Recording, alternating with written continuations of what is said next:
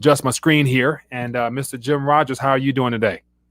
I'm delighted to be here, Mike. I'm sure the technical problems were my fault, so It's I take the okay. blame. It is okay, but I'm excited to have you here. And I know it was a year ago exactly we spoke. And so I'll check in with you from time to time, and I appreciate you taking time to communicate with the audience here, Rethinking a Dollar. And so it's so many places to start at, but I want to find out how are things on your side of the planet, and how's everything with the family? Everybody's good. Like, I'm in Singapore, which is out in Asia, and everything is, not everything, but many things are opening up finally, but there's still a lockdown. If you go to the Singapore airport, it's basically empty. Yeah. You can't go anywhere, and if you could go anywhere, there's no planes.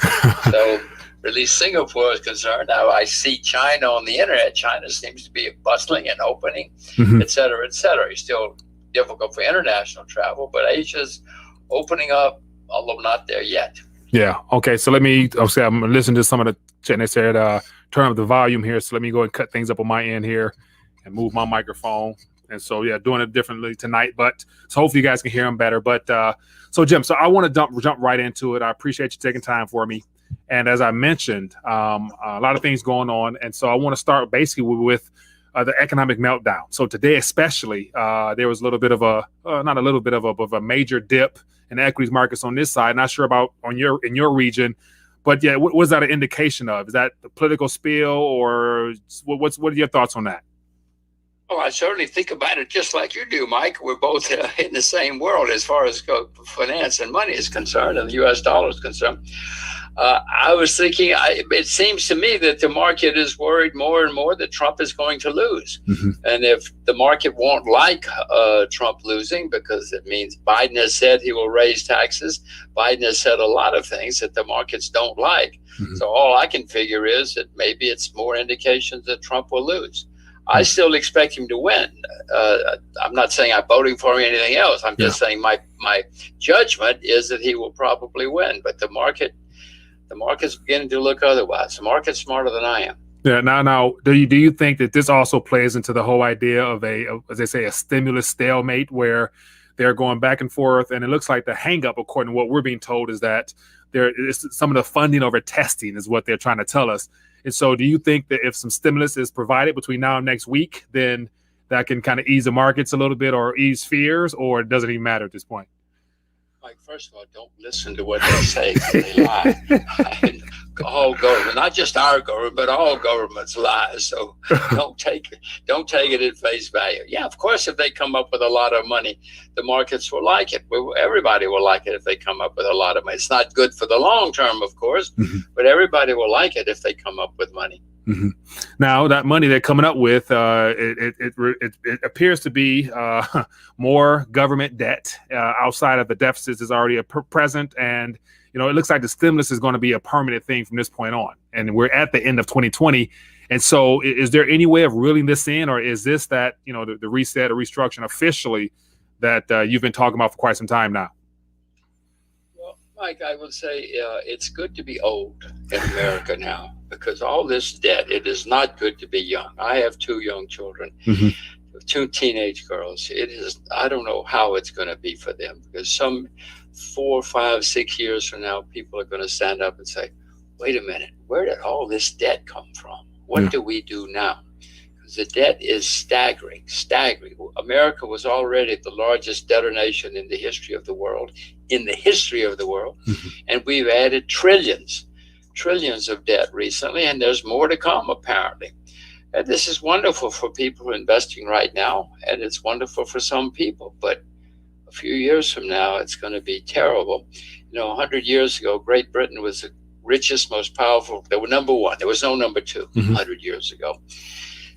Then in the 20s, they started spending huge amounts of money, and they're no longer in the top 10. I mean, still there, and there's still people having fun, but their position relative to the rest of the world is far, far, far changed. And I'm afraid that's what's happening to us now. Yeah. Now, are you? So I'm not surprised, because I was always anticipating, some type of catalyst, and so of course the pandemic, COVID, is going to be used as a cover up for this transition. But yet, I know, the IMF coming out recently mentioning about this could be a new Bretton Woods moment And so to me, that was the nail in the coffin for where this is going. But they've actually put it out there for us now. So it's no more speculation because it appears to be that's what is wanted. It gives politicians cover. They can always say the IMF says spend money, spend money, spend money. And Mike, there's this thing called MMT. Yeah. More money today. Politicians like easy answers, and that's another apparently easy answer. Yeah. If that may come in, the British are already basically doing MMT they're not announcing it, but the practice. So it's I'm afraid it's going to happen. There's going to be a lot more money printed in the next decade. Yeah. Now, a lot of that money, of course, has started at the top and very little trickles down to Main Street. And so there's that big wealth divide that a lot of people are experiencing. If not already, they will experience more of it. And so it's only going to get worse. And I'd imagine that it'll be hard to continue to funnel funds from the top and not meet the needs of the people, i.e. people are still waiting on a stimulus check and all types of things. We got unemployment. And so social unrest, a lot of chaos, a lot of turmoil seems to be in our future already. Can that really hinder their plans at prolonging this transition to whatever they're trying to roll us into? Mike, I worry just like you about social unrest and civil strife. A lot of people are going to be very unhappy. Mm-hmm. They were unhappy before, but now when they cannot get jobs or cannot pay the rent. No, not just in the U.S., it's going to happen in a lot of people. I've written a couple of books in Japan recently explaining that young Japanese have a very bleak future because their debt is staggering in Japan, like in the U.S., but they don't have any population growth. Their population has been declining for 10 years, and it's going to continue to decline. So who's going to pay the debt? Not me. I'm not going to pay the Japanese debt, and I'm not going to pay the U.S. debt either, but somebody's going to have a huge problem down the road. Yeah. Now, history is very clear. History is very clear that this kind of problem leads to serious problems. Now, the debt obviously cannot be paid. And so there's people, I've heard some economists talking about the need for a jubilee. And so I'm not sure how you would do that on a global standpoint, given the fact I heard something about, was it $300 trillion, corporate households, sovereign debt, and all that other stuff out there. So there's no way of paying it back. So ultimately, they're going to try to hyperinflate all the currencies away and start over, or how do you? That is what has usually happened throughout history. You either lose a war and your currency gets wiped out, or you just ruin the currency, hyperinflate it, to use your terms.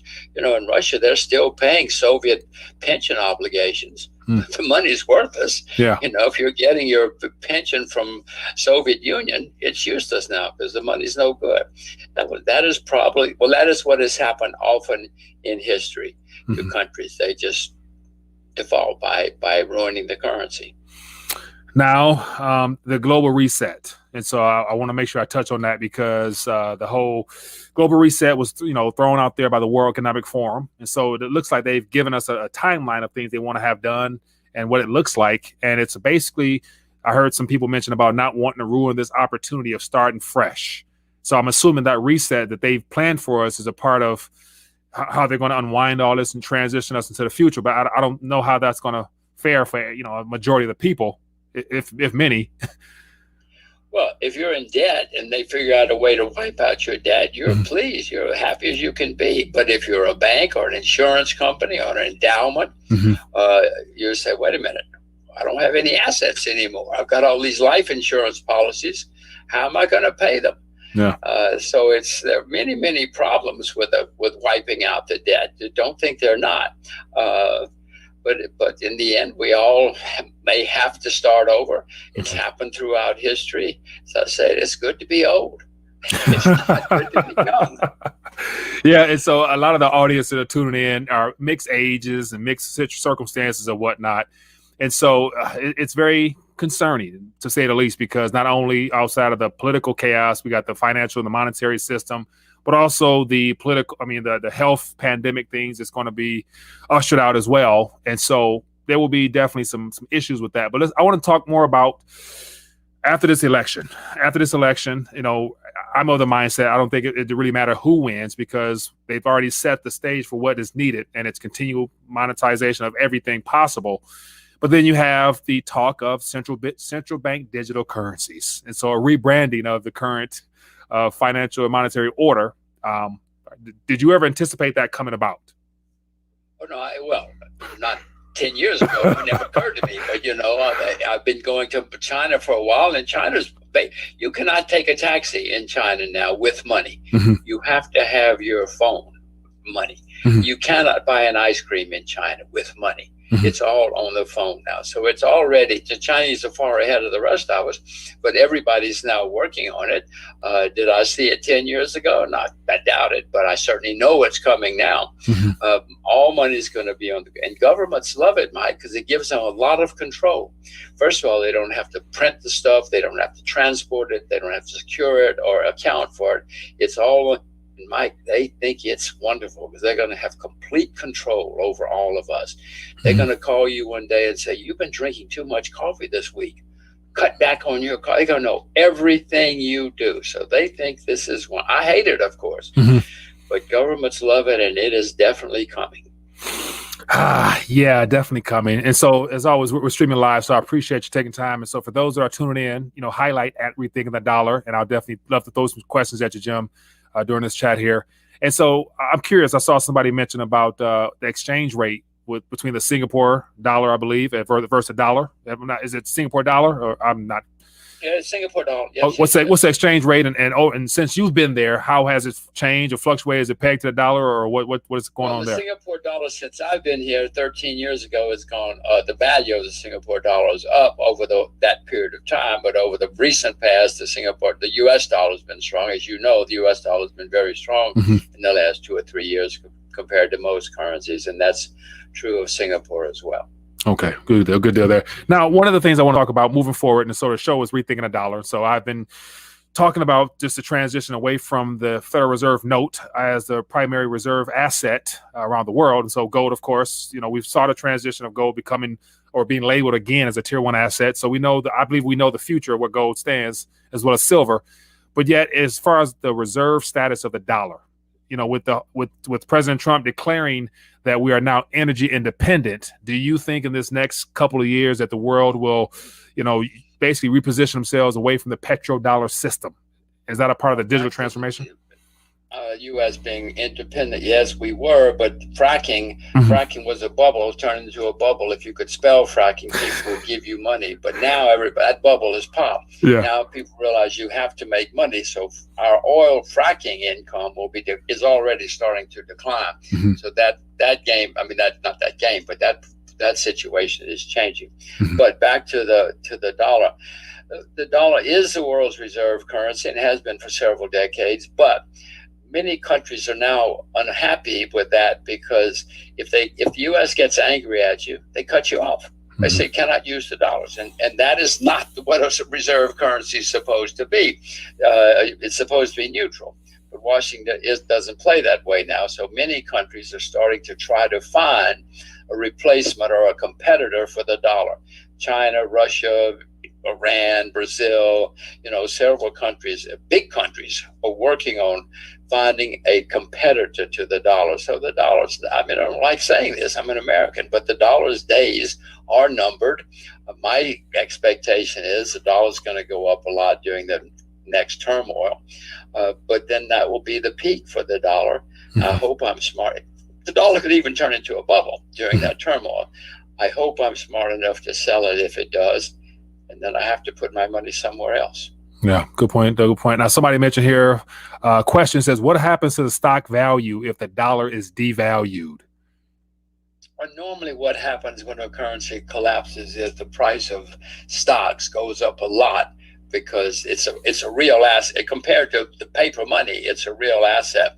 You go back to Germany when the Germany money collapsed in the 1923, the value of the stock market skyrocketed. The Deutsche Mark became totally worthless, but the value of stocks went through the roof because that was only one of the ways you could preserve your wealth. Another way, of course, was gold and silver. But usually when a currency collapses, the stocks go up a lot. Okay, good. Thanks for answering that.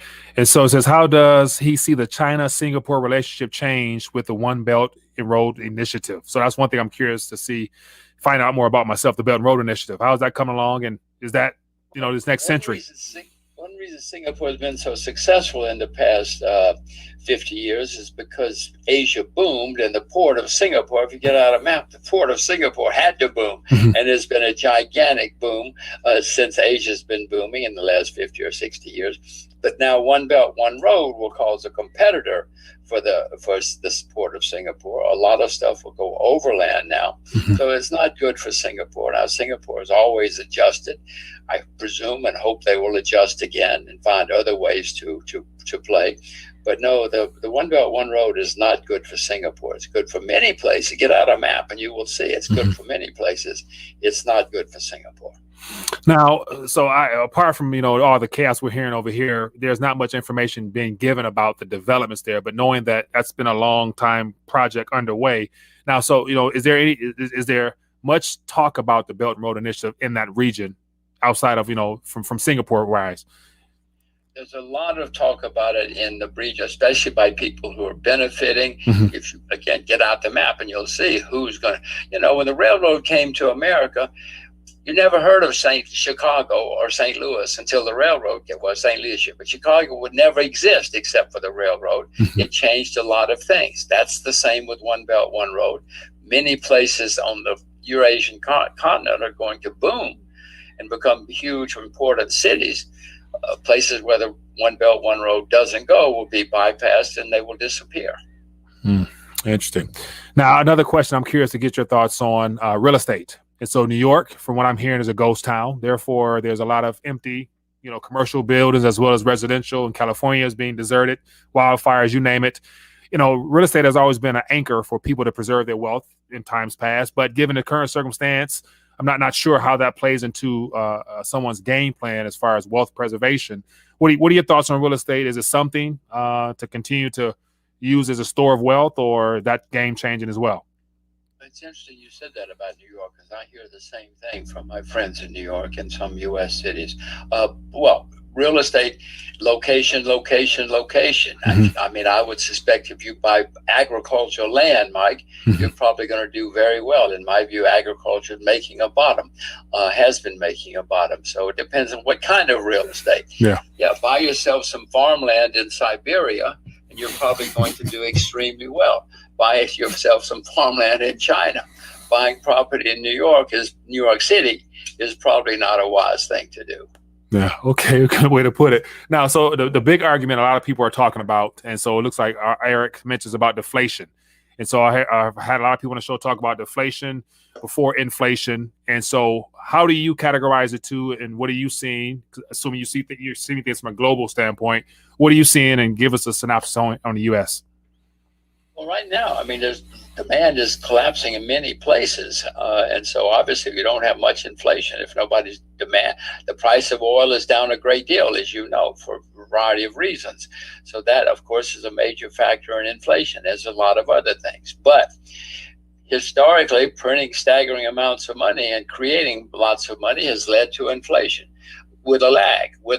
And I would suspect, people might say it's different this time, but history is pretty clear. This eventually will lead to inflation. The more money you print, the more inflation we're going to have eventually, whether it's MMT money or what they're doing in Washington now. It always has led to inflation, but not at the moment, Mike. There's no demand. Everything is collapsing. Yeah, I was looking at a graph today talking about the money velocity, and it's continuing to tank. And so therefore people are taking whatever they have now and holding on to it out of the fear of not having future income come in or jobs or whatever it might be. So that digital wallet and the central bank digital dollar might be the way they try to juice up the people's pockets so that they can get out there, spend more. So we got that Christmas holiday season coming up, and it's looking mighty bleak right now. Well, yeah, that's why there's not much inflation. Nobody's spending much money. Yeah. Without demand, the price of oil doesn't go up. The price of wheat doesn't go up. The price of computers doesn't go up. But eventually, this will lead to more inflation. Yeah, good. So don't sell your gold. Oh, definitely not. I want to get more. I want to get more in depth into that as well. So we got a question here from Mr. Low Blood Pressure. Says, is Mr. Rogers still riding a motorcycle? Well, you break my heart, Mike. I live in Singapore. I've got 2 young children now, so I haven't ridden a motorcycle in a while. I spent 3 years driving around the world in a car, so which I loved, but I haven't been on a bike in a long time, and I miss it. Singapore is not a great place for motorcycling. It's a great place for many things, but motorcycling is not one of them. Yeah, understandable. Now, I'm curious to get your thoughts. So, speaking of which, the question that from the person that comes from, he's a big cryptocurrency fan, so I'm sure he will want me to ask you this. But Bitcoin, we have a lot of major corporations now putting it on their balance sheets and considering it as an asset or a hedge against, monetary policy. Does that surprise you? And not to divulge much of your situation, but are you a fan of Bitcoin or that sector as a hedge? I don't own any cryptocurrencies. Hundreds of them have already disappeared. I know smart people who are doing very well at trading cryptocurrencies. I'm not one of them. My view, and as long as that lasts, it's great for the people doing it. My view, though, is that eventually government, if they become more successful as a currency anyway, governments are going to block it. Governments don't like losing their power. It's happened before, in the 1930s, we could use anything for money. Then the Bank of England says from now on, it is an act of treason to use anything for money except our money. Now, treason means they execute you, Mike. People stop using other money. And if it comes to that again, governments will bring out the Treason Act or something like that. The crypto guys say, well, we're smarter than the government. Of course they are. But the government has guns, has lots of guns. And if they make it an illegal act, most people, well, I anyway, will certainly not try to use cryptocurrencies. Governments want to control it, and they're going to put the money on the computer, but it's going to be their money. Yeah, and so that's I believe more of what's coming in this current decade. And so you've held up what looks like 2 ounces, one of gold, one of silver, and so in this current environment, given the price of silver in comparison to gold, with the gold to silver ratio. This past March, it dipped to 120 or something like that to 1. And so I'm hearing people talk about there's another crash or correction. We could have that same type of event again. And so is silver, in your opinion, probably one of the best, assets to have, or where do you stand? Well, on a historic basis, silver is certainly much cheaper than gold. Gold is near its all-time high, and silver is down 60% from its all-time high. So I would prefer to buy silver. I'd buy both. I'm not buying either right now because I'm waiting for the correction to finish. But when I start buying again, I presume I will buy more silver than gold, although I will certainly buy both. Okay, good stuff there. Good stuff. So as we get ready, to wind down, I wrote a gang of questions, and so it looks like we touched on them all. So as always, I appreciate you taking that time. So with that being the case, we are on our 20-minute mark. So Mr. Rogers, I appreciate you for taking time for me. Don't want to hold you up. It's early morning there in Singapore. So I appreciate you joining me and sharing your thoughts. Well, it's 9:33 in the morning here where I am. So yes, you're right. It is not early, but it is morning. It is morning. What time is it there? It is 9:30, so it's early to like 12-hour difference. So yeah, 12-hour difference. Well, Mike, let's do it again anytime you want. Okay? Definitely, I appreciate you as always, and be safe over there. And we'll, definitely 2021. I look forward to having you back on, and we'll see where we're at in that point. Very, very good. Thank you. Be good. Thank you. Be careful. Yeah, you as well. Thank you. Bye-bye. Bye-bye. Bye. All righty. So that was a good chat there with Mr. Rogers. And so, as always, people, I appreciate you guys for hanging out with me. It's relatively a short interview, shorter than normal, but it's always good to check in with him and see what's on his radar and what he's looking at. And so, clearly, having had him on the show now, I think 3 times now, he seems to be more, concerned, because I think things are intensifying and picking up at a much faster pace. So, but that is what it is. So with that being the case, I'm going to get ready to dial back with this one. And we can probably, depending on what time it is, might try to get back on again. But this is just a interview stream. So I appreciate everybody for hanging out with me. Low blood pressure. He doesn't like cryptocurrency. But anyway, people, it's been great. I hope you guys enjoyed this interview. Give it a thumbs up. Share this information. Get your family and friends in tune as to what's going on around them. And let's do this again another day. Peace. RTD Live Talk. Detroit's #1 late night YouTube talk show. We are live for a Thursday night live stream. Excited to connect. Looking forward to sharing with you some thoughts on what's going on. Is there a decoupling of the world structure, monetary structure? Are nations going rogue? Let's talk about that today. And so, welcome. Hope everyone's doing well. Getting started a little bit late. Had to grab some information on my side and get some things set up. So, hope everyone's doing well. Looking forward to having a chance to hear from you guys as always. So, want to make sure that the phone lines are available this evening. So, everything should be good. I'll check and make sure my volume's on so I can hear everybody when the phone does ring. But it looks like, and I'm trying to navigate these waters and understand what's going on. Is this a distraction, or is this literally something happening behind the scenes as far as some nations going rogue, as far as them abandoning ship or going against the globalist agenda to focus on the development of CBDCs instead of what looks like the free market, or possibly the allure of nations wanting to do their own thing by going towards a decentralized cryptocurrency, i.e. Bitcoin. So we're going to talk about that. And so welcome to the live stream. My name is Mike, the host. Looking forward to connecting with you. If we have any new viewers tuning in right now, I want to definitely hear from you. Let me know where you're watching from in the chat. And then when the phone lines open, 313-462-0027 is the number where you can call to let your voice be heard. And so I'm going to do some things on my end here. I'm going to do some maintenance or whatnot real quickly. And then I'll jump to some articles, share my thoughts. And then also actually, now that I think about it, there's an article that I meant to grab that I did not. Let me see if I can find it real quick. And because I think this kind of plays into what I want to touch on. And we go from there. Let me see if I can grab this article real quick, because it just came to mind.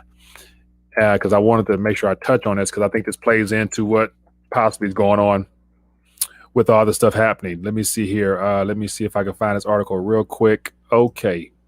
Copy, open this link. Okay, so I did find the link. Okay, so I'm gonna make sure I bring this up because I'm curious to get your guys' thoughts on it, and then we'll make it work. So anyway, welcome to the live stream. Let me check in real quick. We got Ingles para Trabajadores Migrantes. Hi from BC, Canada. Faith, we got El Walk, we got Nacho Fool, we got Dude Boy. What else we got here? Low blood pressure. We got El Walk. Daryl's in the building. Tribulation Prepper, we got Jay, we got Luke, Witcher Works, Excalibur in the building, we got Creo, the Lone Traveler from FEMA Region 5. Okay, we got Simon. We would not wrestle against flesh and blood, no doubt. We got David from Arizona. Okay, a nice amount of people here, man. Appreciate everybody for taking time to join me. And yeah, let's jump right in. So let me actually get to these articles real quick. And then I'm going to thumb through all these articles as best I can real quickly, and then we'll keep moving. So, all right, I want to make sure I recognize or acknowledge where everything can be found at the source. And so rethinkingthedollar.com. I want to encourage everybody, if you're new to the channel, definitely visit there. I have articles covering everything. All the work that I've done over the last several years can be found there, whether it be the university page or the free downloads, you name it. And of course, you can get your weight up there as well. I encourage you to do that. And if you're new to all of this, I want to tell you to go to the very bottom. Step one out of 5 steps to unplugging from the matrix. Number 1, testing your dollar IQ. See where you stand at as far as some of the historical journey points of what we call the dollar. And so far to date, it's still under 60% on average, which means I have a long way to go, or we have a long way to go. Because I'd encourage everybody that's watching this, copy that link, send it to a family or friend member, let them test themselves and see where they're at. It'll make the conversation easier on how people can understand what's going on here when we got $8 trillion balance sheet of the Federal Reserve, and it can't go down. It can only go up, because if it goes up, it's going to destroy the currency. If it goes down, it's going to destroy the currency. So no way out. It's no way out of it other than people taking the opportunity to get physical, to get real tangible things to protect yourself as best as you can. And it starts with basically realizing there's some things you don't know. So definitely take advantage of that if you would like to. And then also during the week, middays, Wednesday, we have the RTD Hangout off air. And so for those that are interested in joining the group, I encourage you to do so. If you want to join me face to face and hang out a little bit, that's available to you as well. Okay, let me keep it moving right along here. Let me see. Next thing I want to make sure I remind everybody, connect with RTD off of YouTube. We have all those sources here. We got Telegram, we got the Discord page, which is the most popular one as of now, and of course the website. And then if you guys want to join the email list, I want to make sure you guys know where that's at as well. And just put your email address in there. I'll give you the whole week in advance. And then also today I'm doing something a little bit different. I'm actually starting a text line to where I'll send off a text right before we go live so everybody can get notified. So I think that'll be the easiest way, because to this day I'm still getting emails from people saying, hey, Mike, I didn't get notified. And so I, trusting the notification bell, it will let you down. It's just, it works for some. And I think the algorithms pretty much, they basically will notify people who've shown up the most, more than likely. But if you've been gone for a couple of days or forgot about me, or I wasn't in your news feed, they're not going to notify you. So definitely, if you guys are interested, join that email list. And I actually put that on the screen, or the text feature that I'm trying to roll out, and just, see what it looks like, see how it feels. So if anybody's interested, join the RTD text line. Always get notified by me. Text RTD to 866-521-8277. Let's see how that goes. It should be something that works well for people to get notified. So, okay, so let's jump right in. As always, I appreciate everybody taking time for me. Hit that thumbs up button, show your support. Hopefully that'll notify some more people if the algorithms want to recognize it. But once again, having over 30,000 people and less than 5% actually get a chance to get notified or see the videos, I got a long way to go as far as helping people get plugged in. So let's jump right in. I want to actually touch on what I think is very interesting, because right now what I'm recognizing, and not quite sure how to see where this is heading, time will tell, but we all knew well before now, the globalists, those that are trying to orchestrate this entire great reset, from the World Economic Forum to all the other non-official government entities, the IMF, the BIS, the World Bank, ideally located out of Washington, D.C., or do business through D.C., they've been throwing out the concept of the SDR. That was put into place shortly thereafter the whole Bretton Woods agreement was signed by all the nations. And that was the initial way that they wanted to transfer us, meaning the world, out of the dollar and into something else that was labeled as a reserve asset that people can trust. Because once again, once Nixon axed the gold standard, that right there was meant to alleviate even thinking about gold amongst the globalist agendas of steering us towards our one world currency. And then the SDR was supposed to be the replacement. And of course, we've watched how Janet Yellen has come into place, saying that the U.S. needs to step up and allocate more funds to the SDR pool so that they can provide help to all the nations that are heavily indebted. And so beyond needing debt relief, they also want to provide loans in the form of SDRs, which basically is just a basket of all the dying currencies already.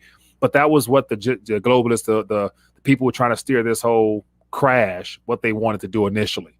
But it looks like some nations have chosen to go against that. So we got what is being positioned as three competitors in this store for value, as well as the instruments that are going to be used for the days ahead, whether it be the SDR, which was already predetermined to be the global reserve asset that every nation was supposed to adopt to.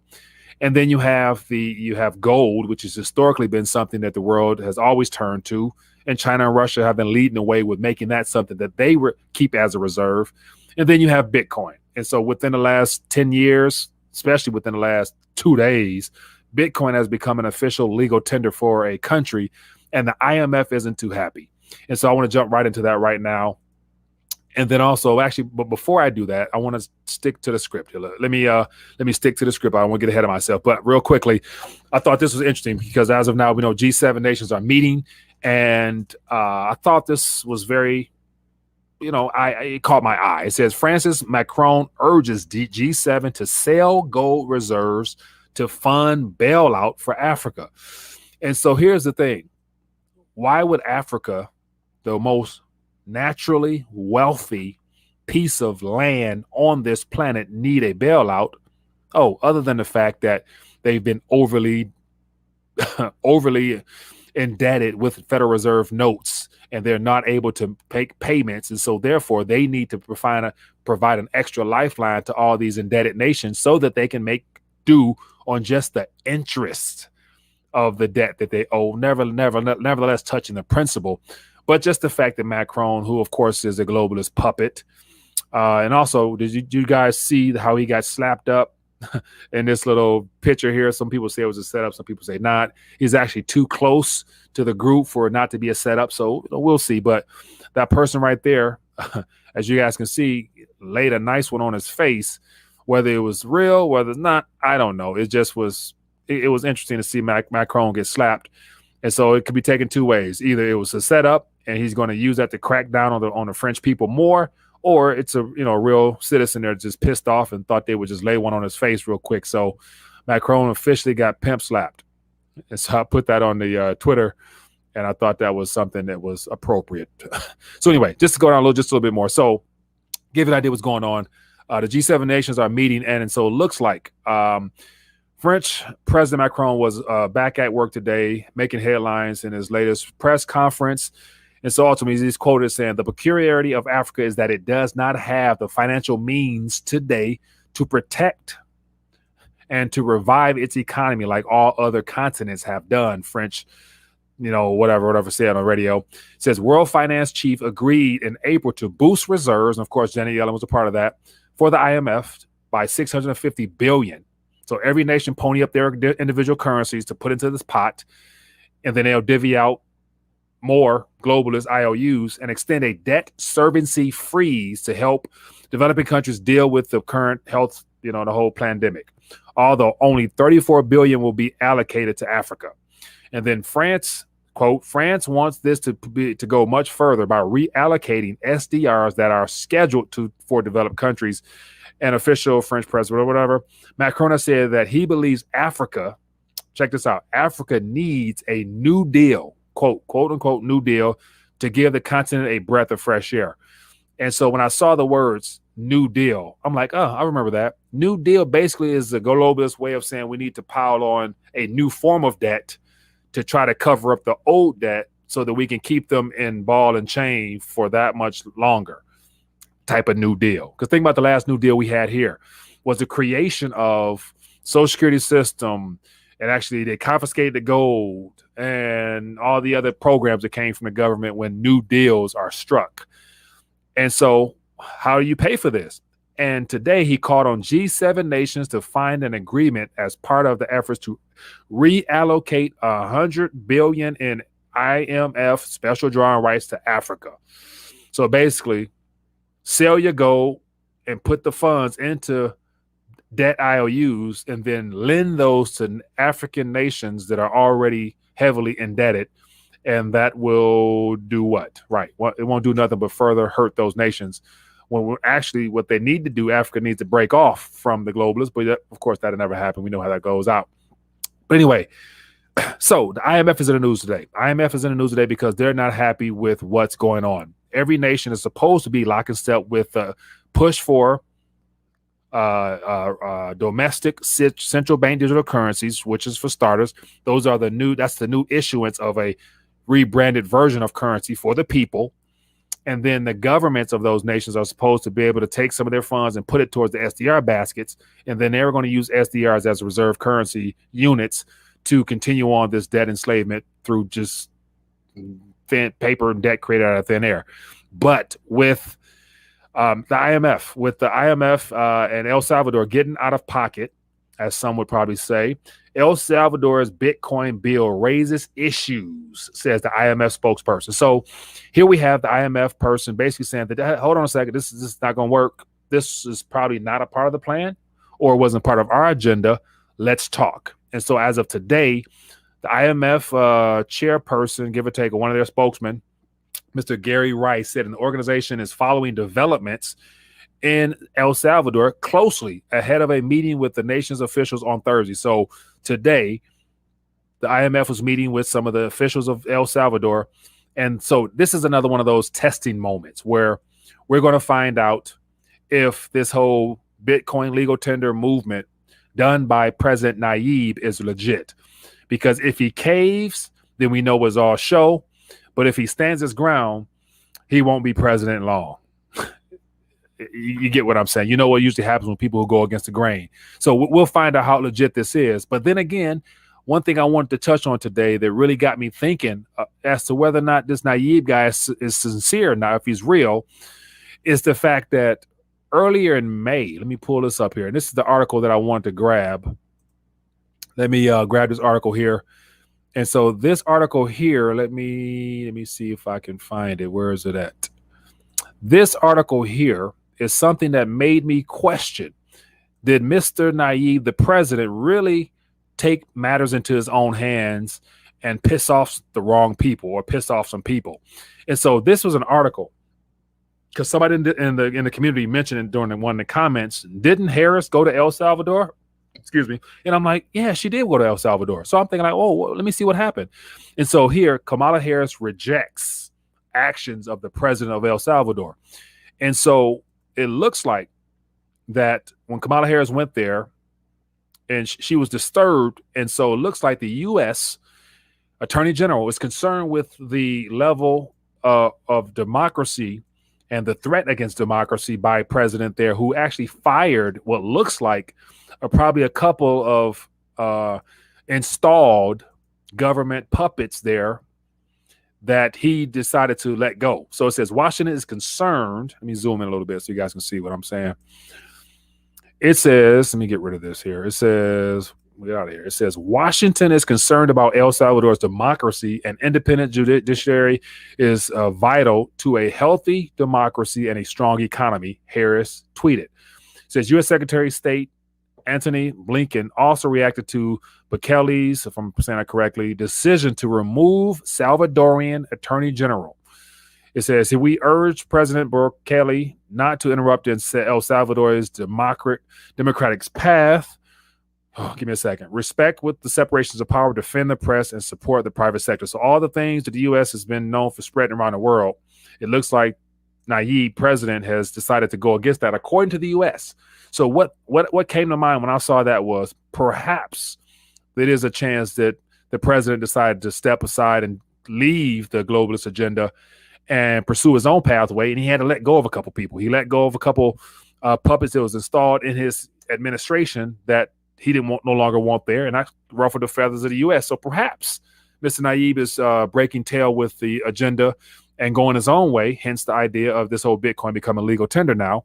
But the IMF met today, so we'll see what happens with this. But it looks like El Salvador was looking to secure or to restructure, I think it was $1 billion loan with the IMF. And so creditors to El Salvador are really concerned right now. And so we'll see how this plays out. But my first look at all this was that, perhaps this could be something sincere, something genuine where he's concerned with his people. Time will tell. But here's another article here. It says IMF plans to meet with El Salvador's president, potentially discussing move to adopt Bitcoin. And then it goes on talking here about the debt and things like that and how we'll see how that all plays out. But time will tell. And then here's something else I thought was very interesting. Treasury says tax gap to balloon to $7 trillion over the next decade, calls for beefed up IRS.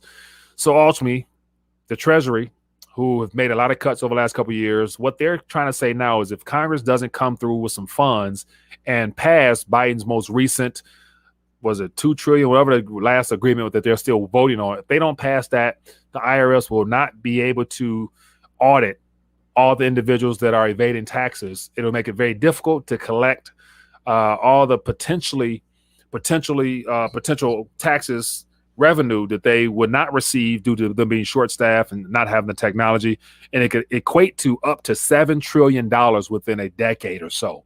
And so that type of figure they're throwing out there is basically saying that if you don't give us our billions, we won't be able to bring back to you $7 trillion. So you better believe that they're going to definitely use that, because basically IRS, and they're using this whole excuse that we need funds to go catch those people who are evading taxes. But ultimately, who this is all about. It's all about the crypto space, all the people in the digital asset space that are not able to be seen on the surface. They need technology. They need, as Janet Yellen mentioned, using AI and the algorithms to better help them keep track of everything and everybody to collect their fair share of taxes. So very interesting times there. And then here's something else in regards to SDRs. It says currency values in terms of special drawing rights. So here's a breakdown of what the SDR basket consists of as of today. And so all the nations that have skin in the game, all the nations that have put up some currency units to the IMF to create this basket, it gives their share there, as it says here, they're reciprocal of the sum of the dollar's value as well as their currencies. And so Chinese yuan, euro, Japanese yen, UK, US dollar.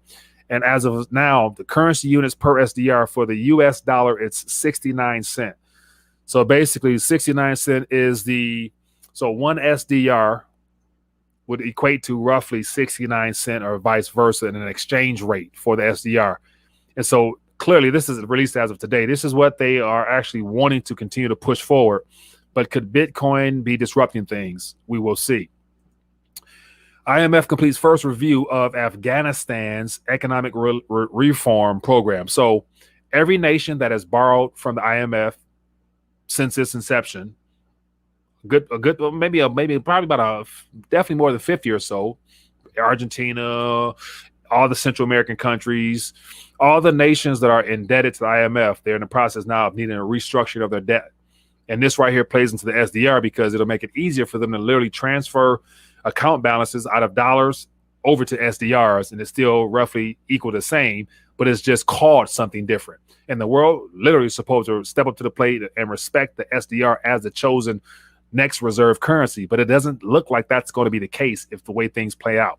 And the reason I say that is because the allocation of the SDRs and the increased love by certain nations with gold makes it very difficult, because I would imagine the Belt and Road Initiative done by China, as well as the Euro-Asian deal with Russia and all their surrounding countries, the SDR is not a part of their plans. They'll participate with it up to a point, but it's not a part of their plans because they will not have a big enough say in how that whole organization runs.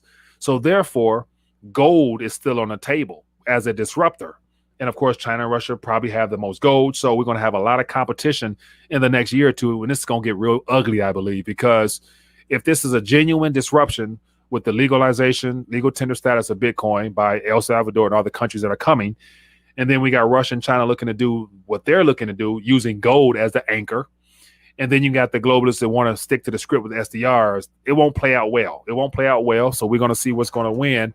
But also we know the best thing for we the people is what you can really feel in your hands. And it happens to be, and of course I got a little silver nugget here, but this little eagle right here, this is what you can hold and feel in your hands.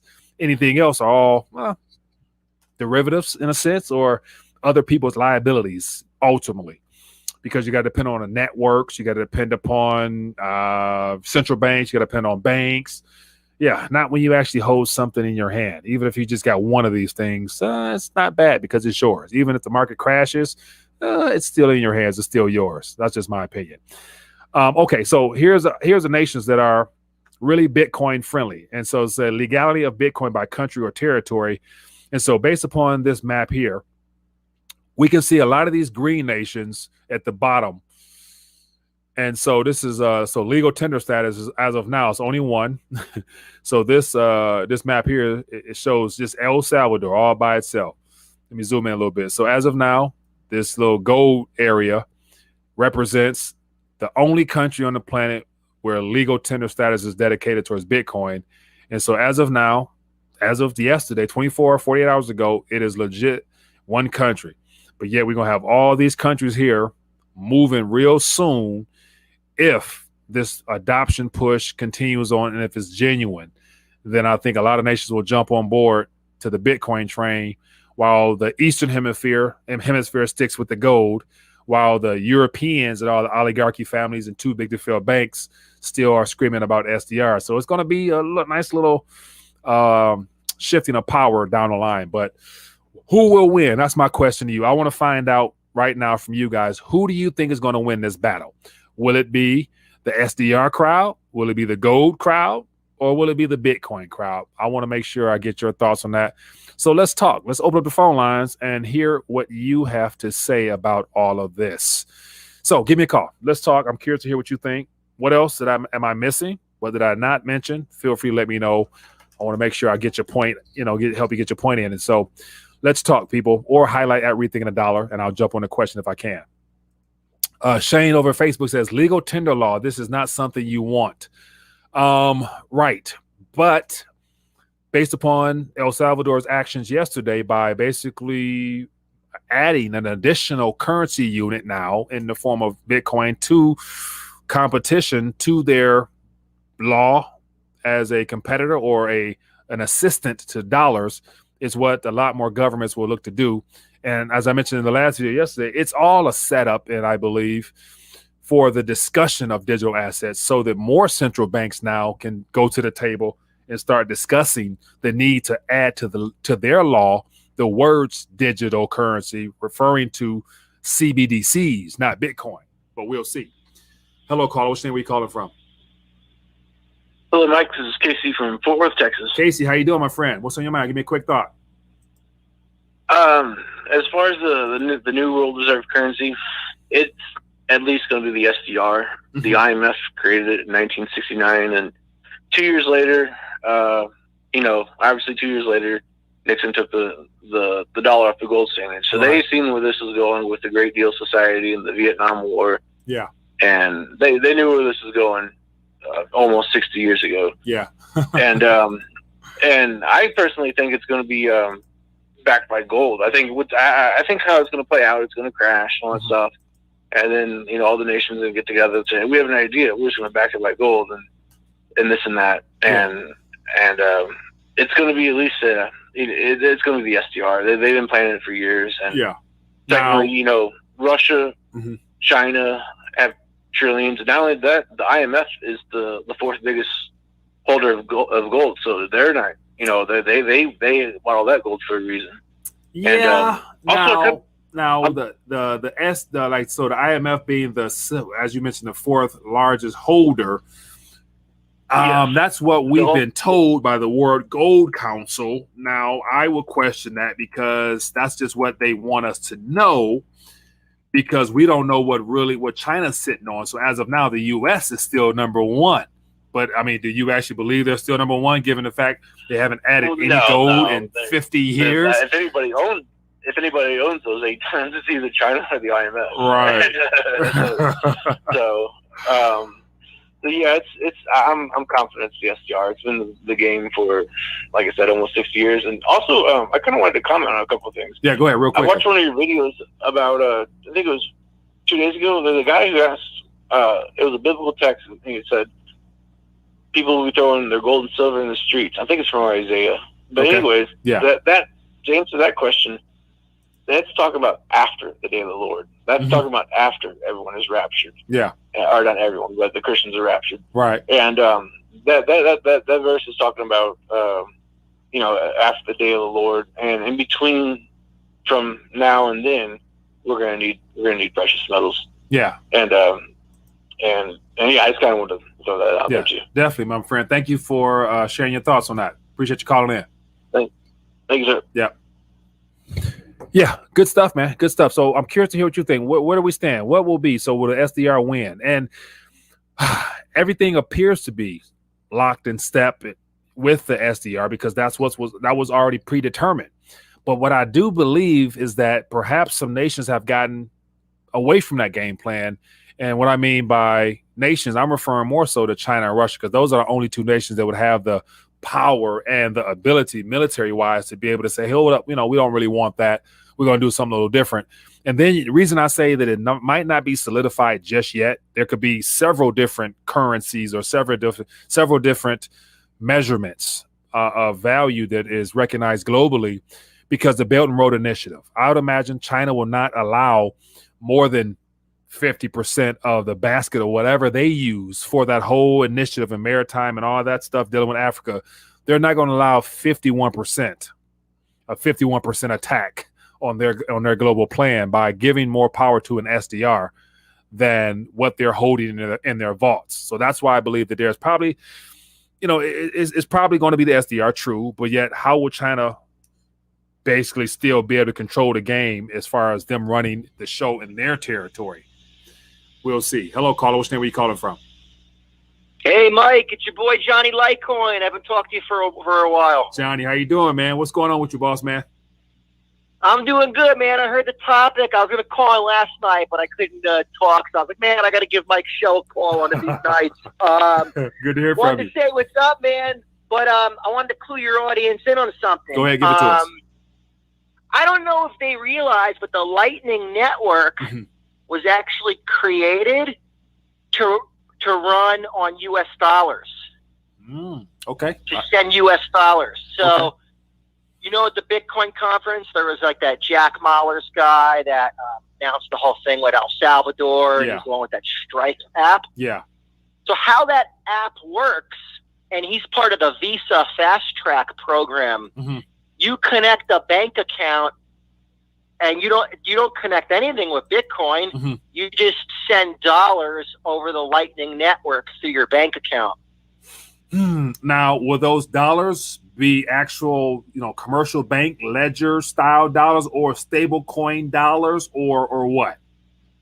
No, right now it's just regular dollar. You can link any bank account and you could send dollars over this Lightning Network. Now it's secured by Bitcoin. It's the Bitcoin Lightning Network. Bitcoin is the settlement layer. Yeah. So where I think all this is going, I think Bitcoin in the end is going to back the U.S. dollar. And Senator Cynthia Loomis said that at the Bitcoin conference this past weekend. Yeah.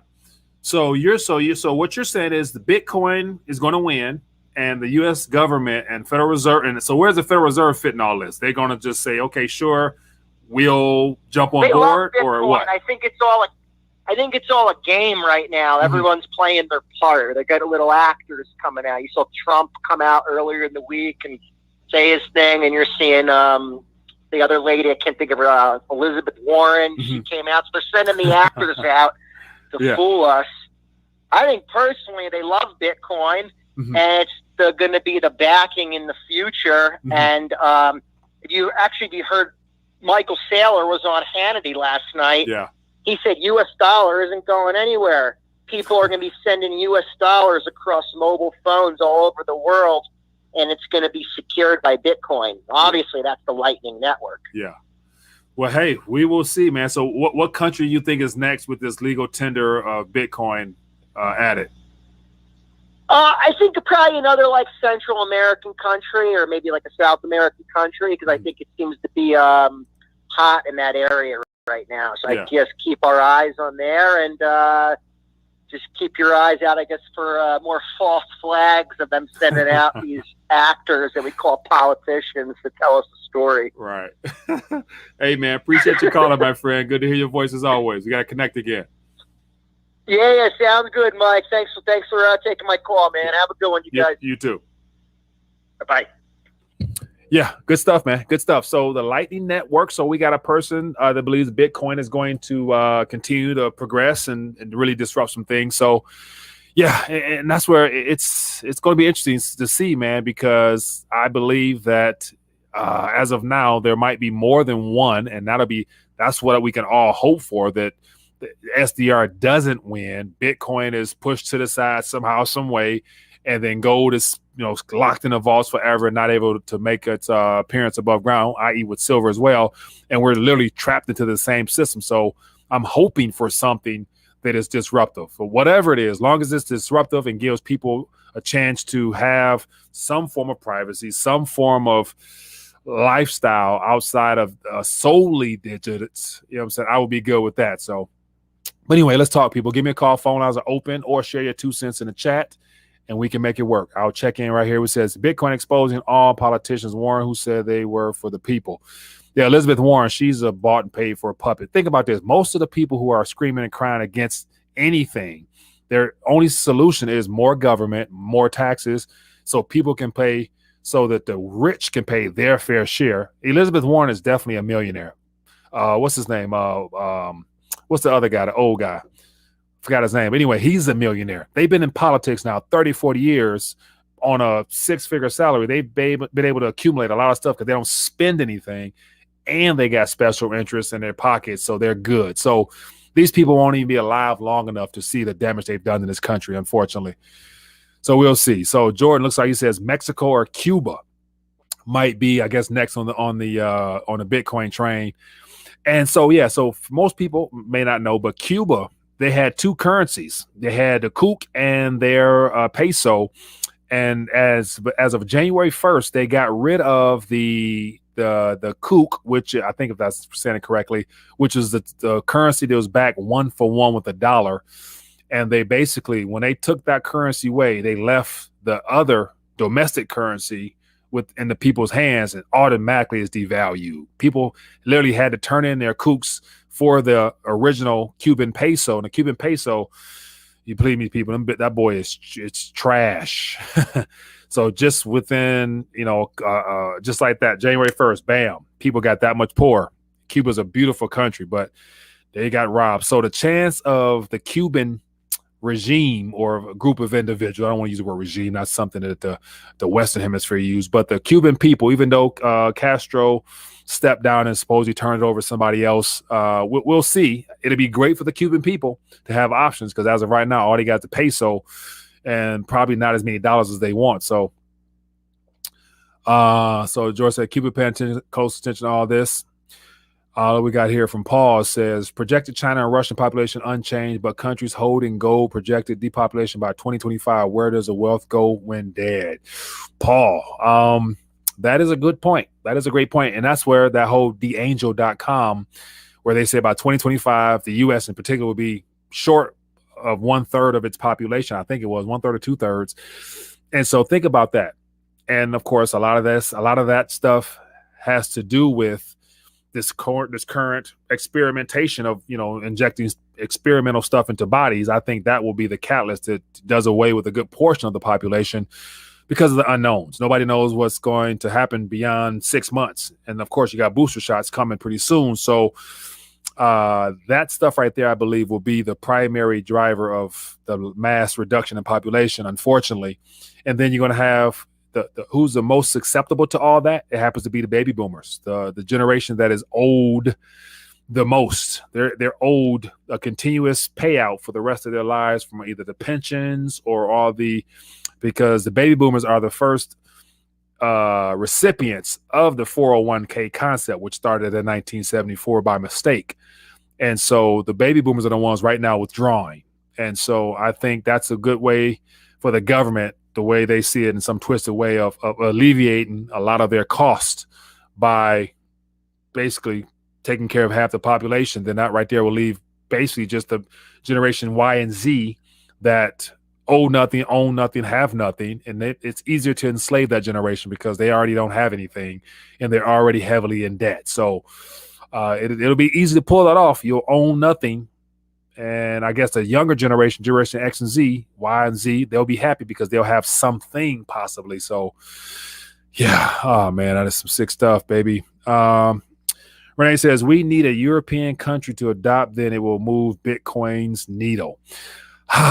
What country would it be, would be the question. It wouldn't be any of the – it'd be like a Eastern Scandinavian country, like a – let me look at the map real quick. Let me look at the map. That's the best way to look at this because I don't see it being a leading G20 nation, that's for sure, because I don't think they'll be able to pull that off with ease. And let me find my map here. Where'd my map go? So let's just look at this map real quick. Let me zoom out. Let me try to zoom out a little bit and look at this map if I can. And we can kind of play around with this a little bit because I think it's interesting. It's entertaining.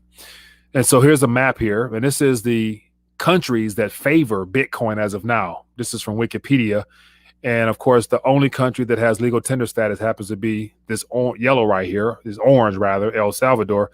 So if we were to go over here, it had to be one of these countries. I can see Norway, Finland, Amsterdam. Yeah. Belgium, Amsterdam. That could be that country that would accept Bitcoin because they're very loose and free and extremely far left type of country over there. So I could see it being Belgium, me personally. but I'm open for all ideas. It says like Georgia legalizing marijuana, Europe will be dead last adopting Bitcoin. I don't doubt it. Coinistan, never heard of that one. Get India on board. India, yeah. So India, I think their citizens overall probably are the best prepared for a monetary reset because gold is a part of their culture, and there's so much. I've done articles, and there's so much gold in the people's hands as a part of their wedding customs and just their love for jewelry. And so they actually, I haven't gone there, but see videos. They got streets full of gold shops. Gold is just everywhere over there. So they'll be fine no matter what. I think they'll be probably in the best position to reboot after a reset when it comes to whatever the Indian rupee might be priced in gold terms. So Jordan says Romania or Ukraine. Ben says the Swiss. Ben, I doubt the Swiss just because the Swiss is lock and step with the push for the CBDCs. And actually, let me I'll share with you an article that was put inside of the Discord. Let me see if I can find it real quick. So here is copy this link here. So here's an article here, because all the developed nations, all of the G20 especially, they are all talking CBDCs. And so BIS, Swiss, French central banks team up for a CBDC project, Jura, if I'm saying that correctly. So that lets me know the Swiss is CBDC first, and BTC will be for private use only. Hello, caller. Which name are you calling from? Hi, Mike. I'm going to remain anonymous if that's okay. No problem. I'm calling from the UK. From the UK. What's up, my friend? Give me a quick thought. Big fan of yourself. Just want to remind everyone to get their weight up. Mm-hmm. But essentially, what I'm calling in today is to remind all you Americans, mm-hmm. you revolted against us British mm-hmm. for a very small tax on tea. Mm-hmm. From what we were told, very small. It was 3 pennies on a pound. Yeah, a pound of weight. Uh-huh. So, essentially, as well, just remember that to get out the good book, mm-hmm. and to know that the borrower is always slave to the lender. Correct. So, buy some silver. Thank you very much, Mike. All right, my man. Very much appreciate you for calling in. Thanks for calling in. Bye. Yes, the borrower is slave to the lender. And as of now, I posted something on Twitter today that I think bears repeating, and it has a lot to do with just the fact that at this current moment, with the currencies we use, we're all servants of the issuer of our currency. And so let me pull this up here. And I'm streaming on Twitter right now. I didn't know that. So streaming live on Twitter as well. So for those if you're not on Twitter, go follow on Twitter and subscribe to RTD on Twitter. And I'll subscribe back, and then feel free to share some of the articles. But I actually put this little tweet here. Let me see here. It says, if a new Federal Reserve note was never created again, the monetary system would implode. It says, if they keep creating reserves and currency, the system explodes. There's no way out of the monetary trap. You can shield yourself for now, but there's no escaping. Do you agree or do you disagree? And so somebody replied, one said agree and one said agree. And it says, start stacking. And they shared a picture of their stack there. So more power to you.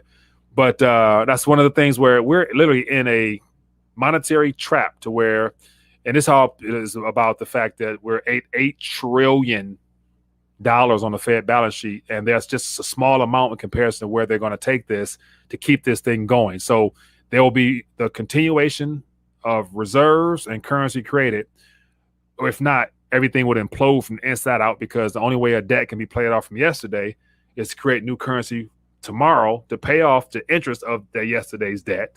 And then if they stop printing, that's all she wrote, because no debt could be repaid.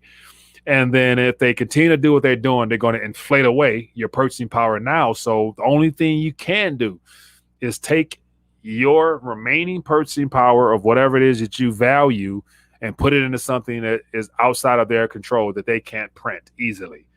You know what I'm saying? So But yeah, that's just me, man. Anyway, so let's keep talking. Phone lines are open. I want to hear from you guys.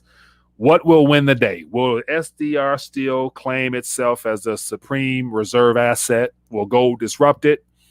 Or will Bitcoin steal the thunder? I'm curious to hear what you guys think. So let me know. Let's keep it moving. Give me a call. Phone lines are available. And as for those that are tuning in, I want to make sure I make you guys aware that at this little screening dot here, text RTD to 866-521-8277. Join the text line there, and then I'll be able to communicate with you right before the show. I'll send out a text so everybody can get notified, so everybody can just click on and log on and not wait for the YouTube bell, because if you don't get it regularly, you might not get it at all. And so trying to take back a little bit of control into my own hands so that I can basically be able to reach out to you guys directly. So, but yeah, it says, hey, Mike, do you think the reason they can't reopen the economy fully is because of money velocity? Would it also kill the currency? Scott, great question there. And so my primary thought on them not wanting to reopen and trying to slow back into it is the fact that reopening outright, it all has to do with the vaccination process. They don't want people to get back to the idea that everything is normal so people feel like they don't have to go participate in this whole health, shambles stuff. And so when it reopens, different segments of the country will be, responding differently, because up here in the north, by the time it fully reopens, we're going to be entering into the fall. It gets cold, get winter, things shuts down. And so everything, I think, is predicated on the whole vaccination process. And so they wanted to open up with the idea of more people getting vaccinated. They're incentivizing people, joints for jabs and, burgers for jabs and haircuts for jabs and all that stuff like that. So the goal is jabs first, in accordance to this whole structured plan that they have in mind. And so they're not even concerned about the velocity, because I think this whole inflation narrative is deliberate and intentional. Inflation's always been here. The real numbers of inflation is well above today's announcement of last May or the last month of 5%. We've already been at 8-9%. And then just look at the mandate of the Federal Reserve. It's 2% mandate every year, which is compounding inflation. And just to, mention how what compounding inflation looks like, it looks like this is what compounding inflation looks like. Like, we were taught to set aside funds for compound interest, but yet compound inflation always wins because it's slow, it's quiet, and it's stealth. It creeps up on you. You don't know what's happening. You work hard, you save, you put it in the bank, they give you 0.01%, while the Federal Reserve really is paying the banks 1-2%, and they're pocketing that. And the cost of actual goods and services in the economy is closer to 7-8-9%. So you're already losing -7% of your purchasing power. That's some serious stuff. So I think the velocity of money, of currency, when it does pick up, if it does pick up, then that will be a problem. But yet, for some reason, I don't think the velocity will be picking up, just because I think a lot of this stuff with the repo market is factored into that, and the fact that the too big to fail banks are they're over liquidified, if that's a word. So I don't see the velocity picking up, because people always want that cushion, and people who actually park funds in the bank, until there's a crisis and the Fed is forced to go negative, or real negative rates squeak below 0% to like -0.0001 or something like that, then people won't really run to the bank to get cash. So I think it'll buy them time to roll out the CBDC. So like this summer, this fall, there's going to be some legislation on changing the legal tender laws, incorporating the words digital currency into it, so they can say, hey, we got the authority now, we got the framework as a part of our new Federal Reserve Act clause.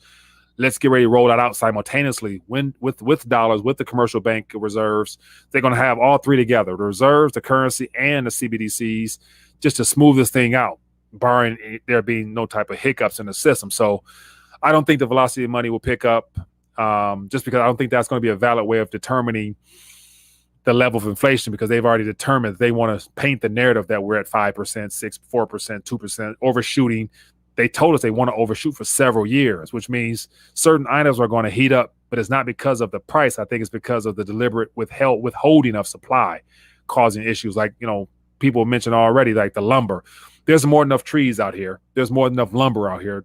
Trees are still plentiful. Therefore, lumber is still plentiful. But yet certain companies are not selling it.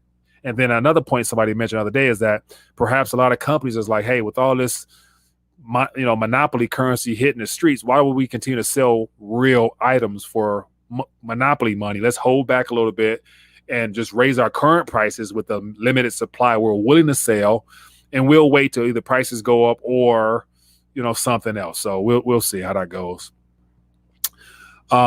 David says, Mike, have you commented on the Jasar could happen? Back the CBDC with Meadows. I don't think they'll go with an unbacked CBDC. So Nassar Jasar, I never jumped on board with it because the source of the information is skeptical at best, because the Nassar Jasar narrative played very well with the idea of Trump getting a second term, and he put in the law all this stuff that was going to bring back sound money, and that's going to give the American people a big chunk of change in gold and silver. So I didn't never dive down that rabbit hole just because there's nothing else that validates that to me. There's a lot of people out there speaking on that, but here we are 6 months. I haven't seen anything that really leads to the fact that this current administration is real, especially around the Capitol area. I'm hearing there's a lot of stuff happening right now for whatever reason. The election is over with, 6 months over with. Why are the Capitol still surrounded in troops and all that other stuff? Because I believe we're already in martial law, and the military or whoever else is in control and not this current administration. So Congress might just low-key be acting, not fully acting in the best interest of American people. So, but I don't believe in that. Nassar Jasar, if it's real, that'd be great. I would love to get back to something sound, but I wouldn't hold my breath on that. So that's just my 2 cents on that. But feel free to let me know what you guys think. RTD, have you noticed in Detroit people not wearing any masks anymore? I know in West Michigan people are not really wearing the masks in stores anymore. Jordan, so once the CDC said what they said, people really dialed back literally the next day. But then last day or two, my wife mentioned that, for whatever reason, there's some type of new something here. So I had one of my cousins sent me an article saying that there's the first case of some type of something. It's not a variant, but it's something related to a health scare that the media want to push out there. And so after I saw that, and then my wife mentioned she was in the store the other day and saw people all of a sudden wearing their masks, like the same people who worked there were not the day before, but they're starting to wear it again. So I think it's hit or miss.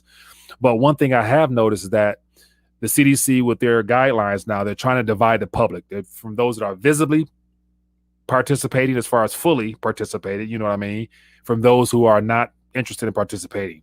You can't take off your mask yet. So it'll be visible whether or not you are believing this or not, whether you're going lock and step with this or not. And if you're not, you're going to be looked at as outcast.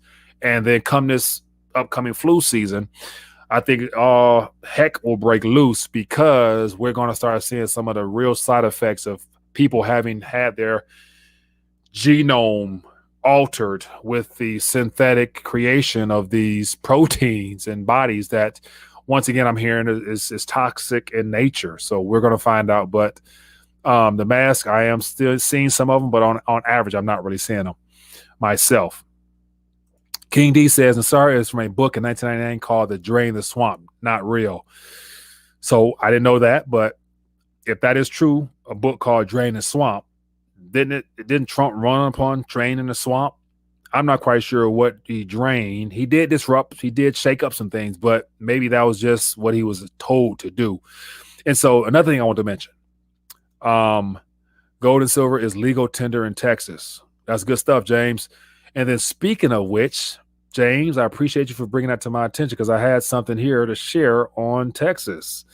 And so there's something that came out of Texas today, which is also beneficial for, let me see if I can find it. Did I put it up here? Did I pull up here? Maybe I did not. But anyway, today, Texas announced that they are allowing state chartered banks to custody digital assets. So not only is legal tender gold and silver, Texas has their own gold or metals depository. And I think they either recall back some of their reserves for their pension funds back into their vaults. We'll see. I don't know if it got delivered or not from New York. It might have been one of them things. We'll get it to you in 2, 3, 4, 5 years, which means it's not there. And then to have crypto assets being able to be held by state chartered institutions, which means Texas is basically solidifying themselves to basically be able to secede from the union if they wanted to. And I know there's a bill in place for Texans to Congress to eventually vote on whether or not they leave the union. And I think Texas might be able to do that because they got their own depository. They're doing their thing as far as their bank, and gold and silver. Everybody in Texas know what gold and silver is, the true value of it. So that'll be interesting to see what happens with that. Trump is a hybrid to swamp creatures. And so, yeah, what really got me, what really just shocked me was the video press release that Trump did yesterday. It was very timely. It was right on time to bash and to shine a little bit of negativity onto the crypto space, in particular Bitcoin, when he was asked on live attention what his thoughts was on Bitcoin. And he said, I think it's a scam. Knowing damn well, there's more to the equations than just calling it a scam. When you got countries adopting it, when you got people around the world excited about it, I haven't seen much to really validate a scam just yet. Hold off there, Mr. Former President. But I think that was something he was told to do because he hasn't been too vocal on anything else. He ain't mentioned gold. He ain't mentioned silver. And he mentioned that the stock market is too high. That's why he's not investing. But he ran upon the last 3 years of all those times where he said, your portfolio is doing so well. And, under my watch, gas prices are low. And, if it wasn't for me, you guys, your stock portfolios will be down right now. And then he did prophesy, and let's see if this is correct. He did say that under Biden's watch, we're going to see the greatest crash like we've never seen before in human history. So we'll see if that's still in the making under Biden's watch. And so let me actually see if I can find a video real quick, because if I can find it, I'll play it for you guys so you can see. Let me see if I can. Man, why are you going to show it to me now? Let me see if I can find this video real quick, because it just plays into how Trump was always a hype man. And, he was a better hype man than all the outright puppets that we had as presidents beforehand, including the one now. But I never was willing to just say this guy was going to be the savior for our country. And I don't think, a lot of people still saying that he's coming back. I'm going to actually play some, I'm going to play something real quick. And I think this is funny, or not funny, but this is just some of the stuff I'm talking about. The worst revival of an economy since the Great Depression. And believe me, we're in a bubble right now. And the only thing that looks good is the stock market. But if you raise interest rates even a little bit, that's going to come crashing down. So stop right there. He said, we're in a big fat bubble and everything is whatever. And the stock market, once again, using the stock market as a measurement of value as well as wealth for the people itself, because only the working class are really dependent upon the stock market outright for their financial futures, while the uber wealthy 1%, they own the shares and they own enough to they don't really rely upon a retirement portfolio. But he said that it's going to crash type of thing. So this is interesting. Let's listen a little bit more of this. We're in a big, fat, ugly bubble, and we better be awfully careful. And we have a Fed that's doing political things. Jerome Powell of the Fed. The Fed is doing political by keeping the interest rates at this level. And believe me, when they raise interest rates, you're going to see some very bad things happen because the Fed is not doing their job. It's the next recession. Recession will be a recession. We're going to hit a recession. The date of the next recession. The U.S.-only recession typically lasts 8 to 10 months, but a lot of things about this particular one have not been typical. So a crash is coming now, whether it's 6 months from now, 12 months, 36 months, no one knows. I go to bed every night. I dream of another recession. Yeah, we're in a big, fat, ugly bubble. We better be careful. Yeah, but then he ran upon the fact that the stock market is at an all-time high. And he said, you need to thank me for that type of stuff. So remember all that stuff like that? That's all the stuff that just really had me just really questioning all the stuff this guy was talking about. But that was just me. Anyway, let's keep moving. I had another Trump that I wanted to play, but I can't seem to find it. It was a good one. Let me see, President. Let me see if I can find it. I can't find it. Let me see if this is it.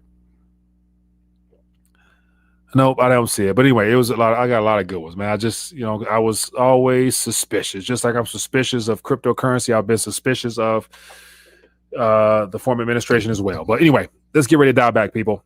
It has been great hanging out. Let me see here. I missed anything. Trump ran on the stock market being a bubble and then touted it as soon as he was elected. He also ran on the jobs numbers being rubbish, but touted those two after he got elected. Right. So you can tell he was a politician, man. He was, but mind you, Donald Trump, he is an actor. Like, don't forget, he did have his own show. So that's something to remember. He was not like, outright just an average Joe from the streets who grew up in the, in the inner city neighborhoods. He grew up on, it was a spoon in his mouth. Mark Carl Art, appreciate the love offer, my friend. It says, today's the day for salvation, Christ Jesus, John 14:6. Keep up the great work. Great job, Mike. Appreciate your love offer, my friend. Thank you for being a blessing. All right, people, with that being the case, getting ready to dial back. And as always, I want to end on some good news here. And I think that definitely does it, Mark. Today is the day of salvation, my friend. Jesus is Lord. And despite all the stuff that we're talking about here, this is just some practical responses to natural circumstances. But underneath all that, the spiritual element is that Christ is King.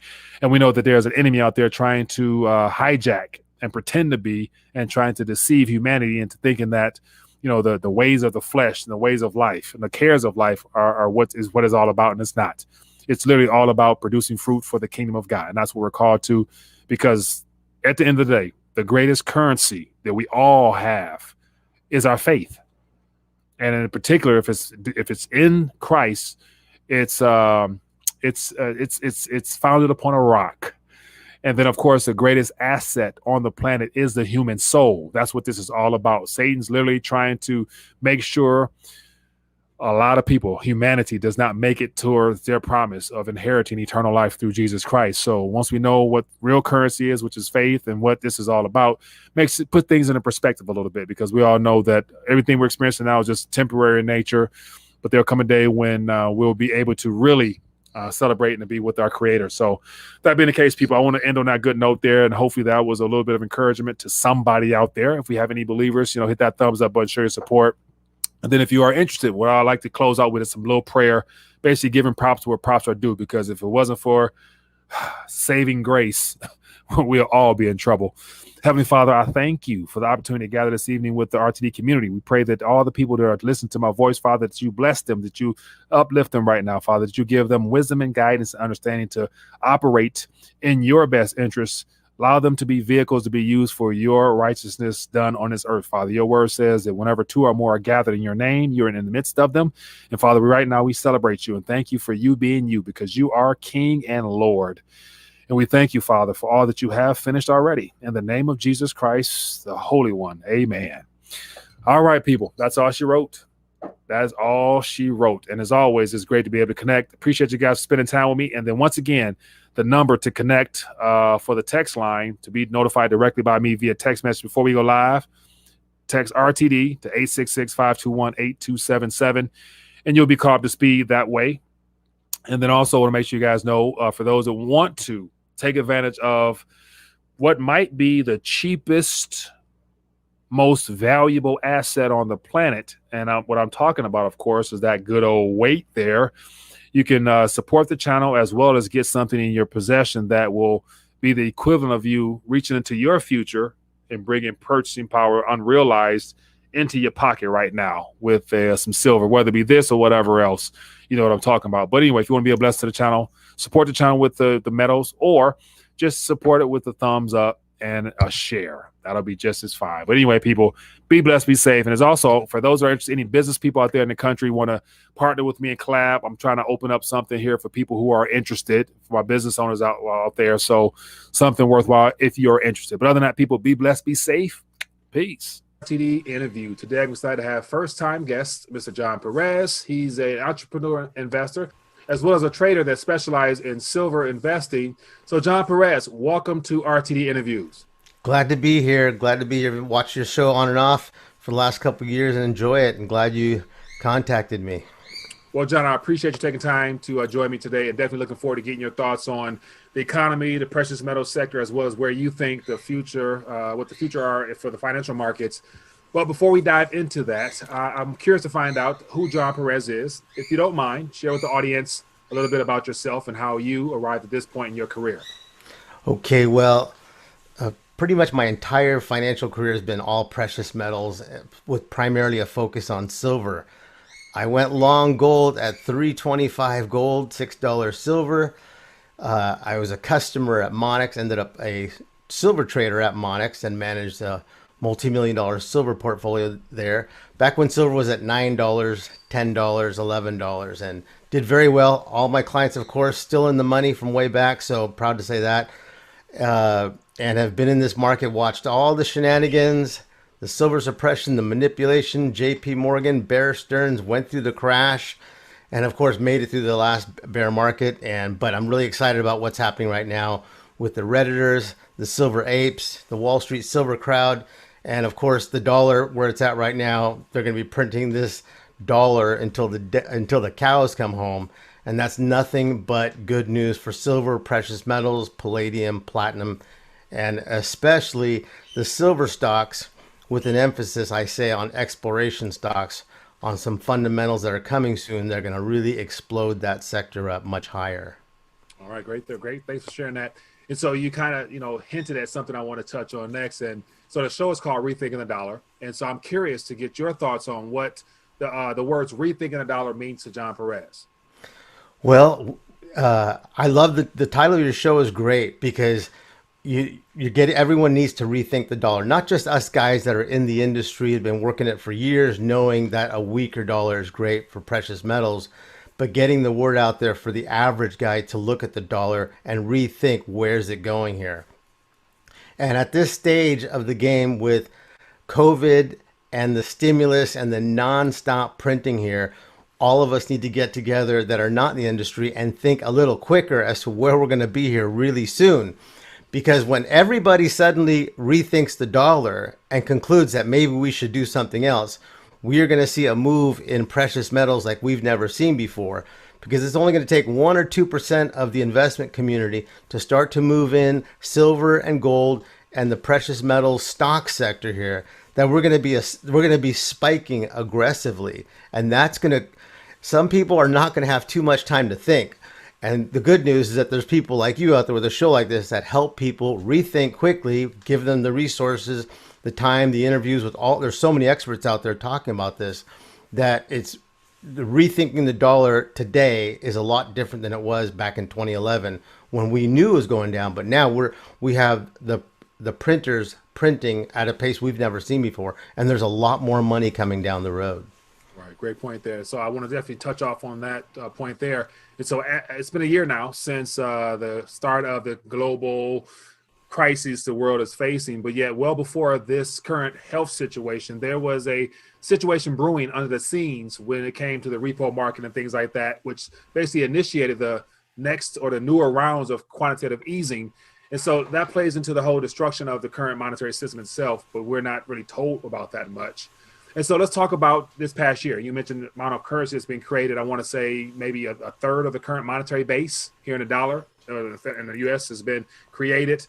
How much more do you think is in the pike for this year based upon the current events we're experiencing? And how high can the Federal Reserve's balance sheet go in the future based on the circumstances we're up against? Well, I don't think there's a limit as to what Biden can print. I don't see a limit on that, because there are so many other factors that can come into play. As if we talk about the economic reasons, they're going to hand us numbers, but there's still geopolitical events that can happen worldwide that can actually change the velocity of that money being printed. And that's something that I always consider, because geopolitics are always a big part of my trading view and how I see the world, not just in economics and precious metals, but also the geopolitical impacts of events that are out there that can directly affect all resources, or even for that matter, an Elon Musk tweet can change everything that quickly. But where we can go, I'm not sure that Biden knows. I'm not sure that anybody really knows. And on the other hand, as the dollar's burning down, what are we really looking at? Are we looking at a meter that says these guys are going to stop when. I don't think they're going to stop. They really can't stop, and there's no reason for them to stop and pull back, because you've got millions of people out of jobs, millions of small businesses suffering, and pulling back right now, or even increasing the interest rates, which is out of the question, is just simply not going to work. And that being said, it's almost as if rethinking the dollar, we're seeing something what of a heart attack in a body that's going to get a transplant here pretty soon. It's not going to die, but the heart is definitely contracting to the point to where there needs to be a heart transplant. And in that transition point, when this economy starts to flatline, we're going to start to see the other side here in gold and silver respond to this. And I think that's going to be very quick. In fact, just looking at today, silver up 72 cents, gold up high. We're going right through resistance right now. And I mean, at this stage of the game, in my opinion, today's Monday, May 16th, and we're on a roll. We're moving up. So where they're going to go, it's hard to say. But what I do know is this: silver is at 50%, 45% of what 1980 highs were for silver. How much? The real question is, how much money have we printed since 1980 when silver hit a high of $50 per ounce? There's a big number that's not talked about too much. Not to mention the other ratios, the S&P 500 to silver ratio, oil to silver ratio. A lot of these different factors are coming into play. Back on the dollar, I think that your listeners should really take a look and ask yourself the question: what's gonna put the brakes on Biden printing the dollar and diluting it and losing our buying power? I don't see anything out there. I think the best thing to do right now is to protect yourself, be the bank, be the vault, and bring home your metal. Have control of your silver, have control of your future, and empower yourself. And because we really can't reach out and say, hey, let's turn off the printer. Do you realize what you're doing? That's not going to happen. The real action that we can take, as a listener or just anyone out in the field, is to purchase and get a hold of precious metals physicals, and then actually take a position also in the precious metal stock sector here. We're at a point to where the average person has to take an offensive, defensive position as to what they're doing up there at the Federal Reserve. All right, good point there. And then one thing I want to comment on was, you mentioned that we're halfway through the actual price of 1980 as well as 2011, not necessarily adjusted for inflation. So given the fact that, when you adjust it for inflation, it's a lot higher in nominal terms. It's all touch on inflation. It's hit the mainstream news lately that inflation prices are picking up. And so inflation has always been around. It's just more so the consumer goods, raw materials and whatnot is actually seeing an increase in nominal price there.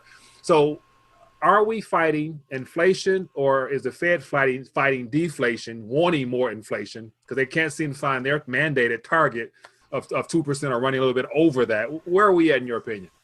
Well, you touch on a good point. I've never looked at it that way, but the first thing that comes to my mind is a war.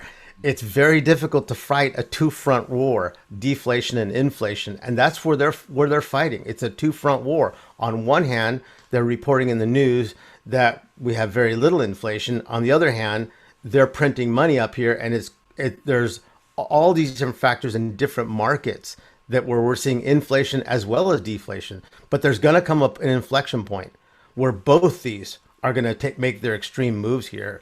So it's really, from the standpoint of where the Fed's at right now, a lot of times I'll see all the noise on the news. The Fed is doing this. The Fed is doing this. Well, they've been doing this for forever, but it's just only now that all of a sudden, wow, they're really printing here. We're seeing trillions, and every 3-6 months, trillions. And people are still sitting on the fence saying, well, there's a little bit of inflation, there's a little bit here. I like to go to Shadow Stats and get the real numbers here. They report their numbers there on CNBC and the Business News and Bloomberg, but go to Shadow Stats, you're like, wait a second, there's a set of numbers here and a set of numbers. Which one is right? Well, I like the Shadow Stats numbers here, and the Fed is cut into a corner. They have two fronts to fight. They're not going to win. And who's going to win at the end of the day? It's going to be precious metals. And that's the only way to look at it. I mean, that's really what other options are out there besides, you can turn on YouTube all day long and there's 1,000 people saying that the Fed is cornered in inflation. But at the end of the day, how do we resolve this? How do you defend yourself, take yourself to the next position to defend against what they're doing here? But the Fed is absolutely cornered, though, between inflation, deflation, public relations, and then behind the curtains, PR, investor relations there. And they simply have no way out. And from another perspective here on what I see, there's another system coming behind this. And I kind of lean on the side of the fact that the Fed has already prepared a gold, silver backed Fed crypto coin coming behind all this, which is a whole nother story there. But I am actually preparing for that. And okay, so I want to touch on that then. So yes, I was going to ask you, because as you're explaining that there's not many places to run to, I'm thinking in my mind, there's a few people here that saying he didn't say nothing about Bitcoin. He's not saying about Bitcoin, cryptocurrencies. And so we can just dump on that right now. As far as the outlet out of a dying system, of course, gold and silver has been, historically proven to preserve purchasing power throughout time. And so due to the manipulation and whatnot with the futures and all that other stuff, I want to get your thoughts on that as well. The price hasn't really seen that crypto style, race to the moon, right, the way that Bitcoin and other coins have. So is that a viable option in your opinion for people? Is that something to speculate with, or is it yes? Where do you stand on that? Absolutely. I will say this right now. I'll go on the record. In 2021, in the third and fourth quarter in 2022, silver and silver stocks, and more importantly, exploration stocks will be the Bitcoin. That's where we're going to see the parabolic rises. We are going to see 5,000, 10,000, 20, 25, 30,000% gains in the right exploration stocks, simply because the production is down, printing of money is up. Crypto right now, crypto is on the ropes right now, and it didn't take too much for just one guy with a Twitter handle to just really kind of rock that boat over there.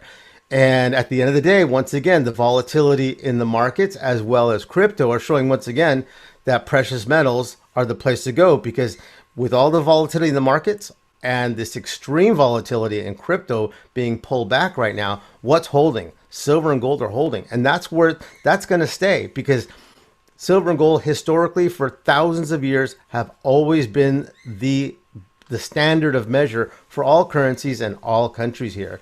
So back on the cryptocurrency with this volatility, the current volatility in crypto, and if we see a black swan event with Bitcoin, once again, it's going to change the entire game and the psychology of the markets, especially the millennials. And I would encourage millennials to expand and stay diversified. And besides, if you're just in crypto, you should diversify. You just simply should.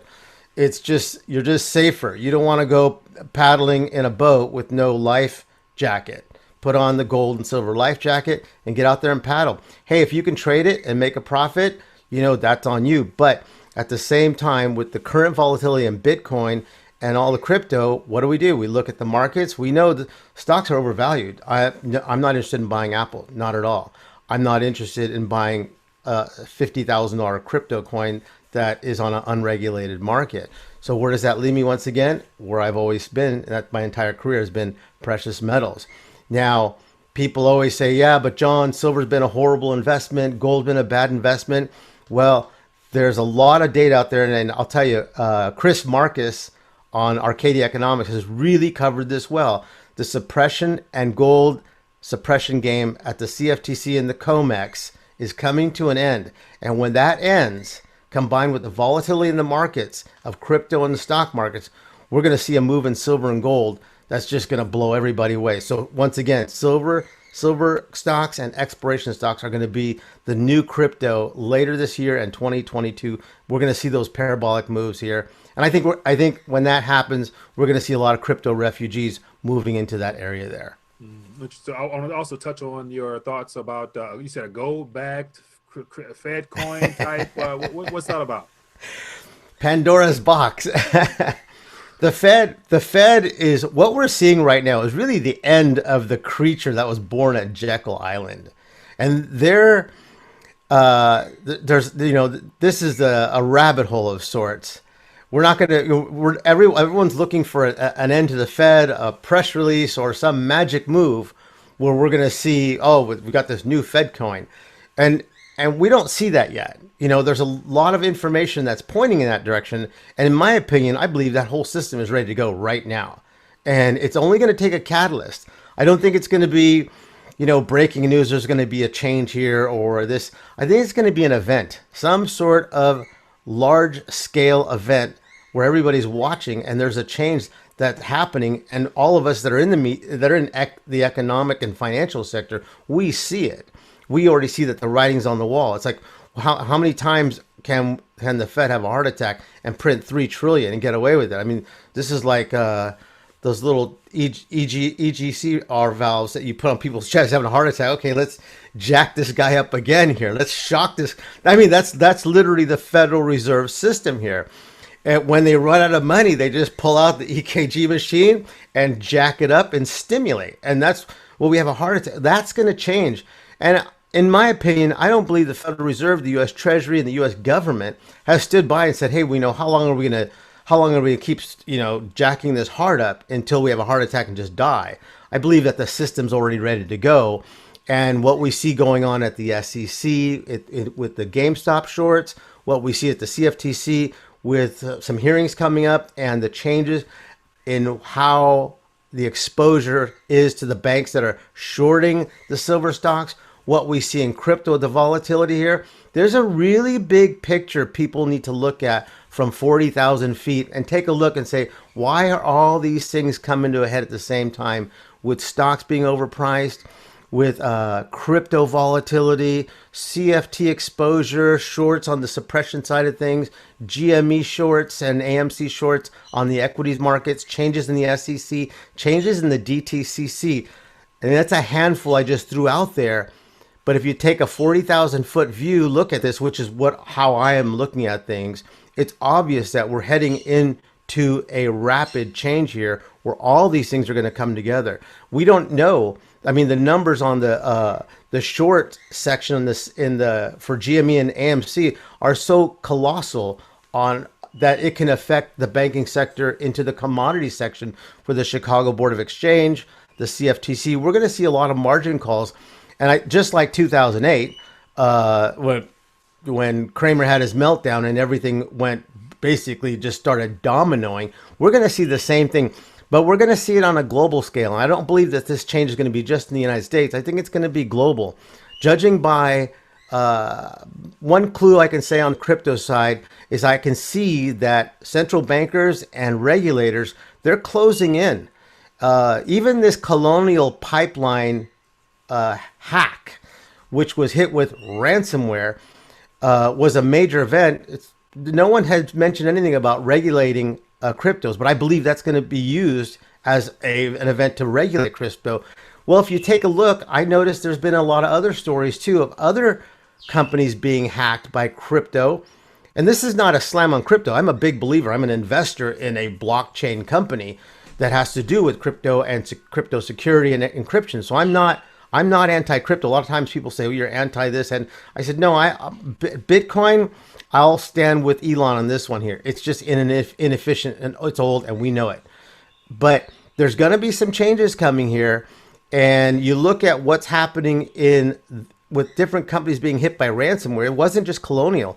Now there's some other companies going on. I will not be surprised if that's taken and turned into an event, which it turns into a regulatory issue that becomes another headline that really, once again, will only support the argument and the case for gold and silver. Interesting. Now it's a lot of nuggets in there, and so I want to touch on. You said an event, and so of course we have the Harry Dents out there. We have who else? Peter Schiff's out there saying that something's coming. It's going to be something that will be a shock to the markets like never seen before. I'm not sure if it's going to be a debt bubble explosion. And as even Druckenmiller today talking about the inflated asset bubble, housing, stocks, everything you mentioned as well. Will it be the busting or the bursting of one of those bubbles that leads to an event, or are you talking about a geopolitical event, China or Russia, Ukraine? I mean, is there something like that or what? I see all of the above. All of the above. I mean, I'm looking at a month ago. I said, well, there's here's something boiling over here.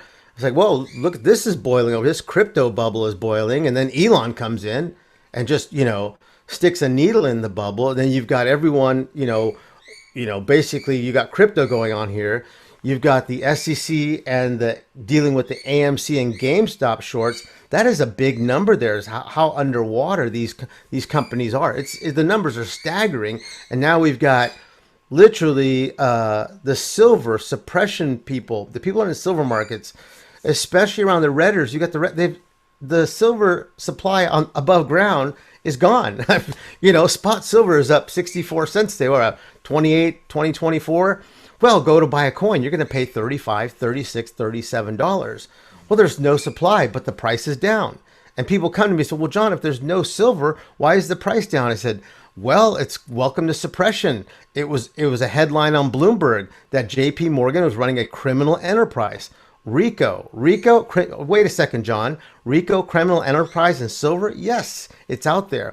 These are all real bubbles that are popping, but now they're getting down to the point to where the regulators are being questioned as to how they have managed that bubble.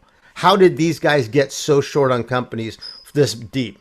How did silver go this long? And nobody said a thing. And while all these things were happening, crypto arose, anonymous and unregulated, and went to the moon. So I have my conspiracy theories on that.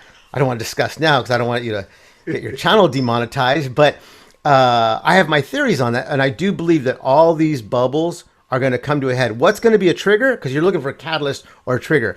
I'll tell you what's going to be we have an SEC meeting. We have a CFTC hearing. And after those hearings comes June 28th, Basel III, where gold becomes a tier 1 asset for the banks. They've got to match 1-to-1. I mean, is this dreamland? It's dreamland for me. Hello, this is Basel, Switzerland. I need to look at your books. Wow, you need 1-to-1 gold. Go buy some gold, okay? Goodbye. It's like, wait a second here. We got to go 1-to-1 gold. Well, there is no gold. The gold is gone. Well, let's get silver. Well, the Redditors ate all the silver. Well, what are we going to do? We're just going to bid this stuff up. They got to start buying mining stocks. They're going to have to go back in the ground. At the end of the day, aside from all this, how do we profit from this? Because, we can talk all day and night, but how does the average guy profit from this? He's got to have his silver. Number one, have your physical, but be in the stock game. 'Cause at the end of the day, when Basel III kicks in on June 28th, that's basically a margin call that the banks are getting, saying buy gold. These are the new rules, or you're out of business, or I'm not sure what the ramifications are on the back end if they don't buy gold. But June 28th, to me personally, my opinion is that that's going to reverberate, and that's going to be a news event. It's going to be a press release event. All the banks are going to have to disclose this. It's going to be in the media. It's going to be on CNBC, Bloomberg. And the average person who's not sitting here watching the day-to-day is going to see this saying, look, the bank is buying gold. And that guy, John Perez, has been talking about silver and gold nonstop like a madman. And all of a sudden the banks are buying it. Then my phone's going to ring. So John, are you watching? Of course I am. I'm in. I'm ready to go, my friend. I'm waiting for that June 28th. We got what? 3 weeks? 4 weeks? You got to be in the game now with silver and silver stocks. You got to be in now. The one thing about silver and gold and this type of situation, which we've never had, this has historically never happened. So we're going to run into some dynamics of a bullish silver market that we've never seen before. But based on the numbers and rethinking the printing of the speed of this dollar here, we're going to see upward thrusts in gold, silver, and mining stocks that we've never seen before. So I'm telling people right now, look, you got to be in now, my friend. You can't wait. You go to buy stocks. I use this analogy all the time. You go to buy stocks, you go to buy a large cap mining stock, or you go to buy gold. You're going to buy it, and you're going to make some money. Maybe you won't. Maybe it'll go down, so sideways. It's going to go up. In the silver game, it's like running to, you buy stocks. It's like running the bus stop saying, let me get on the bus. You can run on and wave him down. He stops for you. That ain't the situation in silver. Silver is like a top fuel alcohol blown dragster. And it's just sitting on the line there shaking, and flames are coming out. And I can see the flames right now. I can hear the motors warming up. When June 28th comes along, that silver is going to go boom, gone. And like it always does, my phone rings. Hey, John, what do you think about silver? I'm like, what do you mean? What do I think about it? There it goes. This time, though, it's almost like I could not have asked for a better situation. Hello, Switzerland. Will you quit dicking around and let's get some silver and gold on the books here? Why? Because I'd like to make some money after 10, 11 years of suppression by JP Morgan. I'm done with this stuff. Okay, we're listening, Perez. June 28th. Good man. Click. We're going up. So that's, to me personally, in my opinion, from a banking perspective, June 28th is a much bigger event than has been it's not elevated in the news for a good reason. And here, 10 years of manipulation, everyone's in crypto. And now you got Elon throwing darts at the balloons over there. And I'm watching him. Look, okay, Elon, knock yourself out. And at the same time, Basel III. What are we at? It's June 28th. Where are we at? May 16th. We've got, 30-something days here. 17th. Yeah, 17th. So now it's like, you got to load up now. You got to be in the game here because two things. Powell's going to print, and the bank's going to say, look, we got to get gold. Well, where are we going to get the money for gold? Let's call Powell. Let's borrow money and buy gold. Yeah. Now, let me get your thoughts. So Basel III, June 28th is going to be a turning point for the monetary system. Sounds like, you've laid out a good case for that. Now, how does that benefit, or how will that help the governments and the central banking monopoly on the currency game? Like, the CBDC, I'm assuming is going to be a part of that. But yet, will we, the people, be able to really enjoy the fruits of the manipulation and suppression as wonderfully as you're describing, given the fact that the world definitely is going to be changing as well? Supply chain breakdown, goods and services, inflation, hyperinflation. I mean, so they're going to have to reprice gold, I assume, to give account for all this excess of currency creation.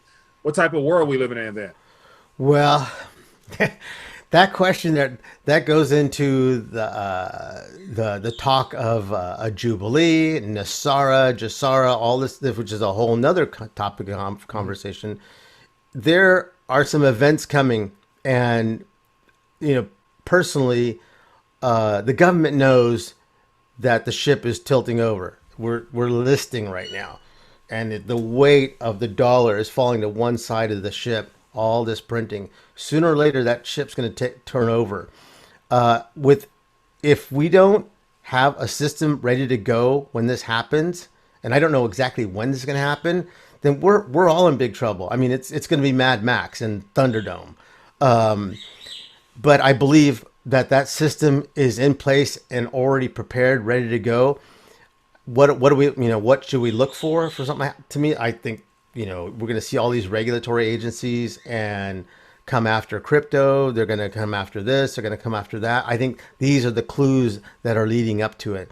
How I see it, that's a good question. I don't have the answer to that one, but I have some theories and that I ponder, it's going to be tough. It's going to be rough. At the same time, I think probably the most important thing, for the average person, because I get this question asked all the time. I just tell people, look, it's time to think, okay, economically, let's go in the bunker. It's like, take some silver and gold and bullets with you. Silver, gold, and bullets. I mean, that's as raw as that sounds, and as I don't like to be the doomer. I was the doomer and gloomer for 10 years, and I just decided to switch to say, oh, look, I'm looking at the other side of this topic right here. I mean, nobody likes to live without hope. Nobody likes to live without vision. But from what I see right now, the clues I'm seeing here, they're prepared for this. Now, how do you prepare for this? Because I mean, look, as a skeptic, the first thing you're going to say is, well, they're going to screw it up. The government's going to do this. Like, well, you know what? Nobody's ever done this before. So, I've really laid back on my criticism because this is really a human event that affects the world. But back to your original question about how do the central banks around the world, how are they going to deal with it? Well, if you look at when they really started accumulating gold, Russia and Turkey, they started accumulating gold 10, 12 years ago. I've been posting this stuff year after year. Their accumulation, somewhere down the road, years ago, these guys knew it's like, hey, we're going to have this problem here. The US dollar is going to expire on this date. This is going to change. Geopolitics. Everybody started quietly accumulating gold. And while they were buying all this gold, really, gold rolled up. When we're sitting at 2,000. I remember when I worked at Monex being on the phone saying gold is going to $750 an ounce, and people would hang up on me. Are you crazy?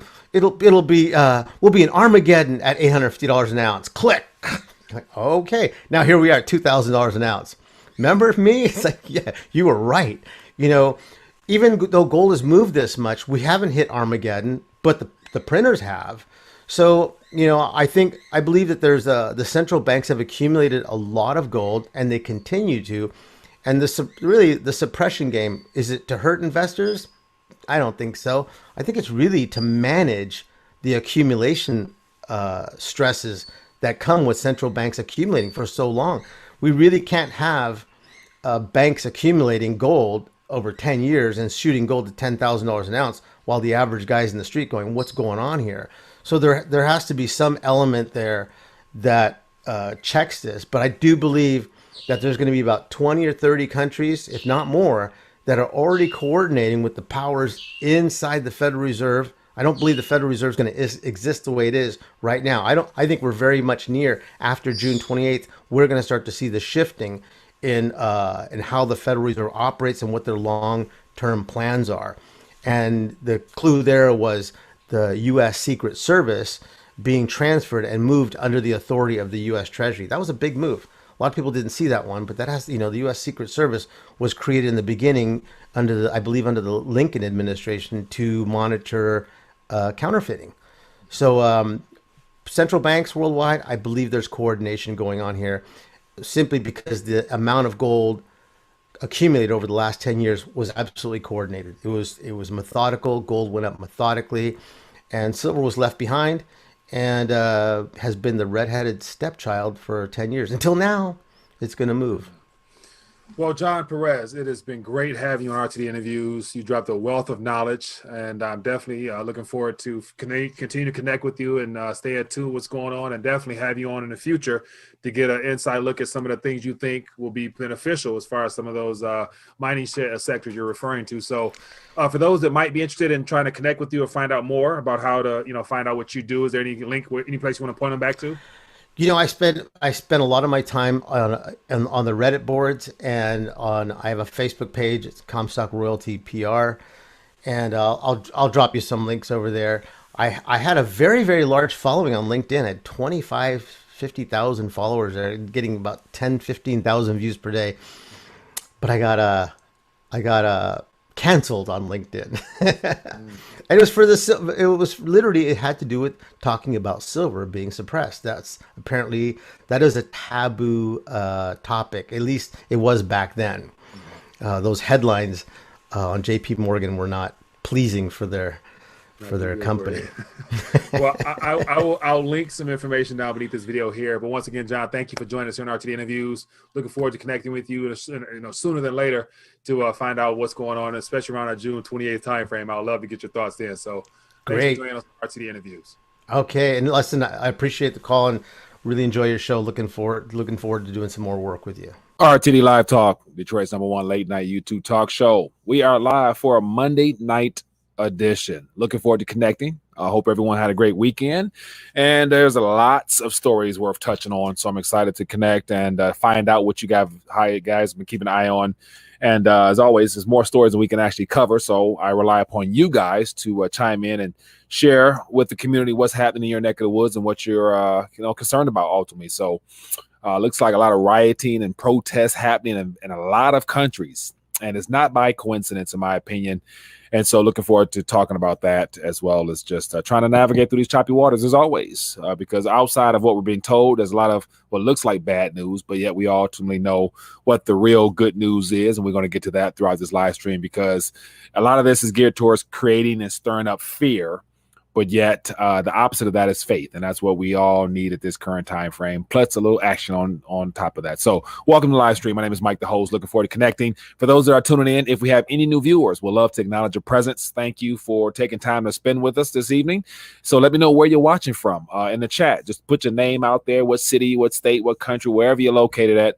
We'll love to acknowledge your presence. And then also when the phone lines open up, 313-462-0027. I would love to hear your voice directly, sharing thoughts about the articles or whatever else you guys want to touch on relevant to the current subject matter. So let's dive right in. First, I'm going to do a little maintenance on my side, and then I'll acknowledge those that are taking time to join us this live stream. And then we'll jump into, I got about maybe 6 or 7 different topics, so give or take, to touch on. And we can make it worth your while. So let's get my screen clear, and we'll be good to go. And always, so for those that are tuning in, hit the thumbs up button. Hopefully, by doing that right now, if everybody that's tuned in right now just happen to hit the thumbs up button ahead of time, because as always, we're going to bring it real and uncut. So there's no point in holding back. That'll hopefully hit the algorithms and allow people to get notified outside of the notification bells, which you can't rely upon those nowadays. So let me stop ranting, get right into the nuts and bolts of what's going on. And so for those tuning in, RethinkingTheDollar.com is the home base. And so for example, if we ever happen to be disconnected off of YouTube, which my opinion might be within the next couple of months to a year, just to be honest, hopefully you guys have connected with us on other outlets other than just YouTube, because as the conditions around us get tighter, you better believe they're going to cut down the narrative of anybody speaking against what they want to public to believe. So RethinkingTheDollar.com, I have articles, blogs, you name it, all my videos, all the recommendations for good videos to watch. And then for those that might be new, 5 steps to unplug from the matrix. Steps 1 through 5 give you an opportunity to basically unplug from this matrix by starting off with the awakening moment, which is realizing there's some things about your currency that you may not know about. 10-question quiz. So far, the average is above 60% because more people that are awake and aware has been taking it, but that's a good thing. So once again, it's for those who may not be aware of what's really going on. Hopefully they are brought to the light by this stuff. Then, of course, throughout, there's always all types of ways you can connect with us. So feel free to do that if you're interested. And then this Wednesday night, we're going to have our Patreon hangout. So for those that want to hang out and basically co-host with me off air and get a chance to just rant, let your hair down a little bit, and have some unfiltered talk, consider becoming a member of the Patreon gang, and you can hang out with us off air and let it all out. That's what we do.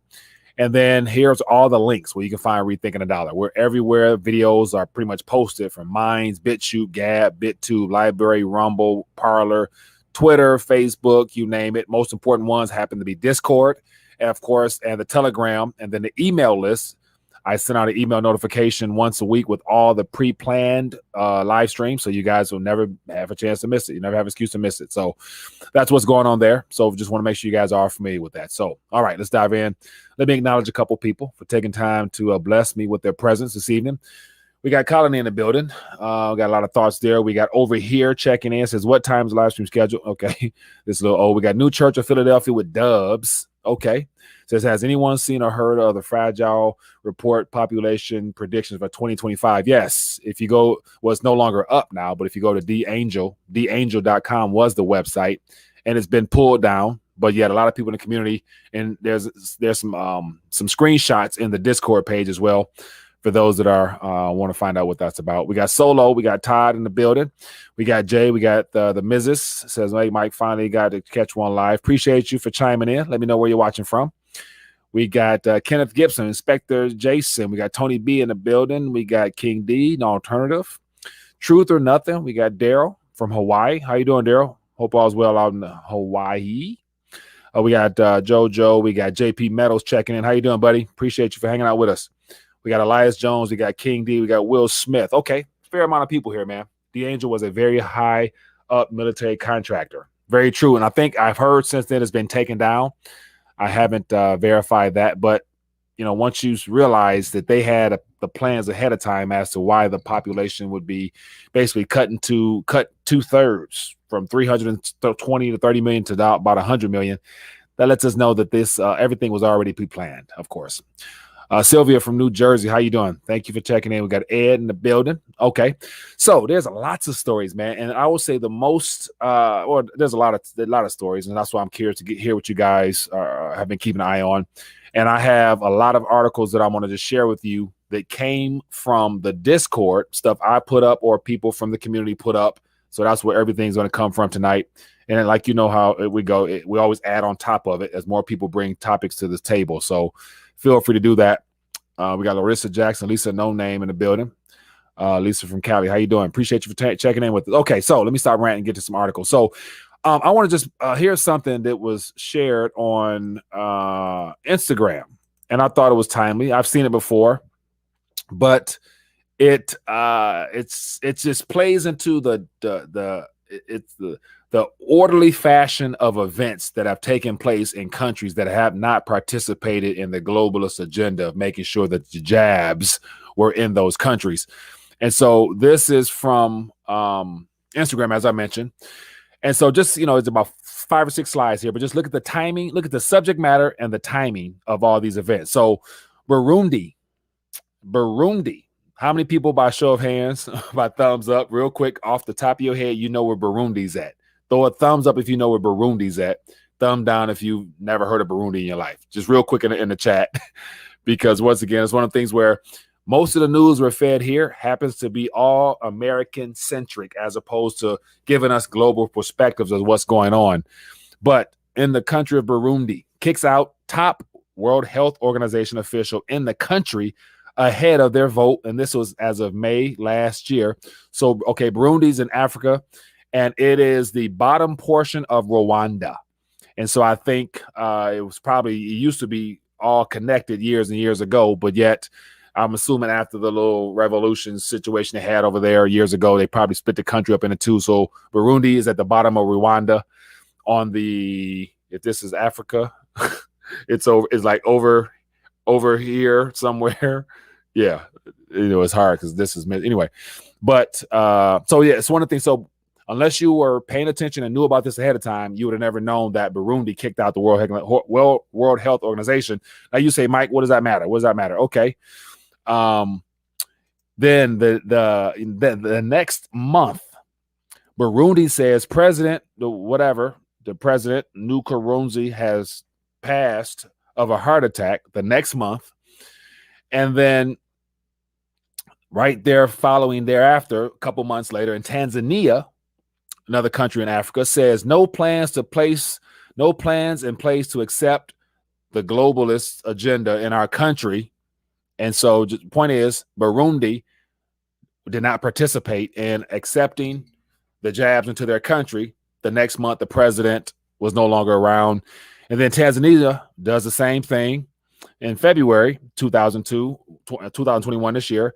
And then in March, the next month, the Tanzanian president was also dismissed from the earth. So literally 30 days or so later, so February 2nd, public statement of we're not going to accept the program. Next month, president's gone. Okay. And then keep moving. And then it says a year into the current situation, Haiti has yet to receive a single dose. And this is April, a couple months ago. And of course, we know what happened. This happened to be about, it was April, May, June, July. So about 3 months later, the president was basically, dismissed in a sense, let off duty as a president, unfortunately. And so that's 3 nations, 3 leaders of their nations gone. All happened to, coincident or not, you let me know. I don't know. They're not participating. Their presidents are, presidents and head of states are dismissed. Okay, that's not a coincidence. And then here we have, as the world vies for the jab, Cuba's making its own. This is in March. So in March, and I remember, so I would have been following this for quite some time now. So at the beginning, I think at the end of last year, Cuba had already had some test trials up and running. So well before all the big pharma, the globalist agenda, big pharma was talking about, will it be out? Will it not be out? The prior administration said that by Christmas, we should have something. Okay. Cuba already had something in the works as far as testing it. And I was wondering, like, wow, okay, so if Cuba comes out with their own, then they're not participating, then, well, how will that fly? Okay. And so March 3rd, Cuba making its own. And then here We have Castro the next month deciding to resign from communist chief Indian and Arab in Cuba. And then look at this past week. Demonstrators in Havana protest shortages and rising prices. So no one was exited out, but yet instability within that country. And of course, the mainstream narrative now is that, the people, cases are up, they don't have oxygen, they don't have food, they don't have this, they don't have that. And so the people are taken to the streets, and they're completely distorting the whole situation down in Cuba, in my opinion. And of course, it's all designed, it's all intentional. But yet over the weekend, I was really drawn towards the whole movement in Cuba, just because, as I mentioned, I've done videos before. Just the whole movement of Cuba is something that I was always wondering, how would that play out once the world decided to shift towards this globalist agenda of you'll own nothing and be happy with it, because most Cubans, unfortunately don't really own anything. So, they don't really have much to lose. But what we're witnessing there is the fact that over the last year, the supply chain issues globally has really impacted the island of Cuba. And you factor in that they have had some currency issues starting January 1st with their currency. One of their currencies been dismissed. And then 2 weeks ago, or 3 weeks ago, they decided to remove dollars for the most part out of their circulation from the people's hands. So people are really struggling down there. So when I saw videos of people protesting saying, "Live bird tide, live bird tide," I'm thinking like, uh-oh, it's going down. But of course, the mainstream media says that it's about the jabs and not having oxygen in cases. That's a damn lie. The people the people are rich in vitamin D. Those people are good down there. But yet, of course, they're trying to make it seem like it's more than what it is. But that's just one issue. But you see all those chain of events there from nations that didn't participate and what happened to their leaders. And so ultimately, we're witnessing global destabilization at its highest form. So we got riots right now in South Africa over Zumba being arrested and detained. There's instability there. So apparently there's a large backing of Zumba supporters that's hitting the streets. So 6-7 people have died in South Africa. We got Botswana, which is a nation north of South Africa. They are having issues. They're protesting right now because of one of the last remaining monarchs. And of course, the people are out in protest because of poverty and lack of resources and stuff like that. And of course, there's more to the story. Then we have what else we got here? We got Haiti is in a complete mess due to the situation there. Cuba now in a mess. Give me some more countries from what you guys have been paying attention to that's in a mess, because this is still in the beginning innings of everything that's going on. So that's just one of the subject matter. Okay. So I got more stuff here. And let me get to this. Okay, so this is more of what it's really about. It says Cuba is facing its worst shortage of food since the 1990s. And so when you see those videos of people in the streets and you hear people being interviewed, they're saying, we need food, we need energy. So they cut the internet off, they cut some electricity off or whatever for certain people. Myanmar, okay, we got Myanmar out there. And of course, Hong Kong's really much, no, I would say the Arabic Springs. Everybody remember the Arabic Springs from years ago. And all those movements typically start with Western intervention. They're never, some of them are, but most of them are never like grassroots movements where the people have the courage to hit the streets, because in most of those countries, if you speak out against the government, you automatically shot down and prison.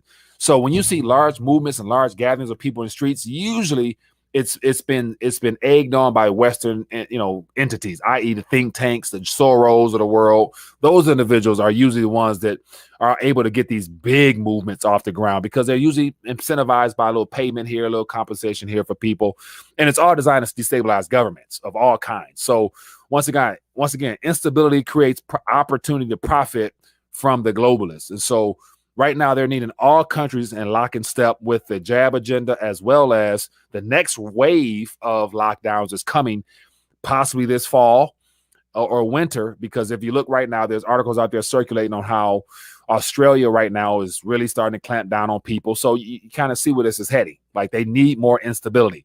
And right now in America, as we talked about months and months past, things are looking too comfortable. Like, just having conversations today with my family and friends, and just people are so caught up in their own world again. They bought into that narrative of going back to the old norm. and they're not realizing that the world around them is crumbling, and the only thing left to crumble is, the United States of America. And they're working on that right now. They're working on that right now. Just look at all that gun legislation that's on the way. Because once again, as long as we got guns in our hands, it's gonna be hard to destabilize in its entirety. But yet, expect some false flags within the next year, some major unfortunate events surrounding guns, and then that'll be the catalyst right there. And so, one of the things that really showed me how much they need to go after the guns is when you got mainstream news now starting to talk about Chicago. Like over the July 4th weekend, several politicians came out talking about the crime in Chicago. And I'm about 5 hours away. And I always hear about Chicago just because my little nose covers that. But yet Chicago's been ultimately, in certain sectors, it's always been like a war zone. Just like you guys might hear about Detroit. Detroit is bad right now, because they're bringing this stuff to the forefront, but it's always been there. It's not like it's new, but why are they highlighting all these gun incidents unless they plan on using them to further their case down the line? Just my little 2 cents there. Anyway, so throw some thoughts out there today. I got a couple articles here. And so here's another little subject matter that plays right into the globalist agenda. World hunger hits a 15-year high as the yeah. So once again, you have to throw this word in. This word has to be included on every single news story nowadays because they want to make sure everything is interconnected. Right. But people were hungry well before this due to the destabilization of, economies with massive amounts of wealth gaps and income inequality. That's been an issue for quite some time now. But it's just interesting how, people, they talk about now a number of undernourished people at the highest in more than a decade. So, yeah, and this is, of course, mostly surrounding nations. But yet, at some point, I'm hearing more and more content creators talk about food shortages and doing all that, preparation type stuff, which hopefully you guys have been doing well before now. I'm sure a lot of you guys have. But all along, people, be of good cheer. The Dow futures are up right now. It's going to be a good day for the equities markets. And so, as a former president would say, your portfolios are doing pretty good, I'm sure. Everybody feel a little bit wealthier with their retirement portfolios these days in the midst of a global reset. Yeah. Anyway, so let's keep it moving. A couple more articles here, and then I'll open up the phone lines. Says, I'll just guys let you read this one. Says the passports will be compulsory in pubs. Minister plans to force bars, clubs, and restaurants to demand proof of 2 jabs or negative tests from autumn to tackle 4th wave of this current situation. So, of course, this is in the UK, but as I mentioned, keep your eyes on what happens around us so you can get a sense as to what's coming towards us. And so the passport situation is already being rolled out in certain countries in Europe. Here in the States, we got certain governments, certain states talking about the passport. I know New York is full force right now, and that's just something that once again, years ago, it would have been conspiratorial to say stuff like this, but right now it's right in front of us. But most people, of course, you guys, you're awake and aware, so you stay in tune with this, but it's your family and friends that don't. So that's why I think, like more than ever, you should all be trying to share these little articles here as to what's happening beyond our borders so people can realize that it's coming to a state and city near you. And to speak on this, do you guys know, and let me know if I'm wrong, but the first country to require mandatory, well, not case, okay, I'll keep it like this. Canada, 20 minutes from my house, the bridge and a tunnel, they both require 2 jabs in order to enter the country, coming from Michigan into Canada. So I think it might be from other states as well, but so far that's the first state on this side of the world, in the Western Hemisphere, that I'm aware of that requires the jabs in order to enter. And so think about this. If you didn't participate, how will you get in? So I don't know if it's the jabs and or negative test still, but I think I saw something solely about the jabs. So if that is the case, I heard that story. So if that is the case, then that's the first nation I know that requires the jab officially rather than the jabs and the testing. So just something to talk about there. And then keep it moving right along. Here's something that I anticipate this happening in Michigan just because that's just how it's going to go. But I'll let you guys see it for yourselves. So here is the Biden administration door-to-door sales pitch script. So I actually read through this script here.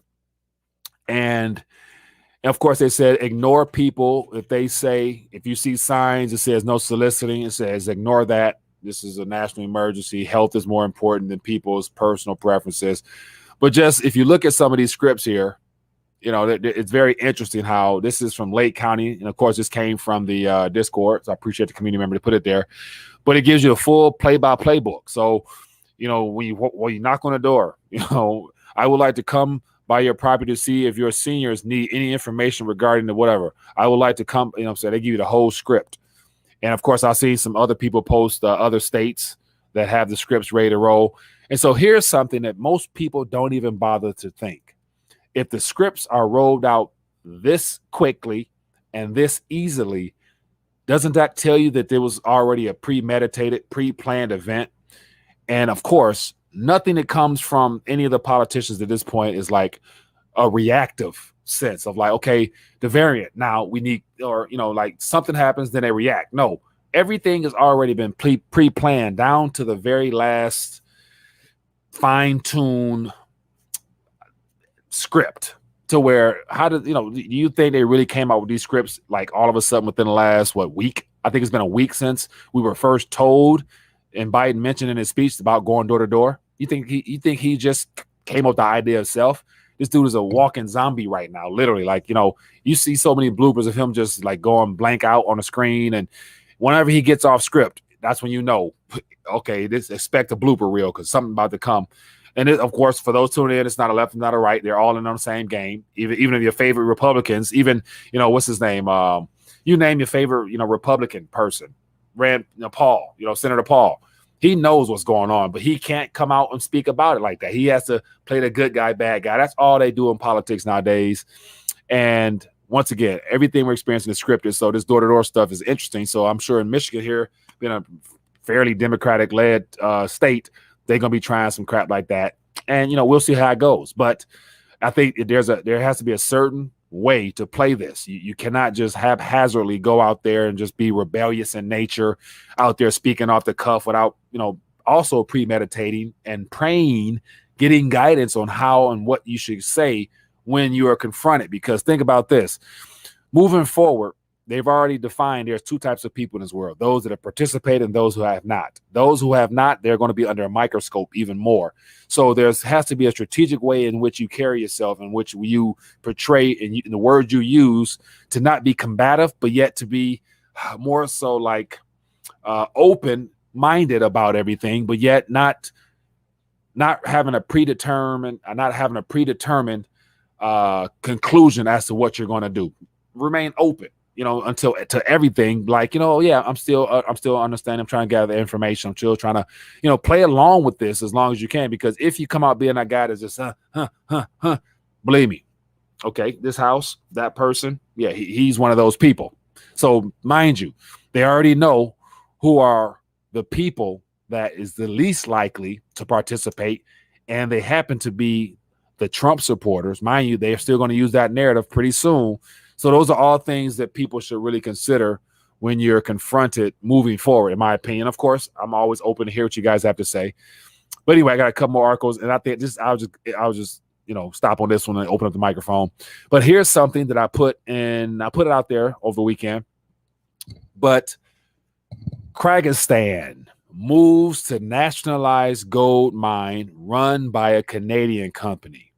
And to me, this is a major story. Let me tell you why I think it's a major story. Because there's a lot of people who preach, you know, the idea of having physical, but then the best way to profit and to make the most gains is to be a part of the mining space and to have exposure to a lot of companies, give or take. And that's why I believe personally moving forward, all companies will not be created equal. Because as the economic pinch squeezes a lot of governments that are probably already over indebted or just lacking in their ability to sustain their own debt, the easiest and the best thing you can do is to nationalize all your national resources, therefore kicking out any foreign investors as well as any foreign interest in your natural resources. So this Kyrgyzstan move kicks out a Canadian company, and I don't even know how big. So Canada's Centerra Gold Simmer, as a president, a longtime critic of foreign ownership, effectively brings the Sumter mine back into states' hands. So reason I thought this was important because, I definitely do. I've interviewed a lot of, mining, experts and CEOs and stuff like that, because I am interested. And like I always said, it's a certain amount of exposure, and this is all my opinion, not advice. There's a certain amount of exposure you should be willing to probably play around with, and that's in any financial asset whatsoever, outside of what is literally the most sound and trusted form of currency, which will be gold and silver, and speculative stuff on top of that, which of course is the digital stuff. You know what I'm talking about.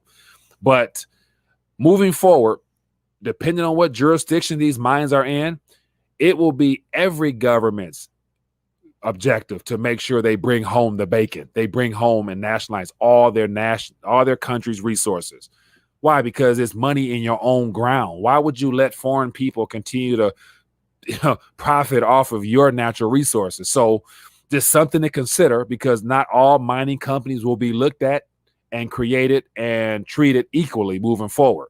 So there's a certain ones that might do better than others, but heading into uncertain times like we're in now, where there will be no loyalty to any of these governments and private entities unless those governments are profiting off of that partnership. But ultimately, there's going to be pressure from the government themselves beyond just the president and all the people who are profiting off that to make some decisions where foreign interests will definitely lose. Therefore, if that mine that was just nationalized, all those share prices were probably paid out at pennies on a dollar if they were paid out. So just something to consider. So, yeah, I just thought I would just bring that to your attention because, once again, I don't think you'll hear that particular angle from many people, in my opinion. But anyway, let's talk. Let's open up the phone lines. I don't want to hog up the mic.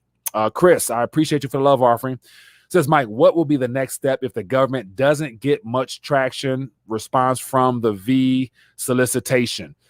Chris, great question there. And so, in my personal opinion, the scripts have already been written as far as the time frame for everything that they would like to see happen. And so it always starts in surrounding nations, and it works its way in. And I think a lot of that is tied to the current economic conditions. And I think a lot of this has to do with the banking sector, of course, is the bedrock of our country. As long as the banks are able to stay afloat, they can probably buy some more time. But the reverse repo situation and the threat of inflation taking off and rates having to be adjusted according to that. So I can see them either sticking to the script or needing to move ahead of the script. But a good sign as to what's going on is what's happening right now in the nation of Israel. And so let me share with you some breaking news, if I may. Let me pull something on the screen. So for those that are on Twitter, I encourage you to go to the Twitter because I share articles and stuff like that as they come across me. But here's something I think. So Chris, this is long-winded, but the script is already written. They'll stay on track with the script as long as the economic conditions remain in an illusionary way stable. They'll stick to that script. But of course, this upcoming fall is flu season, so they need to make sure as many people have participated so that the true side effects of the mixture of the jab along with the natural occurring flu bug will not be comfortable for people on average. They need to make sure most people have participated. That's why the sweepstakes, the campaigns, the funds, the money, the donuts and the burgers and fries they give people to incentivize you to sacrifice your health early. So my point is, by this winter, the script will change more than likely because the flu season will kick in and they're going to run with those variants. There's going to be, think about this, just like, here's a great metaphor. Just like the war on terror it had Al Qaeda, ISIS, Hezbollah, what I'm saying? Like, I can't think off the top of my head, but think about all these factions of entities, men in caves, supposedly men out there. They're all funded by certain people, but they also are enemies as well. Those are the equivalent of variants: Delta, Lambda, Alpha, Beta, Omega. They're gonna be, and so all those variants happen to be brain waves, of course, if you guys haven't noticed. Majority of them anyway. So there's going to be a lot more variants coming. Therefore, the more variants, the harsher the measures they're going to treat us. But it has to do with what's happening. I think right now, Israel is primarily the test bed. And let me share with you why. And so most people don't realize Israel as a people, from a biblical standpoint, this is the center of everything that's happening in the spiritual realm, because Israel is a nation that has a chosen race according to biblical times. And right now, it looks like they're trying to exterminate as many Jewish people as they can. It's just my observation of things. Feel free to correct me if I'm wrong, anybody. I'm not perfect. I'm just trying to share my thoughts. But it says the current company, Israel, agree for a new jab coming August 1st. So they're rolling out a new version, or what is going to be looked at as a booster shot for Israel. And they already are the highest vaccinated nation on the planet, to my knowledge, at about 70+ %. And apparently the variant hit their cases is through the roof. But what happened to all the people that were supposed to be covered? It's not good enough. So they're rolling out a new version, or an updated version, and ain't no telling what's in that version. So you got people who already got 2. Now they're working on a 3rd. So, Chris, back to your question again. The script is make sure as many people can get 2 ahead of time before they start preaching the need for a 3rd. But think about this. There might be within a 12-month year moving forward, if these variants keep coming, there may be people out here trying, being told to get 3 or 4. They could be on a 4th, second booster shot. So that'd be 3 or 4 jabs in your arm in a year and a half. My personal opinion, your body won't handle that. I don't think your body will handle that. And if you read this article here, it talks about how the people who they're telling to get the booster shots, they happen to be the ones with comorbidities. So I'm thinking like, yeah, they're already probably having issues now. So yeah. So everything is scripted out. It's unfortunate. It's evil to the core. Okay, so I'm ranting a little bit. I'm actually the phone. I missed a couple calls, but let me go ahead and get this off my chest real quick, because over this weekend, and I encourage everybody, I saw what I believe is the most what I believe is the most disturbing video, because it was something that I don't think can be disputed. Let me find it. Okay, so if you go to, and I'd encourage everybody. So it's all touched up on Twitter here. So here's something. This is offhand, but here's a medical doctor says on CNN that says life should be hard for the unvaccinated Americans. This is a OANN story, but this is a doctor. I've watched her several times. She's out there preaching something like, man, I just don't understand, what do these people get out of this?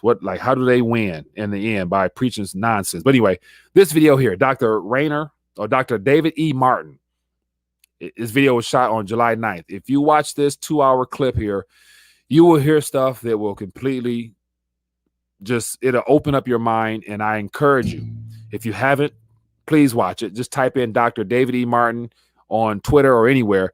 This guy here laid out in great detail all of the U.S. patents. I was sitting down taking notes, writing down all the U.S. patents that goes back to 2003. And I actually put some in a Discord, which goes back to 1993, where Pfizer first introduced the S-strand COVID vaccine that was intentionally intended for canines at that time. And it's the same terminology that they rolled over into the human version years later. But they filed patents on everything we're experiencing right now. The patents were filed in the early 2000s. CDC has patents. Uncle Sam has patents. They patent stuff illegally, not even doing it, but they paid money to have stuff doctored up. The PCR test is patent. You name it. All this stuff has been patented, which means that it's all about profit. Who's making the most money should be our biggest concerns, because the people who are making the most funds are the people who's creating this script that they are throwing out to the world. And once you watch this video here, you write all those patents down. The first thing that came to my mind is what type of legal action can we the people take? And I heard people throw out there the idea of that, that with literally that's so much evidence out there that there's, RICO charges are off the bat. But the question is, what law firm will be bold enough to take on the governments? And so that's where it's like, man, part of me is like, wants to believe that if this video was to get out and more people were to realize and question it, the people who have participated, once they find out from this guy here, who's a doc, I mean, he's on his game here. He breaks down, and it just is, you can't be so naive and not be open-minded to hearing this type of evidence, because once you're done, call his bluff and just I typed in U.S. patent number 73349, whatever, and it said everything he said. I'm thinking like, man, this is public information. So I would advise you people to check out Dr. E. Martin's video, and you will not regret it. And it's gonna give you that. It gave me a small smidget of hope that if I could find a way to get that video out to people, to get them to question, if I got any people out there in the law game, any lawyers out, any people out there who are patent lawyers that are knowledgeable and know how to argue, fight, and take some stuff to the bat, this is our chance right here, because it's out there. It's public information. But I'm gonna hold my breath on that one. Anyway, let's keep moving, man. Phone lines are open. I apologize. Let's talk. I got some thoughts out here. I see. Let me see. Xavier J says, Mike, based on your experience in Venezuela, do you believe there is a possibility the Cuban citizenry can overthrow the communist overlords at this time?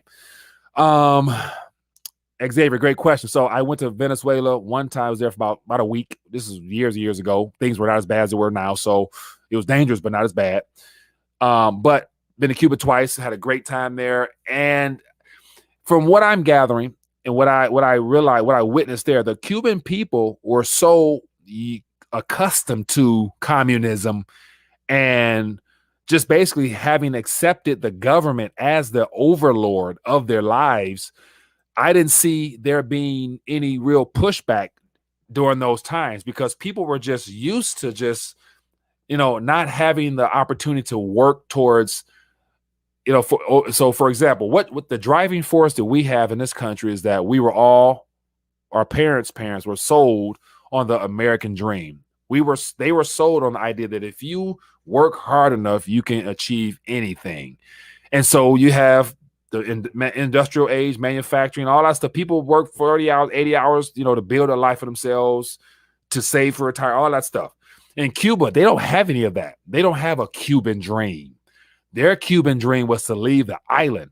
And of course, 20, 30 years ago, we saw the mass exodus of people leaving because they were not able. So Cubans are not able to dream on that island. And so and I was thinking about earlier, talking to my wife, like, I remember the food shortages is relatively new, but I always question, how could you have food shortages when you're surrounded by water? And I remember, I was, about 2 hours away in a city, and they had toiletry shortages. They had also, I remember, did an Airbnb, and the lady only had one roll for the house, and it was a three apartment flat. So she gave us her paper out of her room, because I had boys. My boys using paper like it's just plentiful. So I'm like, boys, no, we're in a different country. We can't, just be using paper for fun. We got to ration this paper out because they don't have it like that. So it's a history lesson. So my point is, to see the Cuban people in the streets now makes me question it, because they've always been suppressed. Now it might be the younger generation that might want freedom. So when they libertad, so they want their freedom because they want an opportunity to be able to dream. And they realize the younger generation might know now that they can't dream under the current form of government they have. And so I think personally that this could be an opportunity for them to achieve some form of freedom. But then again, they're going to request democracy. And even though democracy has served the world well, it still is corrupted and tainted, because there will always be special interests involved in democracy. So man's best efforts to govern ourselves have always failed. You name it, theocracy, monarchy. I mean, all that stuff fails because it's man's best efforts to govern ourselves, and the inherent evil nature of man always seems to try to gain absolute power. So, long story short, the Cuban people, I hope this movement takes place. I hope they are able to get the communist regime out of there. Only problem is they're going to replace it with more people that may not operate in their best interest. So, even though it's good on the surface, I still don't think the Cuban people will win in the end, because right now, not only are they fighting for their own freedom, but they're also involved in a global reset, which means everybody has to. The whole goal of this great reset is to return everybody except the uber wealthy to zero. And that's the whole concept of you'll own nothing and you'll be happy with it. The goal is to make sure that everybody starts at scratch, at zero. So here's just some pictures here. And so this is the SOS Cuba movement on Twitter. You got a lot of people out there in the streets right now. And I remember, like, I'm not sure what city this in, but I remember, so the area, the neighborhood I stayed in was similar to this, to where it looked real suspect, but yet so here's one of the things that have kept the Cuban people so oppressed for so long, is that they live under fear. And so I remember talking with a couple people there, because off first appearance, you might think that this neighborhood here might be dangerous, but for a foreigner, it's actually more safe to me than my own city of Detroit. Like, I end up feeling more safe. I felt safer walking down in the slums in Cuba when I was there than I do in my own area that I grew up in, because the people in Cuba live in fear, and the laws in Cuba are so much more harsh for Cubans that disrupt the government's money, i.e. tourism. So it's like they know that the penalty is so severe that if you rob a foreigner, if you do anything to a foreigner and it gets out and you get caught, the penalty that you're going to face doesn't outweigh the crime, to where they just know not to touch foreigners. So there was times where literally, I can go on and give you stories, but I literally, like, so you can't exchange money at the banks because you get robbed, also on exchange rate at that time. So I literally had to go, it was 1 a.m, 1 a.m to the money change house, like literally in a back alley to somebody's house, to a guy who does all the money activity for the neighborhood. And like, it's one of the things where, unless you grew up in the inner city and grew up and know what it's like to live, in those environments, most people wouldn't do it. But me, I always look for that adventure. I grew up in the city of Detroit, so I've seen some things that, most people don't get a chance to see, good and bad. So I felt okay doing it, but I did have a little bit of pit, like, I shouldn't be here. But anyway, they made the exchange, everything was good, and so it's just one of those things where I'm ranting too much, but anyway, so I can go on and on, but I'm not. But just, the Cuban people, like I did videos before, it was such a great experience that, I hope they I hope they achieve the opportunity to be able to dream. I can't say dream again, because most of them never had an original dream.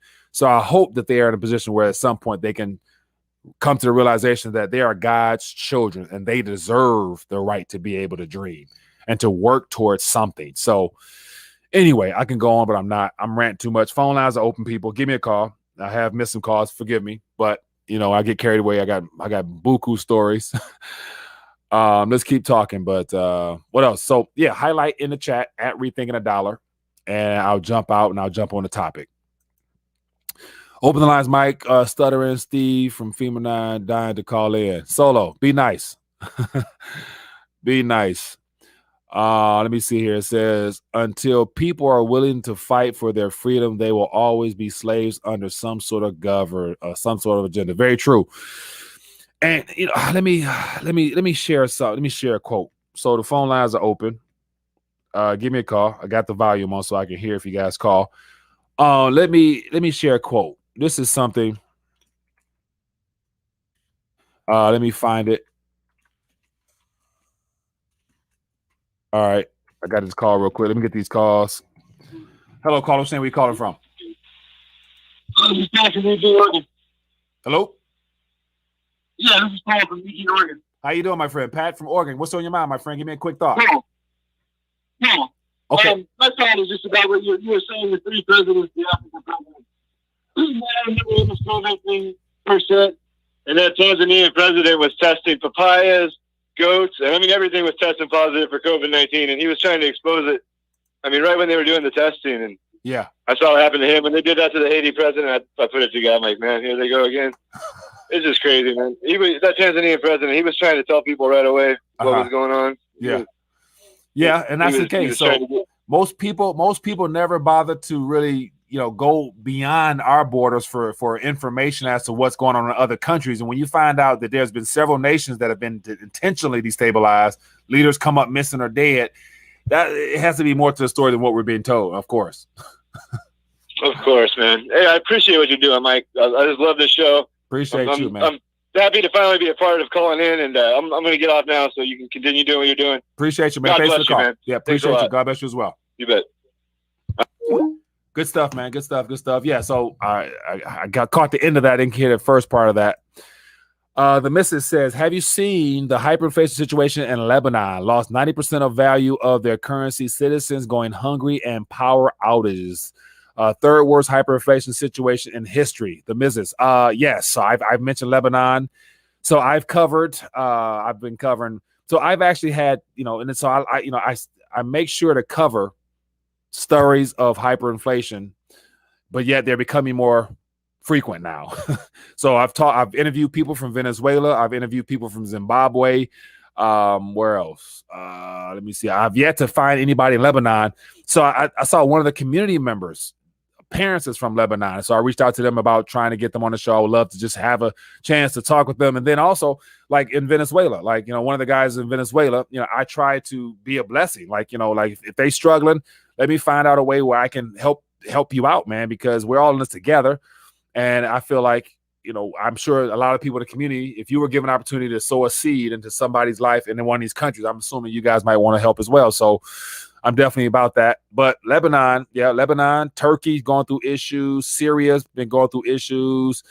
Nigeria's going through issues. I mean, there's issues in every country where the dollar has been used as the primary store of value because they've taken out more debt than they could ever repay in the dollar, therefore destroying their own economies for the sake of just keeping themselves in power. Think about this. Every government usually takes out all this debt knowing that they'll probably have 4-year, maybe 2-year term.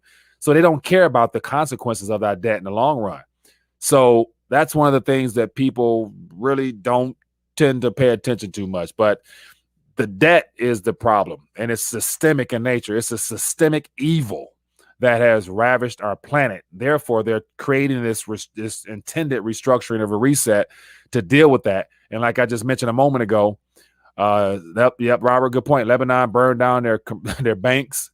So this video, for those people who may not be too in tune with it, let me go ahead and pull up Lebanon because I've been keeping an eye on that. Lebanon. Let me go to Lebanon. Go to Lebanon real quick and see what's cracking, what's as of late. Let me see if I can find some stuff here. So here's another thing. So I typed in Lebanon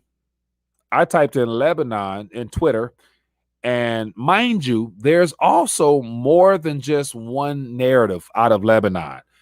And so I typed in Lebanon, and so of course you get, let me find a page. Where's the page? So I typed in Lebanon, and so you see people here on a rooftop in Lebanon, what I'd assume might be Lebanon, a country where you can enjoy a drink on a rooftop while protesters burn tires downstairs. So think about this. So this Luna lady, this is as of this weekend. So mind you, look what she's saying. She's on a rooftop eating good, and downstairs they're rioting and burning and looting. So there's two tiers of society in hyperinflations. You got people on top of the rooftops that own assets that produce continuous units of currency, whether it be in their own currency or they have foreign investment or whatnot. But they're able to sustain themselves sufficiently in the midst of a hyperinflation to where they can eat good on a rooftop. And then you have the individuals that are downstairs burning tires, as this video, I just typed it in Lebanon. This is what came up. And so people eating good upstairs, and they're looking downstairs at people burning stuff. See, they got protesters in the streets. So the people down there, those are the people that only probably saved and invested in the currency that's dying. So these type of events, they're common. Just like in Venezuela. Inside Venezuela, there's people that are eating good on top of the hill. I saw a documentary where there's a suburban area up top of the hill in Venezuela and Caracas. They're eating good. Food is good. Grocery stores got full shelves up there. But downhill in the valley, people don't eat good. The currency is bad. They don't have options. And so you got to ask yourself, why are some doing well, some are not? Simple. And of course, there's more than one reason. But the people who actually base their entire lives on their dying currency, they've invested their entire lives into a currency that's been completely destroyed. Those are the people who are being robbed literally daily, because your wages will never keep up with the rate of inflation, as well as your savings and your retirements. They're all denominated in the currency that's been destroyed. So it might give you the illusion that the Venezuelan stock market is the highest performing market on the planet, but it's the highest performing market on the planet because their currency is going down to the gutter. So it's like the numbers look good in your portfolio, but yet your currency buys you nothing. And so every country has these stories. And so if this is anything we can all learn from, is that if and when this happens in the developed world, Australia's, the UK's, the US's, France, Spain, all those nations, there's going to still be two types of people: those who have real tangible assets that preserve, protect, and produce value at some point in the future, and then those who are stuck holding the bag. That's just my little rant. Anyway, I saw, let me get some thoughts here. So yeah, I'm hogging the mic too much. Give me a call, because you know how I do it. I get carried away. Let me see here. LB2 2021 says, if the jab doesn't work, the way they want it to, they'll crash the market. LB4, that is a possibility. That's the thing. I can never say you're wrong, because at this current moment, anything is possible. Now, my only, little thought on that would be, like I mentioned earlier, the market and the markets and the jab are all linked together, because the end goal, the markets and the jab equals reset. So if one gets ahead of the other, or vice versa, then of course that gives them more incentive to pull the plug. Okay, sure. But I don't think they'll be willing to pull the plug just off the jabs, because I think they could probably go to step 2, which is A, another variant, or B, unless the states, like, they're going to be more events like we saw at that condo down in Florida. Now, I'm sure nobody here really believes that that's just happened to be an old building that had structural issues, but yet that's another story. So like right now, they are basically formulating an entire re-engineering real estate ordeal to try to go assess the condition of all the houses in Miami. And what they're going to do is basically tell people to move and give them crumbs. But it's all about the land. They want to steal the land. So literally, you'll own nothing to be happy with it type of policies. Hello, Carlos. Where you calling from? Hey, Mike, Tim, Colorado region, FEMA region 6 or something. How you doing, man? Hey, are you ready to go to like BitChute or something if you have to, or do you have a contingency plan? Yeah. So if you go to the social media tab beneath, Rethinking the Dollar videos are posted. Every time something is posted, I'm on BitTube.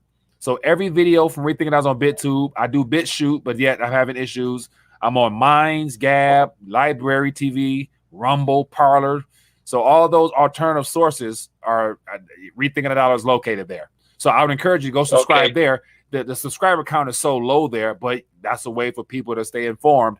So yes, I am there. Yeah, I'm using BitChute and Brighteon, but what you're talking about right now, I'm kind of surprised you're still around. I'm going to hit you up with some stuff I learned last night that's pretty scary, Mike. Well, I appreciate it. Yep. Yeah, it's pretty scary. All right. Well, I bought some magnets. Shoot me an email. I bought some magnets. I'll be quick. I bought all these small rare earth magnets, a bunch of them real cheap, 200 for $12. And I have a medical procedure I need, but I refuse to take it because they required a test. I will never take anything in my body, period. And so this magnet sticks to my veins on my arm. And my research indicates it's graphene oxide. Yeah. And pretty sure as it. Anybody took the shot, it sticks like mad at the injection site. Yeah. The bad news is it sticks at my injection site too. Yeah. And my friend took the test and it sticks to his forehead like good, really good. Yeah. And I can even stick nail clippers to my arm. So it's in the food, the water, or the air. I don't know. Yeah, so and that's the thing. I would imagine, a lot of that. So here's the thing: I don't really know. I can't confirm it, but the whole chemtrail stuff they've been spraying in the air for the last umpteen years. I would imagine that's that graphene oxide stuff. Yeah, that could really be it because they have a lot of heavy metals in there. Right. And this is a nanobot. Right. And you look it up. It goes way back. It's man-made. It's one molecule thick. And there was a test done in Spain. Came up something like 94%.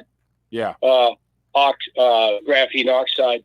But the reason I'm telling you is because, you're talking to the wrong guy here. For 8 years I've been studying this. I've been following you. And just go buy a magnet and play with it yourself. Don't believe me. Yeah. Hey, man, good stuff. I appreciate you for calling and sharing your thoughts, my friend. Okay. Stay safe, brother. Yeah, be good. Yeah, good stuff, man. Appreciate the call. Let me put some stuff on the screen here they can shine a little light as to what Tim is talking about if it pops up. So here's a video. Let me see if it pops up. Okay, so this is just a little sample.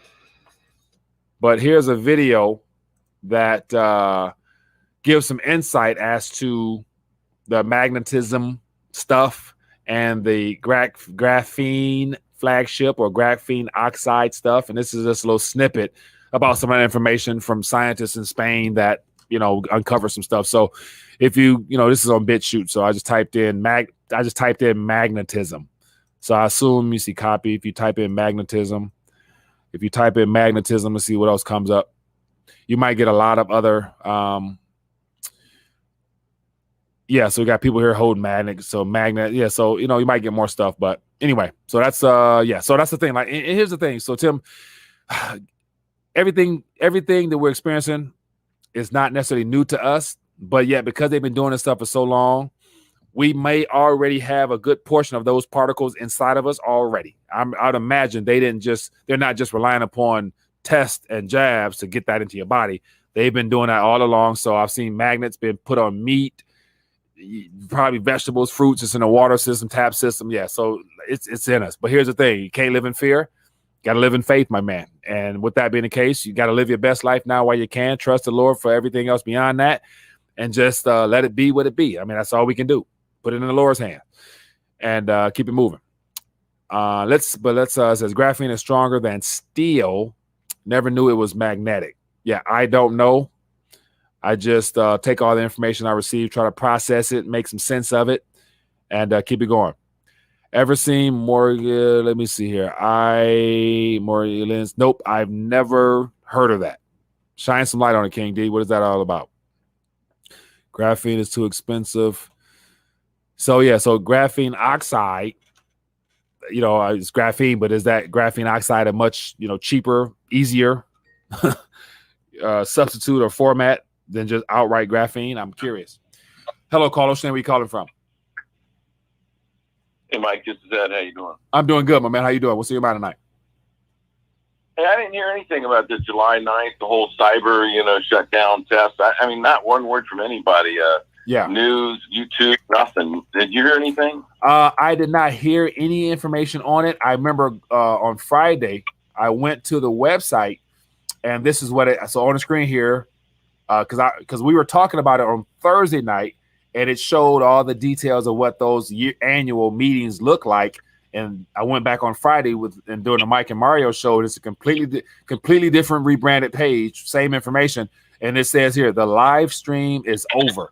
So, and it says the recording will soon be available for viewing. So, I didn't get a chance to watch the live stream, so I don't know if it was. I'm sure it's open to the public, but I don't know anything about it. But it's been 72 hours, and the live stream hasn't been put up here. So, I would assume the two scenarios that they were, trying to practice over. The likelihood of us seeing one of those scenarios probably over 55%, over 60% chance that we'll see one of those scenarios because Klaus Schwab said so.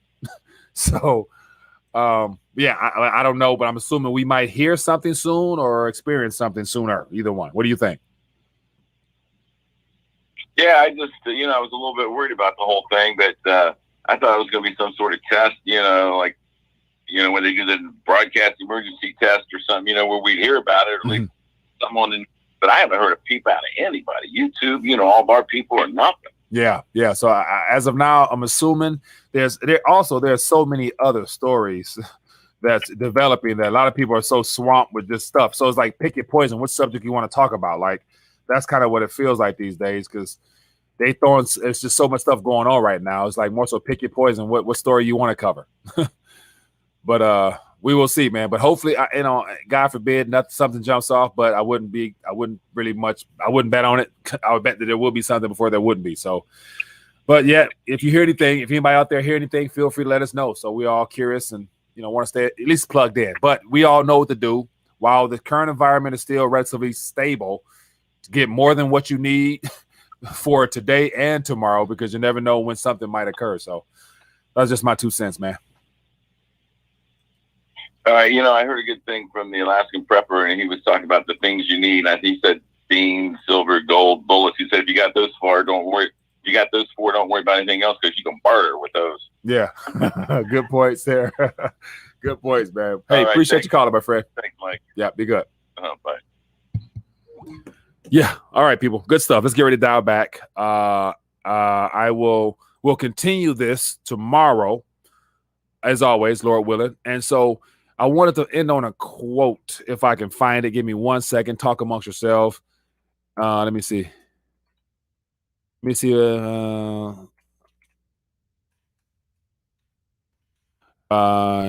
trying to figure out this quote. Yeah.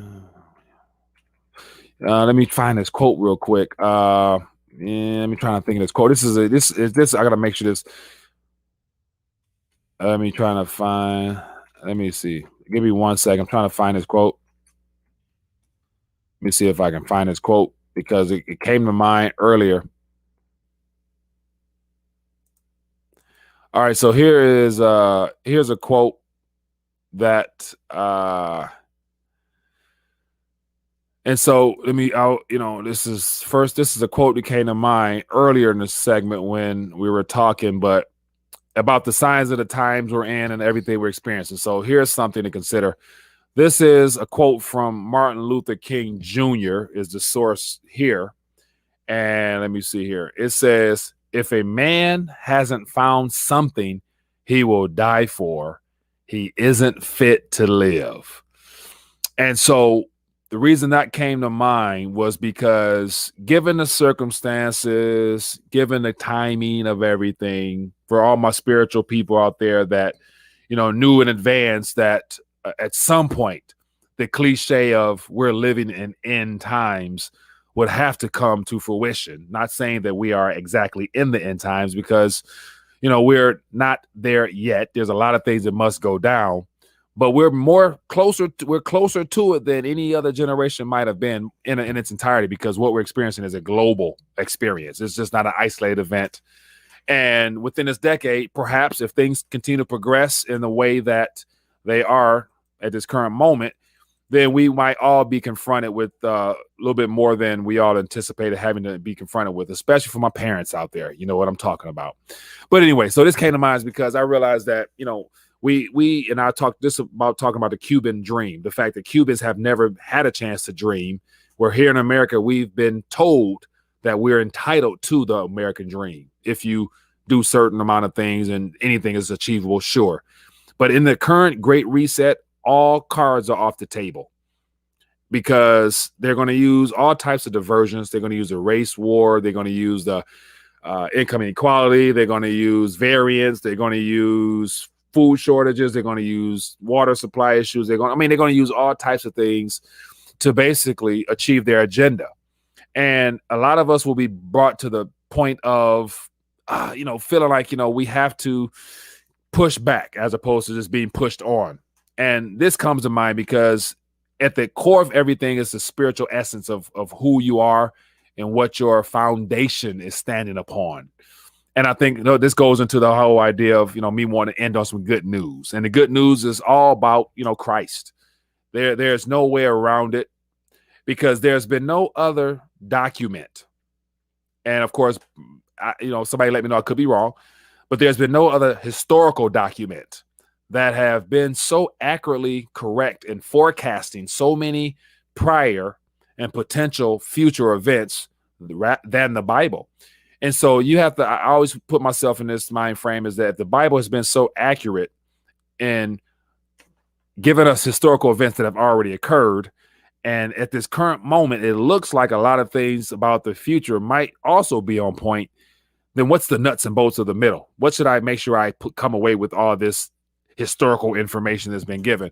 And it's ultimately the fact that Jesus saves. It's all about the war against the soul. And so everything we're witnessing, the enemy is doing his best to literally destroy man. There's been no respect of life for decades now. The moment they removed spirituality out of institutions, that was the beginning of that. When they stopped praying in schools, and I wasn't even born yet, I heard about how everything trickled down from there. The moment government became the beginning and the end, offering government aid and welfare and social security, all these programs, they became the god of this world. They became the entity that the god of this world used to get us to this point to where we're pretty much, in a sense, we're being backed into a corner. And the reason all this has come about is because just talking today about, how we got Cubans in the streets yelling libertad. They want liberty. They want freedom. And you think about all the other countries around the world where people are in the streets marching, wanting freedom.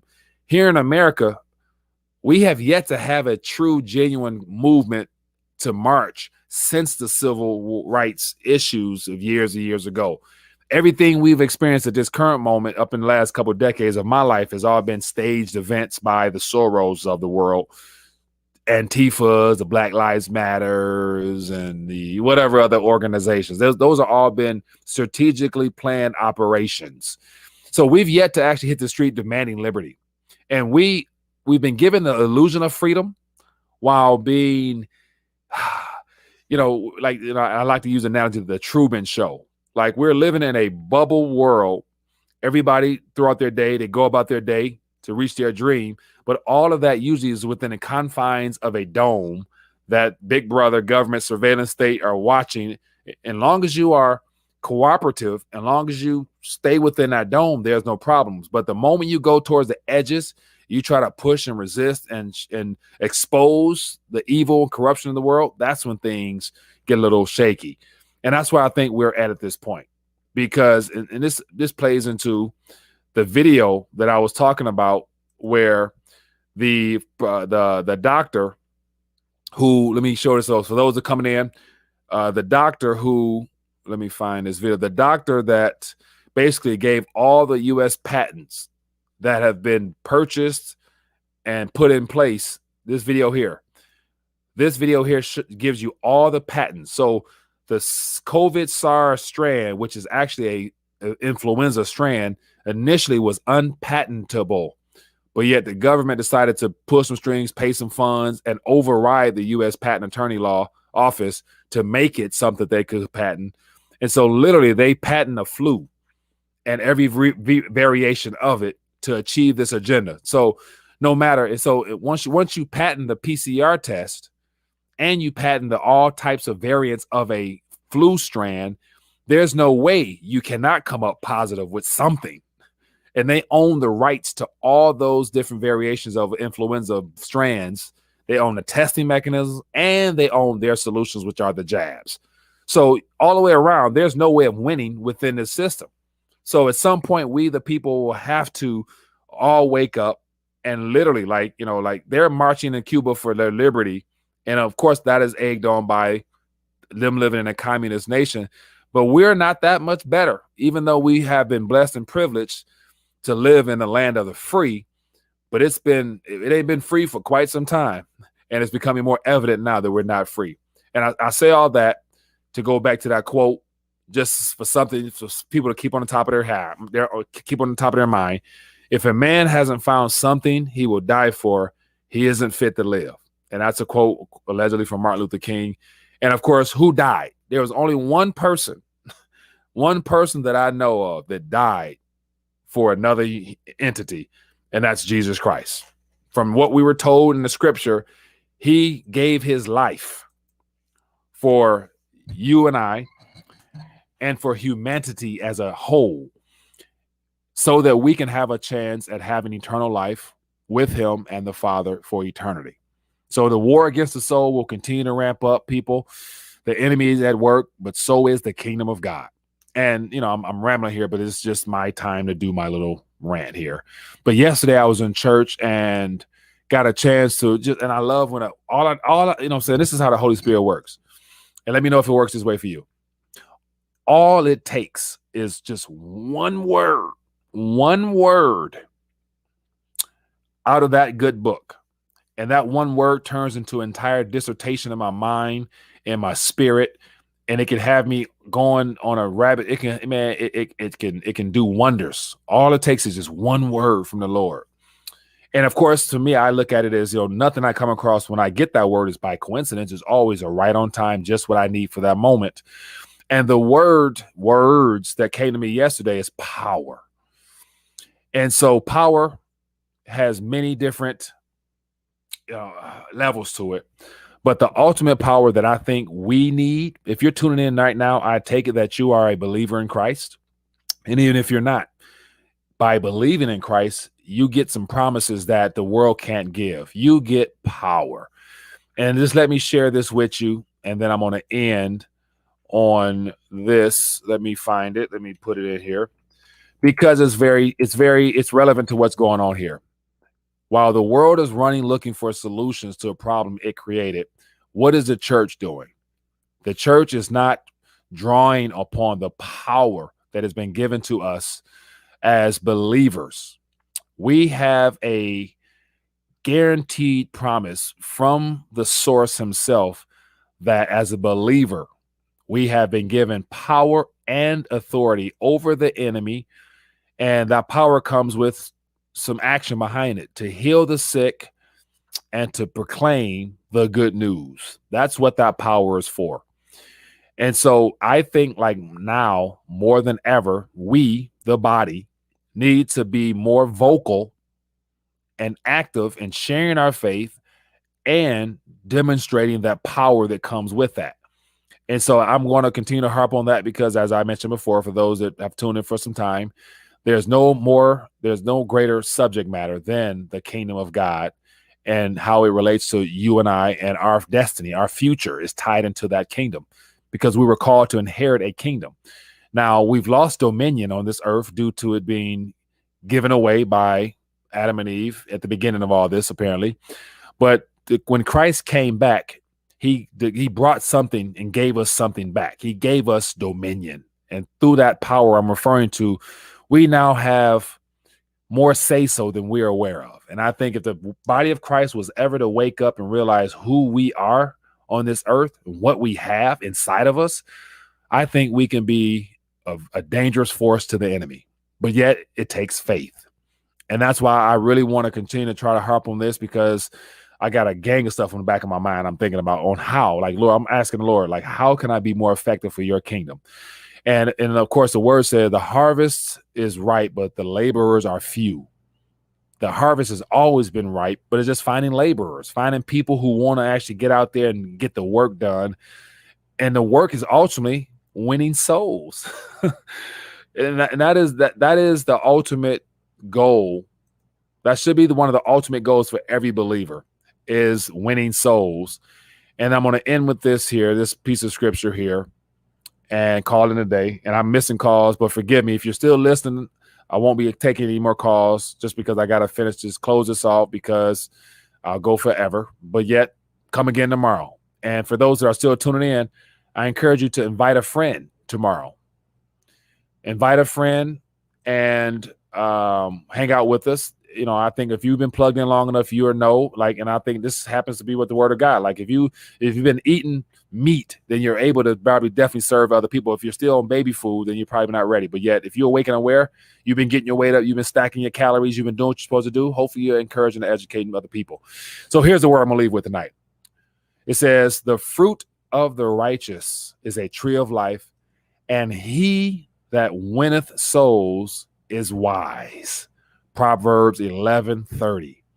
He that winneth souls is wise. It's all about souls. That's what it's about, people. So hopefully you are willing and courageous and bold enough to share your faith with others, to just let people know how good God has been to you. And in doing so, that's sowing seeds in people's lives. Because if everybody keep hearing about this Jesus guy and how good he's been to them, you're going to be like, well, how come he ain't been good to me? Let me find out what I've been missing. And then that's how people are converted. And they turn and give their life to Christ. And once again, for everybody that's a believer, once you give your life to Christ, it'll never be the same. It's going to be tougher. It's going to be rougher. I promise you that. You know what I'm saying? My life was much more enjoyable as a sinner, hands down. But then again, I had to think about the long-term cost, and it wasn't worth it anymore. But anyway, people, that being the case, people, winning souls, we have the power inside of us, and I pray that we are able to activate that power. And so for those that are still hanging on, let's lift up the Lord tonight and ask him for wisdom and guidance. Let's ask the Lord for our individual assignments. What is our unique gifting that we're supposed to discharge in this current day and age? Because right now, in my personal opinion, this is the best time to probably get busy and far as going out there and being a laborer. And we're trying to reach some of that harvest that the Lord has said is ripe and ready for the picking, people. But anyway, let's do this. And so do this in sincerity from your heart, my man, my women out there. If you are children of God, you know, just lift them up tonight and get in agreement with me is all I'm asking for. Let's ask the Lord for guidance and wisdom in this day and age to be able to make a difference for his government above our own agendas, above our own dreams, above our own plans, as much as that might sound challenging. But yet the greater objective is the human soul. And that's what this is about. And so many people have already lost this and left this life probably prematurely in our estimations, in my viewpoint, in comparison to what they are capable of and what they should have been doing.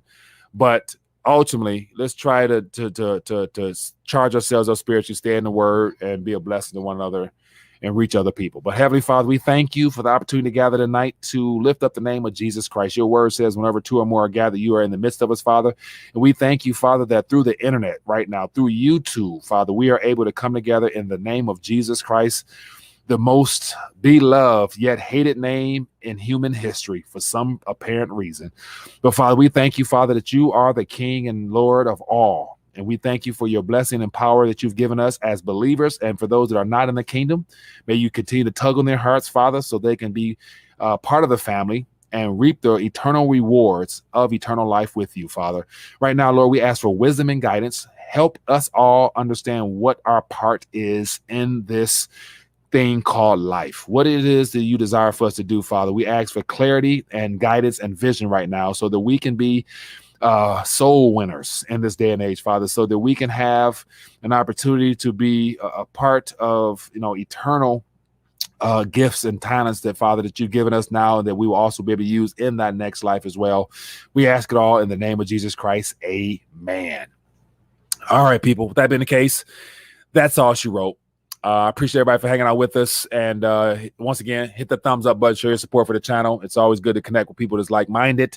But yet, once again, we need to reach more people, not only with this practical, natural information, but also the spiritual stuff. So anyway, you have a role to play in this. And I pray that the Lord give you strength to do it as well. But anyway, be blessed, be safe. I will see you guys tomorrow, Lord willing. Until we meet again, I want to encourage everybody still hanging on. Go to the Discord page, click the social media tab, join the Discord page. I depend upon your input via articles, videos, for us to talk about in the evenings. So go and join the Discord page and add and play your part and, help out the community. Keep us informed. Be blessed, be safe.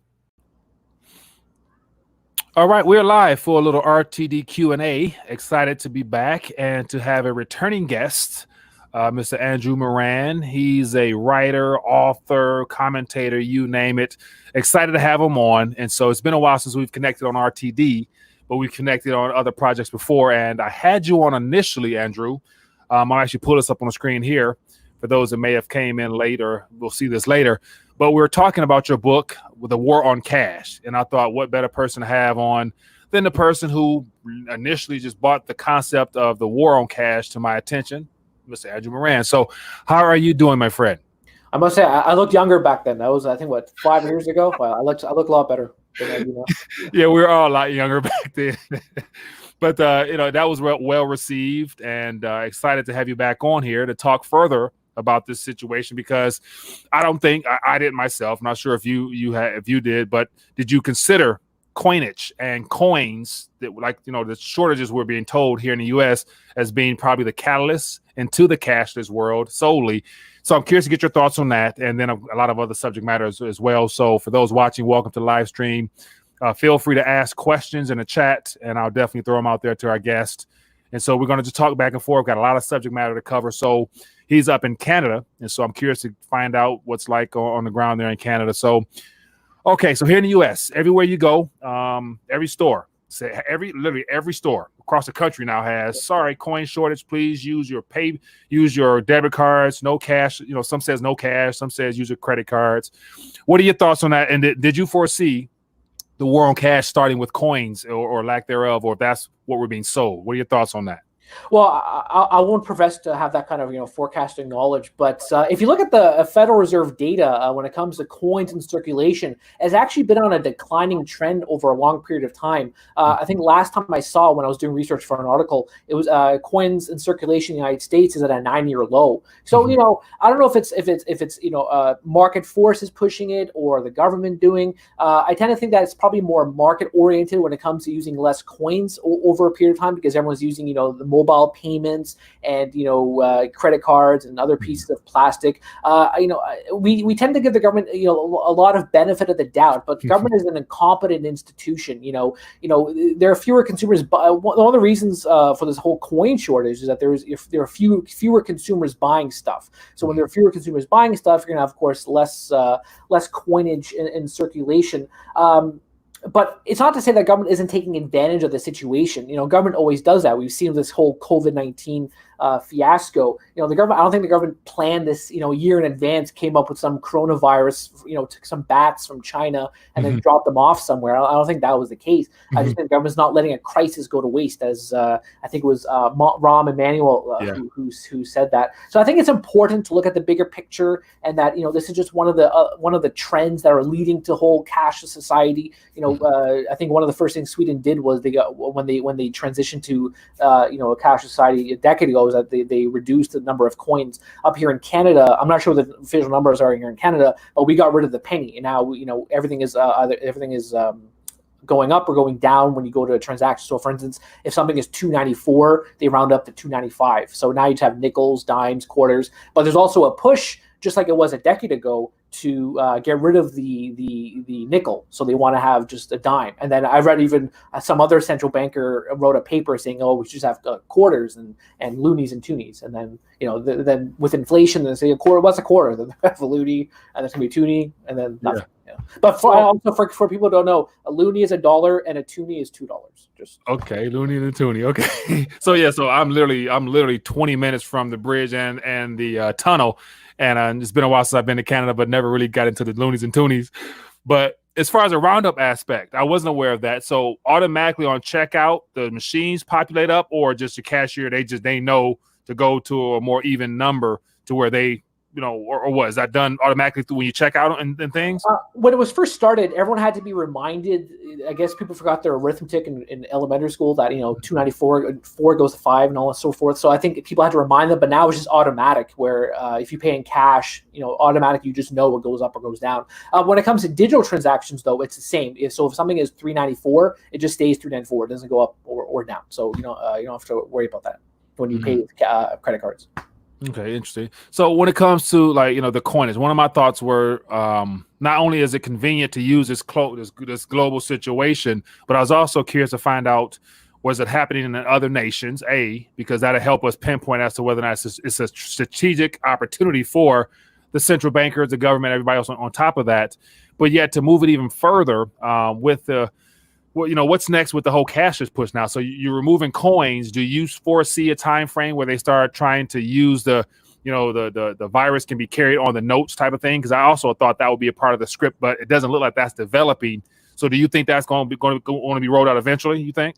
Well, I'm not sure if it's happening in the U.S., but it's happened in China. At the start of the pandemic, the Chinese government was so concerned about coronavirus spreading through the yuan that they either destroyed the yuan or they ordered the banks to disinfect it with I can't remember if it was sunlight or some other disinfectant they used to use a yuan. And then any deposit, I think it was in quarantine for about 2 to 3 weeks. So not only people were under quarantine, also had cash under quarantine. So and then I think I'm not sure if it's a Federal Reserve or some other government institution where they say, use less cash and use more pieces of plastic because of the whole, getting infected with the coronavirus. So, you do have these warnings about, having an outbreak spread onto cash, but there hasn't been a whole push toward it. You do see a lot of businesses, though, at least up here, where they say, we'll accept cash, but would you please use your credit card or your debit card so there's less of fewer people touching the cash, and the cashiers won't be a danger and you won't be at risk. So that's another market-oriented push toward what life would be without coins or cash. Excuse me. Yeah. So one more thing too, I should add, with copper, science has found that copper is actually a good way to protect yourself from the coronavirus. They're actually developing copper masks. So if you're paying with copper, you won't have to worry too much about spreading through the coronavirus. That's just the more you know, part of our live stream here. Yeah, copper. Okay, so that's different, man. So here's the thing. One thing I noticed about providing the lack of options being provided by the mainstream narrative is solely the push for being patient and locking yourself down, staying safe, and waiting on a vaccine. And of course, I have my own personal views on that, to where I believe that's a greater agenda for something that is going to be very detrimental to our health in the long run, and not only our privacy and everything incorporated in that. So that's in the making. But in the meantime, any type of solutions, I haven't heard anything from Dr. Fauci or any other experts on practical things you can do, such as more exercise, just improving your immune system naturally, or any type of therapeutics, natural or holistic approach. So that's clearly not surprising, but I assume it's the same way in Canada. You guys are told to sit still and just wait patiently on treatment or vaccines, right? Yeah, it went from flattening the curve, so you don't have this huge influx of people at the ICUs, and now the doomers all say, well, we should just humble into our basements and wait till a vaccine's developed. That's impractical.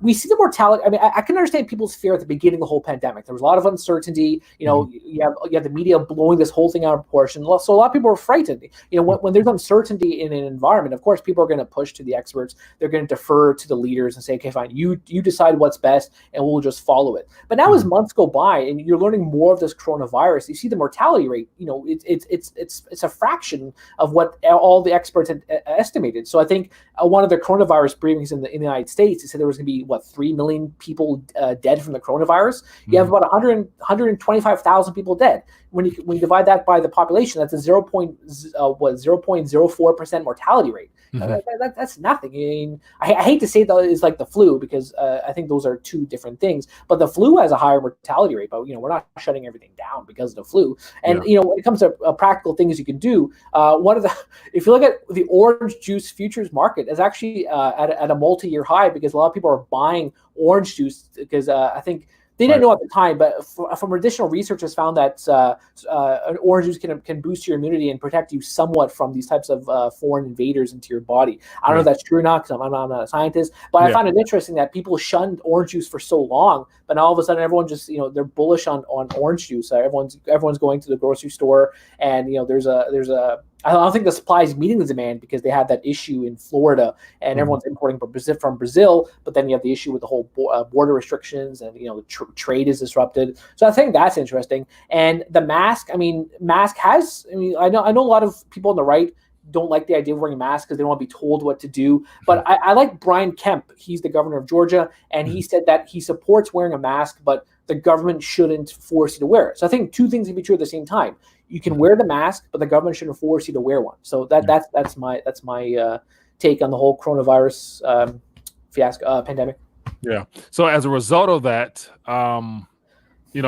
we have experts that have given these statistics that have shown not to be true, but yet we're not in a position to call them out on the carpet and call them for their BS because they're the experts. So right now we're told to trust the experts and sit around and be patient. And I'm sorry, I can't really find the ability to sit still and wait for somebody to determine my future. So that's why I'm feeling more led to speak up and speak out against these things, just because if I don't, who else will, type of thing. So. My colleague Joe Schaefer, he's written about this extensively in recent weeks about how the experts have got it wrong so many times, but yet we're still supposed to believe everything they say. And one other thing too is that these experts are getting paid; they're still making money. People who are forced to stay at home, these business owners aren't getting anything; they're still shut down.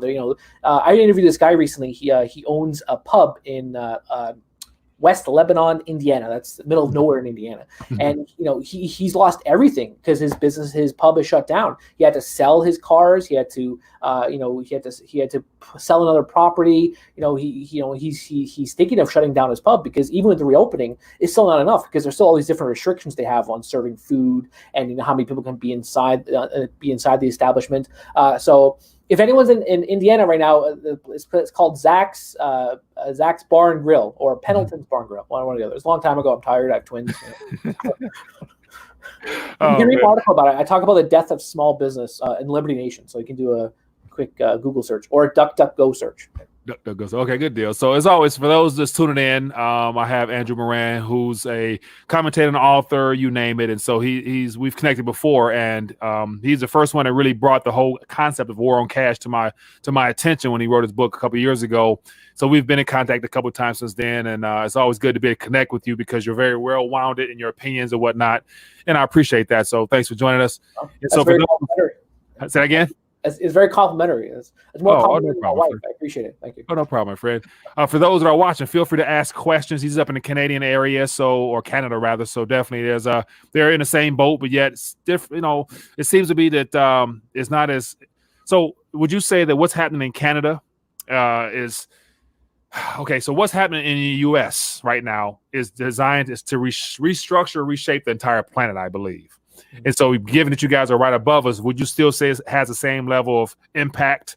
And so, basically, what happens in America will happen also in Canada as well in the long run? I think when it came to coronavirus, it affected more of the hyper-dense regions of the country. So Toronto was deeply infected. Parts of British Columbia were deeply infected. Quebec. Quebec. I think it was bigger than that happened here in Ontario. So when it came to, let's say, Saskatoon, Saskatchewan, I think there were only a dozen or so cases. So coronavirus didn't have much of an impact, but everyone was still fearful that it could have be widespread in this country. You still have a growing number of cases here in Ontario because now the numbers are starting to affect young people. So we had 200 cases yesterday or the day before in Ontario, and a growing number of them are people under I think 30 or 40 years of age. When it comes to the government budget or the government finances, that's another issue too that's comparable to the United States. Justin Trudeau and Bill Morneau, he's the finance minister, they released their budget forecast for the upcoming year, and it's $400 billion. And what I found funny is that during the whole bullish times, when we had the expansion phase of the global economy and also the Canadian economy, they didn't save for a rainy day. They just kept spending and spending, and they ran into a budget deficit, and they spent more than they promised they would. And when Justin Trudeau first ran for prime minister, he said there was going to be a $10 billion deficit, maybe 30 at most. But now he's running $30 billion. Before this crisis, he was running $30 billion annual deficits. Now it's going to be $400 billion, and it's going to add to the national debt, which is now over $1 trillion. So the only way that the government can survive this is the Bank of Canada. The Bank of Canada has already intervened. They're buying up Canadian government bonds. They're buying up provincial bonds. They're buying up corporate bonds. So that's another thing that's comparable to the United States, is that the Bank of Canada took the Fed's idea of saying, yeah, let's start buying corporate bonds and save the corporations during this pandemic. But I shouldn't say copying the Federal Reserve, because other central banks have done this too. The Bank of Japan has done this for years now. They're one of the biggest shareholders in the Japanese stock market. The People's Bank of China, they haven't officially, I wouldn't say officially, say we're buying corporate bonds, but everything is quasi-communist, so everything is related to the government. Even the supposed private companies, they still have a direct connection to Chinese government. I've written a lot, even before the whole public health crisis, about how the Chinese economy was built on a Ponzi scheme economy, where everything was built on debt on debt on debt. So. And then the other issue is with, I'm not sure if we're going to touch upon this later, but the other issue is using the whole coronavirus pandemic for a digital currency system. Now, prior to the pandemic in March, when it hit the United States, the Fed was already discussing about researching what it would be like to have a digital currency. So they were in the beginning phases of adopting such a system. And then now all these central banks, they want to accelerate the central bank, digital currency adoption. The PBOC, they're months away from instituting or rolling out a central bank. A central bank digital currency. And the Bank of Canada, the new governor Tiff Macklem, he seems bullish on the idea of a Canadian dollar digital currency. So now it's just left up to the Fed if it wants to roll out such a currency system. And this is something I warned about even in my book back. God, what was it, 5 years ago, 6 years ago, I wrote that book. I talked about how it would be dangerous for governments to institute a digital currency system. Now, I won't profess to be, a complete expert on the whole cryptocurrency concept, but I saw the writing on the wall when Bitcoin became more prevalent and, became more ubiquitous in society, of how government would eventually see this model and use it to their advantage. Because if you remember at the onset of Bitcoin, all these central banks, every single one was coming out saying, "Oh, digital Bitcoin is dangerous. It's going to be used by the mafia. It's going to be used by the terrorists." And you roll your eyes at those warnings from the central banks and these politicians. But then the light probably flickers in their heads and say, "Oh, wait a minute! I can use this to control the population. I can use it to track them. I can use it to see if I can use it against them. I can threaten them and punish them if they don't wear a mask, because now I know that they have a digital currency, so I can track them and contract tracing." So if it's digital, no matter how much the Bitcoiners profess that it's anonymous, if it's digital, the government has the resources to track you and see what you're doing with this digital currency. Sorry, my cat was acting up here. Yeah, it's okay. So my original thought was that it was introduced, just the whole idea of a decentralized, and everything was sold to us to get us to open up the doorway to excite the public for the introduction of what would be one day considered a centralized central bank currencies or whatever they might be issued as.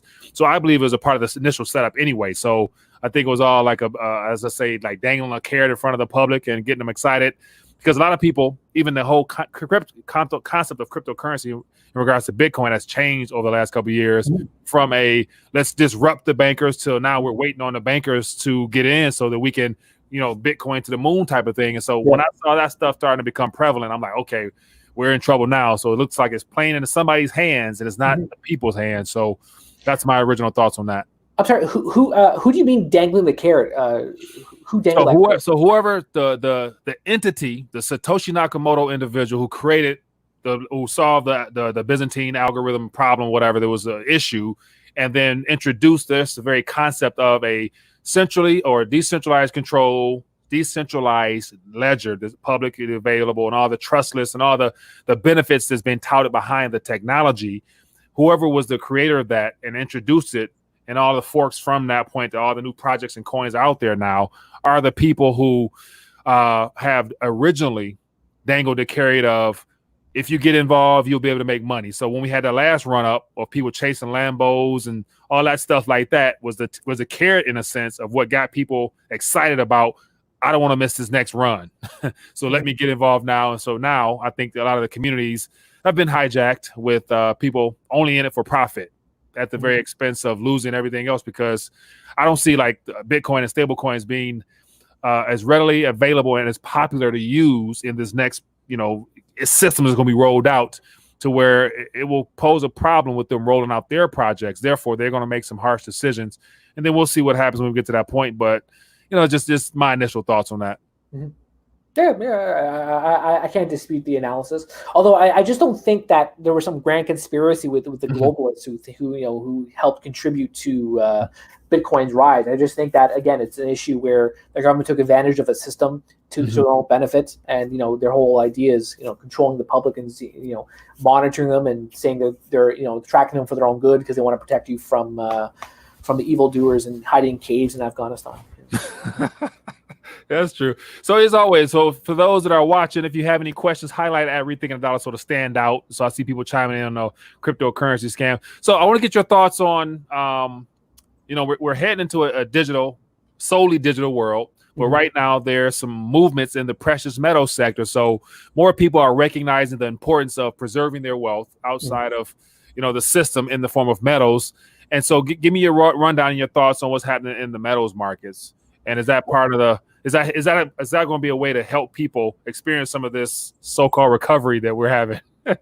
Well, looking at my brokerage account, I'm very pleased by the results over in recent weeks with the rise of gold and particularly silver. I think silver, all the eyes are on gold, and rightfully so, because it's a fantastic metal. Everyone should own it. But the real catalyst has been the real skyrocketing metal has been silver. It's climbed 30% since it hit the bottom at $11. I mean, I hope when silver bottomed at 11 in March, people started scooping up, because I know I did. $11 for an ounce of silver, that was incredible. Now, were you able to actually get it at that rate or what? Because I noticed that the price went down, but the premiums went up. So it was one of the things where it was still able to be purchased around that $17 to $20 mark on my side. I'm not sure what it was like in Canada, but what was your experience during that time? I will say years ago, I only bought physical bullion. I only bought the coins and the bars, and I even have some clients who pay me in coinage. But in recent years, I've been buying up gold ETFs and gold mining stocks and silver ETFs. I mean, the main silver ETF I have is the iShares silver ETF, and that was at just a little above $11 back in March or April. So that's why I started scooping up on. And I've recently bought some other gold ETFs that are paying dividends. So I mean and dividends are going up because there was a talk about I read yesterday. I think it was the Wall Street Journal, where they talked about how Wall Street is investing or corporate America is investing $2.4 billion in the whole gold mining sector, and then that's remarkable. I mean, just a year ago, everyone was poo-pooing gold, saying, who wants to own gold? Warren Buffett says, what do you want gold for? So why would people own gold? And now, you and me, we're vindicated. We're saying, see, I told you own gold, own gold and silver. And then the other metal I've been monitoring, and I think we talked about it last time when I was on your show, was about palladium. Palladium is, that's another metal that's been going through the roof. It bottomed at I think $1,300 back in March or April, and now it's at $2,300. And then just the last couple of sessions, it's gone up $60, $80, $100. So that's another remarkable metal to watch out for. Before the whole crisis, there was talk about palladium hitting $3,000 an ounce because of the huge demand for it, because it's huge demand in the auto sector due to it meeting the environmental standards imposed by governments everywhere. So that's another metal interesting to watch. And then copper it's another one too. I mean, I'm glad. I don't know if I should be saying this, but I buy other copper stocks too, like Freeport McMoran. That was another stock I bought years ago, and it did pay a dividend until recently. It got rid of its dividend, but it crashed to I think $4 or $5 at the height of the meltdown. So I scooped up there, and then that's then with the rise of copper copper prices, that's also been going up too, because a lot of there's going to be a huge, I guess there's going to be a huge disruption in copper production in the coming right now. Actually, I'll correct myself. We're live stream. There was a disruption in South America. Chile, for instance, they have a huge outbreak of coronavirus in the mines. So a lot of the companies there, a lot of the state-owned companies, they had to either curtail operations or shut down mines or force people to go home in order to satisfy the unions. Because I think the unions starting to strike if they didn't impose proper public health measures to protect their workers. I think thousands or hundreds of people have either died or contracted the COVID-19. So yeah, copper.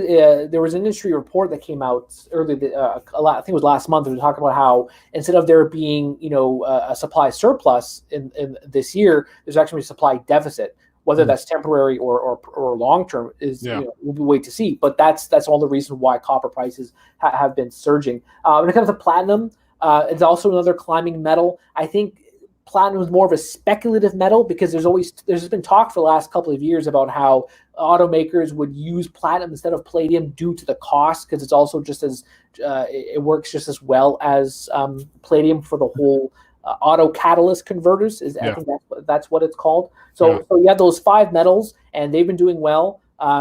So I don't know if you've missed a boat on gold, for instance, because a lot of the recent estimates have said that gold's going to hit $1,900, $2,000 an ounce within 5 months. But silver, it's still a good deal you're getting on silver. $21. I mean, that's still. I think its all-time high is about $45 or $50 happened at the last recession. So you still can get good deals on it, especially if you buy into the ETFs.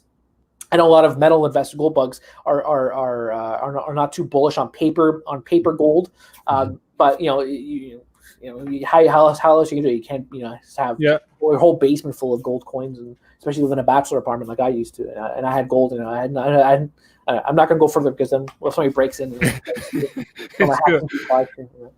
Now watch this. Before we move further, I want to share a thought. Somebody, we got Rodney Fury says, just consider your parents talk bad about the internet the way you are talking bad about blockchain. Now you can't live without the internet. And so that was in regards to my thoughts about blockchain. So yeah, it's here to stay. Is no doubt it's here to stay.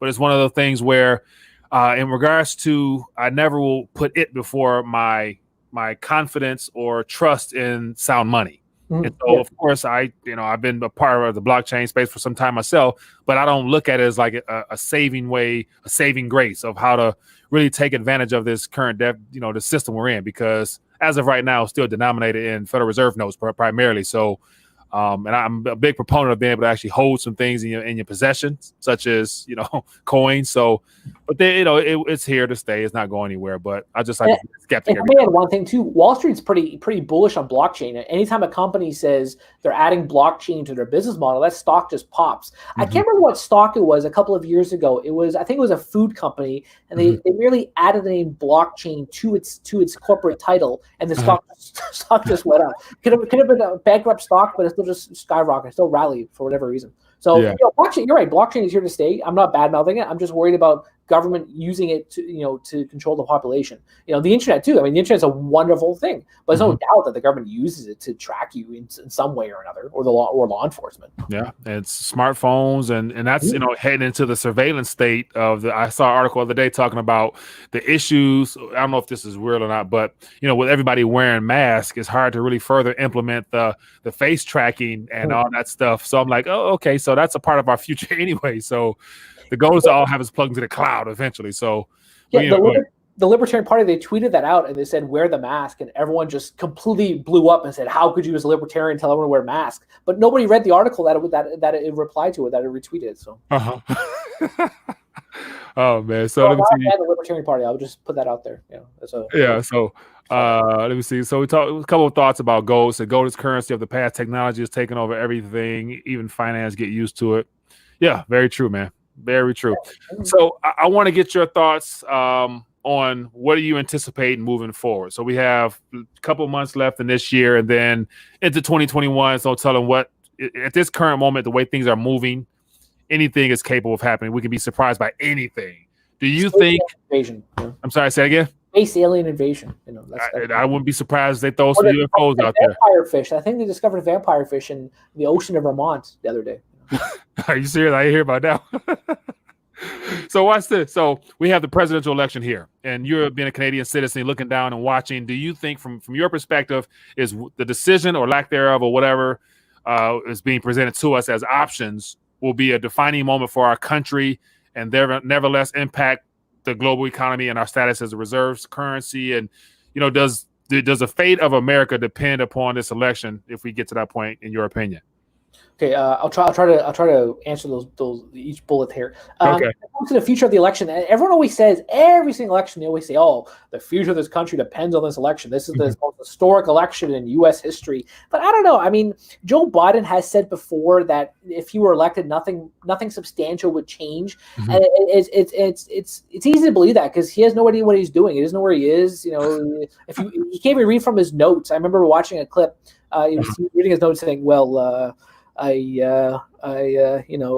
don't know." So I think it's more important of who he picks as his running mate or who he wants inside his circle. Him as a president is just probably it's just a mantelpiece. It's nothing really. It's nothing dire. It's just it's possible that he could step down within 2 years after being elected. For cognitive decline. It's just that who he wants. Does he want Kamala Harris if she's picked? Does he want to Stacey Abrams? Those are dangerous options to have as a president. Now, when it comes to coronavirus and its effect on the economy, I think everyone agrees that it depends on a second wave. I mean, U.S. has even done its first wave, but if it's done its first wave and there's a second one, and the government resorts to lockdowns, then you have more of a W-shaped recovery. I read this article on CNBC talking about how all these scientists are saying, why don't you have a situation whereby you close down the country for 30 days, have it open for 60 days, and shut it down again. And then Dr. Fauci was talking about how some states that have a skyrocketing number of cases, they should consider locking down again. So what you could have a W-shaped recovery where you have this recovery and then it crashes again, and then it's recovery and then it crashes down again. Because everyone's talking about the V-shaped recovery, and that seems plausible right now. But there are some hiccups in the data. So, for instance, the TSA releases data about the number of people going through the airports, and that number actually declined for the first time since April. So, for a lot of financial analysts, they look at those numbers and say, "Oh, maybe this is the beginning of something to monitor." There was something else you asked me in that question. I'm trying to remember now. I thought about the policy response as a result of all this. Will it hinder our reserve currency? Because no matter what, either Canada is going to print to infinity, and that's the goal. But yet, how will it shape the future moving forward, in your opinion? Well, so at the height of the financial crisis, the U.S. dollar was actually booming. It was one of the best performing currencies next to the Swiss franc.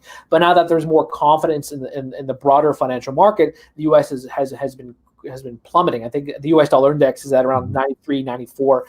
So as a safe haven hedge, it's losing its luster now that everyone's more bullish on the global economy. The U.S. dollar's long-term trajectory is pretty bad. There's a de-dollarization push happening all over the world. The most recent development I've read was in China. China wants to make the yuan more prominent in its currency transactions. Now, my hypothesis was that China is pushing for this adoption in the region and perhaps in other markets because it's going through its own currency crisis too. It's printed so much money. Its money supply growth is at double digits, and these are official numbers too. I mean, who knows what the Chinese Communist Party is really what the numbers are, because they're always concealing everything, just like they did with the seriousness of the coronavirus. But the yuan, they want to make it more prevalent. So right now, what they have too is that they have the Belt and Road Initiative. Now, the Belt and Road Initiative, I think 37 countries are part of it, where China wants to increase more commerce, and they want to have a greater infrastructure connecting all these countries that lead back to China. But as part of it, they want the yuan to be used more in these markets. So, for instance, Zimbabwe wouldn't surprise me. That's also part of the Belt and Road Initiative. Their currency is already crashing after just 2 years of reintroducing it, but they could resort back to the yuan because they're so indebted to China. And so that's one of the latest pushes in the de-dollarization trends. If you look at the latest I think it's the IMF data that monitors reserve currency statuses. The U.S. dollar has been gradually coming down. That's been a long-term trend. It's not just because of coronavirus, but it's been a long-term trend where I think it's at 67%, actually 63%. And then you're seeing other countries actually gradually increase. I think the Australian dollar is incrementally going up, and the New Zealand dollar. And this is what befuddles me when it comes to the whole currency situation. A lot of people are talking about the euro being the next main reserve international currency, but why? Why the euro? The euro was going through also before the crisis. The European economy was so anemic. There was not. It was just going like this the whole time. What's his name? Mario Draghi, the former ECB president, he was talking about how you have to just print your money. I wouldn't say he wasn't so blunt, but that's what he meant in his statements. Talking about you just have to print your money until you achieve this level of prosperity. Now, there's been so much inflation going on, actual traditional inflation, which means the increase in money supply going on in Europe. And now his successor, Christine Lagarde, she wants to also amplify this quantitative easing pushes by the ECB. But with her, though, she has a different approach where he just wanted to talk about printing money and giving it to the banks or companies or whatever the case, but she wants to print money and then give it to these social justice causes of the environment, and she wants to give it to things that are deemed worthy to help the European economy reach the next status. I think it was Ursula von der Leyen. She's the European Commission president. She was talking about how all this spending and printing by the ECB and the European Union would help usher in a new era for the European economy. Now, that's doubtful. But when it comes to the euro, I don't know how anyone could justify being long on the euro. There was, where was it? I think it was Peter Schiff. He was interviewed by somebody, I can't remember who it was now, but he was talking about how the euro was another currency that he's long on. I don't know why. The euro is just as bad as the US dollar. I guess because I think you and I talked about this last interview and the interview before that, where one of the reasons why the currencies like the dollar and the euro are tend to do well is because what else is there out there? What other currency is doing well? The Swiss franc, that's a currency that's been trying to appreciate as much as it can, but the government's preventing that from happening, or the Swiss National Bank is preventing that from happening. So they're trying to depreciate the franc and prevent it from appreciating any further. The real is the worst performing currency. All the emerging market currencies are all speculative in nature. The Japanese yen, that's another safe haven currency that's going through a tough time right now. The New Zealand dollar, Australian dollar, fine. That's a pretty reasonable because they're a very commodity backed nation when it comes to their gold reserves. So you have those options. But overall, the fiat currency system is one that's melting down, and you're best to protect yourself from gold and silver. Now, the issue with that is that if once the globalists start saying, we have some hiccups with the currency, maybe we need another Bretton Woods system, but the Bretton Woods system involves digital currencies. Then you have an issue. You think, I miss my paper money. I miss I wish I missed the cash in my wallet. So that's something you have to worry about in the coming years. I think that's going to be a part of the equation because right now cash it's legal tender. It still has purchasing power for now, but eventually once it's gone, I think people will miss actually being able to actually have something that they can have in their own possession without it being accounted for on somebody's ledger somewhere. And so as we get ready to drop, go ahead. I'm making one more point here. You talk about the purchasing power of the U.S. dollar. There's another interesting trend going on where a lot of companies are trying to shift their operations away from China. Now, maybe they're moved to a place like Thailand or Vietnam, or maybe they repatriate. One of the reasons why price inflation has been low in the United States since the Great Recession has been due to Chinese exports. Chinese exports are so cheap because of their cheap labor. So the U.S. dollar had such strong purchasing power because of these cheap imports. If they move away from China and either repatriate to the United States or go to some other market, you have an issue where prices could go up. You already saw the CPI in June go up 0.6%. That's the highest it's been, I think, in 8 years. So you have the issue where the price inflation is going to skyrocket in the coming year, in the coming months, perhaps starting January 2021, and then the U.S. dollar is going to lose its value, and you have reduced purchasing power. So that's another issue where you have the American people, they're out of work, or the wages are going down, and then they won't have much of a currency strength. Yeah, very true. So I see in the chat a lot of back and forth on the crypto side of things as well as gold. I don't see it. Damn, I don't see it.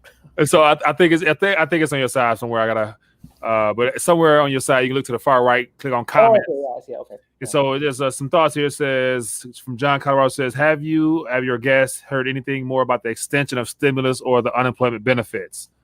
Well, the U.S. Congress, the consensus is that there's not going to be a new bill until August. Mm-hmm. And then, they're still bickering. The Republicans want to spend $1 trillion, and the Democrats want to spend $3 trillion. So I'm sure they'll meet halfway and say, fine, let's spend $2 trillion. Yeah. So instead of the 600 for the unemployed benefit extension, it'd probably go on half then. So maybe 300 with some incentives on top, and they're going to throw in an infrastructure bill and a payroll tax cut, as well as a travel. I saw something about spending $4,000 tax credit if you travel within the country to help revive American business or something like that. So, but anyway, whatever's coming, they're going to spend more. You're going to lose more purchasing power. So definitely take that in consideration when you're out there spending and saving. Is that the more stimulus, the more relief, the less purchasing power today and in the future. So yeah, I like this comment here. Spend $50 trillion.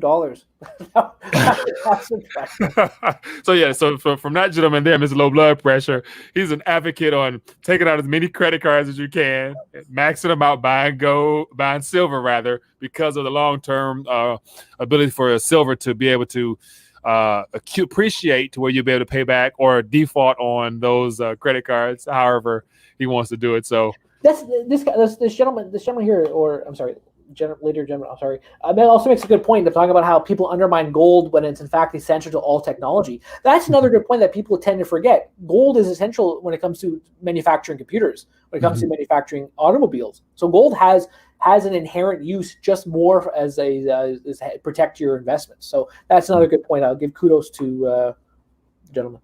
Yeah.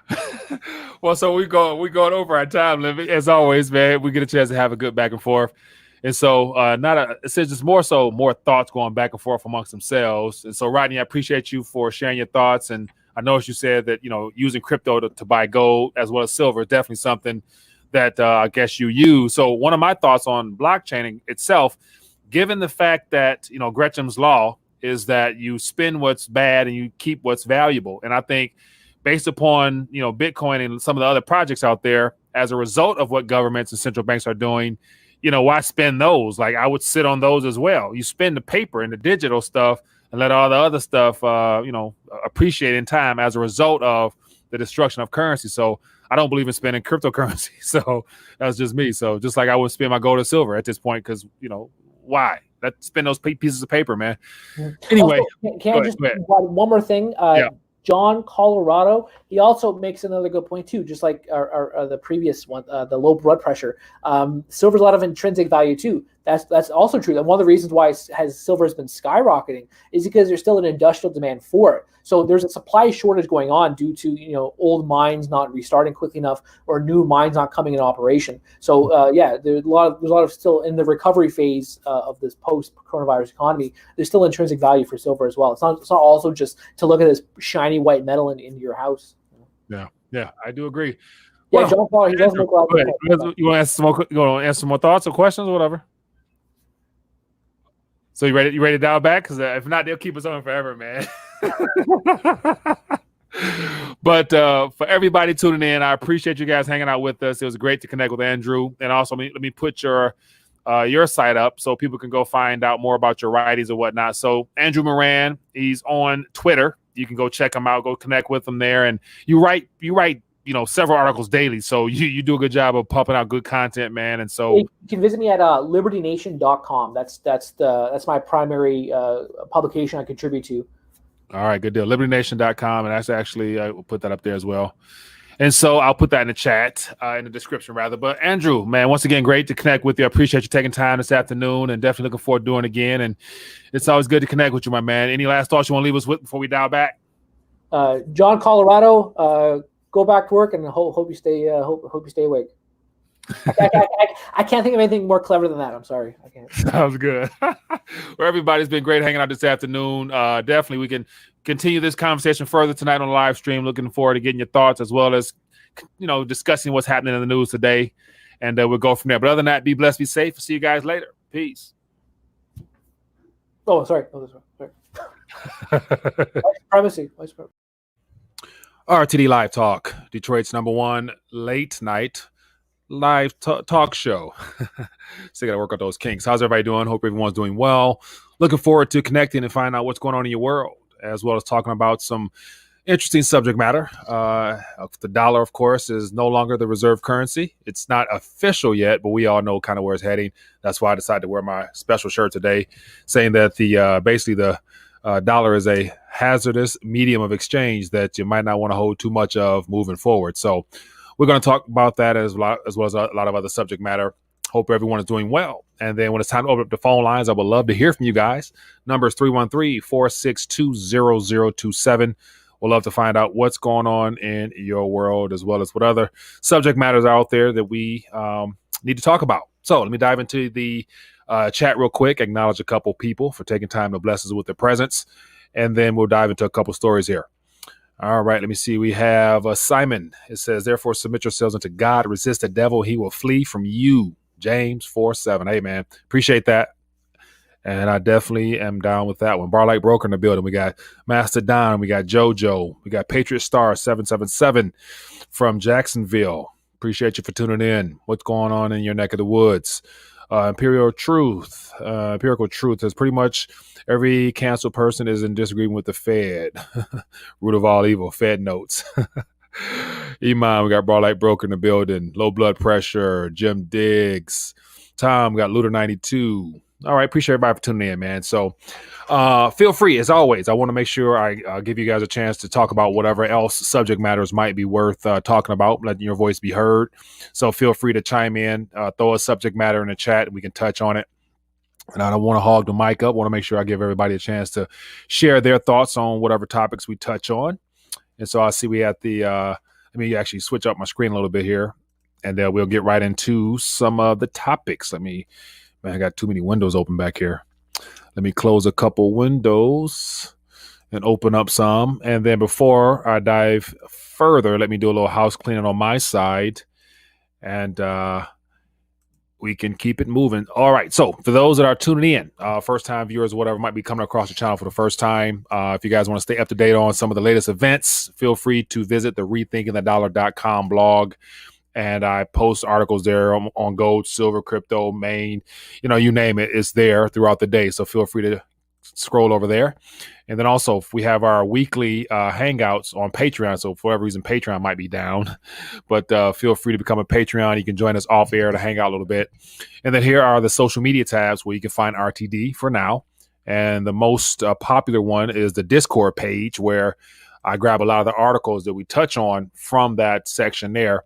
And so if you click the link beneath us, join us. We got about 20 people online now and 187 over there. And so you can stay up to date, share articles, videos, or whatnot, and connect with us. And let's keep it moving. And so here is a yard sign that I actually made to get more people thinking outside the box and really question the whole stimulus check concept. And so I've actually placed some of these along some major roads in Detroit. So it's interesting to see the response from that as people come across the subject matter of how the Federal Reserve note, aka the dollar, as I've always mentioned before, will end up being your greatest nightmare. As we're going to talk about some articles here, the Biden spending plan will definitely cause havoc in the days ahead. So something worthwhile that I thought I would share with you guys. All right. So, of course, I got a couple articles, and they're pretty much all geared towards the dollar, man, the Federal Reserve note, which is going to be, it's been weaponized. It's being destroyed as we speak, man. They're going to continue to borrow, i.e. supposedly borrow, but they're not going to be paying it back. But the spending budget is going to continue to increase as a part of this infrastructure, which is definitely going to take the dollar further down the tubes. And the world is recognizing it, and they're making adjustments. So there's a lot of activity happening, unfortunately, in the central bank digital currency realm, where there's partnerships being formed right now and a lot of projects that are being brought to the light of nations, basically, destroying their own currencies, and they're doing it and introducing the central bank digital concept to the people.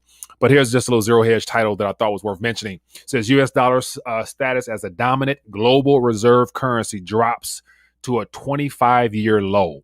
And so this, just as visual aid here, gives you an idea as to, where the world has positioned themselves, where they're betting against the dollar. They themselves are deciding to dump the dollar. And here's just this little graph here This article originated from Wolf Street. But as you can see, over the last umpteen years, let me see here, starting back 2014 especially, and well beyond that time frame, as a reserve status, it's been just dropping. And it looks similar to this same image right here. Like, as the purchasing power has been diminished, more nations have realized that the Federal Reserve, i.e. Uncle Sam, have abused their privilege of having a reserve currency, so everybody's dumping it. So, as I always mentioned before, you don't want to be the last one holding the bag. And give you some highlights here. It just talks about not included in the global foreign exchange reserves are the Fed's own holdings of the dollar-denominated assets. It's $4.9 trillion in Treasury securities and $2.2 trillion in mortgage-backed securities that it has amassed as a part of its QE program. So when you got the Federal Reserve loading up their balance sheets with government liabilities in the form of treasuries, as well as real world assets with mortgage-backed securities, which are basically the the title and deed to these houses out here. All these mortgages are now owned by the Federal Reserve. So yeah, interesting subject matter there. So here's the official story here. Talk about global foreign reserves. For the fourth quarter last year, to 25-year lows. U.S. dollar share of currency reserve plunged to the fourth quarter last since 1995. So the IMF is out here giving warnings, as well as they're telling people to never mind how much you're spending. There's no amount that can be spent too high to help aid in this recovery, in this global recovery. So something worthwhile there. And then here's a little something from a local channel in Cleveland, I believe, where it talks about the fourth stimulus check. Could it lift 7 million people out of poverty? And that's a question I want to put up there to you guys. Will another round of $1,400 checks help 7 million people out of poverty? And so I thought that was, comical, but it is what it is. So yeah, more checks will be coming, unfortunately. And then it says here, debt is up $1 trillion in the first 6 months of the fiscal 2021. And once again, this number is extremely low. It's extremely low because with the recent 1.9 and its upcoming 2.5 and last year's 4 point something, that's 6-7 trillion right there. So once again, how they're getting 1 trillion within this last fiscal year, which started, I think it was back October of 2020. Not quite sure how they're getting those numbers. So they're letting us know that even maybe the alternative media sources might be a little shy on their numbers. But, it's the dollar, man. This is what's going on here. And, of course, I got a couple more articles here that I want to touch on. But I missed a couple calls already. So let's open up the phone lines. I'm curious to hear your thoughts on any of these matters. Let me unmute some stuff here. And feel free to call. I want to hear what else is going on. A lot of things are happening out here. And I want to make sure I give you guys the opportunity to share what's on your mind. And so let me check out the chat here. As always, highlight at Rethinking the Dollar, and it'll stand out, and I can bring it to the forefront and see what's going on. It says, God says Mike's going to spend a long time on YouTube. All right, I'll get to that question in a second there. Hello, caller. What's your name? Where you calling from? Yes. Hello. This is Chinese buffet calling. All right, we got a little prankster out there. I appreciate you taking time to be creative of that magnitude. Yeah, man, what else is going on? Give me a call. Let's talk about the whole YouTube situation. And so, yeah, what I've noticed over the last 3 months especially, the YouTube channel in particular, due to the algorithms and especially the subject matter, they've dialed back tremendously to where having close to 30,000 subscribers and only maybe 2,000 at best might end up seeing the video. So I'd imagine pretty soon, I'll probably have to go to a real alternative source. But let's check in. Hello, caller. What's your name? Where you calling from? All right, give me a call. Lost you there. All right, keep it moving. Destroy the dollar. I love it. When will they start evictions? Looter 92, great thought there. When will they start evictions? Well, the CDC, however, they have the authority to do such. They've extended the moratorium. So basically the 30 to 40 million renters that I'm familiar with, or as well as the owners of those properties, I think they're going to have it's going to be hard, man, because I'm not sure if the government funds will be able to cover the losses over the last year plus. So they're going to keep trying to roll those things over until something gives. And what gives, I'm not exactly sure, whether it be the stock market or the dollar first or what, but we're going to find out. Hello, caller. What's your name? Where you calling from? It's Casey calling from Fort Worth, Texas. Casey from Fort Worth. How you doing, my man? What's on your mind? I watched your intro, and you're talking about the IMF and all that stuff. Mhm. And if I'm not mistaken, Janet Yellen was telling a lot of people to start going to the IMF to get SDRs, Yeah. telling corporations, and telling companies, Yeah. and countries. Yep. And the Federal Reserve just printed $650 billion, probably to prop up the IMF. Mhm. And before that, I want to say they printed half a trillion worth of SDRs. Yeah. And they're embracing all this cryptocurrency now. Musk is buying cryptos. They're saying how it's such a good investment. So I think they're preparing people's minds for what's going to happen. And we're just have to wait and see. And like you said, the stimulus check, it's only a matter of time before people are saying, it's going to, all this money is going to, I want to say 77% of the nation already knows about inflation or is worried about it. But, Yeah. anyways, I think they're just getting ready for the collapse. And, Yeah. they're just preparing their minds for it. No doubt. They've been slowly introducing us to the concept of stimulus checks. I remember talking about it, I think it was probably in the fall of last year, how by summer of this year, there's going to be some type of announcement where they're going to try to throw out something to make it enticing to the people, or the people will start demanding their representatives to do something to help off with the so-called, recovery and whatnot. So, yeah, we've been groomed for it for a while, man, to where you got mainstream media talking about stimulus checks is just going to be a monthly occurrence. And then we got the Boost Act, which I think low blood pressure put into the Discord. And that was something introduced last summer by Omar and Cortez and whatnot on doing something monthly in the form of $2,000. And so it's that stuff is already laid out. All those bills are laid out. They just need Biden's signature or whoever's signature behind the surface. So, yeah, man, appreciate you for sharing that. Bring it to I actually have it on the screen here about the whole IMF thing. So I appreciate you bringing it to our attention. Thank you, sir. Yeah, be good. Yeah, great subject matter. So this is one of the articles I was going to touch on. And so here we got the U.S. is working with the IMF to provide $650 billion.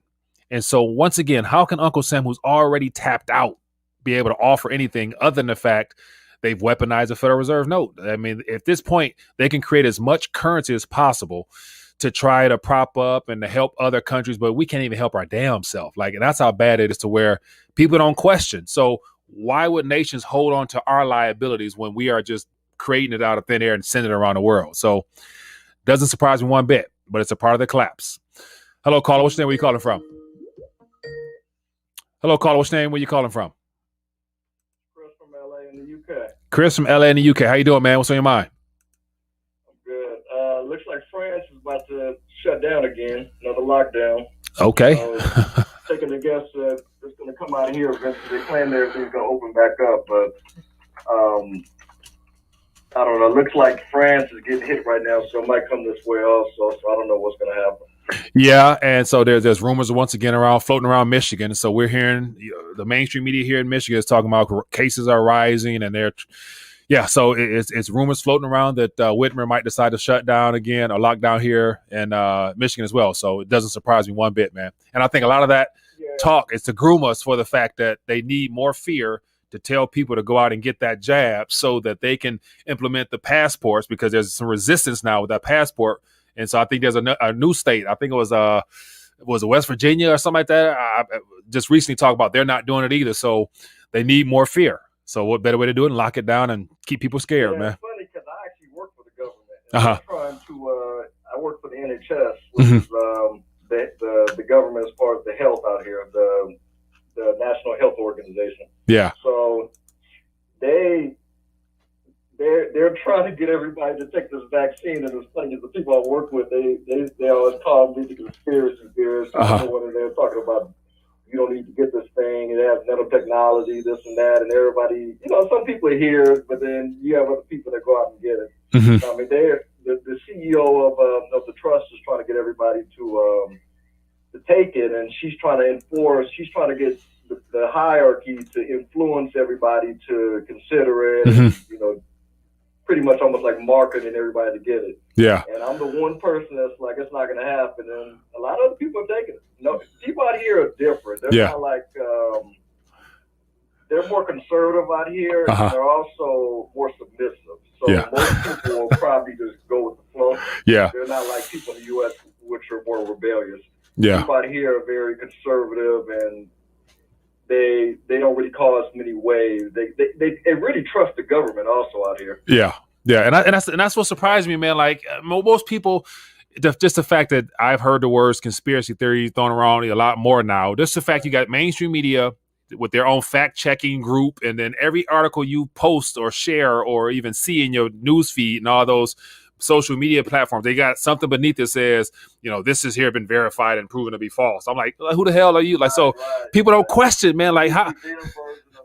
Exactly. And any alternative version, it has to be some conspiracy type stuff. So right now, you would think more people would recognize the fact that there are no such thing as conspiracies now, because everything now seems to be very truthful in nature because it's all in front of our faces. But, in a developed world, we're so comfortable, complacent, man. Most people don't realize that we're being squeezed. Exactly. And, another thing I just noticed today, and I'll stop ranting, but once again, during the lockdown period that happened initially, everybody who were not essential was forced in home, but yet 5G towers popped up all across the country, and them boys is everywhere now, like never before. And then I noticed along the freeway here, the 75 right here, there's cameras all along 75 now. I'm like, damn, they got 5G and they got cameras, but people don't really want to talk about that stuff, man. But my theory about the 5G thing is, I think they're putting up the 5G, and I think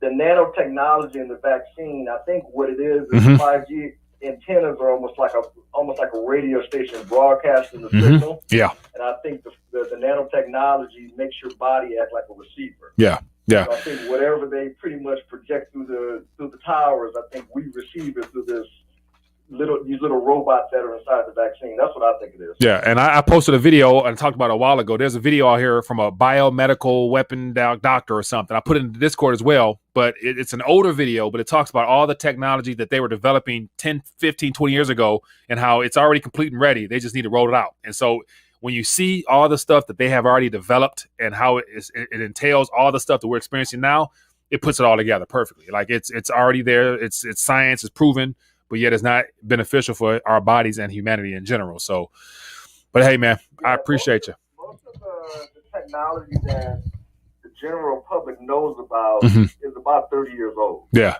So the military, all the top technology goes to the military first. So the U.S. military has tops. Like I have friends that their dads work for Boeing. I have friends that work for Boeing also, and they have technology that's classified that you would never even, your mind couldn't even conceive the stuff that they have. So the stuff that we even think about and we know about at this point is already been, it's almost like the scraps that the military has already used. Yeah. It's old, outdated technology. Yeah. Very true, man. Also, I'm going to tell you, I'll send you a message on the Discord page. Okay. I actually work in IT, so I have some ideas to help your platform. Bad. Sounds good, man. I look forward to talking to you. Thank you. All right, be good. Yeah, good stuff, man. I appreciate the thoughts. So yeah, France is back on lockdown, and so I think the UK is on lockdown, France on lockdown, and so I think we're here. We're long overdue here for that red state, blue state clash. We witnessed it during the election of the 2020 election, where a lot of governors didn't jump on board with locking down in its entirety, and so now we got more states now that have made it to where they don't have to do the mask in their states. And so, of course, Texas, I think, started that charge. And, of course, in the blue states here in Michigan in particular, they're still harping on masks and whatnot. So there's rumors in the air of another lockdown here in Michigan. So it's going to be interesting to see how much of these billions of dollars that will be given out to blue states first that decided to lock down and cooperate, because this next wave of lockdowns possible is going to be geared towards getting the billions of dollars to the states that already locked down at first. The ones that President Trump decided not to help out, those are the states that are going to get the most funds. And of course, it's not going to make its way to the people, but you know how it goes. Anyway, let's get this call here. Hello, caller. What's your name? Where you calling from? Hey, Mike, it's Pete from Colorado. Pete from Colorado. How you doing, my friend? Oh, any better than I couldn't stand it. I haven't listened for very long, man, but it's real depressing hearing everything you're talking about. Tell me about it, man. I need some good news, man. Give me some. Well, I was going to say, you just got to stop watching the news, man. Turn it off. Yeah. I live in a blue state. Uh-huh. I go to the restaurant down the road, there's no mass. There's at a Qdoba, no mass. Mhm. Like, everything's going back to normal. Yeah. Everything's getting better. Yeah. Everything's fine. Hey. So, I mean, you got to move, dude, and turn off the news. Yeah, and I said I literally don't watch the news like that. I just keep my notifications on, and through the forums and whatnot, I like to stay in tune to the events happening around me because they're happening around me, and they're eventually going to be coming to my, God forbid, to my front door at some point directly. So I like to try to stay in tune. You know, I like to unplug as well. So I do unplug, don't get me wrong. But a lot of the back and forth here is to make sure that we try to reach out to people who are not into the know and get them to thinking for themselves and doing whatever they need to do to prepare, however that is. So that's kind of how I approach it. I'm being a smart ass. But you're real though, because it's a lot of bad news. Yeah. I just choose what news I see. Yeah. You know, in all seriousness. Mhm. But no, things are good, man. Like, but to answer your one question though, like the stimulus checks don't fix the problem. Yeah. If people don't have a good job, time is working against them, and it doesn't really matter. Yeah, I agree, man. I agree. But yeah, you see, I mean, it's just unfortunate how we're being groomed and being led down that rabbit hole of, like, you know, the government again is getting bigger and they're trying to be the overlords and the financiers of every single household, which is part of their plan. So it's unfortunate, but that's kind of where this thing is going to end up, just based upon the trends, in my opinion. It's not even everywhere. Yeah. You know, there are places in the country where people are scared shitless. Mm-hmm. And like wearing a mask alone in the car. Yeah. And then there are huge sections of the country where people just aren't listening and they're just living their lives. Yeah. It's not even. They don't have total power. Yeah. That's very true. Very true. And I like to see the Joe Biden. Biden never came out here and made me put a mask on, dude. It didn't happen. Hey man, I hear you, man. It's good to hear from you, man. I appreciate you for checking in with us. All right. Be good. Yeah. Oh man, good stuff, man. Good stuff. All right, let's keep it moving, man. What else you guys want to talk about? I want to get a couple more calls in here. Let me see here. So as tonight, what I'm looking to do, and so another thing about being prepared is having emergency food and things like that. And I've never dived deep into that stuff just because, you know, my motto has always been get your weight up. I stick to the heart of everything and of the monetary system. And so I'm looking to have on Mike, the prepper nerd, to share with us some interesting software where it'll help us, because I know for myself, I buy stuff, I sit it on the shelf, and it collects dust, and because there's no emergencies directly, I never go back to recycle through it to find out dates and times. And so I end up connecting with him to get a better understanding of how we can basically keep better inventory count and stuff like that. So I'm looking forward to sharing that, because it's something that I'm planning on doing for myself, just to help me weed through the shelves a little bit. Because I usually put stuff and forget about it, and stuff goes bad, and I get pissed that I spent money to then throw stuff out. So I'm looking forward to getting educated in that sense there. So make sure you guys tune in if you're interested in finding out more tonight at 9, and we can do that. Let me see here. Hello, caller. What's your name? Where you calling from? This is Truth or Nothing, calling from Phoenix, Arizona. Truth or Nothing. How you doing, my man? What's up, Mike?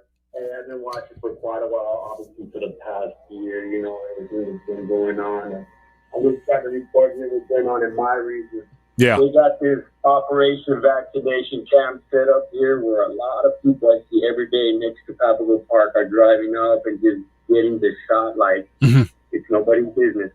Yeah. And it's just it's weird. My coworker just got his shot. His son got his shot. And he goes, "Are you going to get your shot?" And I looked at him, I said, "I don't need to. I've been on this planet 46 years. I haven't died from the flu. I haven't given nobody the flu yet. And I haven't died from it. I don't see no reason to do it." And he looked at me like, "Okay, hopefully you don't catch COVID." And I looked at him like, "I don't think it's going to happen." Yeah. You know? So it's real strange times we're living in, Mike. And, you know, it's just a word to everybody out there that's been following this, you know, this channel. Stay strong. Yeah. It's going to change, and you could feel it. It's in the air, Mike, and it's going to get bad in time. Yeah. But just stay strong, everyone. And Mike, thank you for everything you do. Appreciate you, I'll man. just leave it as that, and you stay up, my brother. For sure. Appreciate you, my man. Thanks for calling in. Likewise, Mike. Take it easy. Yep. Yeah, man. Good stuff. Good stuff. Good stuff. Appreciate the calls, man. Yeah, let's check in with me. Let me know where you're at and what you're seeing. Of course, it's common sense to me that everybody is bought into it. And when you got people out here preaching that it's patriotic to, participate, it's like, okay, people don't question nothing these days. Hello, caller. What's your name? Where you calling from? Hi, Tony from Oakland. How you doing, bro? TB, doing good, man. How you doing? I'm not too bad, man. I just wanted to ask you, man, what happens when we have to address the debt ceiling? When we got a who? Say again? We got to address the debt ceiling. The debt's is there a ceiling still? Didn't they suspend that thing because of emergency measures, or they still talk about a ceiling? Because they always move the damn thing. They suspended it in 19, but they have to address it July. And with the amount of money that they're spending, they'll have to cancel the debt ceiling or make the debt ceiling so high that it's not even a factor anymore. Yeah, and so I think they'll probably cancel it. They'll cancel it, but yeah, they're going to do it in a way that's going to be a national type of emergency, and they're going to try to justify it because they can't put it up, 3 or 4 more trillion because they're going to need more than 3 or 4 more trillion, just for the remainder of this year. And then, tell them what's going to come next year. So they're going to have to, somehow, some way cancel that damn thing. But how, what? Because the Federal Reserve only one buying, so it don't really matter if they do. No, they have to address it. Mm-hmm. They have to address it this year because they kicked the can down the road and Trump gave them 2 years. Mm-hmm. And they said that this is the final coup de grace. You either have to address it or you can make the ceiling so high that, it becomes non-factor. But if you do that, what is the other countries going to think when you just print the money? They watch this. They already have been dumping. So the most important countries have already lowered their reserves, and that's China and Russia. So basically from there, you got all the smaller nations that are going to sign up, and they're on board already with China and Russia. So it's already too late. So I don't know. I don't think it's that much of a big deal. But it's just a matter of that little bit of remaining reserves is out there, denominated in Federal Reserve notes and treasuries and stuff that I think they care about, of which they're about to add to that. So here's an old map here of the ceilings as each president continues to, add to it. They double the debt every single time. So Biden got to put at least another 15 trillion on it before, it really becomes a true issue, I think. Well, they'll have to put on all the money from when Trump canceled the debt. Mm-hmm. If they don't address it like it's supposed to be addressed, they have to put all that money on from the Trump administration to the Biden administration on the books. Mm-hmm. So they go from 27 trillion to what? Another 5 trillion, 28 trillion. They're gonna add another 10. They're gonna have to add 10 at a minimum. 10 is just I think foreseeable because we got the 2.5 right now for first phase of the Biden infrastructure. Then we're gonna have another something on top of that. And that's just what we're being told. But yet the Build Back Better plan is like a 3 or 4 phase ordeal. And so we just on phase 1, 2. So that's another 5 or 6 trillion for the phase 3 and 4. You know what I'm saying? So that's next year's budget. Yeah. This year's budget, they had I found out that Janet's 1.9. If she doesn't get rid of that by July, it's going to go onto the budget. Now you and I talking trillions. Yeah. The rest of the world doesn't understand trillions. Very true. They don't understand trillions, so it's just going to be you got to do something. Yeah. Either crap or get off the pot. Yeah. It to be a telling situation when it comes to moratoriums, when it comes to all this stuff that you got to take your foot off the brake at some point. No, but watch this. One thing that can make July possibly another national emergency style approach to where this debt ceiling situation is approved and not frowned upon. It'll be if they decide to try to do the lockdowns again. Because I haven't heard much about, was it the next case or what is it, the second wave or whatever. Remember we talked about the second wave, the third wave. So in Europe now, I think France in particular, they're on their second or third wave, UK on their second or third wave. We ain't heard nothing about no waves yet. And I think as a part of the rising cases here in Michigan, especially, a lockdown would definitely justify them being able to add more or permanently remove the ceiling because another lockdown requires unprecedented emergency stimulus money again. So I can see that lockdown being something they would use to say, hey, we're gonna need another 4 or 5. You know what I'm saying? So let's suspend it until 2023 or some crap like that. So you never know, man. But they're gonna come up with something that's not gonna be creative because we know they have to continue to borrow and print. So it don't take a rocket science. They don't do the lockdown thing anymore. It's already been discovered that the governors run their state. Yeah. As Texas, as Florida. Yeah. No more lockdown. So I'm sorry. Not that nationwide. Yeah. Forget that. Yeah. I'll let you go, brother. Okay. Appreciate you, man. Appreciate you. Yeah. So yeah, you would think that once again the lockdowns, of slowing was intended to slow the curve from 15 days to 30 days to wherever we're at now. But they have to keep fear. They got to keep pumping cases and testing, and they got to do all that stuff to make sure people participate and stop and don't ask questions. So at this current moment, man, I think everything's on the table still. So I would like to say that there'll be no more lockdowns, but I think as the red states and blue states collide, because the blue states are going to start talking about no passes. We're not doing that passport stuff. We're going to open up with no mask, and it's going to be outright civil war, man, unfortunately. Unfortunately. Hello, caller. What's your name? Where you calling from? Hey, Mike, how's it going? It's Brando Commando from FEMA Region 3. Brando, how you doing, man? I'm doing pretty good, Mike. What's on your mind? I'm just calling today to bring up some current events. I don't know, maybe you guys have seen. Did you hear that Belgium got sued and they have to turn back all COVID restrictions and lockdown measures? No, I did not. I don't think so. Give us some more insights on that. The government of Belgium got sued by some humanitarian rights council. Yeah. And pretty much hung them out to dry. And Belgium, as of tomorrow or maybe Monday, is rolling back and canceling all COVID lockdown measures. So rolling back and canceling. So how do you undo the damage that they've already caused would be, something that I'm like, okay, how are they going to work that out? Like, I get your point about, it now being considered illegal, but how do you roll back and Yeah, I mean, of course you can. They probably already have a lot of their primary endpoints, fulfilled. Yeah. But the cat is out of the bag. Yeah. So I'm calling again to encourage people to keep pushing back. Yeah. Because we are making cracks in the dam, and Yeah. the leaks are starting to be more and more monstrous. Yeah. And if Joe Biden really wants to impose some sort of vaccine identification, that violates so many laws and rights that we have to push back against that. Yeah. So I think now is kind of like a good time in society. I feel like people are much more calm than they have been. I feel like the fear mongering has died down a little bit. And now might be our chance to make a good stand and really start to let the cat out of the bag, try to ease people's fears, and walk around no mask, breathe some fresh air, and push back a little bit. Now's our opportunity. Yeah, hey, I agree, man. Thank you for keeping us up to date. I actually got something here on the found something talks about Belgians breach virus rules as warm weather draws crowds. So looks like people and of course the mainstream media here has not talked about all the riots and protests and the people in the streets and the police clashing with people over the lockdowns in those countries. So yeah, if people in the U.S. knew how the Europeans were not standing for that based upon their history and their past of everything that's been done to them, I think it encouraged a lot more people here to question what's going on and why they're not out in the streets too. So, but I think, here's another distraction that's coming pretty soon. We got the whole George Floyd situation going on right now in the spring, and there's going to be a verdict that comes out not favorable for, that's going to show any signs of justice.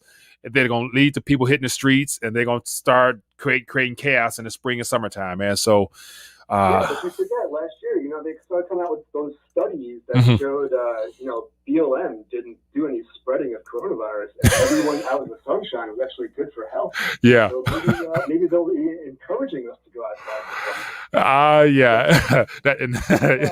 One other related side note about the lawsuit. Everyone go check out George Gammon's YouTube page. Yeah. He is really suing the Fed. Yeah. I saw that. So watch it. It's going to be interesting to see how George and Robert Kiyosaki is able to pull that off, because how it seemed very encouraging, but yet because it poses so much of a threat. So it sounds good on the surface, but I think, they stand to remove the veil to the curtains of the biggest criminal organization of all times, man.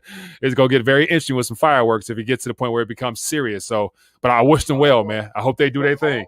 All be witness that Yeah. George Gammon did not commit suicide. Oh my goodness. Yeah, I'm on. Yeah, I got to check in with him, man. But hey, I appreciate you for bringing that to our attention, man. All right, Mike. Be good. Yeah. Be good. Later. Oh man, good stuff. Yeah. So yeah, I've been keeping tabs on that, man. And so in the Fed, George is real hard pressed to really shine light on the criminality behind the central banking concept, but he's up against a monster, 100-year-old monster plus. Actually, couple 100-year-old monster. So it's going to be interesting to see their fight. I wish them well, but I wouldn't hold my breath. Hello, caller. What's your name? Where you calling from? What's going on? It's Miles from NY. Miles from NY. What's up, my man? How you doing? Man, not much, man. I'm just trying to maintain it and do what I got to do, man, to survive out here and thrive, I hear you, man. What's going on in New York, man? I see Cuomo out there tripping with those passports and stuff, man. What's up? You know what, man? He's bugging out, but New Yorkers, man, when we get fed up, man. Mm-hmm. See, there's two New Yorks. There's a New York that they show on the news, and then there's the New York, the real New York. Those guys that say, man, he could go take it and do whatever he's going to do. We ain't doing that. Yeah. And so be it. It is what it is, and whatever happens, happens. Yeah. And then also, a lot of people forget, like, this country, it really is like nations inside this nation. There's a lot of different groups of people that disagree with what he's saying and what he's doing and just already have drawn the line in the sand. Yeah. And that's what I like to know. Where is everybody's line in the sand? What they will no longer accept and say, okay, look, this is something I'm willing to lay it all down for and give it all up for because I'm not going past this point with you. I'll accept this. I'll maybe cater to certain things, but this won't be tolerated, like them passports and stuff like that. There's people out there that still operate in New York that's out of the system. They've never been a part of the system. Yeah. And that underbelly, that underclass, that's a large part of New York, man. A lot of people don't realize that, man. Yeah. Next to be like a street vendor out there. So I understand how people move out there and how they really survive and how they do things, Yeah. But, I just wanted to say, man, also with the George Gammon thing, maybe it will, maybe it won't succeed as far as getting them to reveal this and reveal that. Maybe they do. But the point is to wake people up and to address people and show them, listen, these people, no matter what people say, I don't have a defeatist attitude. Yeah. Like, they will only do what you allow them to do. Yeah. I was raised like that. A man can only do to me what I allow him to do to me. Whether it be by force or he got to. But I'm not going to sit there and just passively say, okay, no problem. It's out of my hands and I can't do nothing about it. Yeah. It's by works. And just like God said, you can have intention, but you got to have works behind that. You got to put that evidence also, So that's what I just want to say. Like, even if it don't succeed, the fact is he's bringing attention to it. Yeah. And that's pushing the ball further. Yeah. They'll be less likely to say, okay, look, we're going to just trample them over and run them over because there's resistance there. Yeah. And we know that people and things like to take the path of even less resistance. Yeah. It's just like a circuit of water. It's always going to flow with the least amount of resistance. But if you put up resistance, and you show them, look, we're not doing that. We're not giving up our AA rights, our booms. We're not giving up our food, our right to eat meat. We're not giving up our land. We're not doing anything. Yeah. You descent the venom, the snake. Yeah. You tell them, look, I don't want to eat up all the time, but you tell Oh, them you're good. basically, you're my employee. You're going to do what I'm supposed to do and just getting out of here. And that's what it is with Cuomo. I don't know who he rubbed the wrong way. I mean, outside of the basic New Yorker. Yeah. But he's out of here. He's on his way out the door. All them allegations and all that stuff. He's been doing that. Yeah. He's been doing that. It is. But, he's rubbed the wrong person the wrong way. Yeah. And now they want him gone. Yeah. He will never see the fruition of all his efforts and all his fruits. I guarantee his brother, all of them, they're done. That's how it is. Dog eat dog world, they turn on each other. All that money coming into New York, he won't be there for that. Yeah. And he's crying over that inside. And, we're all enjoying it here with the popcorn, Yeah. But the next guy that comes in, you better believe the people on the streets are talking. And just one other thing before I go, man. Yeah.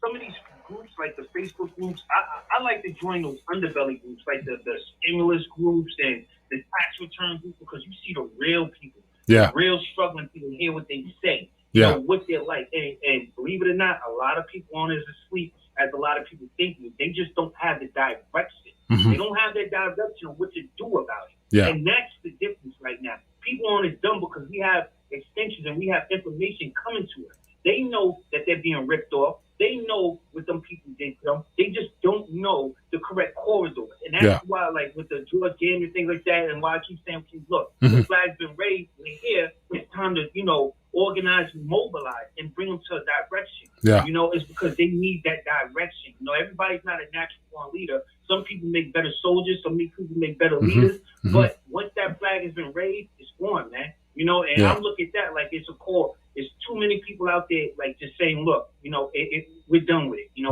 see the effect. But listen, man, I'm sorry everybody for taking the time. No, you're good, man. Draw your line in the sand, people. Yeah. Draw your line in the sand and don't move. Don't move that line. Yeah. Hey, appreciate you, man. That's a great thought and a great concept. Man, that's a good one. So I like that energy and passion and fire, man. So I'll put that on the screen. What's your line in the sand? Like, and that's where I remember over the last 3 administrations, I remember, Obama talking about, it's a red line, the red line in the sand, of Syria. And I'm thinking like, that is a great thought and a concept there. What's your line in the sand?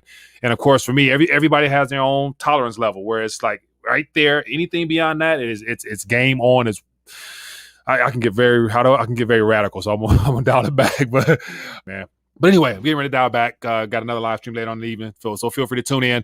And so, as I guys mentioned, tonight at 9 p.m., having Mike the Prepper on. So we're going to go over some interesting stuff, man, that I think can be helpful for individuals to better track and monitor their own inventory and whatnot and stay up to date with everything. So other than that, feel free to tune in, ask questions and whatnot, and just talk some Prepper stuff, because in the Discord page, in the Prepper tab there, I was talked about reaching out to people who are in that space.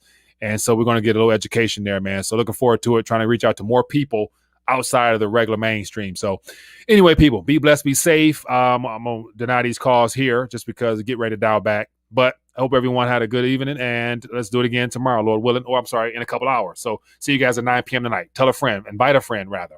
And if you enjoyed this video, hit that thumbs up. See you guys later. All right, we are live. Welcome to this RTD Q&A. Excited to have back a returning guest, Mr. Gregory Mannarino, traders from TraderChoice.net. Greg, how you doing, my friend?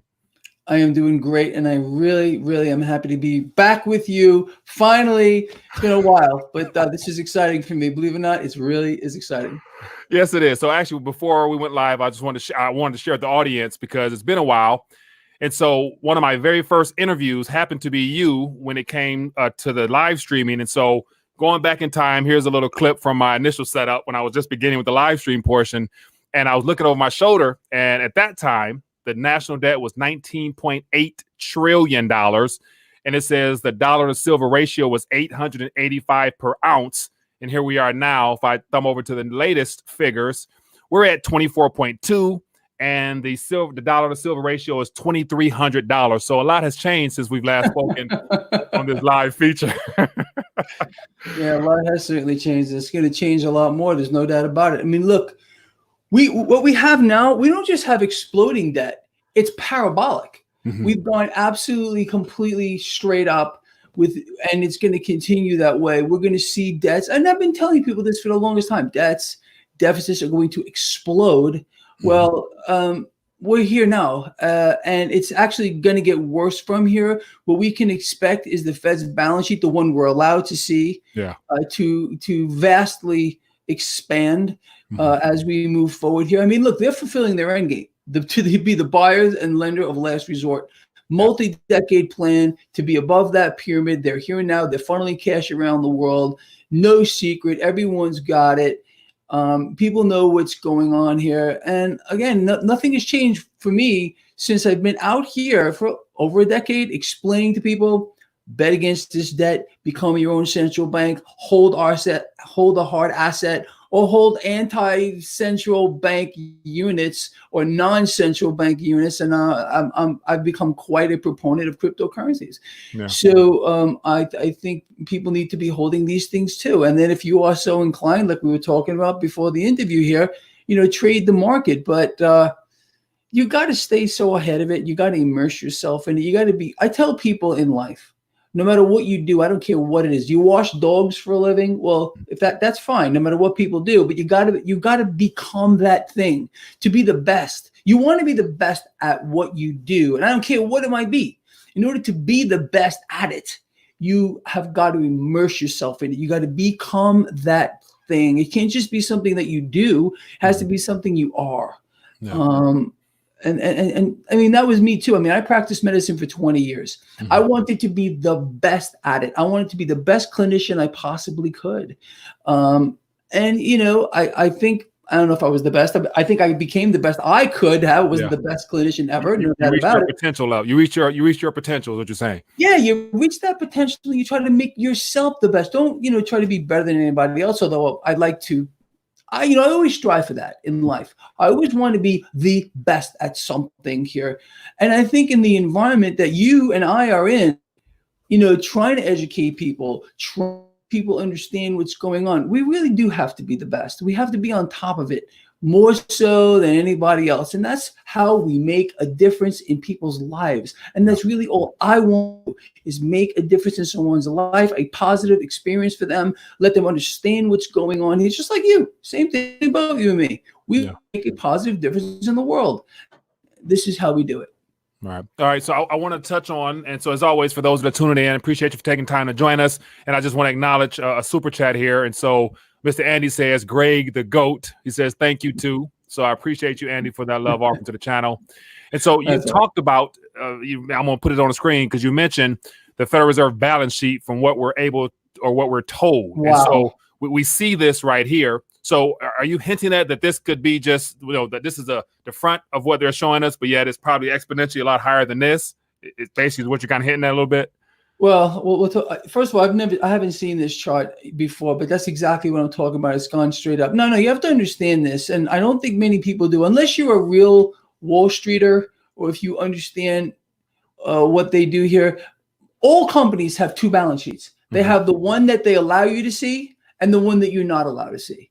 The one you're showing here from the Fed, that's the one we're allowed to see. Okay, there's an entirely new balance sheet on the other side of this. The stuff that's hidden from us, the stuff that we're not. It's not our pay grade to see. And this is the same thing going on with corporations and banks and everything else. So people need to understand.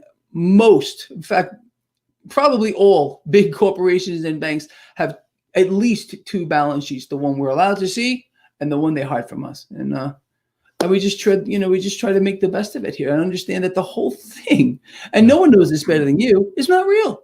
It's completely fake. Yeah. No, so as we're talking, I got all types of questions I'm going to ask, but I'll eventually open up to the audience. But I want to share with you an article that gives the timeline that we have witnessed thus far of the response from the Federal Reserve Bank. And this is as of today. And this says March 3rd, emergency 0.5 percentage point interest rate cut. On the 15th, another 1% cut on the 15th of March. At the same time, it says that they cut the reserve requirement ratio for banks to 0 on March 17th, and the first of slew of measurements aimed at keeping credit slow, the debt, whatever. So here's a timeline of all the events that have taken place over the last couple of weeks. And as of up to April 9th, the coup de grace of $2.3 trillion lending program. And so that's all within the last couple of weeks. Now, this 2.3, once again, it was touted as being a historical, it's never happened before, historical aspect, as if that's like a good thing. But yet, that's just for April. Will there be another 2.3 coming in May? And, so let's play through some scenarios of what you see coming based upon what we know has to happen. Sure. They have no, this is their end game. This is their final solution. I've been using those exact words since I don't know how long, regarding the new world central bank. The Federal Reserve is now the new world central bank. They are funneling cash around the world to the tune of trillions of dollars here. Again, this is what we're allowed to see here.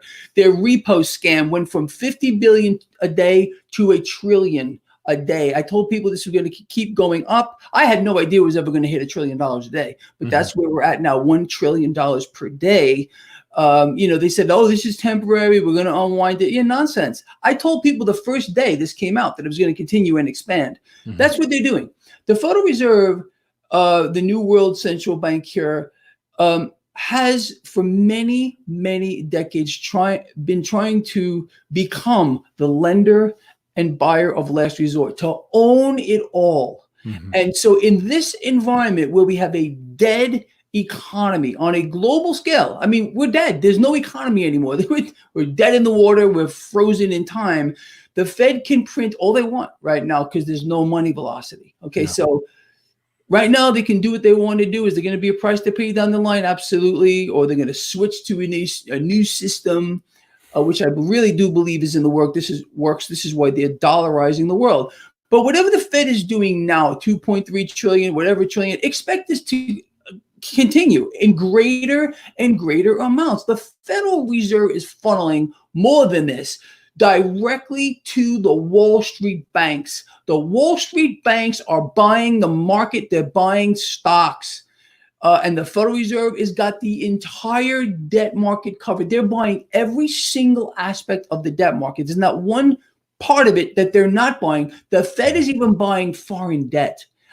Everything. They're buying it all. This is their end game. This is their final solution. So whatever they're telling us they're doing, it's going up, just like from 50 billion to 1 trillion per day in their repo operation here. And why is all of this going on here? No matter what they do, they can repo, and they're repoing with other central banks around the world but they're flooding them with dollars. I think this is common knowledge by now. I've been covering it. But they're trying to fill a black hole, which they can't fill. And there's a liquidity crisis coming down the line here. Either that or we get a completely new currency. And I think that's where we're going here, to a totally digital, one world currency at one point. And the Fed is doing everything they can right now to make that happen by funneling all these dollars around the world.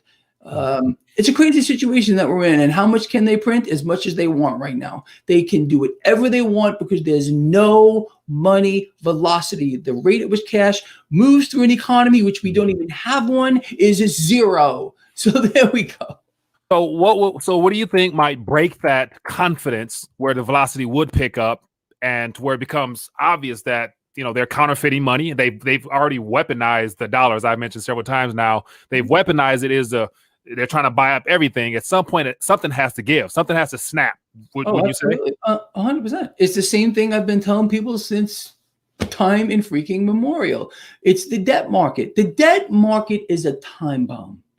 The debt market is ticking and ticking and ticking and ticking. But all of us, people that follow my work, have been watching the bond market like maniacs, I think, because all I do is shove it down their throat. But this is the key. The bond market is the key to this entire thing. We have a yield curve. We don't even have a curve. It's flat. Part of it's inverted here. The debt market has been screaming for the longest time that something very bad is coming down the pike. Now, suppressed rates have caused the largest bubble in the history of the world to develop. That is the debt bubble. I think we're all on the same page with that. That's reinflated a housing bubble. This has reinflated a monster stock market bubble. But you have to understand that this mechanism here, where investors, whoever's holding this debt, they're earning nothing. They're guaranteed to lose purchasing power. At one time here, no matter how much fear, because that's what this is, when fear pervades the market, you see yields drop because cash makes its way into the debt market. The Fed's buying all the debt, by the way, as well. They're also buying treasuries. We know that. They're buying municipal debt. They're buying junk bonds. They're buying corporate debt. I mean, you name it. Okay. But at one point, see, the debt market is so big. It's a monster compared to the stock market. I don't think people realize that. So what's going to end up happening here is the same thing I've been outlining for the longest time. We're going to get an uncontrolled sell-off in the debt market where yields spike very rapidly.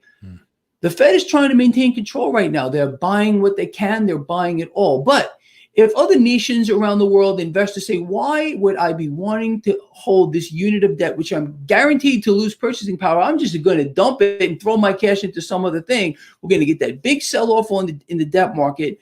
Rates are going to spike. That cash is going to start rushing out of the debt market, which is going to have the opposite effect that we've seen in the stock market. Stocks will melt down. Cash will leave the debt market. Cash will leave the stock market, and it's going to look for places to go. That's when money velocity is going to start to kick up, and we're going to get massive inflation. If they can, I don't know what they're going to do to try to prevent this scenario, but this exact scenario, it's not just me explaining this anymore.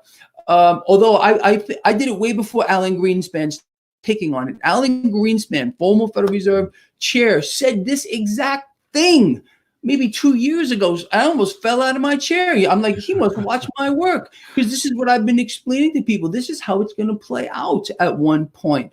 But for now, especially in this current environment, they can do what they want to. The bond market here, the 10-year yield, I always watch the 10-year yield. They tell everyone to focus on it.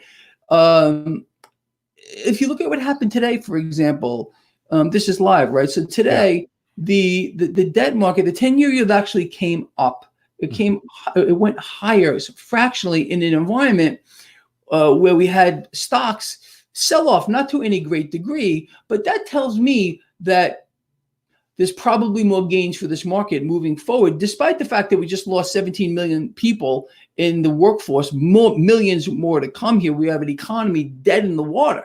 Yeah. But this is where we're going. It seems that now we're in that inverse relationship, that the worse the economic news is, the higher stocks are going to go. I know we're going into earnings season right now, and people keep asking me, Greg, what do you think about earnings season? Well, I keep saying, well, look at how the market has reacted to millions and millions of people being unemployed. It's gone up. Well, we're probably going to get the same scenario with this hideous, and it's going to be hideous, earnings season going on here. The market's going to price it in. It's going to think the Fed's going to backstop it all, for which they're trying. They're trying to stop the bleeding here in crude oil. President Trump apparently trying to made a deal with Russia and OPEC to cut production 10 million barrels a day. It's a joke. I told everyone before this, weeks ago, I said, this is a zero. It's a big, fat, ugly zero. It doesn't matter what they do. We have a supply glut that is just beyond belief. So anyone that understands supply and demand would say, well, you could cut production to zero. It doesn't matter. We have a huge glut. But the president's touting this as some kind of a great deal. You got to be out of your mind. I can't believe he doesn't understand supply and demand issues, but that's exactly what he's saying. And he got promised today another 10 million barrels to be cut. I don't care if they cut it 20 more million. It ain't gonna make a difference. There's too much oil. It's insane. Interesting. So while you're talking, we have a question here. And I actually, before I get to this question, I want to pull up some of the things you're referring to. So here on the screen, just from the Federal Reserve website here's the M2 supply here. And of course, within the last couple of weeks, we've had a spike. I think I heard something about 10%, which is this little spike here. And also, along with that, is the velocity of money, which you refer to often. Look at that. Look at that. It's at, extremely low. The lowest has been ever, God, man. according to this graph here. So I've never even seen this chart. I mean, but you don't have, this is incredible. I'm glad you're showing this. So this is so just to show some visual aids to what you're describing. So I want to now get to this question here, because I think this is a good question. And of course, it's more opinion based, but this is from Henry Brown here. It says, shout out to my boy Gregory Manarino and the Q family. I'm just joking. But question for Gregory: what is your thoughts on the country reopening in May? I think they want to try to keep it closed as long as possible, because the main effort here is to destroy American small businesses. I don't care what's coming out of their mouth. I know for a fact that in corporate war rooms, they've been talking about culling small businesses here in the United States for years. This is their opportunity. Corporations don't want any competition. They don't want the small businesses. They don't want the mom and pop shops. They want them out of the picture so they can, just take over here. That's what they're doing. This is a corporate horror show here in the United States. The merger of corporations and this new American government we have right now, it's fascism. That's what we have here, and they're going to destroy the small mom and pop shops. I mean, come on. Why does the Federal Reserve have a direct line of credit to the Wall Street banks? They get anything they want, unlimited funds. Meanwhile, these small businesses here in the United States, they got to apply for loans, which are not easy to get, okay? Because it's a game. The Federal Reserve could establish a line of credit that every single small business can tap, but they won't do it, because that would save the mom and pop shops. That would save the small businesses. No, they want them dead and they want them buried. period. Opening in May, we'll see. They're going to push this as far out as they possibly can, because this is a mechanism, again, to bring about that two-tier society that I've been explaining since forever here. Extreme haves, extreme have-nots. They got a boot on the throat of whatever's left of America, and they're going to push harder to choke off every bit of life you can possibly imagine. This is a horror show that we're in right now. It really is. Yeah, and so along with that, of them wanting to extend this thing, the unemployment will ramp up like never before. So we're at all-time highs and all types of things. It's not good for our country or economy, period. And so as of each week now, there's all-time highs in unemployment. So if they continue to keep the boot on the foot of the people, therefore, that's going to lead to even more unemployment while they're trying to give out some type of stimulus check, $1,200, $500. So from as a result of this, do you see UBI being something they're going to try to throw out there if this goes on to several months or what? Well, like I said, I think they want to drag this out longer. They're throwing out crumbs to people. Here's $1,200. Be satisfied with what you get. Are you kidding me? $500 per each child. Are you kidding me? Where does this come from? Who came up with this asinine scheme here to try to pacify people here? I think it's a crime. This is a crime in progress. It's not going to change. It's going to get a lot worse, and they're going to drag this out for as long as they possibly can. They don't give a damn about you, me, or anyone else watching this interview right now. This is a totally different ball game. Even with regard to these markets, I've been telling people, I did several videos about it. Forget about anything you thought you knew about this stock market and its relationship to our economy. It don't matter anymore. When you have this kind of a situation going on, nothing makes sense. Nothing will make sense. Nothing made sense before. Now, since this, it's even more off the Richter scale, unfreaking believable. But we're going to see things coming down the pike here, and that we're just not going to believe. And I'm just hoping that people like you, me, and the people that are listening to this right now, what can we do to make a difference? Is maybe just get the word out, try to make people understand, but they won't. You see, that's the mechanism too. People here, first of all, they're debt slaves on an epic scale, which makes them which takes their mind into a different place. They can't focus on things that are important if they got to worry about feeding their families. Okay, so people that are sitting here watching this blog, I think this interview, they're more awake than most people. They already got it. In many ways, we're probably sitting here, preaching to the choir. And in many ways, this is a natural selection that's going on. I've been explaining this to people for the longest time. There are those of us, you, me, the people here that are involved, that are able to see a little further down the road than most people, that are indoctrinated. They're stuck in this way of thinking that's completely in the box. When they get thrown some kind of a curveball, they know what they do? They react in an angry way against people like yourself, people like me. You can't disturb their quiet little neighborhood that they have in their brain, that they think is real. If you try to interfere with that, they go crazy on you. People need to believe in something, and if you try to show them the truth, if you try to tell them that water is wet, they won't believe it. But this is the environment we are in, and this is how they're taking advantage of all of us. It's completely, it's insane. It really is. Yeah. Now here's another question here, a little super chat from Archie. It says, what do I trade silver for when the time comes? How does the population bubble fit into that? Well, look, this transcends a lot of things here. When I look at silver, when I look at physical silver, and I look at physical gold here, I look at these things as real money, things that have had wealth for thousands of years, and no central banker is going to tell me that they're not real money, like Ben Bernanke did. You remember when he was asked by Ron Paul? Ron Paul. It's just totally insane. So, look, I don't know what you're going to be able to do with your physical silver in the end, but at least it will help preserve whatever wealth you might have now in whatever comes down the pike. There is going to be a new system one way or the other. And that piece of silver that you're holding is going to hold value. In fact, it's going to go up exponentially moving forward, in my view. I can't see this another way. That's how it's going to go. That's why we need to bet against the debt and become our own central bank. Period. The end. That's why I've stressed to people so strongly that you need to have your hands on some of this stuff here, even if you can just have a little of it. I know not everyone's got means to like load up on it and buy monster boxes and stuff like that. You don't need need to. That's another thing. People don't really need a lot of money to get by. People don't need to be rich, drive a super fancy car. You don't need all that. You just need to be able to sustain yourself in a way that keeps you sane. You know what I mean? Wanting and wanting and wanting, that always gets you into trouble here. There's no doubt about it. If people got to learn to live within their means. I think we're exiting the age of excess right now. I really do. We've gone from some kind of insane level of excess to where we are now, where we're prisoners in our own homes.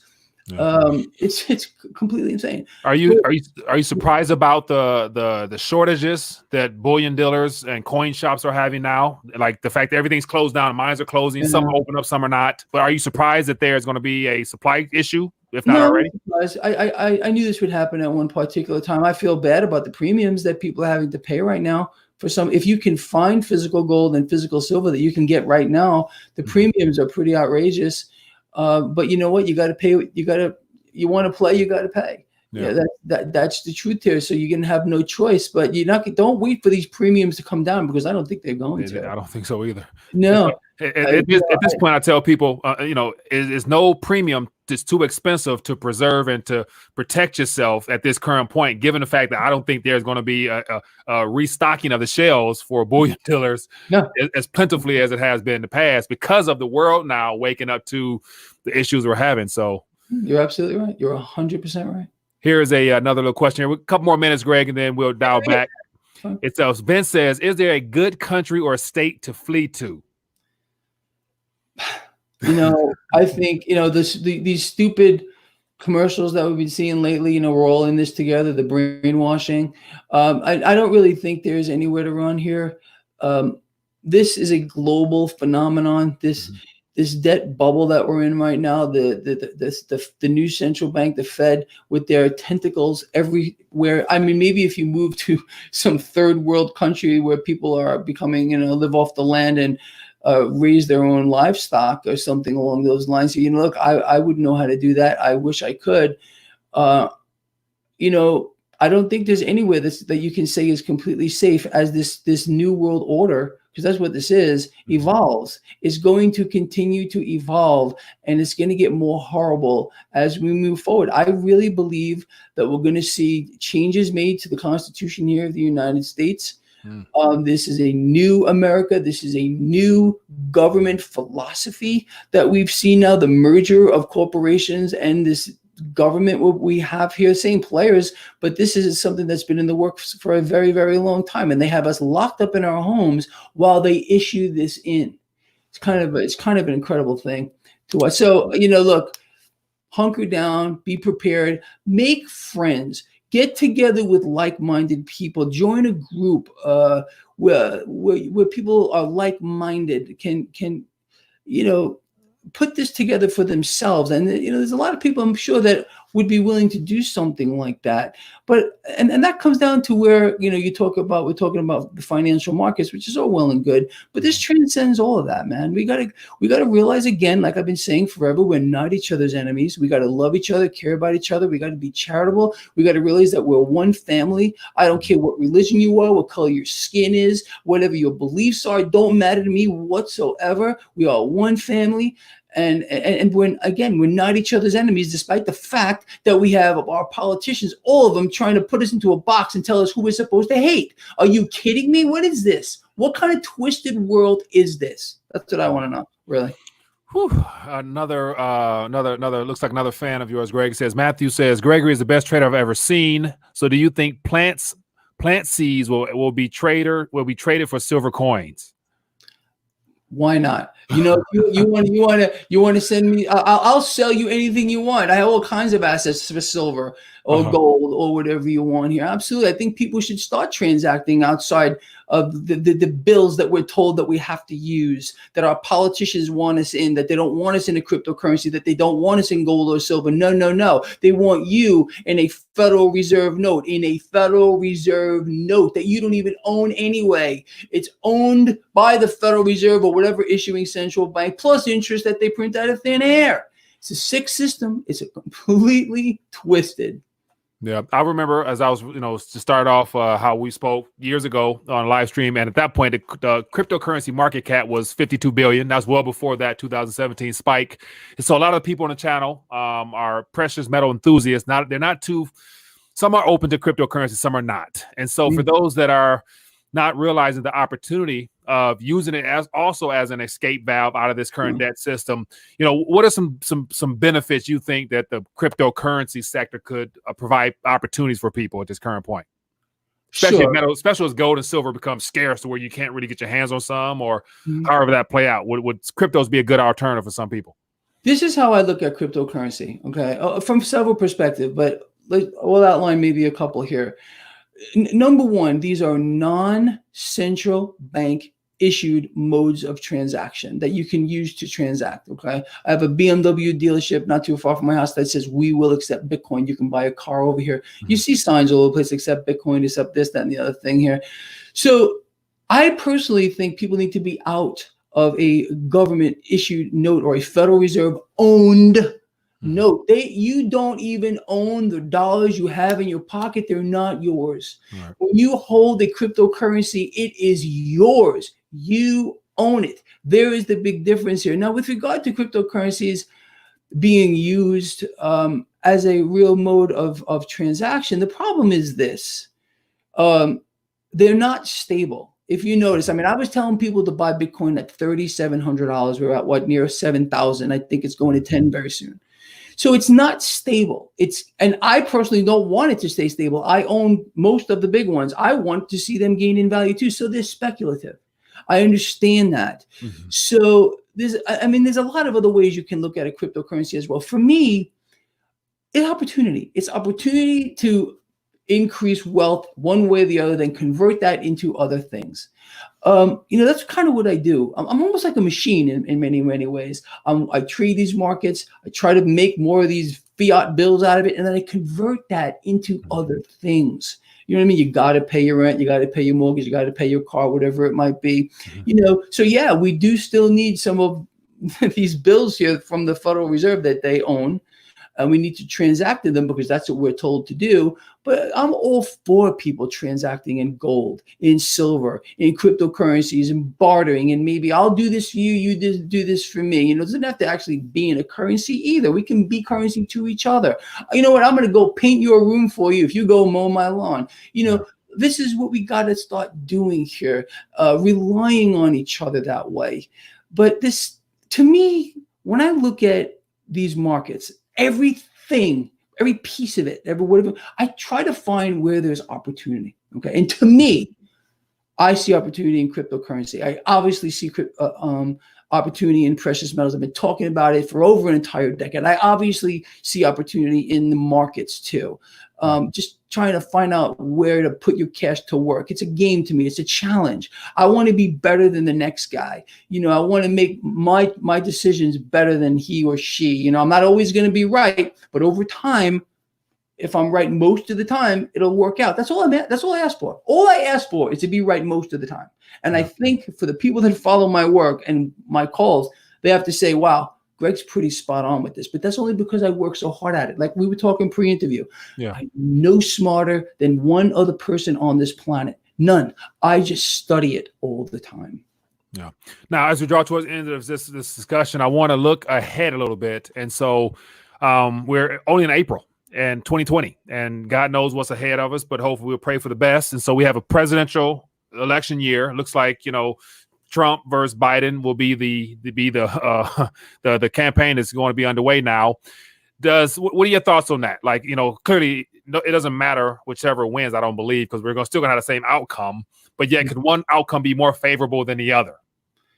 Donald Trump's going to win, hands down. He's already been chosen in my view. He's doing everything told to him without any doubt here. He's definitely made the rich richer than they have ever been. Barack Obama started over there too. Donald Trump took the playbook right out of his hands. Although he said he wasn't going to, he was going to do other things. He talked about how the Federal Reserve was artificially supporting him by making him look good by suppressing rates. President Trump's calling for negative rates over and over again. We all know that. So look, That's how I see it going. Look, presidents are chosen before time. I don't think Biden has a shot in hell here unless something, a miracle would happen. Unfortunately, and like you said, also, I don't think it matters who sits behind the Resolute desk. I told people today in my video, my post-market, that it could be a farm animal sitting behind the Resolute desk, and it wouldn't make any difference because the banks run the entire show. People got to understand the world is not run by kings, queens, monarchs, or dictators or presidents. It's run by the 1%ers. They call all the shots. I call them the vampires. They are the ones controlling the entire world. President Donald Trump has done everything possible to make sure that the CEOs of these corporations get more rich than they've ever been here. It's continuing to funnel money into them, making sure the Fed keeps rates suppressed, those stocks keep going higher. Where's all that capital? It should be going into the hands of we, the people, but it's not. Via this mechanism of suppressed rates, we're getting robbed blind. And then he's calling for negative rates here? You got to be kidding me. He is the obviously chosen one for the New World Order, and he's playing right into it. This is why he will win the next election.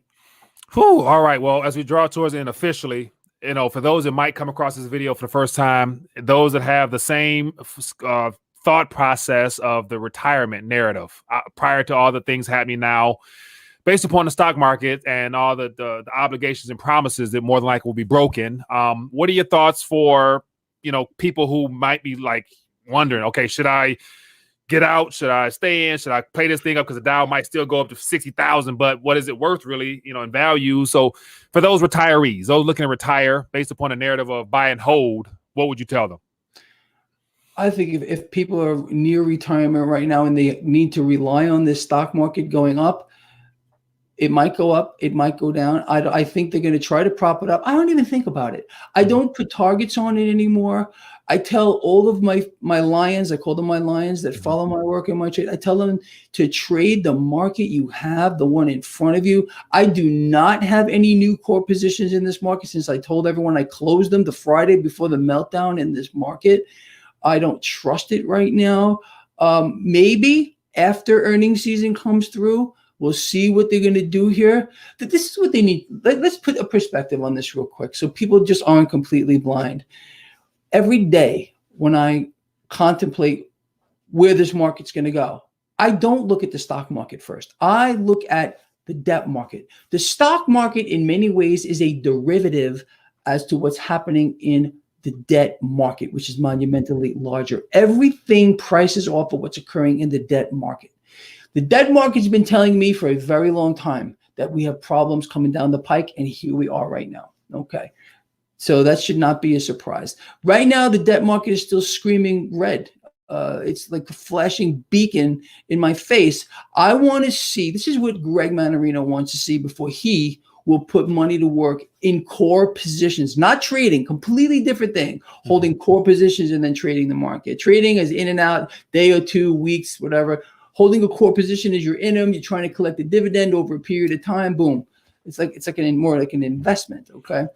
So what I want to see is the bond market stabilize. I want to see the 10-year yield get above 1% and stay there, not in an uncontrolled fashion. I want to see the 10-year yield get to 1% or above and stay there, not go back down, not do any of this kind of stuff. That is going to be a big tell to me that it might be time to put cash back to work in the stock market. Also, number two, we got to see crude oil go higher. I called the price. I said 25 to 27 was my target price on crude for the last 2.5 years or so. We hit it. We went through it. We have a supply glut despite production cuts they're trying to get. I don't think it's going to help, but they're going to prop it up some other way. So be careful here. It's kind of a false flag event or something along those lines here. They got to clear the glut, but they got to get crude oil higher. Why? The entire energy sector and the entire financial sector are dependent on crude oil being higher. Okay. The energy sector, the financial sector, the largest parts of the sectors of this market, they got to get a boost, and they'll get it from higher crude oil. So we need to watch the 10-year yield above 1%. That would be, okay, Greg, maybe you should open up some core positions. Number two, crude oil higher. All right. A lot of effort right now from the president trying to goose it up. I don't understand why he doesn't understand supply and demand. It's not going to work right now. I don't care what they do. But that's the issue. So if we see these things fall into place, then we'll know that maybe we should put some cash to work in the stock market again. this is a strange time we're in, man. A really bad time. You know, our economy's in free fall. We have no economy right now. Actually, we have nothing. We're expecting millions of more people out of work. We have debts and deficits, which they're irrecoverable. The losses right now with regard to debts and deficits are irrecoverable, probably for decades, if ever. So we really need to keep our eye on a lot of things moving forward here. So, you know, we should readdress this maybe in another couple of months, see where we're at that point here. But for those watching you here, what do I do with my cash? Do I want to get back into the market? Watch the 10-year stinking yield. All right, let's get it above 1%. Let's watch it stabilize. Let's get this inversion out of the yield curve, and let's see crude oil go up. Maybe that'll be a signal at that time to start opening up some core positions. All right. Well, Gregory Manarino, it's been great again, man. I always appreciate you for dropping knowledge to the audience. And so for those that might be coming across you for the first time, they can go visit you at traderschoice.net. Got a nice little site up here. I see you've done a lot of upgrades since the last time we've connected. Yeah. And so I'll put that in the chat so people can find out about that if you're not familiar with it. And other than that, Greg, it's been great as always, man, hanging out with you. Appreciate you for educating the audience. And, man, we'll keep an eye on those things and hopefully pray for the best and prepare for the worst. So other than that, Greg, any last thoughts you want to leave us with before we dial off? No, I think we covered a lot of important stuff. So if people can get a chance to maybe watch this 2 times and let these things sink in, sometimes things, you know, they bounce off people, even me, you know, I sometimes, if I find a person I like or something that makes sense to me, I want to absorb it. So maybe I'll listen to it a few times. I'll watch it a few times. I'll contemplate it on my own and say, okay, does this make sense what I'm hearing? Or is this guy completely nuts? Well, definitely not that. So I appreciate you. So for everybody tuning in, appreciate you for hanging out with us. If you've enjoyed it, give it a thumbs up, share this video, put it out there so people can find out what's going on. And other than that, make sure you follow Gregory Manarino on YouTube if you haven't already. And other than that, we'll keep going, keep moving forward, my friend. Thanks, Greg, once again for joining us on RTD. And thank you too. RTD Live Talk, Detroit's #1 late night YouTube talk show. We are live for a Tuesday night live stream. It is the first day of September. Excited to be back for another live stream and starting to put some more of the pieces of the puzzle together. And really want to talk about something that will become mainstream news eventually once it's all ironed out and rolled out. But I want to make sure I try to have everyone well informed and adjusted for the changes underway. And it really got me thinking about the final nail in the coffin to the old style of banking that will be done away with in the days ahead. And so it has to do with the Fed accounts that will definitely be rolled out real soon. And so hope everyone is doing well. Wanted to connect with you guys again, as always. Any new viewers, let me know where you're watching from. Would love to acknowledge your presence this evening, as well as find out whatever else is on your mind.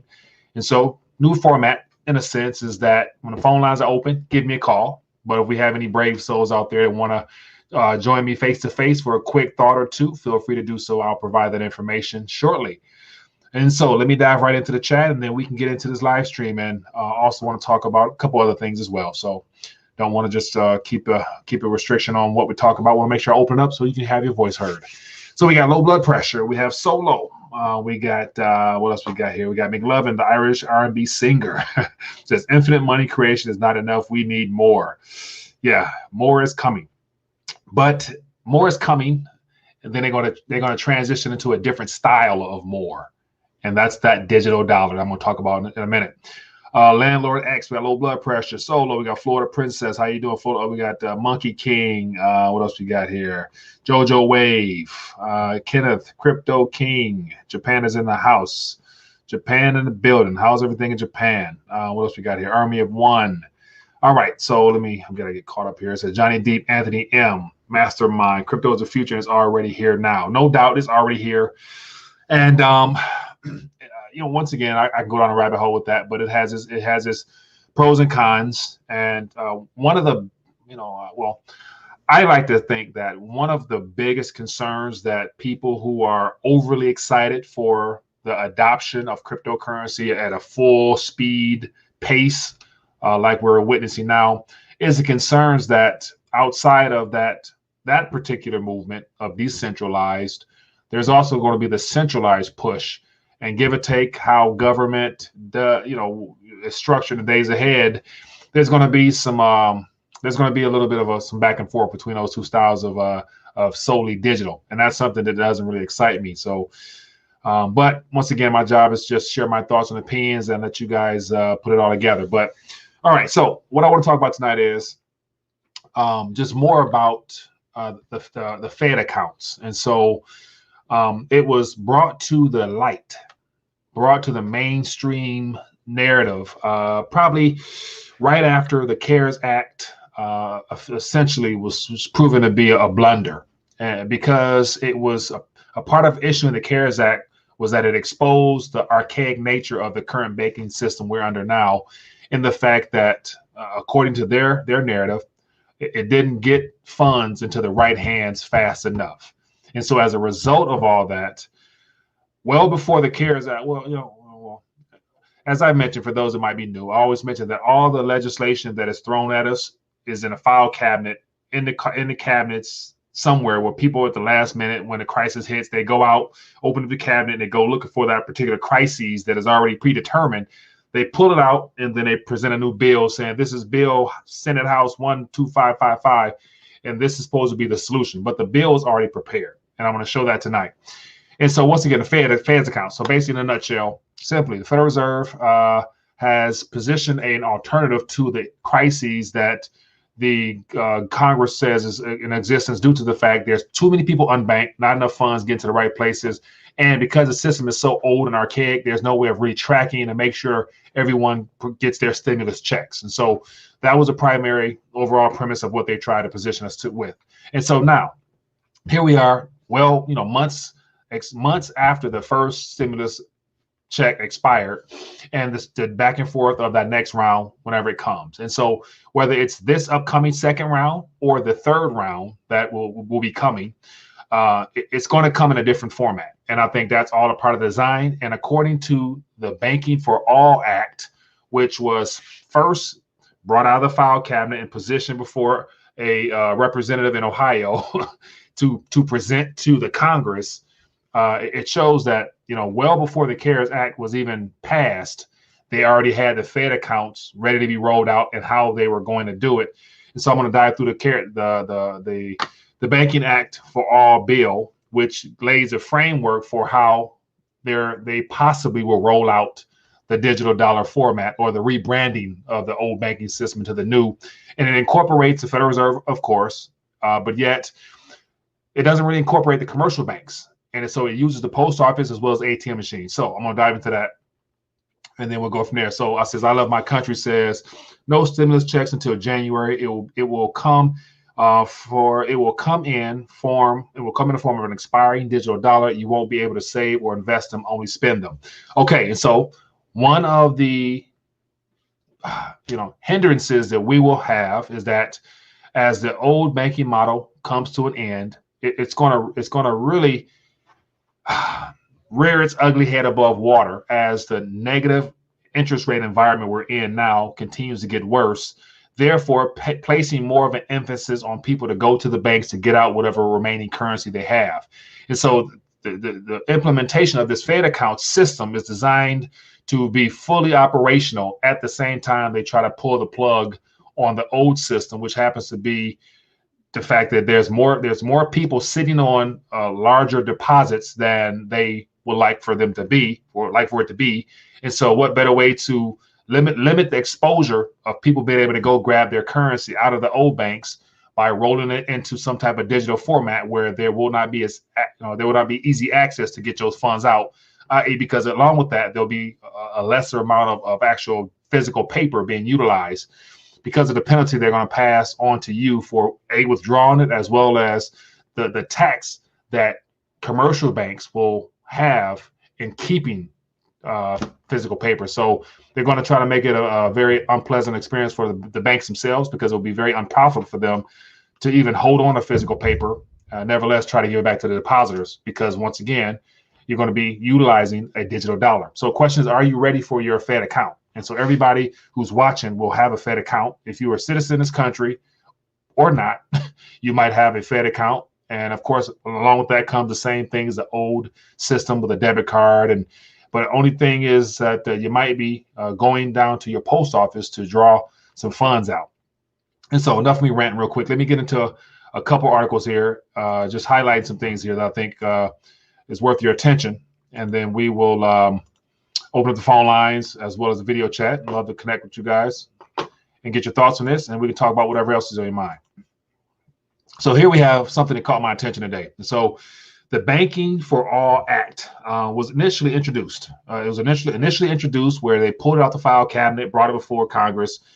They did that on, let me see here, where's it? The actions.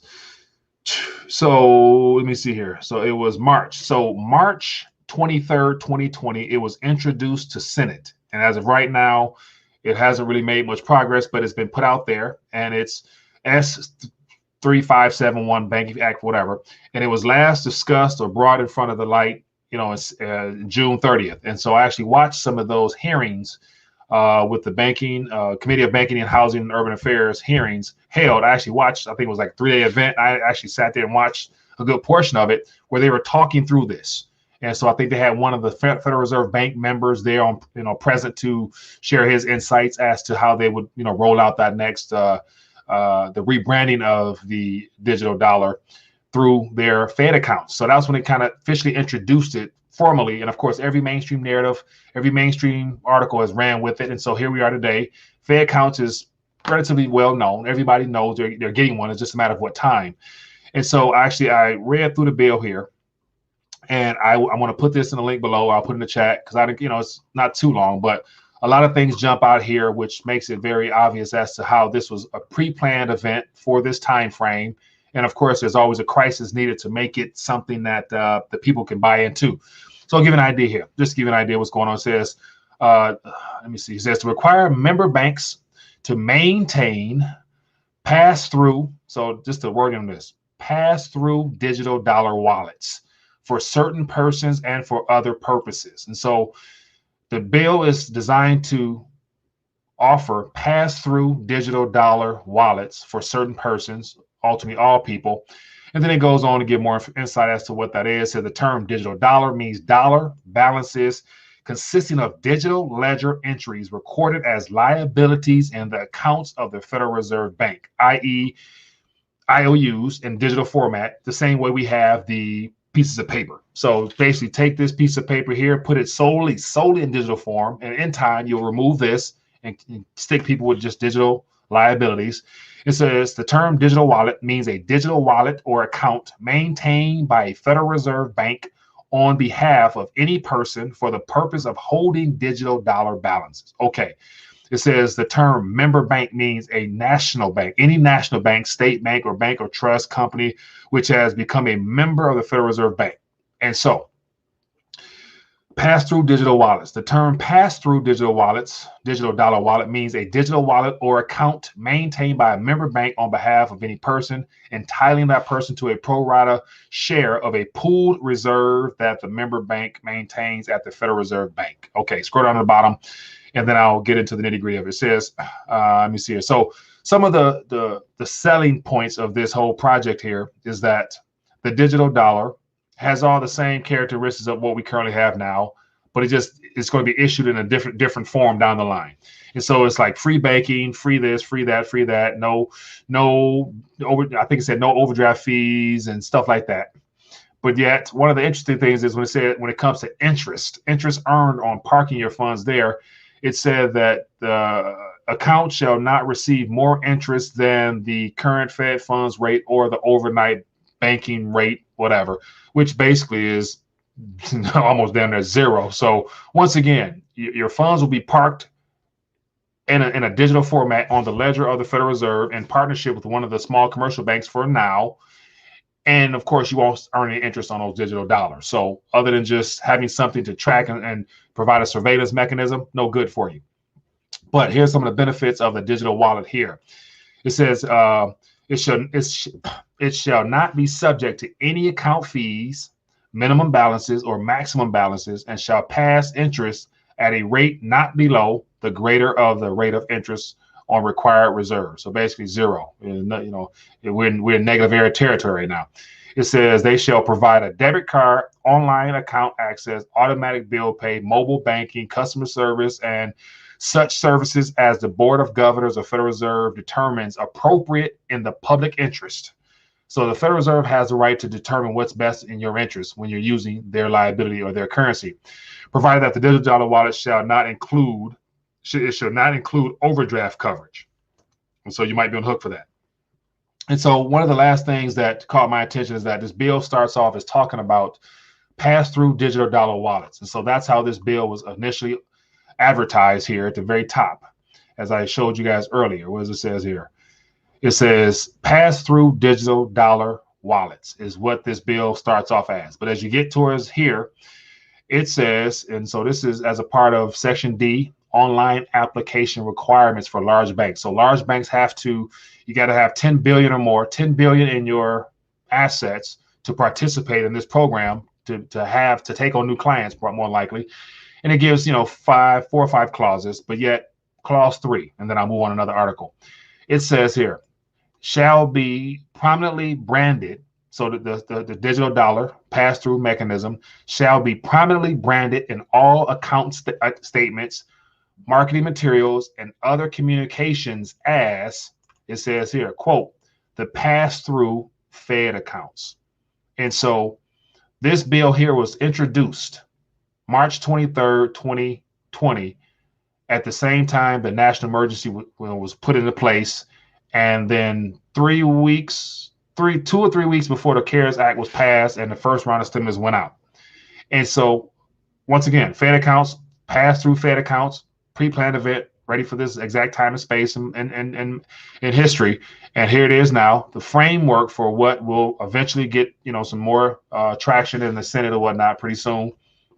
And so this is what's out here. This is what's coming. So the question is, are you ready for your Fed account? Because you will have one. Now it's just a matter of how do you utilize it, and do you, and the question will then be, what type of environment will we be in when this is fully rolled out and everyone has access? You can download your wallet or whatever, because it's going to be something on your phone more than likely. And if you need cash, you will either be able to go down to the commercial banks that participate, or you can go down to a postal service, give or take, whenever they're up and running. And so question is, how many people will continue to keep their funds in their old bank as they have more issues, i.e. restrictions on how much you can withdraw, tighter or non-existent lending opportunities at the commercial banks, as well as, a negative return on your old deposits. And then also when it comes to the digital format. And so I don't know how they're going to transfer that over. Will you still get the same balance tab over here? Or in a worst case scenario, perhaps the current balance that you have at your commercial bank may not be there. Therefore, your only account may be the Fed account. So something worth considering here. And then I want to touch on this last article here real quickly. It's a couple of things worth talking about. And so this was an article that slipped by my attention, slipped by my radar about 2 or 3 weeks ago, I think. And it has to do more, of course, with the stimulus checks. And so this is from Forbes. And so once again, a mainstream publication that is probably a paid for article by those special interest groups that want to continue to promote this type of activity to keep people on the lookout for that second stimulus. And so once again, as a result of all this, I'm really thinking that they're going to try to draw out this stimulus aspect as long as they can, giving them more time to work out the kinks and the digital dollar mechanisms, assuming they want to try to use some type of blockchain or ledger style outside of just the typical protocol they've used to this point. But here, I'll just share a couple of thoughts here. It says how you could get your second stimulus check faster. And it goes through 7 different ways. And of course, it paints how much of a disaster the CARES Act was and getting hands out. It says what went wrong. And so there's basically priming us for the Fed accounts. And so it says Fed accounts could provide long-term aid to the unbanked. And so once again, this portion here talks about the underbanked and unbanked. And of course, that's what, the spin is. They want to make sure that everyone has a chance to, get their bailout from the government. And then they're going to roll it over into your allowance with the universal basic allowance. And so it talks more about that. But one thing that caught my attention here is more of the frameworks as to how the system will work. It says, but establishing the Fed account system, complete with debit cards and online banking services, would take considerable time and support, but it would require coordination with the United States Postal Service. It says the bill specifies would provide banking services and access to ATMs for participants with limited access to Federal Reserve branches. And so with Federal Reserve branches, so what does that mean? There's 12 branches throughout the country.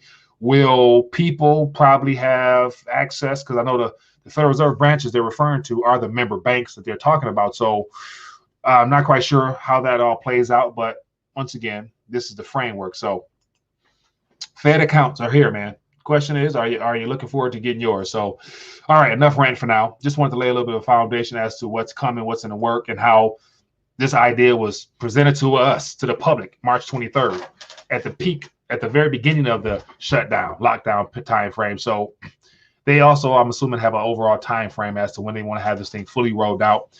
And I'd imagine definitely before spring, this will be up and running with no problems, and we'll probably get our third or fourth stimulus payment and whatever else through it. So low blood pressure says, when I get my Fed account, I'll max it out on silver.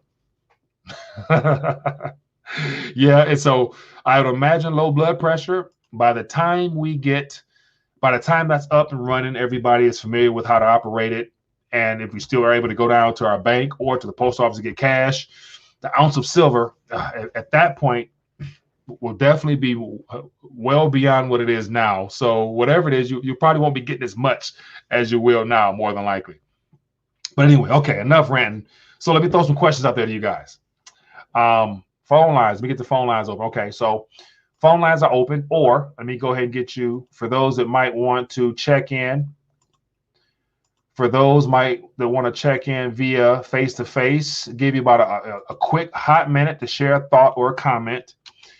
You can click the link right there and just join me for a quick hot second, share your thoughts or ask a question, and then we'll keep it rolling. But the question for you guys is, Fed accounts, they're coming.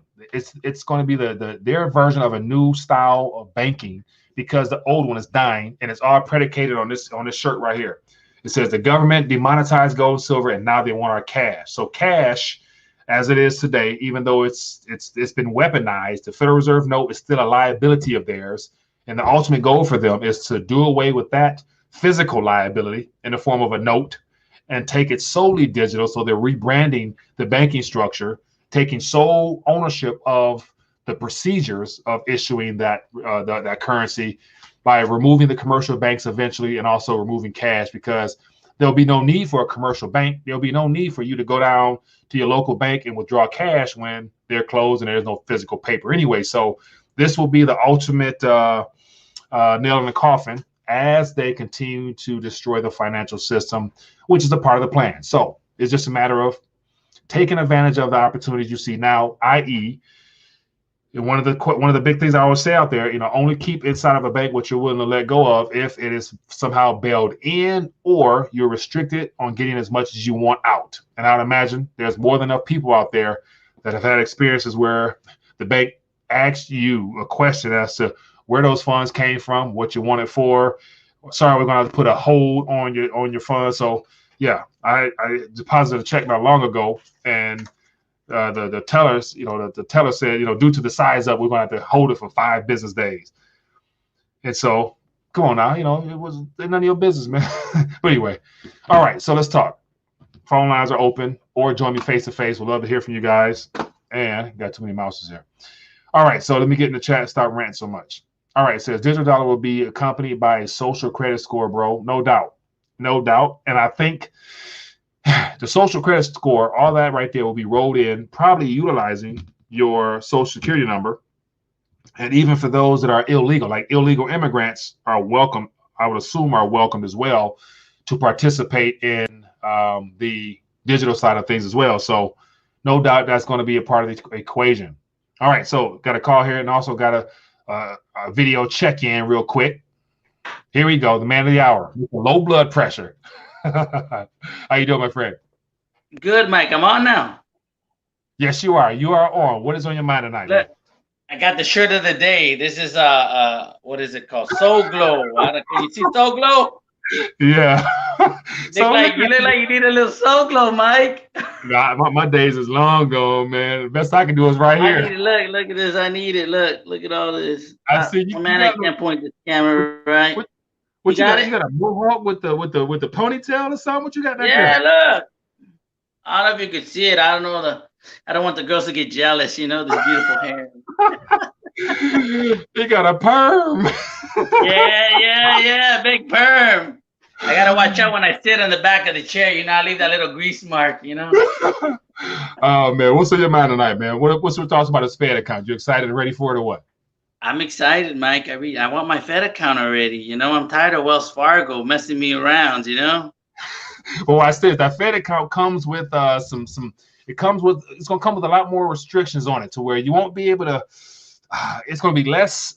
You'll have less opportunities to transact and things that you would probably want to, because eventually they're going to start monitoring and tracking. And if you probably shop at the same place too many times, i.e. things that acquire assets, they may block you, lock it out, shut you down, or flag it as something or another. So they're going to recognize if you're out there buying large amounts of silver, Mr. Low Blood Pressure.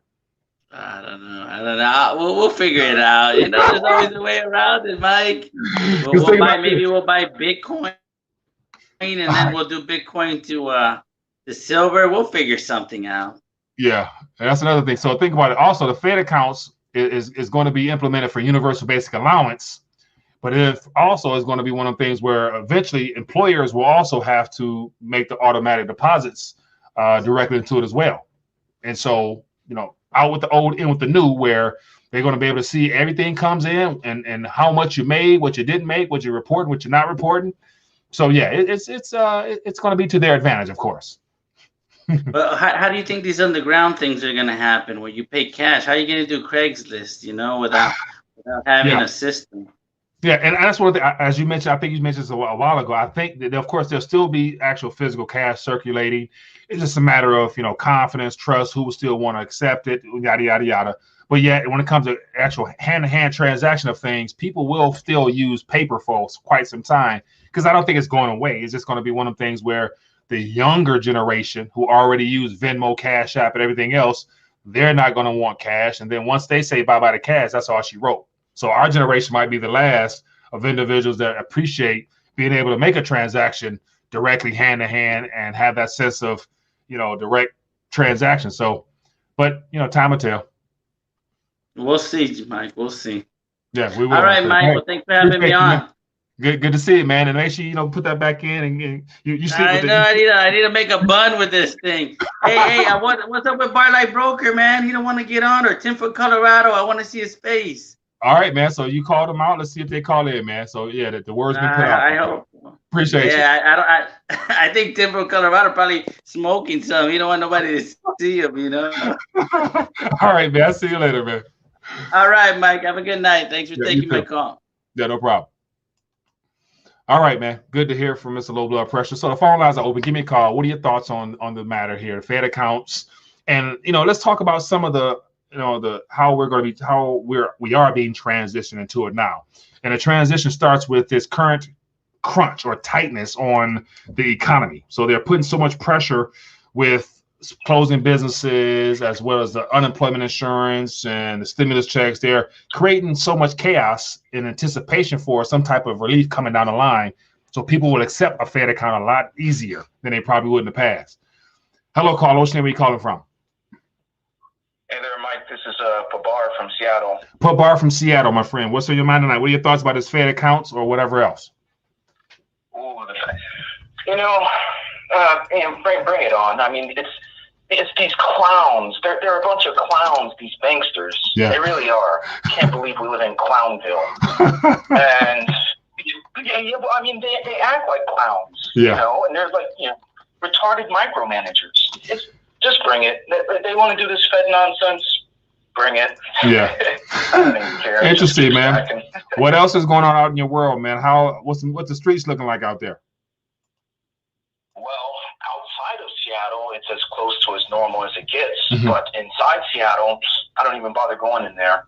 You know. Yeah. There's too many of these loonies, and I'm enjoying as much as my normalness as possible, because if we keep, voting in all these clowns into the Fed, for the people that vote, try voting out the Fed, then maybe we can get back to having a world and a country.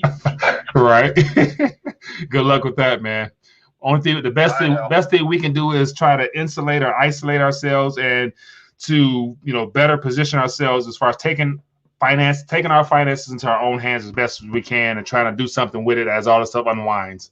That's probably as good as it's going to get, man.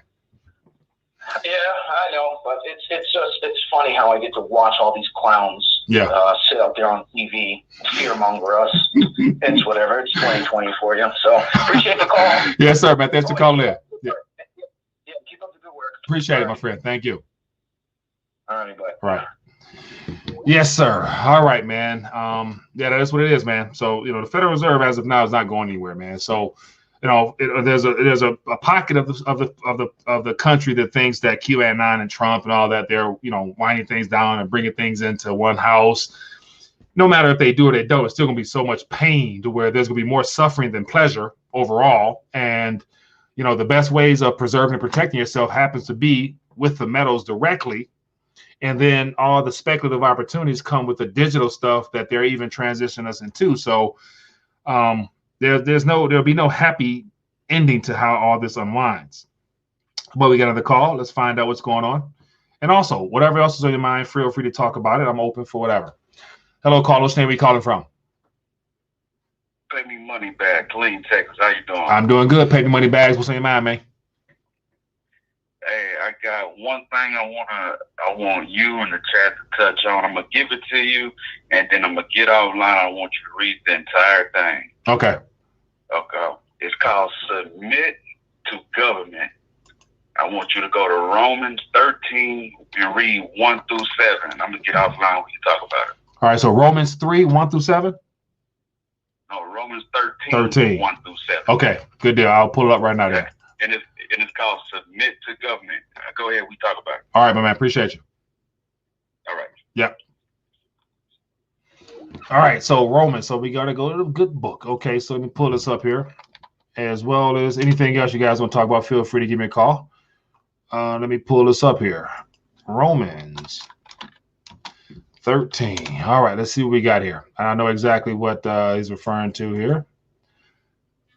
All right, so I'll read through this if I can. Let me find the whole thing. Romans. Let me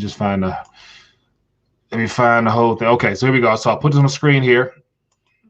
And it's nothing wrong with touching on this good book. Let me zoom in some. And so for those that might be new to the channel, we definitely touch on the word of God here. So that is imperative. So it says, Romans 13, let every soul be subject unto the higher powers, for there is no power but God. The powers that be are ordained of God. Whosoever therefore resisteth the power, resisteth the ordinance of God. And they that resist shall receive to themselves damnation. For rulers are not a terror to good works, but to the evil. Wilt thou then not be afraid of the power? Do that which is good, and thou shalt have praise of the same. For he is a minister of God to thee for good. But if thou do that which is evil, be afraid, for he beareth not the sword in vain. For he is a minister of God, a revenger to execute wrath upon him that doeth well. And it says, wherefore ye must needs be subject not only for wrath, but also for conscience sake. For this cause pay ye tribute also, for they are God's ministers attending continually upon this very thing. Render therefore to all their dues, tribute to them who tribute is due, custom to whom custom is due, fear to whom fear is fear, honor to whom honor is due. Owe no man anything but to love one another, for he that loveth another has fulfilled the law. Love worketh no ill to his neighbor. Love. All right. So pay me money bags. I touched on that, man. And give me a call back if you want to highlight more on that. That's definitely something that we can touch on. So I got a couple more calls here. We'll keep it moving. Hello, caller. What's the name? Where you calling from?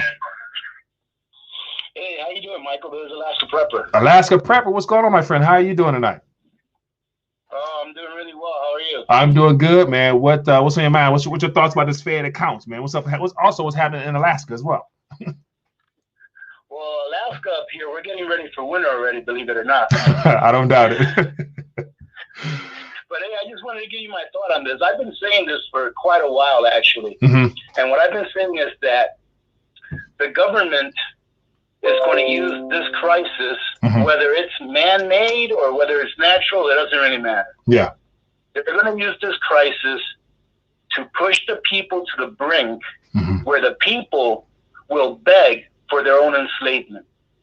And this Fed coin will act as that vehicle to enslave the people. Yeah. And I'm not sure if you know, but they did a poll not too long ago, and about 70% of Americans are saying, yes, I need that stimulus. Give us that stimulus. Yeah. Because they are at the brink. They are barely holding on to that first rung of the ladder. Yeah. Meaning that they are barely being able to even feed their families. So now whatever the government doles out, they will accept and give up their sovereignty for that. Yeah. For whatever it is that the government doles out. So when the government comes out with a Fed coin and they say, hey, we're going to give everyone $2,000, but everyone is going to say, no problem, we'll do whatever the but is that you want us to do. Yeah. That's where I see that we're at. Yeah. Now watch this. Yeah, go ahead. Go ahead. So I was going to say, now, obviously, my name is Alaska Prepper. Now imagine, Michael, if what every prepper on YouTube has been spouting out for the last 10 years, get prepared, get prepared, get prepared. Yeah. Imagine if people would have just been prepared with maybe a 1-year supply of food stored away at their house, how much more power the people would have. You know, the people wouldn't have to be begging to government to give them a handout because they would have food for their family. Yeah. Therefore, keeping their sovereignty in place instead of having to give up their sovereignty for a handout. Yeah. So my message for this call is this. Everything else before now was kind of a rant. But my message for this call is this. Yeah. We still have time to get prepared. Yeah. This is not over. This is not over. It's only going to get worse because they have to make it so bad for people that people beg for them to give us a solution. Right. But we still have time to prepare. Right. We still have time to go out there and stock up for the next several months or even a year. Yeah. Even if you don't have a lot of money, even if you're of low means, you can still prepare Yeah. and be able to maintain some of that control for yourself instead of giving it away for a loaf of bread. Yeah, I agree. I do agree. And another issue on top of that is that not only about the 70% saying that they are in need of stimulus, but that stimulus, the way that it has been rolled out as of now, it's only like a one-time payment. And so ultimately, once that payment runs out, they're going to need more. So what they actually want is the universal basic income. That's what they're actually wanting. And that's going to come, I think, down the line after maybe two more rounds of stimulus. They're going to throw out that UBA. So that's what people right there will ultimately give up their rights and their sovereignty and everything else. So when it comes to that monthly installment of a payment. You know what, Michael? Don't look down on me for what I'm about to say. Yeah. But I'm all for universal basic income. I'm all for it. I hope that the government sends every single American $5,000 a month, $10,000 a month. You know why? Because in my opinion, whenever they roll out with this fake coin, which is really what it's going to be, it's not going to survive. It's going to fail. Yeah. Why? Because it's still a fiat currency. Yeah. And nature says that it's time for fiat currencies to fail, just like they have done in the past. I think there's like 599 or 600 and something fiat currencies in our past history that have all failed. Yeah. It's nature that's telling us it's time for this fiat currency to fail. And with the technology that we have now, we've been able to stretch it a little further. And it doesn't matter how much more they want to stretch it, it will fail. We will eventually end up going back to a real money system. The only problem with that is that between now and then, there's going to be a lot of pain and a lot of suffering. Yeah. So those people that don't want to go through that suffering, they need to get prepared. I tell people that being prepared is not an end-all, be-all. It is a way to get you through a crisis. Every crisis in history has a beginning and it has an end. Yeah. Being prepared is to get you from point A to point B so that you can make it to the other side. Yeah, I agree. So obviously, I'm a big proponent of being prepared. All right, but I believe that if we all did this, if we all taught our neighbor to do this, that we would retain the power instead of giving it to the government. Yeah. Hey, I agree, my man. As always, Mr. Prepper, it's always good to talk to you, my man. I appreciate you calling in, my friend. All right. Be good. All right, take care of yourself, man. Yeah. Great show. Will do. Thanks. Taking my call. Oh, my pleasure. Yes, sir, man. Good stuff there. Great insights there. So, Mr. Alaska Prepper there. If you guys don't know, go ask somebody. You know, check him out on YouTube. Does a great job of educating people. And he has winter around the corner in his neck of the woods. So that's that's an interesting subject there. Winter. Hello, caller. What's where you calling from? 1 second. Let me get my. All right, give me 1 second here. Let me get my speakerphone on. I'm sorry. Yeah. All right, we got pay me money bags, man. So shine some light on that on those Bible verses for us, my friend. All right. I should have told you. I remember we had a discussion a while back about the government give you too many choices. I should have told you to read it from the New King James Version. That way, some of the words that you were using will be a little bit more up to par for the chat to be able to catch. Yeah. But basically, to paraphrase what it's talking about, basically, the Lord created all these powers and he knew that they was going to be evil. Okay. But that's why he told you to do good. Yeah. Because the people that's going to do evil is going to be subject to what he's about in 1 through 7.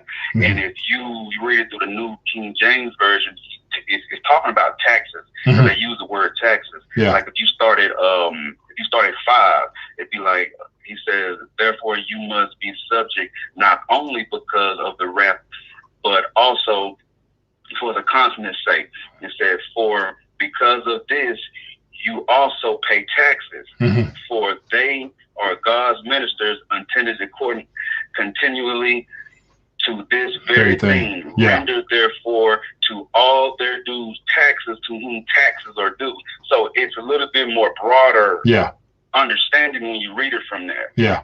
And just to touch on the last caller, you got to know scripture also when you're talking about the famine, because scripture says it, as it was in Noah's day, his day. And if you know how long the famine was broke down mathematically in the Bible, it says in Noah's day it was for 1,260 days, which converts into 42 months, which converts into 3.5.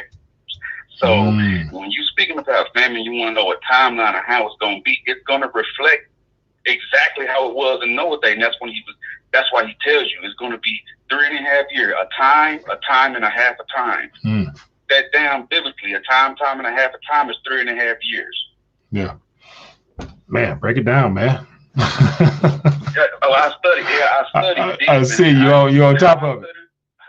I see you on top of it.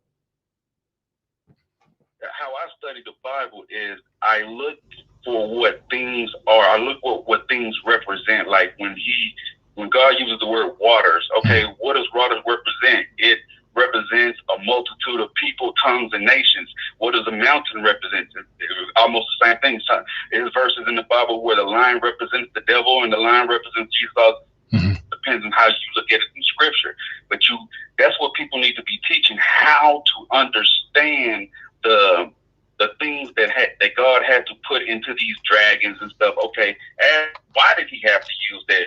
You have to understand what these things mean. That what are the trees mean? Like when scripture says that when the king has a dream and it was a tree that was so big that all the birds could flock, but when Daniel broke down what the tree meant, it symbolized that all the sins of the earth, it was so big that the tree, it represented the sins that was reaching heaven, that God could hear the sin, he could understand them, because this tree was so big. But you got to know what these things symbolize. Yeah. And that's what people fall short at. We just kind of give a cursory of the Bible, of a scripture, but we don't teach people actual symbols and signs, meaning. Therefore, you will never get a full understanding. Right. Well, hey, pay me money bags. I appreciate you as always, man. Let me get a couple more calls before we dial back. I appreciate you for deciphering that scripture there, my friend, for us. Thank you. No problem, man. Be good. Yeah, you too. Yes, sir. We are at it. So, Steve, I want to thank you, my friend, for that love offering to the channel there. And so we got go a couple more minutes and we get ready to dial back. As always, if you guys want to give me a call, feel free to do so. Or you can join me face to face if you are courageous enough to do such. We'd love to talk to you face to face. Hello, caller. What's your name? Where you calling from? Hey, Mike. It's Roger here in South Texas. Man. Roger. I just was thinking about, with the prepper guy, and And thinking about the timeline here, and definitely we all knew we're going to a digital dollar. The ramifications are still unclear, except that, like me, sometimes I sell some exotic dogs and stuff, kind of under the table sort of thing. And that's going to end. They're going to be able to see everything. So, your dealer guy is really going to be a little tougher to deal with. Yeah. But I'm thinking Monero and Dash and some of these cryptocurrencies that are privacy coins might really start moving forward in the next couple of years. I do have some crypto investment. Most of my investments are in gold, silver, and real estate. But, still, it's one of those things that I'm thinking about maybe I should increase my position in some of these privacy coins because ultimately we're going to have to find a way around the government, but and band together at the end of the day. Anyway, yeah. I do agree, my friend, and that's one thing I mentioned before that some Dash I'm not much of a fan on, given the fact they've compromised the concept of privacy for being accepted by mainstream. So I don't think they're going to be something reliable privacy wise, but who knows? But Monero and any other of those hardcore privacy centered currencies could be of use for quite some time. But then I also think we're still going to have paper. It just may not be utilized as much. You may not be able to go and walk into your favorite retail store and use it, but you can also hand to hand with somebody who also understands and appreciates having some sense of privacy, might be willing to transact in this deal. So there'll still be some stuff circulating on the black market, as it's going to be called at that time frame. So, but yeah, I'm a fan of privacy coins as well. So those will definitely catch a bid pretty soon as people realize that every other cryptocurrency is being tracked and traced as a part of the original plan that they have. So, yeah. Right. Yeah, man. Appreciate you. Have a good one, man. Take care. All right, sir. Be good. Thank you. Yep. All right, so we are good to go. It says, let me see, bad audio. It says what's that? My freaking ear. So what's the buzzy noise? So let me know if you guys hear something. I don't hear anything on my side, of course. What else you got going on? So what else? Let me see. What other subjects out there? Okay, so here's something that I meant to try to Mike can't hear you. Audio. Bad audio. Let me see here. Let me see here. What's happening? Thumbs up, thumbs down if you guys can hear me. No sound. Mic is off, it seems. All right, give me 1 second. Let me try to get in here. All right. Hello? Audio is gone. All right, so if the audio is gone, that might be the end of the show because let me see audio here. Audio mic. Let me All right, so here we go. I should be good to go. Can you hear me now? Thumbs up if you can hear me.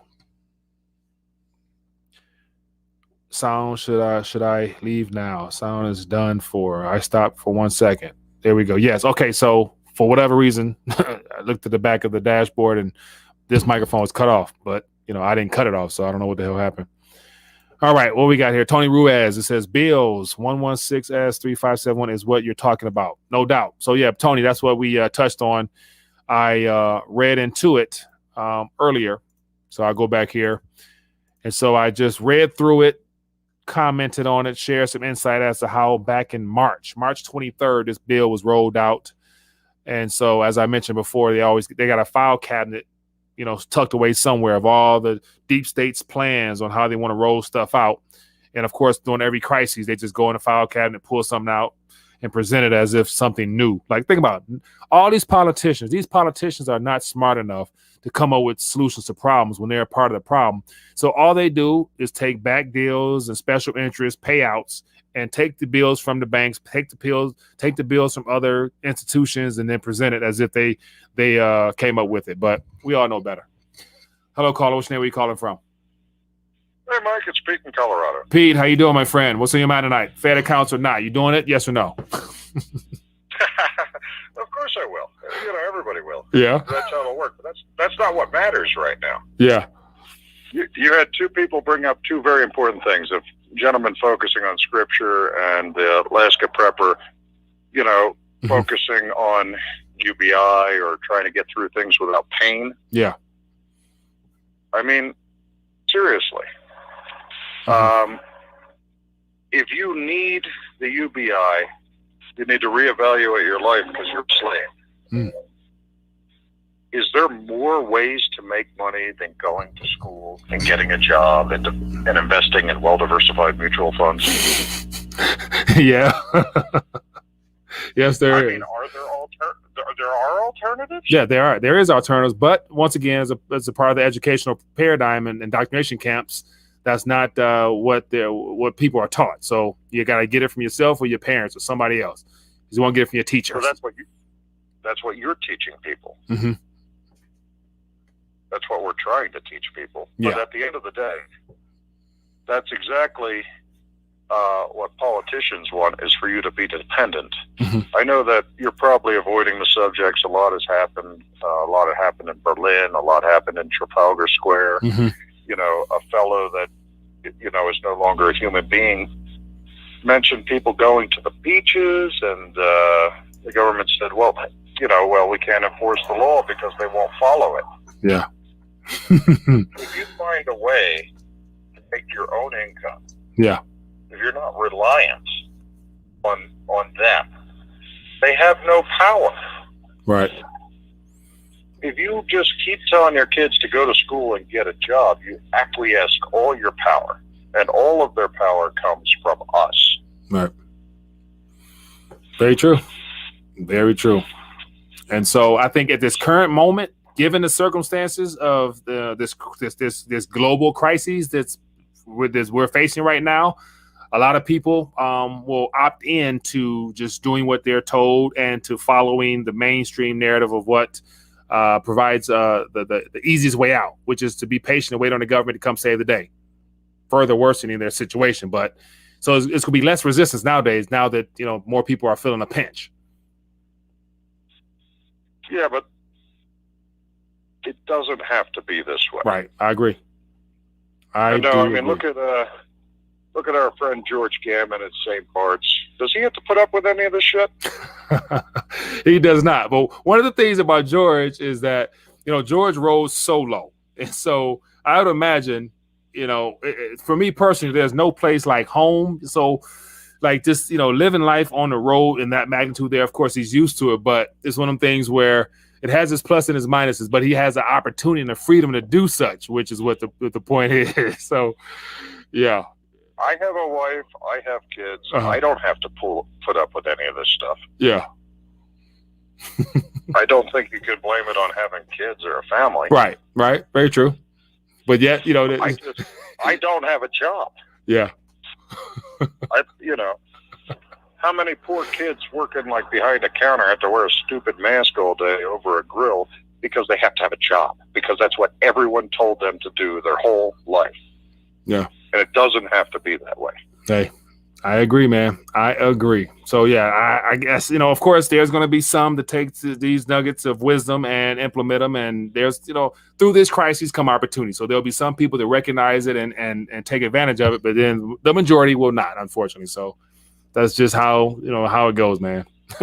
Unfortunately. Well, the majority of people, it's like the medieval church of, the Dark Ages. Mm-hmm. Anything that's against what they're told to believe is heresy, and you just got to write those people off. Yeah. But you don't have to do that for yourself. You don't have to live like this. You don't have to put up with any of this. Right. Very true. Hey, man, Pete, appreciate you, man. It's always good to hear from you, my friend. It's always nice. Keep doing what you're doing. Will do. Be good. All righty, people. Man, so yeah, a lot of great insights, my friends. Appreciate you guys calling. Miss Alaska Prepper, appreciate that love offering to the channel, my friend. You got to see Low Blood Pressure. Yeah, Low Blood Pressure has made a couple of different appearances, man. He's he loves to connect via face-to-face. So it's always good to have him join me. And so what else we got here? It says, good evening, everyone. What's going on? So we got some new visitors here. Vince Grant says, huge progress being made on this show. Vince, I appreciate that, my friend. The goal is, man, to try to reach as many people as possible, to let people know that, right now is a time like never before to really think beyond and think outside the box, because if not, you're going to be caught in a tidal wave and it's going to drag you under, unfortunately. So yeah, Vince Grant, I appreciate that love offer, my friend. Thank you for being a blessing. And what else is going on here? We're about to get ready to dial back a little bit. It says key verse, Proverbs 3:5-6. No doubt. No doubt. I'm about to pull that up. Trust in the Lord with all your heart. Yeah, and that is something that let me see. Let me go to Proverbs real quick. I'll pull this up here, then I'll dial back with this piece of scripture here. Let me go to the Proverbs. All right, I'm gonna pull this up here. Thanks to Mr. Vince Grant. So I'll put this on the screen here, then we will dial back. Okay, so Proverbs 3:5, it says, let not mercy and truth forsake you. Bind them around your neck and write them on the tablet of your heart, and so find favor and high esteem in the sight of God and man. It says, trust in the Lord with all your heart and lean not on your own understanding. In all your ways acknowledge him, and he shall direct your paths. Yeah. Trust in the Lord. So right now, like never before, more of us have called upon the name of the Lord for guidance, wisdom, help, you name it. And so I think today I want to share something today that really, really put a smile on my face. And it happened to be with the interview, or not an interview, but a press conference done by President Trump in where was he at? He was in Kenosha, and he actually asked for a priest or a pastor. Let me pull this up here so you guys can see this. So I thought this was very interesting, man. So this definitely, I'm gonna dial back after this one, but here is the prayer that President Trump actually asked for. Let me get this on there. So highly thought of in the area. So please. So this is a great moment here to put a smile on my face. To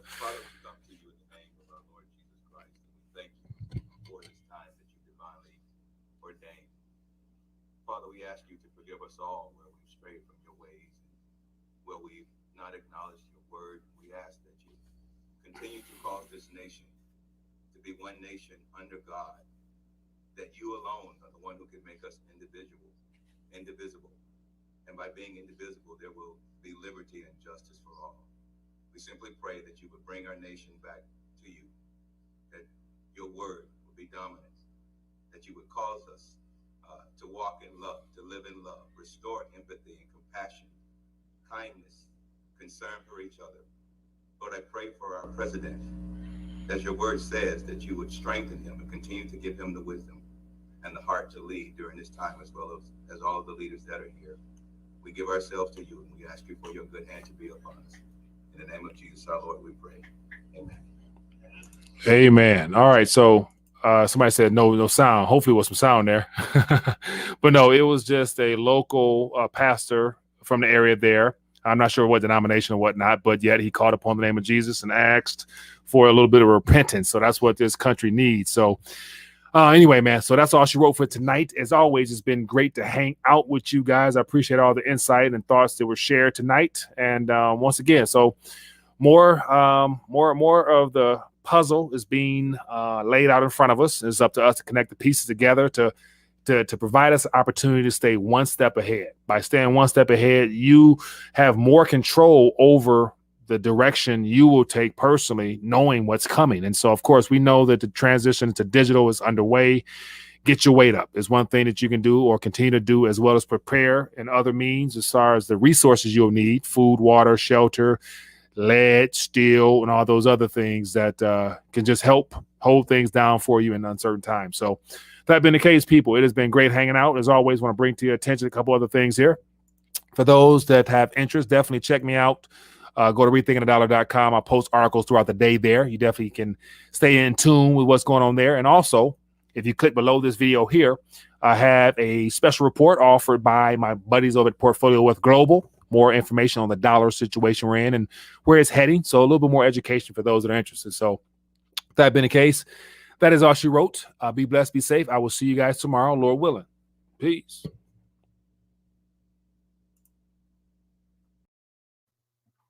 So I thought I would take a minute, share some thoughts, elaborate further on a video I did about the reboot of Matrix 1.0. And so here we are now, approaching 2020, and I thought I would put together a visual aid to give you a better understanding of exactly what I'm referring to. And so as you guys can see here, the all-seeing eye, What is the all-seeing eye? That is one of the biggest mysteries, or not, of our lifetime, especially given the fact it's on our Federal Reserve note on the very back of it. But everybody knows that it has to do with the secret nature of a group of individuals or institutions, you name it. But those are the overseers. Those are the creators of this current paradigm we're all a part of when it comes to the interconnectedness of our financial system, monetary system, you name it. And that, makes up the Matrix 1.0 aspect of where we're currently at now. And I think it's only going to get worse from this point on. So who exactly are those that are in control of our current paradigm the way that we know it as of now? It happens to be people labeled as a financial elite. So as you guys can see, at the very pinnacle at the top of this pyramid, outside of the all-seeing eye that we do not know exactly, we all have guessed, we all can assume who they are, but yet how they control the world for the most part happens to be with the central banking model. And so here we have the Bank of International Settlements, we have the International Monetary Fund, we have the World Bank, and then from there we have all the entities that have been bought and paid for in the form of those central banks and the Federal Reserve Bank, the Bank of England, and then it goes down even further to actual corporations, the big banks themselves that are responsible for the current credit extension that we're all a part of and experiencing problems with now. And then, as the too big to fail banks, and you see some pictures on the screen now, but then if you go even further down beneath the totem pole, we have the big corporations, the mega corporations that are a part of this as well. So here you have the initial layout of what Matrix 1.0 has been about. And all along, you and I have been intertwined in this because we work for these entities. We to base our lives upon the very currency that they create and brought into existence for us to use, prolonging and creating this matrix of a monetary system that we're in now. But it only gets worse because nothing gets better from this point on. And it's interesting how there's a lot of people out there that think that this current decade we're heading into, that there's people out there that I consider good guys amongst this equation, when in actuality, I think it's all interconnected. And right now it's starting to become obvious as Uncle Sam here reaches a critical point of almost being flatlined. So how exactly will Uncle Sam flatline? Easily, due to too much debt. At this current moment, it's 23 trillion plus, of which there's no way of paying that back. We're going to have problems eventually just paying the interest on it alone, not to count all the unfunded liabilities of over $100 trillion plus. At this current moment, Uncle Sam is already insolvent and basically coming down the home stretch as far as the remaining opportunity that he has to extend the confidence and trust in this current paradigm. And so between all the Federal Reserve activity and central banking activity around the world in general, not to mention the complete chaos in Washington, D.C. right now, faith and confidence in Uncle Sam is not looking good. And therefore, there's going to be need for some type of reboot of the system. And that's where I think we're heading right now. That's why I believe 2020 will be a time period where all of the initial plans from those that ran Matrix 1.0 will be in full force heading into 2020 because Uncle Sam is having problems. And the rest of the world is waking up to the fact that Uncle Sam can no longer continue on the way that he's been going. So change is inevitable. And the thing is, the change that's coming will be no different than the prior paradigm we were in, apart from the fact that now technology plays a major role in it. And the things that will come from this next decade plus will be things that will limit everything that you've known as having opportunities or freedom or things of that nature, because now we're moving into a digital age. We're leaving the industrial age and we're entering solely into a technological advanced age and society, to where with that itself ushers in Matrix 2.0. One of the biggest things that really has me concerned about this reboot or transition out of the old into the new is the fact is a lot of people may not recognize the fact that 2.0 Matrix has already been underway. And so ever since we've entered into that last recession, the goal was to usher us in slowly into an age where technology becomes a driving force of our lives. So what exactly is 2.0? 2.0 is in everything we're involved in now. Everybody has a cell phone. Everybody has internet access. Everyone has some type of gadget or app or service or feature that's solely based upon a software program on a computer in a web browser somewhere. And so our lives at this current moment already exist in a 2.0 fashion because the internet is the lifeline of the system, and your data is what the next digital gold has become, because everything you do online is being tracked, traced, and monitored. And there's a portfolio of all your activities that highlights and showcases who you are as a person. And all that information is being held by the very entities that we've grown to use, with them all offering us some type of free service, whether it's Facebook, Instagram, or you name them, whatever your favorite app or service is, it's free. And it's not free because they love you so much and they care about providing you such a great service. It's because they're keeping your data. They're using your data as a way of preparing you for the solely digital age that we're transitioning into. So 2.0 is currently underway right now, and you're already in it, but yet you may not have seen all the ways that it's going to be interconnected and who actually owns it. So now I'm going to share with you 7 key industries, or CF7 areas that will make up the full completion of Matrix 2.0 when it's all said and done. And as I hinted at first, Internet, the Internet of Things. To simply define it, a system of interrelated computing devices, mechanical, digital machines, objects, animals, or people that are provided unique identifiers. And so that's an official definition from Wikipedia to tell you about the interconnected of utilizing the Internet. The Internet is the bloodline of this Matrix 2.0. Without Internet, there will be no interconnectedness. There will be no way of trying to bring this all together using data as the next form of digital gold per se. The next pillar of this new Matrix 2.0 is augmented reality. And simply put it, that's just using the gadgets in and of themselves and adding digital elements to the live view usage of the camera. And so a good example would be a trending app or something of that nature, where it puts like a spider or something on the person's face. And so I've seen a lot of parents out there having their child in front of the camera and having a spider crawl up their face, and really not knowing the harm they're doing with stimulating their brains and scaring the mess out of these kids.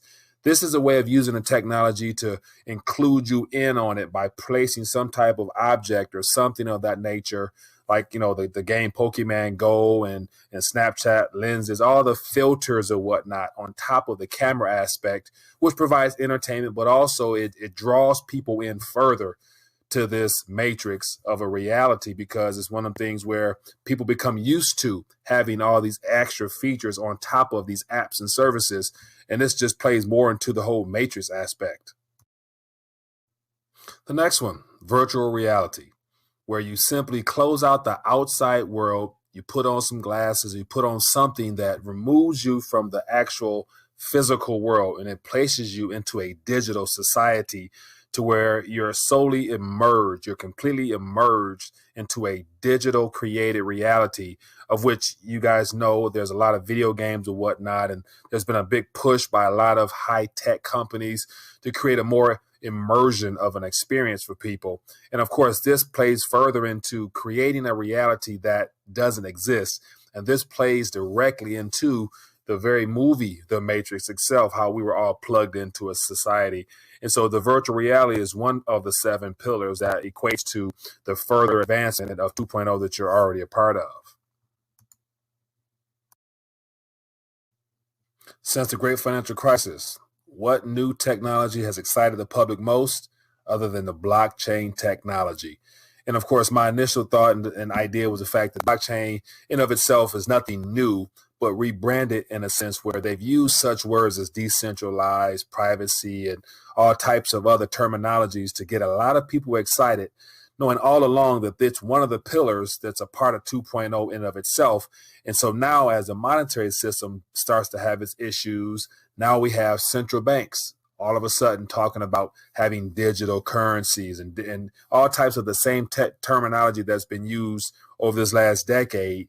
Blockchain in of itself was a part of the initial design, and it's one of the pillars towards this whole completion of the Matrix 2.0. And so it's one of them things where even though it has its benefits, but it's all a part of the original game plan. So is it of really surprise to most people? It shouldn't be, because it's one of the pillars that completes this whole puzzle. One of the most interesting pillars, amongst many others, happens to be 3D printing, or three-dimensional objects that's created from a computer file. And so, of course, there's a lot of stories on this of how there's been houses manufactured in a couple of hours, cars being printed up. And so this technology in of itself is very easy and efficient, but it's one of the things that plays further along into creating a more convenient and easy style of life for us. Not to mention that all the things that will be printed in the days ahead used to be built by human hands. And so if we have things being printed from a computer file that's used over the internet, that's paid for by blockchain, that's designed to create a virtual artificial world for us, once again, it's all part of the Matrix 2.0, and it's already been done now, and it will only get better as time goes on. Every major company right now is racing to get something in the air, whether it be Facebook and their copter that provides internet service in Africa, or Amazon looking to send your groceries via drone. The drone technology space is something that I personally tend to really be excited about, but it's one of them things where it plays into the next line of transportation. Pretty soon, we're all going to be flying in the air on some type of helicopter or hovercraft type of ordeal. And those are all the things that as kids we all dreamed about. And so it's currently being built right now, and it's underway, and it furthers how we're going to be transported in the future utilizing the drone technology. It's unfortunate that the most disruptive out of all of these technologies primarily will be the change in how human labor is no longer needed because of the advancements of this technology as 2.0 unfolds and robots become the driving force for actual creation of goods and services, security, and you name it. There's going to come a point where as 2.0 further moves along, that robots will become a major player in everyone's lives, all the way from having your own private robot in your house, all the way to you possibly losing your job because of the automation aspect of in using robots. Further awareness of what's going on with this 2.0 movement. The sad part about all this, it all circles back to the original source of Matrix 1.0. Who funds all these operations? Who's the primary financiers of all these different entities that makes up what will be considered 2.0? It happens to be the very same sources that enslaved humanity initially with that pyramid society. And they're at the driving force of all this. And what are they eventually trying to do? Utilize artificial intelligence, connected all those things around this pyramid to a single source that will control everything at some particular source somewhere on this planet. And it's all going to be backed by the same entities that created 1.0. In my personal opinion, they're the overseers of this 2.0 model that we're currently in now. And it's unfortunate that a lot of people don't see it that way, but it's all interconnected. Nothing new under the sun. And the very same individuals that created 1.0 is definitely in charge of what's going to be considered 2.0 as we move further into it.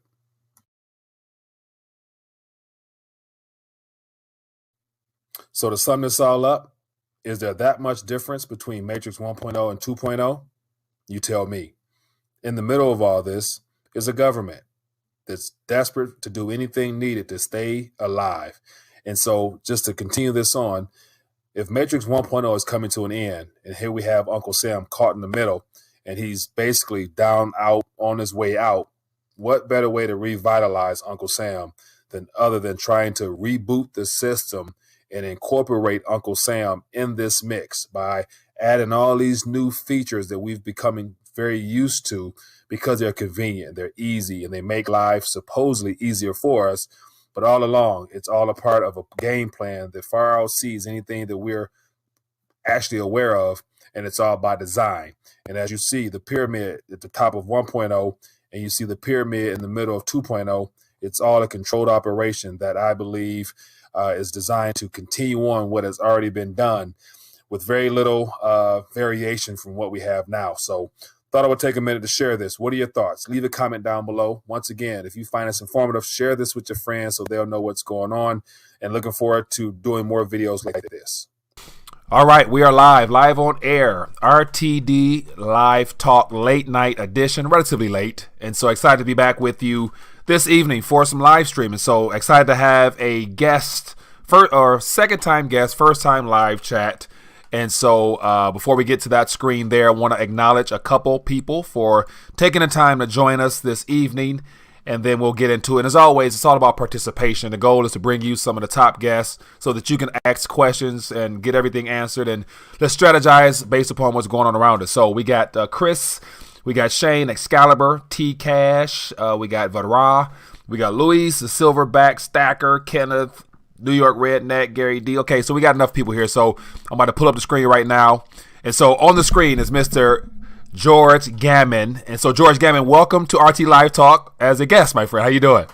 I'm doing well, Mike. Thanks for having me. I really appreciate it. Looking forward to chatting and answering some questions on macro. Yes, definitely. So with that being the case, everybody, we're going to just tip it off. And so the primary subject matter is the fact that I did a video earlier, by the way, George, about highlighting some of the recent comments from Mark Carney, Christine Lagarde, as well as one of the Fed governors that all chimed in on the current state of the economy. So one state is weak, one state is sluggish, the other one state is doing fine. So I'm like, okay, they're not on the same page. So let's get this thing started off right. In your personal opinion, we're in 2020 now, 9 days into 2020. What's the current state of our economy? Are we in a recession, or we got some time, or what? What are your thoughts? Well, I think it really depends on how you define what a recession is. So I think most people would define a recession as negative GDP growth. And if you look at the actual rate of inflation, I would argue that currently we do have negative GDP growth, because if you look at nominal growth and then you subtract out the CPI or whatever government measurement that they use, that's what takes us, let's say, from 4% nominal down to 2% real. So they say, okay, well, our GDP is positive 2%. But if inflation is actually 6% or 8%, then that would take it into negative territory. Yeah. In addition to that, if you look at the actual deficit, the $1 trillion deficits that the United States is running right now, and you subtract that out of the GDP, there would also be negative, and that's using their CPI number. So using their inflation number, even when you subtract out the money that we're borrowing to spend, it takes us into negative territory. So technically, by the definition and the numbers that the government gives us, no, we are not in a recession. But if you look at it in terms of what I think is reality, then I would argue that we are. Now, so how do you get the unemployment rate down so low? Well, number one, that's a lagging indicator. And number two, the labor force participation rate is extremely low. So that's another number that they can kind of tweak and mess with to give the optics of the economy being a lot better than it is. But I do have a counterbalance to that. I saw an interview with Stan Druckenmiller the other day, who I have just an immense amount of respect for. And he's positioned for us not to go into a recession in 2020, although he's got the same fundamental outlook on the economy that most of us do, surprisingly enough, because you think he's very mainstream. But if you look at the attitudes or the opinions on the economy from people who are technically mainstream, like a Druckenmiller or a Gundlach or, of course, Peter Schiff, but even those guys that you see on CNBC all the time, they're surprisingly bearish on the actual fundamentals, but that doesn't mean that they don't think the stock market will continue to go up just because the Fed is providing all of this liquidity. So Druckenmiller's point is that in his career, which has spanned decades, he's never seen the United States go into a recession when the Fed is in easing mode.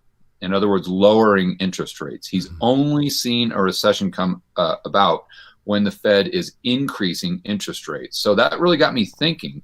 And I went back and looked at my charts, and sure enough, it's 100%. The Fed is always raising rates. So I kind of,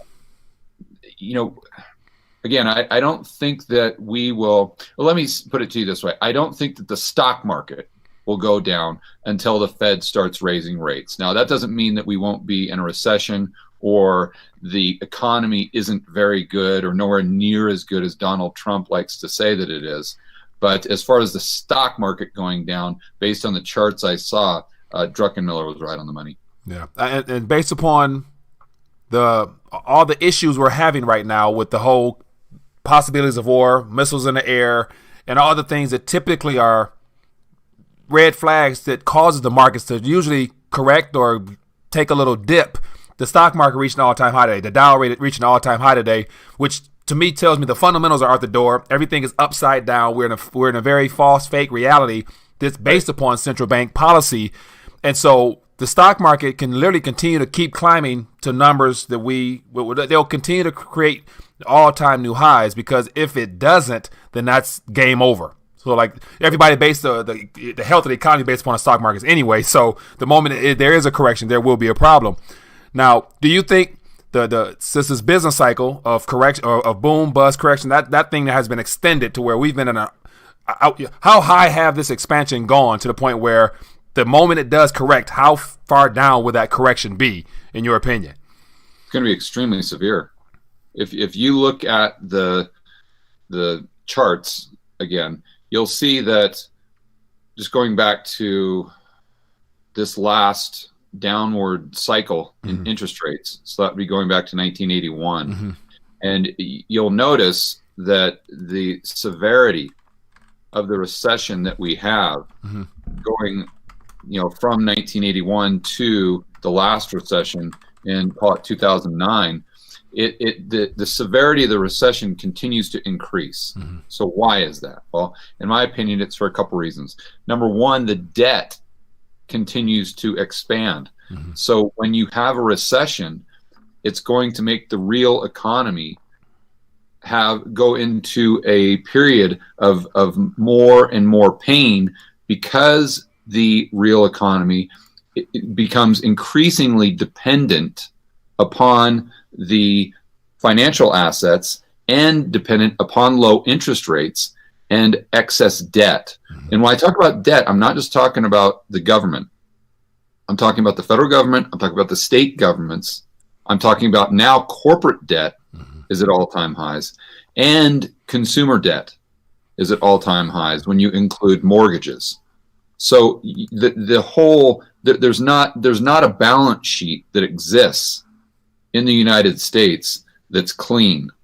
So and you can compare that just to your own household finances, in that if you're making $50,000 a year and you've got, let's say, $100,000 in debt, so your payments, let's just say it's $800 a month, with interest rates at 5%, right? Your interest rates are at 5%.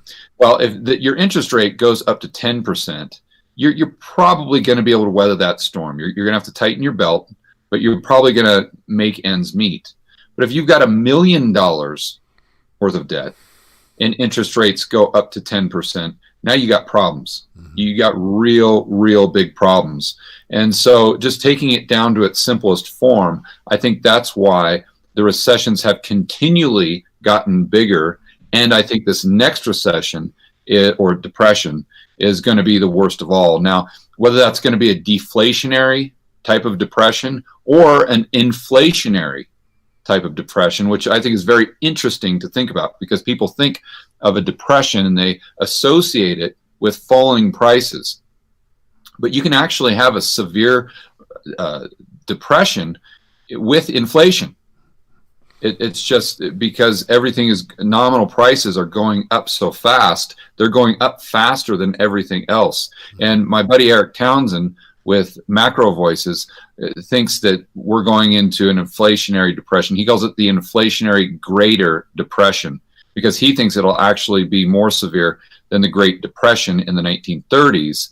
But again, instead of having that price deflation, it'll be with price inflation. So basically hyperinflation, in a sense. Yeah. So in a sense, hyperinflation, and so it won't just be limited to certain sectors or categories. You're saying that the price of your everyday goods and services, so right now, okay, so the stock market would be in an inflation right now. It's well overvalued. We have what else? Student loan, all those areas that are at all-time highs in a sense are pretty much inflated. Now we're just waiting on the consumer goods, like your everyday usage of gas and food or stuff like that. When that becomes a clear sign that prices are too high, then that's the big greater depression that you're referring to. Well, let me unpack it a little bit further. Okay. Because I know it's kind of hard to put those pieces of the puzzle together. But if you've got prices, consumer prices, going up faster than your pay, than your wages, or faster than asset prices, then you're in a depression. Because, again, in real terms, when you look at the nominal growth, let's say nominal growth, GDP is 20%. But let's say that we're at, the inflation rate is 30%. Well, now we're at negative 10% real growth. So, but yet we have all this inflation. So that would be an example of an inflationary depression. And Venezuela is a perfect example of that. Their nominal GDP growth is going through the roof. Looks like they're doing they're the fastest growing company in the history of the world, right? I hear their stock market is doing really well. Price-wise. Living is just completely plummeting because of the discrepancy there. So would they be in a technical depression? Absolutely. A huge, massive depression. But it's just an inflationary one. Interesting. So let's check in with the chat. So we had a couple calls while you're talking, so I ignored those. So if you guys have any thoughts or questions you want to ask, feel free to call back in, and we'll go from there. And so looks like there's a question here. It says, people, or a comment or thought, it says, people keep looking at the economy as one thing, separate the rich from the poor, stocks from the healthcare costs, and the picture becomes much more clear. So that's a thought from Mr. Spirit King. So we do have a call, and I'll answer this call, and we'll see what the thoughts are. Hello, caller. What's your name? Where you calling from? Hello? Hello? Hi there. What's your name? Where you calling from? Hey, this is Matt from Nashville. Matt from Nashville. How you doing, Matt? What's on your mind, or what's your thoughts or question for Mr. Gammon? Hey, George. I listened to a video of yours about real estate a while back, and I don't know exactly, because I went on a binge of yours. I just started watching everything.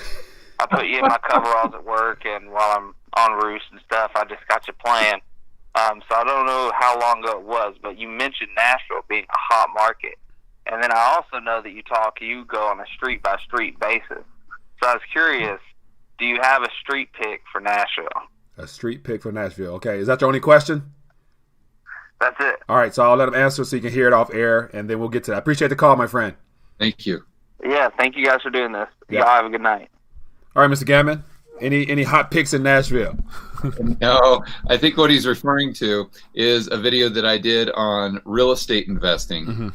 And I was talking about when I first got involved with real estate investing in 2012, one of the markets that I was very interested in was Nashville. I thought it was a fantastic market. It's very linear. I won't go into great detail, but what ended up happening is I was considering Nashville, a few other places, but also Kansas City. And I ended up focusing all my attention into Kansas City. So I was never able to go out to Nashville and check it out. But yeah, so unfortunately I don't have any street by street pick for them. I apologize. But stick with those linear markets in the South and the Midwest. If you're thinking about investing in real estate, or if you've got a lot of equity built up in one of these cyclical markets, which I think are in a bubble, the LA, San Francisco, Seattle, Oregon, or Portland, Oregon, consider taking that equity out and maybe looking at a linear market to where that equity has a lot less downside and you can get a lot more cash flow. Interesting. And so it says, question, do you see the markets going down after January 15th, as on January 14th, the Fed is pulling out $85 billion out of the repo and people will realize phase one of the trade deal is pretty bad? So do you see the markets going down after January 15th due to the repo market and assuming a failure of a trade deal? Because I don't think the trade deal is going through, but what are your thoughts on that? Well, there's a lot of moving parts there. Yeah. I would say if that happens and the Fed pulls out the liquidity, there's an issue with the trade deal, kind of we see the emperor has no clothes, you could definitely see a short-term drop in the market. But I think it would just be short-term because I think the Fed would come right in with more liquidity and just give it another shot of heroin to get that market going right back up where they want it. To be clear, at some point, that's not going to work. And when they get to that point, I don't know. It could be tomorrow. It could be in 10 years. But when it happens and the Fed finds their kryptonite, which I think eventually will be inflation, because if you think about their only tool, or their only quote unquote cure, it's like they're like a bull in a china shop with a hammer, and they're the only thing that they see are nails. Everything's a nail. So if there's a problem, I mean, think about this. If you look at like a congressional hearing, and of course all these knucklehead politicians are doing all this grandstanding, but they're talking to the Fed about, well, how are you going to solve climate change? What? What does that have to do with central bank monetary policy? That's what I'm trying to figure out. Right. Or how are you going to solve inequality? Or how are you going to solve the pay gap between women and men? It's like, what are you talking about? Right. So, but my point is that if the Fed took that on as a mandate, okay, well, how would they do that? Well, just how are you going to decrease inequality? Oh, drop interest rates. Well, how are you going to cure climate change? Oh, print money. Yeah. How are you going to do it? Drop interest rates. Print money. Drop that's their only tool. So if we get something like inflation that would take away that tool, what are they going to do? And that to me is really the end game. Yeah, the end game. The moment they stop increasing reserves. So we have a call real quick. Sure. Hello, caller. What's your name? Where you calling from? Hey, yeah, my name's Dan. I'm calling from Vancouver, Washington, which is just outside Portland, Oregon. All right, Dan. How you doing? That's where you grew up at. What's your thought or question? Pleasure to talk to both of you guys. I really appreciate both your channels, so thanks for having me on. My question is kind of maybe for both of you, but I think a lot of people who listen to these channels are probably average Joes like me. I'm a service tech in the air conditioning and heating and refrigeration world. I make a pretty average salary. I got a wife and kids, a mortgage, and some student loan debt. And, I'm always wondering, listening to these shows and these conversations, if we have like an inflationary situation, then the devaluing of the dollar is a direct transfer of wealth to me, having a mortgage. But carrying a debt burden at the same time, I'm always weighing, is it better to maybe have a position in physical precious metals and gather that insurance before you kind of attack your debt?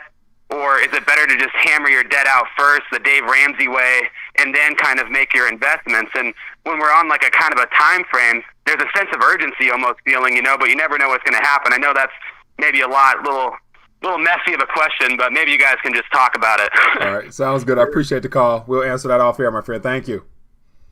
Thanks. All right. Be good. All right, Mr. Gammon, go ahead and share your thoughts. I want to share my 2 cents on that one too. Go ahead. I think that, excuse me. I think the easiest thing that the quote unquote average Joe can do is just make sure that his mortgage is a fixed rate 30-year loan. So if we do get inflation, that he's going to be the beneficiary of that. And how that works is that if the rate of inflation exceeds your interest rate, then that is a transfer of wealth from the lender to the borrower, like the gentleman was saying. So that's the first thing that you can do. That's something easy. Everyone can do it. no problem. Just make sure you don't have an adjustable rate mortgage. Number two is to own some precious metals as an insurance policy. I did a video today, and I quite frankly was shocked that I didn't even realize this, where at the end of the video, I did just very quick analysis of the gold price relative to the silver price, and how that ratios kind of trend throughout history, and where it's been at the top of the market in 2011 and where it was at the bottom of the market in 2000. And right now that silver ratio, or silver, is extremely cheap compared to gold. When you look at that ratio going back for the last 30 years is the chart that I had. So, an average person can definitely own a little bit of silver. If you can afford to own some gold, I think that's fantastic. I personally, and I can't give individual advice, of course, or investment advice. I just tell you guys what I do and what I suggest to my family members. And that is to have maybe 5-10% in gold. So if we do get big inflation, or if we do get a lot of deflation, regardless of what happens, you're most likely going to increase or at least maintain your purchasing power with gold or precious metals, assuming that it gets pretty darn bad, because gold and most of the time precious metals, including silver, are really the inverse of everyone's confidence in not only the system but central banks. Yeah. So it's not really the inverse of inflation. Part of my video today, I was analyzing different assets and how they've reacted when we go into war, just because of this whole thing that's going on with Iran. So that was actually something that I wanted to discover. And I thought that gold would really spike, and it didn't spike that much. It went up a bit, but and this is back in the Iraq War and the Gulf War, but it didn't go up massively. But nor did oil. So it's kind of like a buy the rumor, sell the fact type thing, where if there's talk of a war, then these prices really go up out of fear. But then once the war starts, and it's kind of, people just get used to it, I guess. I mean, it's sad to say that, but then the price kind of goes back down to where it was before.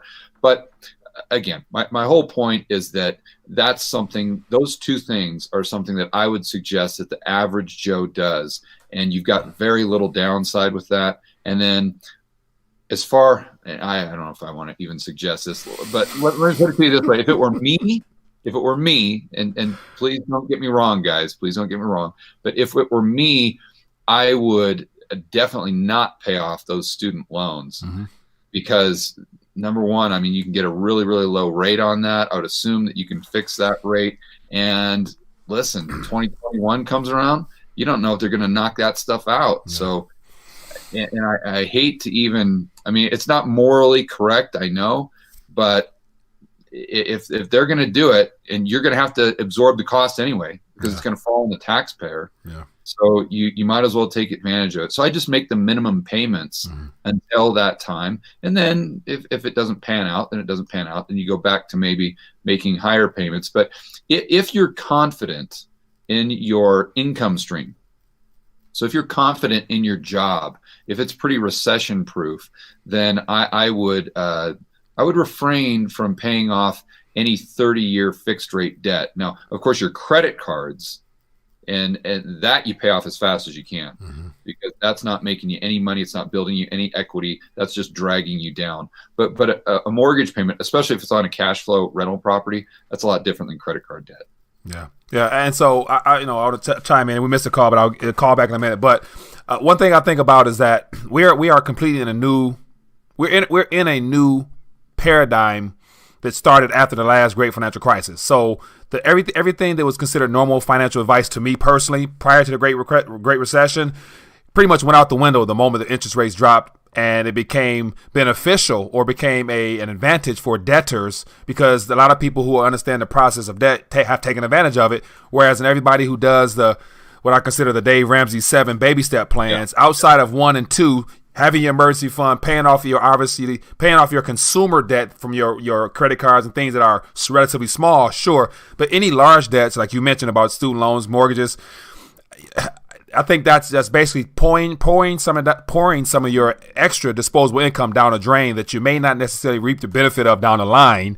And so I personally am finding new ways of creating income streams to take that change and buy things that I believe will appreciate over time. So and then in reference to the whole job concept, I'm of the mindset that starting this year especially, there will be no real job that's depression proof, because all jobs are in all the doors are open, all services are rendered to make a profit. But yet if trade stops, credit freezes, everything runs on credit. And so that means that there's going to be a lot of upset, broken promises coming, and I wouldn't even depend upon a job. So I'm really encouraging people to go beyond that and really focus on creating unique ways of adding value that makes you less dependent upon other people. So yeah, that's kind of where I'm at these days. So I missed a couple calls.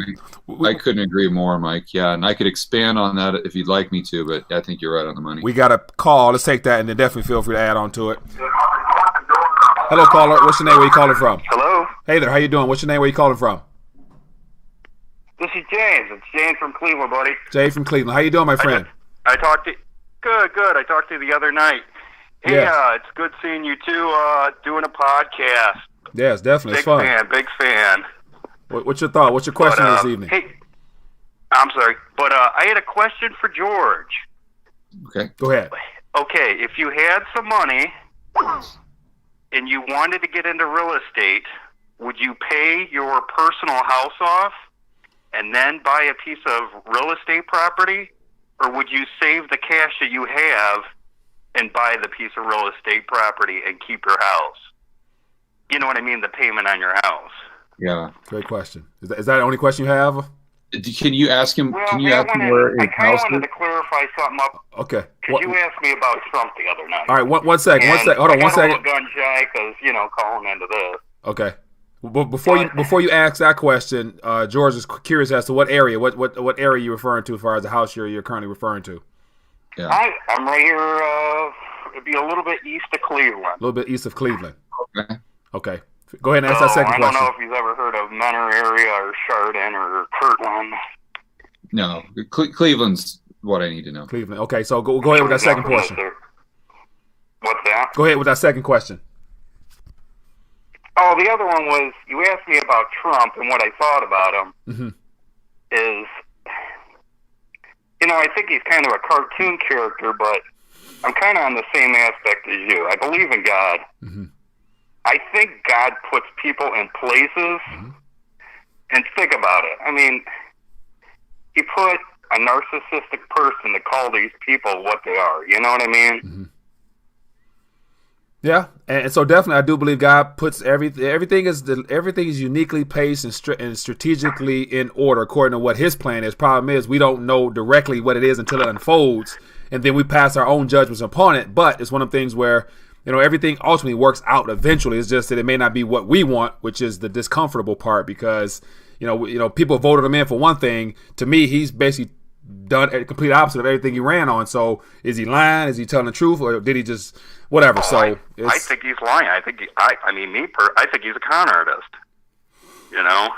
I couldn't question a man's faith, but yet in the end, we'll find out. It's usually after we look back, in history, we'll see. We'll see how things played out. So, but yet it's still early because he's going for second term, and I believe if he gets his second term, watch out because we're gonna really find out what he's made of.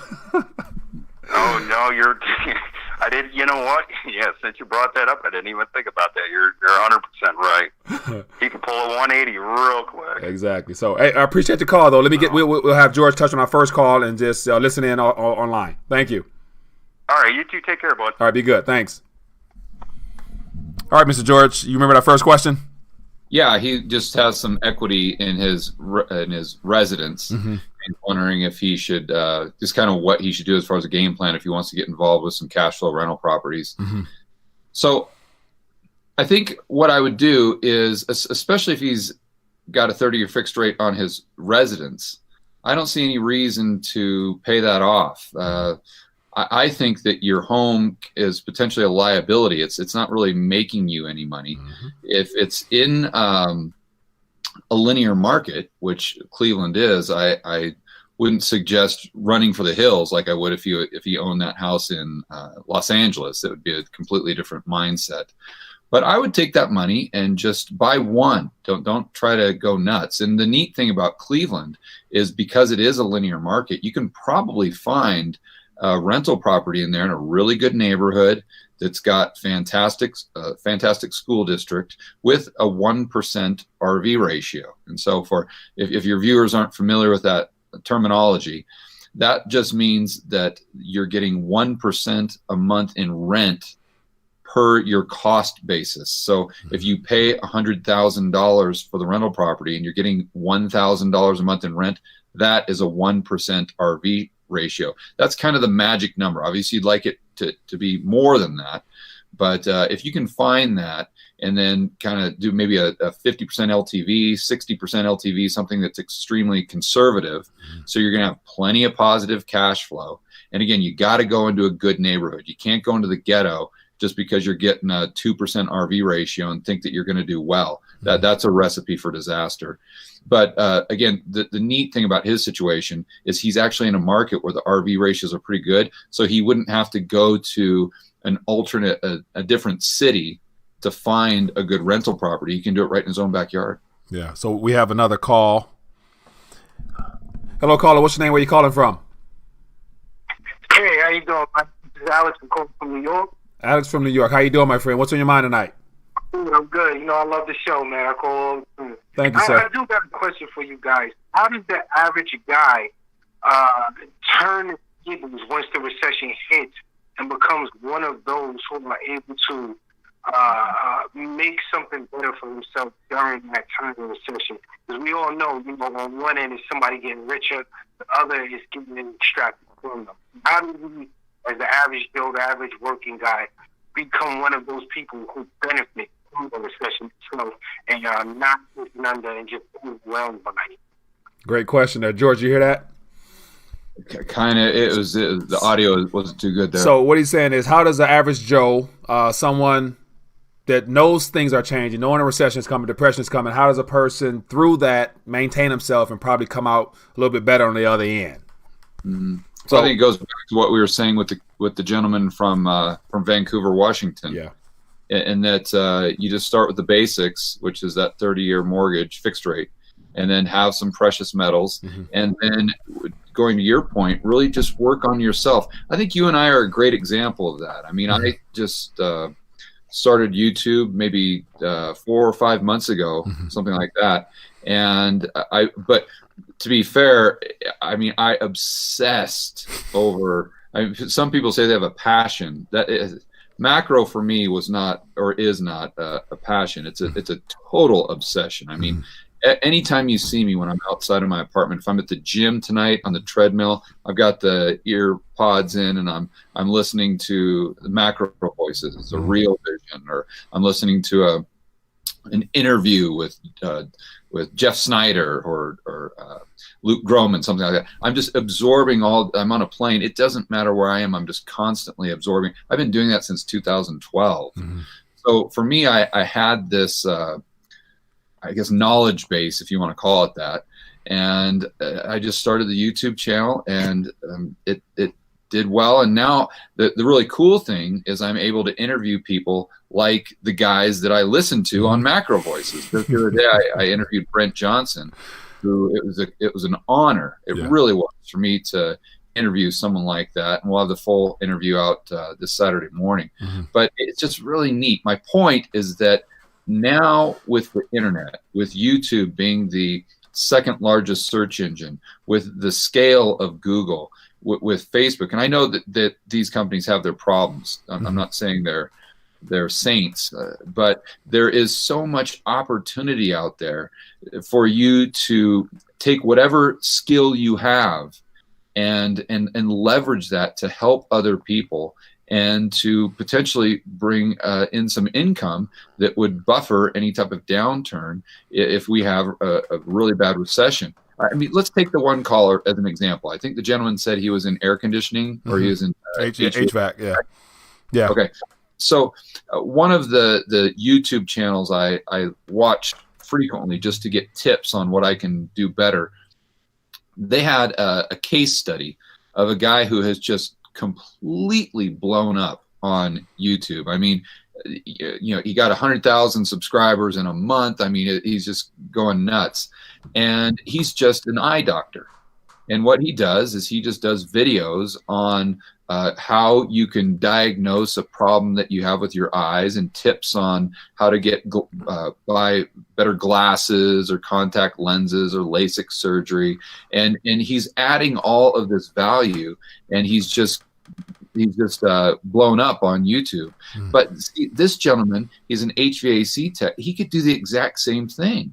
It doesn't matter if you're blue collar. It just another example that I'll use is a gal that I saw again on one of these YouTube pro channels, and they're using her as an example. She's got like 3 million subscribers, and she just started her YouTube channel like 6 months ago. And she's this elderly Hispanic lady. She lives in Mexico, doesn't speak a word of English. She lives out in the sticks in the middle of nowhere, but she has a cooking channel on how to cook authentic Mexican food. That's real. So if you want authentic enchiladas or burritos or fajitas, you know exactly where to go. Well, just through AdSense alone, she's probably making 100,000 plus easy. Oh yeah. I mean, she's probably making 20, 30 grand a month. Yeah. On how many, because she's getting 6-7 million views a month. Now, I saw a couple videos from people who have a million subscriber type of thing, and they were showing their numbers and the click per minute rate and things of that nature. Just because it's high views, don't guarantee, because YouTube has really curtailed and cut back on giving top dollar to people who get those type of views, but you still get something nice though. So you still get something nice. But you live in the middle of the sticks in Mexico. Yeah, it's still good. Pesos 19 to the dollar. Yeah, and you're getting that ad revenue in dollars. She's living the high life right there. Let me tell you what. But the point, I think the takeaway for the viewers is that there are a lot of negative things going on in the overall economy, but that doesn't mean that in your personal life that you can't do things to improve your lot. And there's so much more opportunity out there to do so, even if the world around you is kind of precarious, to say the least. Yeah, and I agree. Just chime in on that a little bit. So one thing that has me excited is, the new channel I just started, Giftpreneurs, where I'm really touching on this. I'm really, my true passion, come to find out, is me sharing my faith about things that I believe will impact the world, and it has to do with employment. I think employment and retirement are the biggest hoax that we've come across this century, and it's already changed, but most people don't know about it. So to just add to what you mentioned, like, you can go out and get some additional skills, which will increase your revenue, but ultimately your skill is in competition with a lot of other people as well. So unless you are strategically positioning that skill and using that skill, it'll be best in your best interest, I believe personally, to focus on more around the line of what are you gifted at? What were you born with that only you can uniquely provide? That, to me personally, is recession proof. Like, a skill can get fired. You can get fired from your job, but you can't get fired from what you were born to do and what you were born with. And I think there's a lot of people out there that are extremely gifted at certain things that no matter what, money's going to come to them regardless of what the economy's doing. So I'm really excited to really encourage people just to look beyond a job, look beyond a skill, because skills can get fired at any time. So, but yeah, that goes a lot to the spiritual essence of things that I'm really excited about sharing. So I just missed a call, so forgive me. But Mr. George, I have a question for you from Laurent. It says, question, what would happen to gold ETFs such as IAU and GLD in the case that the government would start confiscating gold? Yeah, I don't think that your worry with a gold ETF is the government. I think it's the guys who have your gold. Yeah. Or say they have your gold. Yeah. Yeah. I would strongly suggest that this gentleman go to my channel when he gets a little bit of time and watch that video that I did. I think the thumbnail is gold versus GLD. And you'll find that HSBC is the entity that's put in charge of that gold.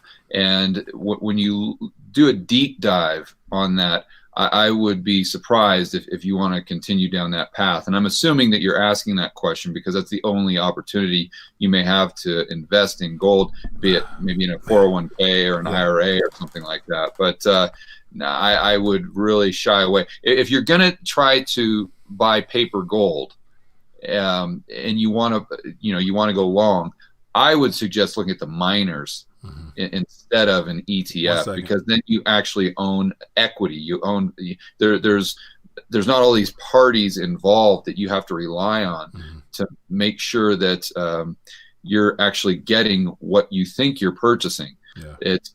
There still is obviously counterparty risk there, but I'd much prefer to have my counterparty Barrick Gold than HSBC. Yeah. Okay. Good thought there. And so as always, there's a programs, Mr. Will Lear from Perpetual Assets allow people to take possession of their retirement vehicle portfolios directly through certain vehicles that they strategically do. So I encourage you, there's ways of getting possession of whatever it is you want in gold. So everybody can afford it. So but we have a call here. And so let me get this right here.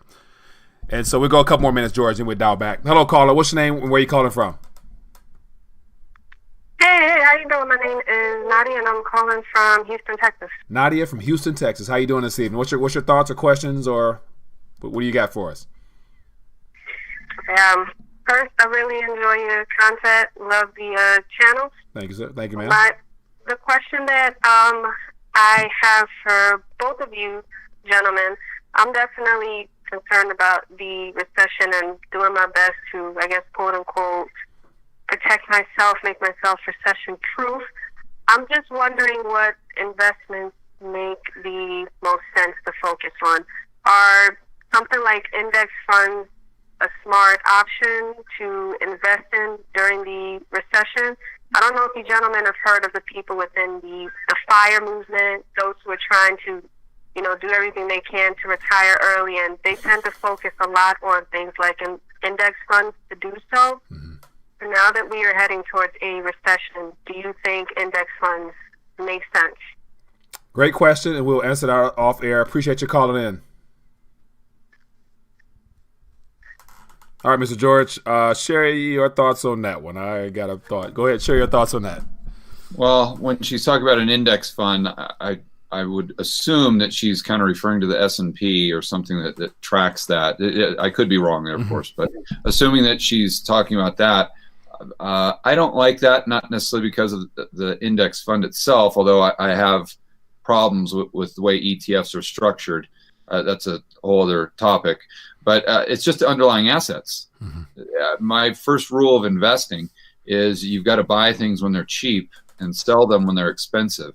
And there's absolutely nothing about the stock market right now that is cheap.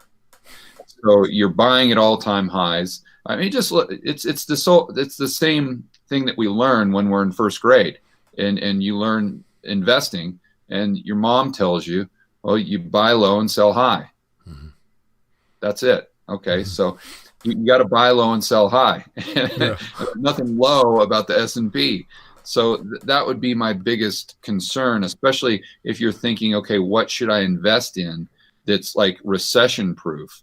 That is definitely not the stock market. Now, of course, if that's your only option, there are stocks that typically do a lot better, such as cigarettes, alcohol, Coca-Cola, but it's going to do a lot better than Tesla. I can tell you that in a recession. But I just, again, I just don't like to buy high and try to sell higher.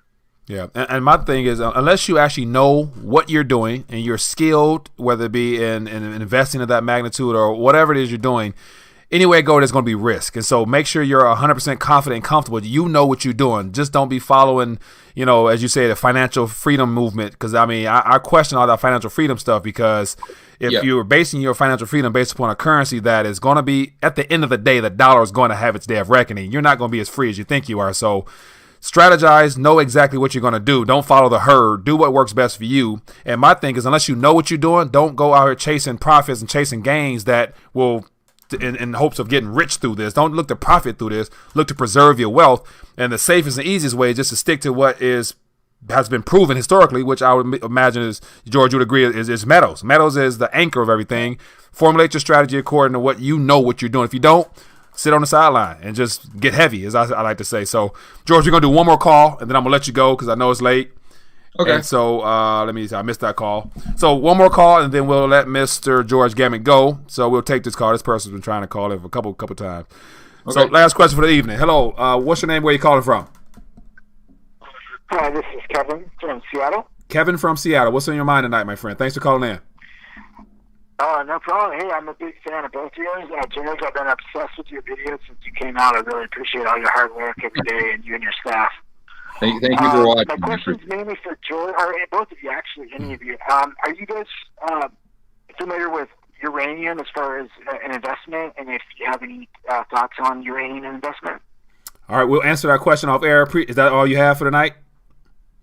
Yeah, it is. Thank you. All right, thank you. Mr. Gammon, uranium. Yes, it's cheap. Yeah. It's very cheap.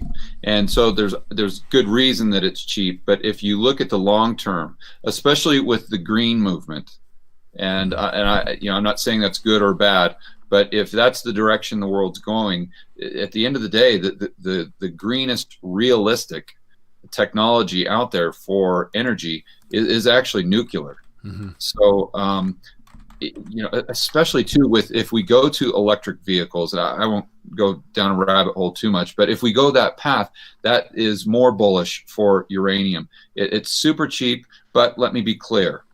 I do not see that as an investment. Mm-hmm. To me, that is a 100% speculation. And I define a speculation by something that you're buying in hopes that it'll go up in value or down if you're shorting. An investment to me is something that you buy because it pays you to own it. Mm. So I would not, and why I compartmentalize like that, because then I take it a step further and define what portion of my portfolio I want allocated to investments and what portion I want allocated to speculation. And for me personally, at the max, it's only about 10% of my entire portfolio that I would allocate to something that I'm buying for the sole purpose of it hopefully going up.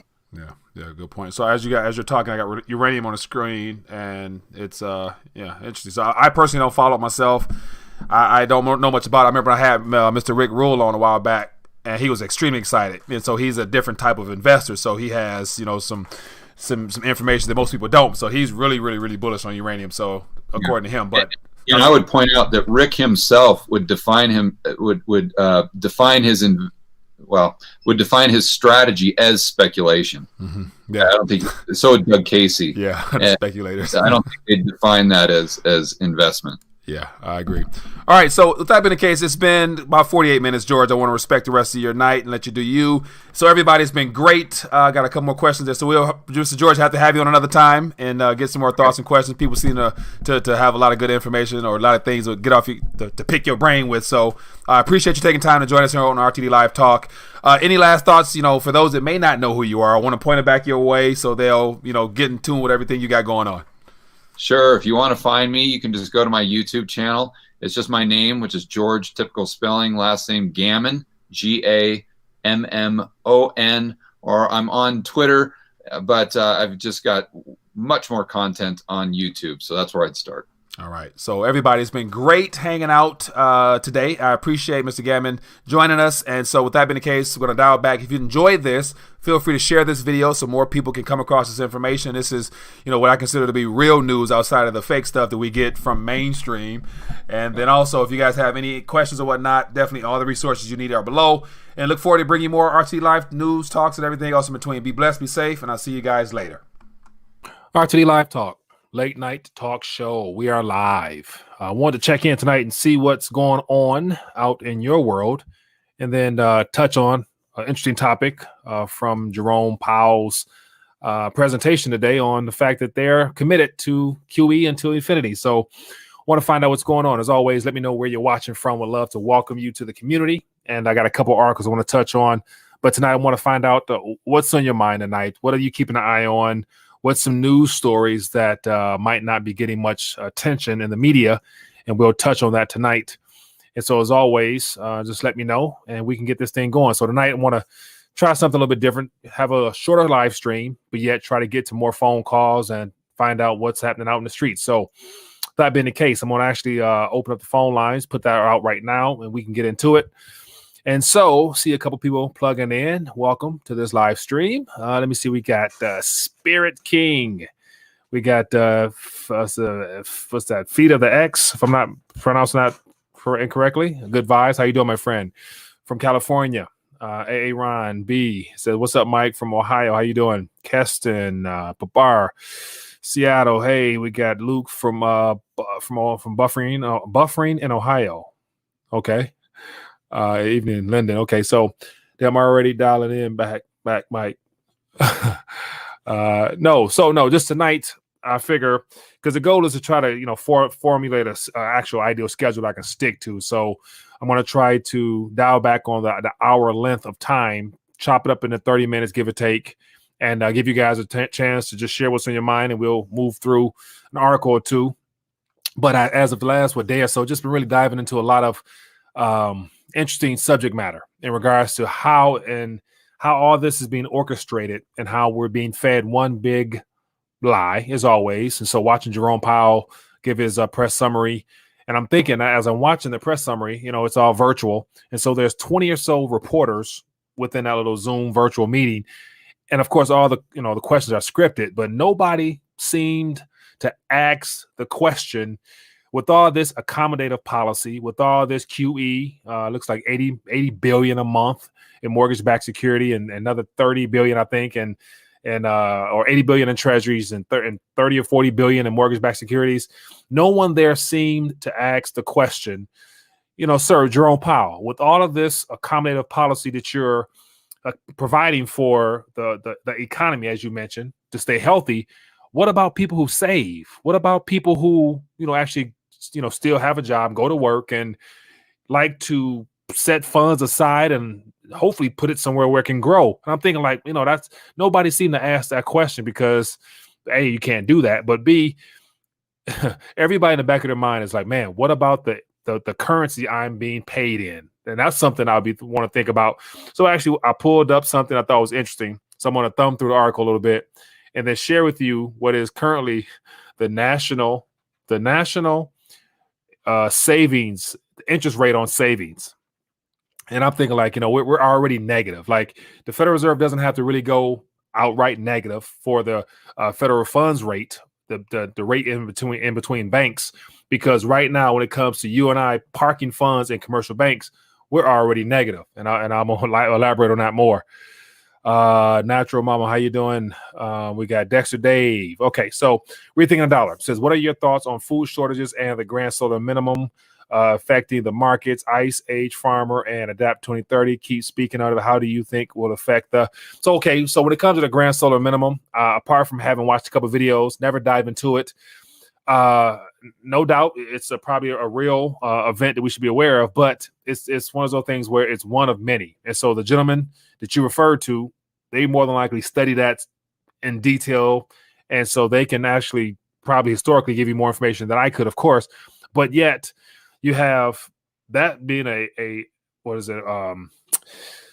natural occurrence, as I think I heard every 11 years or some type of cycle or something like that. But then you have at the same time, I think there's going to be food shortages more so from a breakdown of the global supply chain and everything interconnected, because I'm still in believing that there will be a credit glitch or credit freeze pretty soon, because these 11 windows, soon to be 12, I think, of providing liquidity for the financial sector will not be enough at the end of the day. So there's going to be some mistrust in the system, and something will give sooner or later. So their idea of trying to work this plan out will not come to fruition. Therefore, there's going to be shortages, probably just from it not being able to get into cities from a logistical standpoint. So, but yeah, you factor all those things in. I don't doubt they're real. It's just I don't cover them myself. So, that's even more that you can allow yourself to be concerned about or worried about if it's not already bugging you already. And so, do you like the great milestone yet? Did you like the great milestone yet? Great milestone yet? Let me see. Great milestone yet? Didn't touch on it. I don't think it didn't get a chance to get into that yet. Shalom. How you doing, my friend? What else? Okay, so what I want to talk about, and then I'm gonna open up for you guys to share what's on your mind. And so, phone line should be open. So feel free to give me a buzz, and we can love to hear your voice, hear what's going on in your world. And so, a part of tonight's discussion, I want to actually lead off with just some comments. And so every now and then, everybody who's been a part of the channel know that I tend to touch on the Federal Reserve as they give their Fed speech, which is basically a whole bunch of hot fluff to move the markets. And so here's an article here. It says, Fed sees interest rates staying near zero through 2022. So near zero. And so I did a video last week or earlier this week talking about negative rates. And so that was something that was suggested by one of their own employees. And so after hearing that statement of there not being a need, or they're not even thinking about moving rates for another 2 years at a minimum, that lets me know that that is their so-called floor that they're going to operate from for the foreseeable future until something occurs, which forces them to have to readjust that. And of course, I'm going to actually give you more here. And so it says the Federal Reserve kept interest rates near zero, indicated that that's where they'll stay at as the economy recovers from this current pandemic. It says, quote, this is Jerome Powell. It says, we're not even thinking about raising rates. We're not even thinking about raising rates. So they quote him as saying, we're not even thinking about raising rates. He says, what we're thinking about is providing support for the economy. We think this is going to take some time. Okay, sure, whatever. So they're not even thinking about raising the federal funds rate. And mind, the federal funds rate is just the banking rate is just the exchange rate that banks lend amongst themselves. Nevertheless, and then from that, they gauge how much they're going to actually reward those that are contributing to their pot, in a sense. And so I'm like, okay, so now that they've admitted that they're not going to think about raising rates no time soon, what about those people who are saving more right now, more than ever, because of everything that's happening right now, the uncertainty in the markets, uncertainty about employment? More people are saving now than pretty much any time in the last couple of years, for sure. And so I saw a graph where, we were at, I want to say 4 or 5%. I forgot how they tallied up, but yet now we're close to like 10 or 12% of whatever that particular measurement is, and the amount of people saving. And so think about this. We're encouraged to save. That's what we've been taught to do from a responsible standpoint. But yet right now with this current policy, they're destroying the concept of saving because they're flooding the markets, and those who are holding the things that they're flooding the markets with are losing out big time. Let me see here. Janet Holmes, super sticker. I appreciate that contribution to the channel. Thank you. And so let me get into this. I'm going to stop rambling. Then I want to open up to find out what else is going on in your neck of the woods. But here's something. And so what made me think about this earlier was, with the current environment we're in now, nothing is normal right now. And so outside of everything that's being, everything we've been exposed to, think about just how we're supposed to adapt to this new norm of zero bound interest rates, quantitative easing until. So 2020 has started off as one of the most disastrous financially. Everybody's future plans have been altered, hands down. No matter how much you prepared or how much you set aside, they've been altered because everything's dependent upon the response of the Federal Reserve banking system, the financial markets, because a lot of people right now are dependent upon seeing some growth in those markets, even though everybody know they're artificial. But yet a lot of people are still they're betting the farm on the rates going up. And so here's something that I thought was worth sharing, because I'm thinking like, okay, with the current activity being done by the Federal Reserve to keep their own entities strong, it's destroying the concept of working for currency, especially when the government's giving out accommodations, and they're talking about universal basic income, which the UK just mentioned they're going to start looking to do. And so here's interesting. And so I typed in, okay, it's been a while since I actually checked into it, but here's something from the FDIC, and it's been redone as of this week. And so it's the national rate at which they reward savers for parking funds inside of a bank. And so for those that are saving less than $100,000, whether it be in a savings account, an interest checking account, a money market account, 1 month CD, all the way to 60 months of parking your funds inside of a institution that's insured by the FDIC. And so if you're familiar with the FDIC, that's just one of those things that came about after the Great Depression to reassure people that your funds will be safe. And so it says right now, just your ordinary savings on average, you're getting 0.06.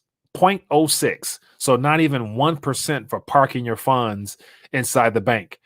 And so there's nothing here, even if you're above 100,000, there's nothing here above 0.5% at the very maximum for a 60-month CD. But yet the Federal Reserve said that they can't even reach their 2% inflation target, or CPI, which is the actual rate of inflation that they're shooting for. So 2% CPI, 2% inflation, which is their target, minus the 0.06 for saving accounts, that's pretty much negative right there. So you're already, so on average, we're negative. Was that negative 1.4, if I'm not mistaken? So for those that are holding and saving funds in institutions, you're already losing 1.4, give or take. Hello, caller. What's your name? Where are you calling from? Hi, it's Casey. I'm calling from Fort Worth, and I'll just a quick question. Yes, sir. How you doing, my friend? What's on your mind? Yeah, it seems the stock market it's almost up to its all-time highs, and do you think once it reaches back up to its all-time high, it'll go back to, it'll hit resistance and it'll back down, or do you think they're just going to try to keep it going as long as they can? Great question. And so it's I think it's, for me, it's a twofold answer to that. We have the political warfare amongst the left and the right, and so I can imagine the left, which seems to be behind a lot of the distractions we're experiencing, from what I'm gathering. They wouldn't mind seeing it collapse or crash a little bit, so to disrupt that great economy narrative that Trump has. So that's one. And then on the other side of that, the Federal Reserve, based upon Jerome Powell's statement, he's committed to getting the economy back to normal, whatever it is. So I can see them wanting to ride this thing out as long as they can. And as long as that quantitative easing funds are going back to institutions and people are loaning and lending and borrowing all types of things, that's going to go back into the markets to buy shares and everything that we're used to hearing about. So, unless there's some type of unforeseen event that causes a disruption, I think it might be political in nature before November, but I don't see no reason why it just won't take off to the moon, barring some type of unforeseen event. So it's something that, you can ride this wave on up, but you don't know when it's going to stop to be able to get off in time. So that's just my thoughts on it. What do you think? The left is really they're really trying to sabotage everything, and I don't know what they have else in their bag of tricks, but who knows, and I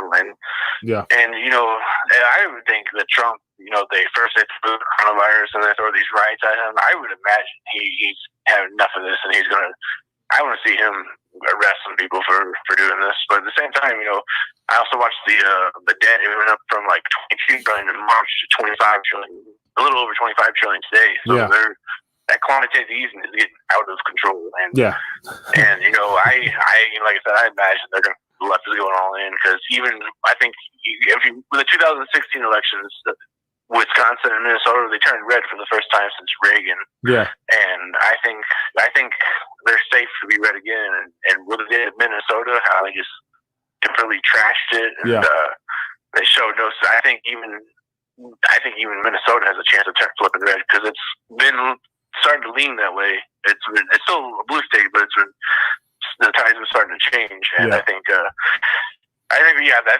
think they're going to keep on trying to crash the economy, do something, because they're going all in on this. Yeah, the biggest thing I think right now in the political warfare I'm talking about is disrupting the current momentum that it appears that the president currently has now, and so they don't want him for a second term. So it's like anything is on the table as long as President Trump doesn't get a second term. So with that being said, the markets could tank, and so a lot of people I've interviewed say that expect a bigger and greater dip. So that could mean that there's going to be a reoccurrence of what happened in March again, but probably a little worse. So, but I appreciate your call, my friend. Thanks for checking in with me. Thank you. Yeah, be good. Yeah, great stuff there, man. And that's one of the things where that's why I'm more than convinced. That's why I've taken the time over the last several weeks now to interview people who are labeled as day traders, people who trade the markets. They're not committed to buying and holding. They are not in love with the markets. They just follow trends. They follow what is hot, what's not. They get in, they get out. And that's one of the things where it's a lot of opportunity out there if you're one of the people who know how to use the markets and use graphs and charts to your advantage. You can get in and get out because there's a lot of stuff right here is suspect. I'm real suspicious and just like, man, just how dangerous is it right now when you have bankrupt companies filing bankruptcy, but yet people are actually buying shares, or somebody's buying shares is pumping up their share price in the midst of getting ready to file for bankruptcy. And then on top of that, I want to touch on some more. But as always, give me a call. Let's talk. I want to hear what's on your mind. And I'll check in via chat. As always, highlight at Rethinking the Dollar so to stand out. And I can get you on here. Let me see here. It says, Mike, I tell you what's on my mind. Gray State. That's what's on my mind. Anyone heard of it? They're taking it off YouTube as fast as people are putting it up. Gray State. No, I have not heard about that. Feel free to chime in on that in the chat. What is that all about? I'm not too familiar with that. Somebody says buy Hertz. Yeah, what is Gray State? Somebody let me know. Agent Bambi, Bitcoin. Typo, I like. So yeah, buy BitConnect. Yeah, I don't know if BitConnect even still like actually trading. I know it's a belly up scam, but yet. Is it trading or what? But here's some things, and this is where I was heading at beforehand. Right now with the current environment we're in now, as I've said before, the dollar has been weaponized. It is being used. The Federal Reserve has been weaponized to use to prop the system up.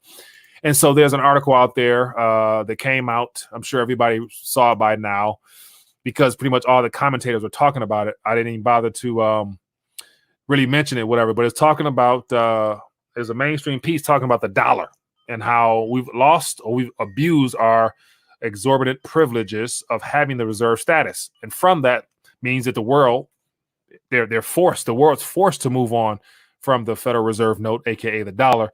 And because of that, I'm thinking like all gloves are off now. Like right now, heading into this decade now, having a strategy, having a game plan as to how you're going to navigate these waters in a world where, as I mentioned, based upon the lack of ability to earn off practicing safe, sound measures with parking funds in banks is dangerous because you earn nothing, but you take all the risk. It's like I've really, opened up my mind to a lot of things on how I can take advantage of what's going on and just take responsibility for my own personal finances. So reason I'm saying that, Bitcoin is one of those things where whether you believe in it or not, it is what it is, but yet it's something that has been strategically placed here, and the big wigs in the financial sector will definitely look to take advantage of it. And so it's a way to position yourself to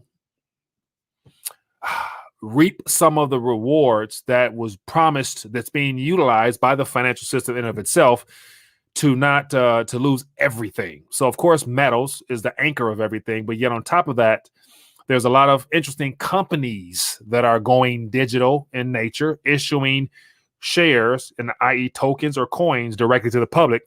And I think that type of model is moving forward and it's going to be very prevalent. And so for those that are interested in educating yourself, I think it could be something worth doing for yourself. Phone auto answer unavailable. Let me see here. So the phone line should be available. I apologize if it's not. Just got a call, so it should be good to go. Try to give me a call again, and hopefully it goes off, but everything looks good on my end. I heard China's dumping the terrorist dollar today.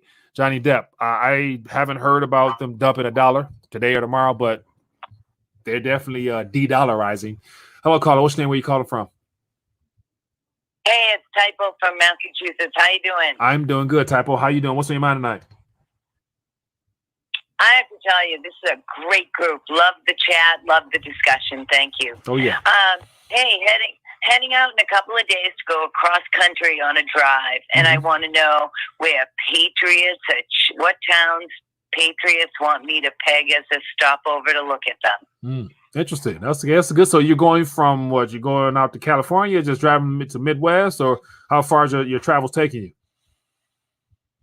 We're going to go down from Massachusetts. We're going to head down toward North Carolina, South Carolina, swing over to the destination is Four Corners, Colorado, Utah, New Mexico, and we're going to be gone for about 6 weeks. We're going to head up to Seattle. Not that I want Seattle, but we're going to go over on the outskirts of Oregon, check it out, and Southern California, just to look and see how America's doing. All right, well, that's a nice long trip. So I'm assuming, what's that, a month, or how long you've allocated time wise for that trip?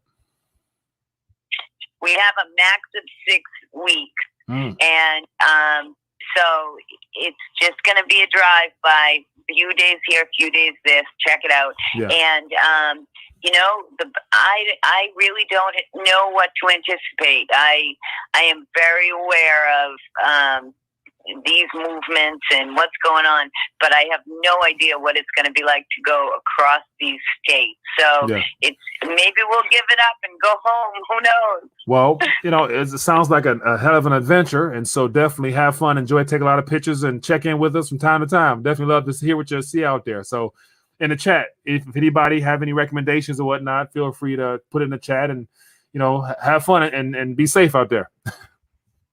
Hey, thanks. I joined your Patreon group, and I'll update Patreon too. Great group. Thank you. I appreciate you. Thanks for your support. Be safe. You too. Bye-bye. Bye.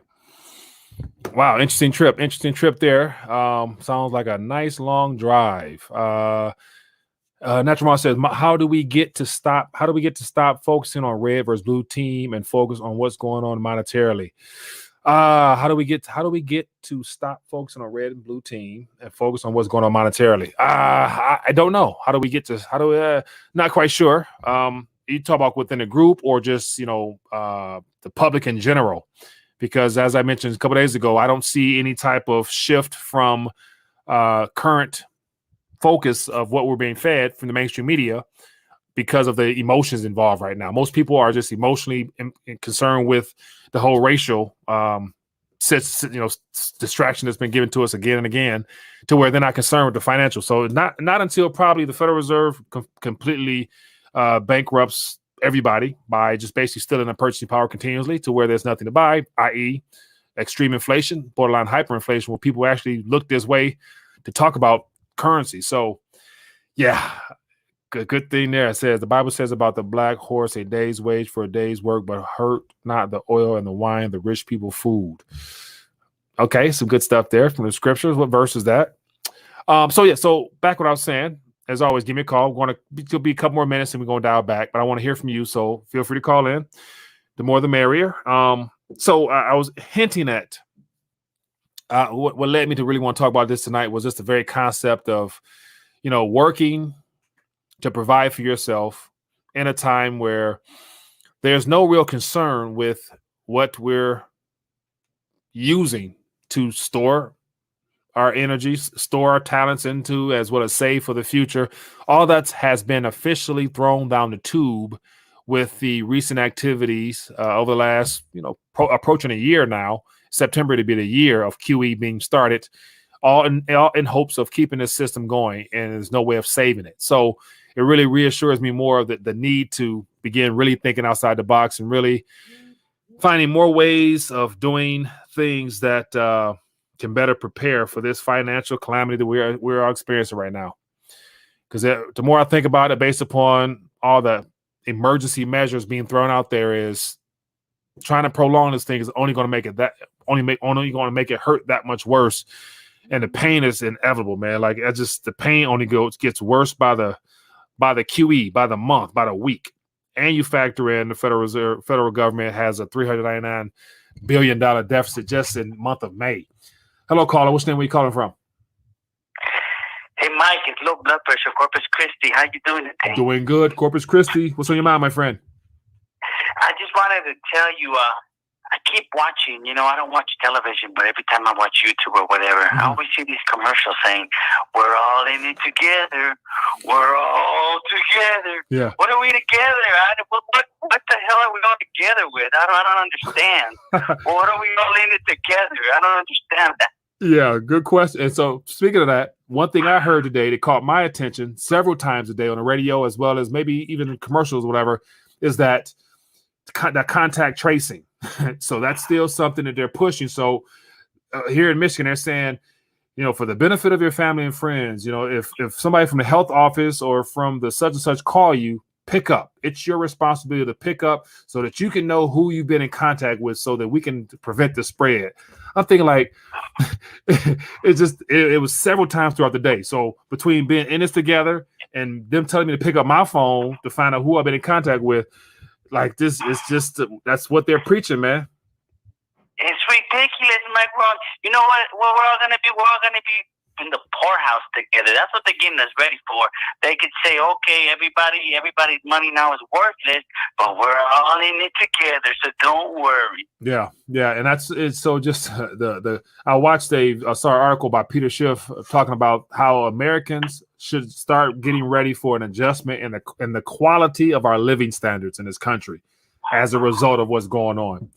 And so I'm thinking like, I already kind of knew that, but it's like one of those things where we just this decade might actually see, and I always talked about second world, third world status, or the day that the dollar's officially rejected and something else is rolled out. And just that shift, that time period of shifting from the older to the new is going to be very painful because it's going to show when it comes time to go out and buy what you used to buy on the cheap these days.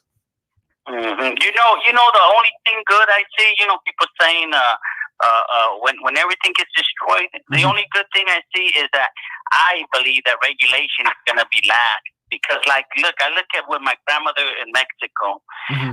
She built her house with her own hands. Mm-hmm. They built it, however, they didn't have to be square. The rooms couldn't have to be of a certain size. The plumbing could be however it felt like.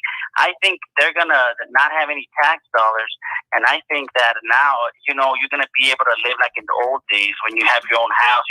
That's the only positive thing I see. Like regulation, there's going to be no enforcement, Yeah, and on top of that, if the currency is not worth much, I mean, what can you really get? Well, I mean, like when it comes to taxation, who's going to be in a position to actually pay something? And so that's one of those things where people really will decide to opt out of the system big time because everybody will be tapped out primarily. Then he's going to go towards those who hold metals and all types of assets that's benefited from the destruction of the currency. So make sure you figure out how you're going to pay those excessive capital gains taxes on all our silver, low blood pressure. Yeah, right. Yeah, right. Hey, we'll go to Chile together, all right? For real. We'll be out of here. All right, my man. Appreciate you. Have a good night. Thanks for taking my call. Yeah, be good. Oh, man. Got another call here. Hello, caller. What's your name? Where you calling from? Hey, this is Jimmy from Baltimore. What's going on, Mike? Doing good, my friend. Jimmy from Baltimore. What's on your mind, my friend?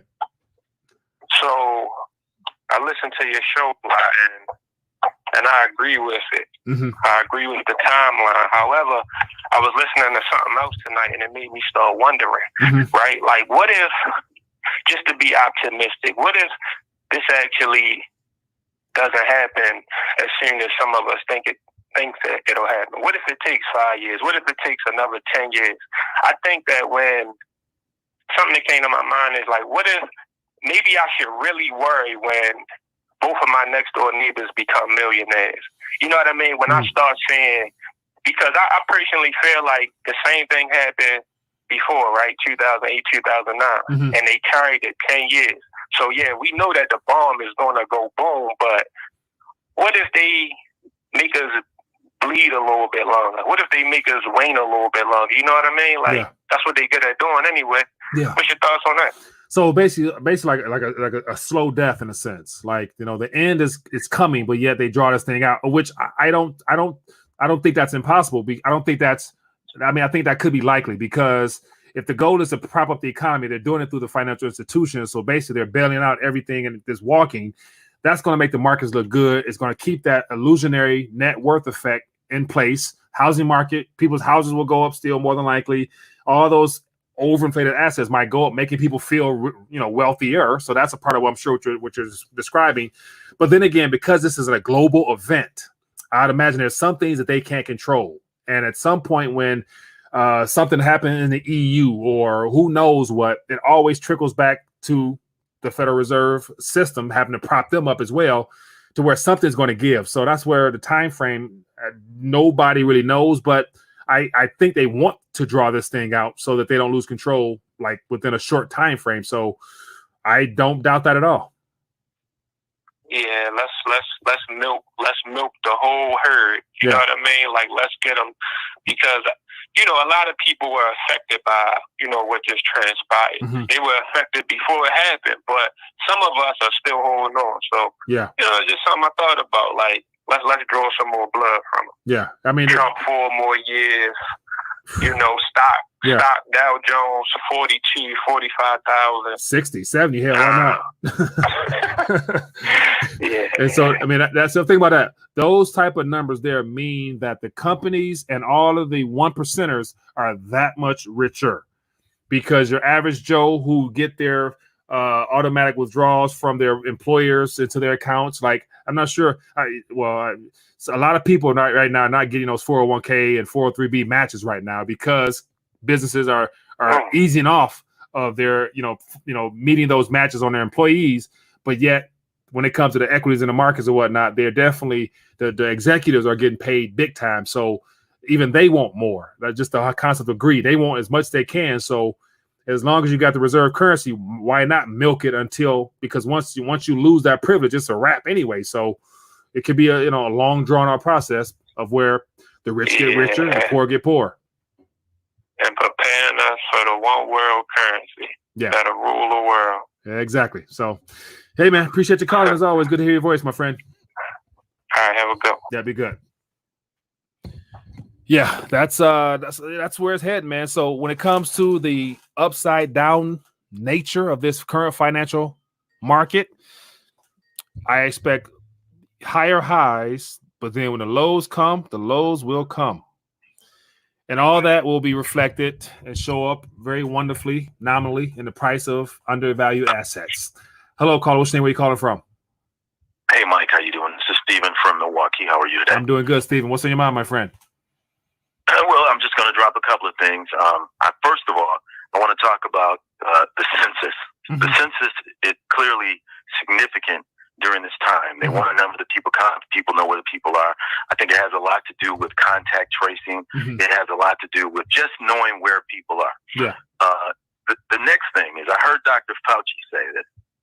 He says that they believe that they have made significant strides with regards to a vaccine. They believe that they can have a vaccine ready by the end of the year. And if not by the end of the year, by the early part of 2021. Mm-hmm. Then he follows that up with, well, there's a lot of things that we don't know about the virus and how it affects the body and so on and so forth.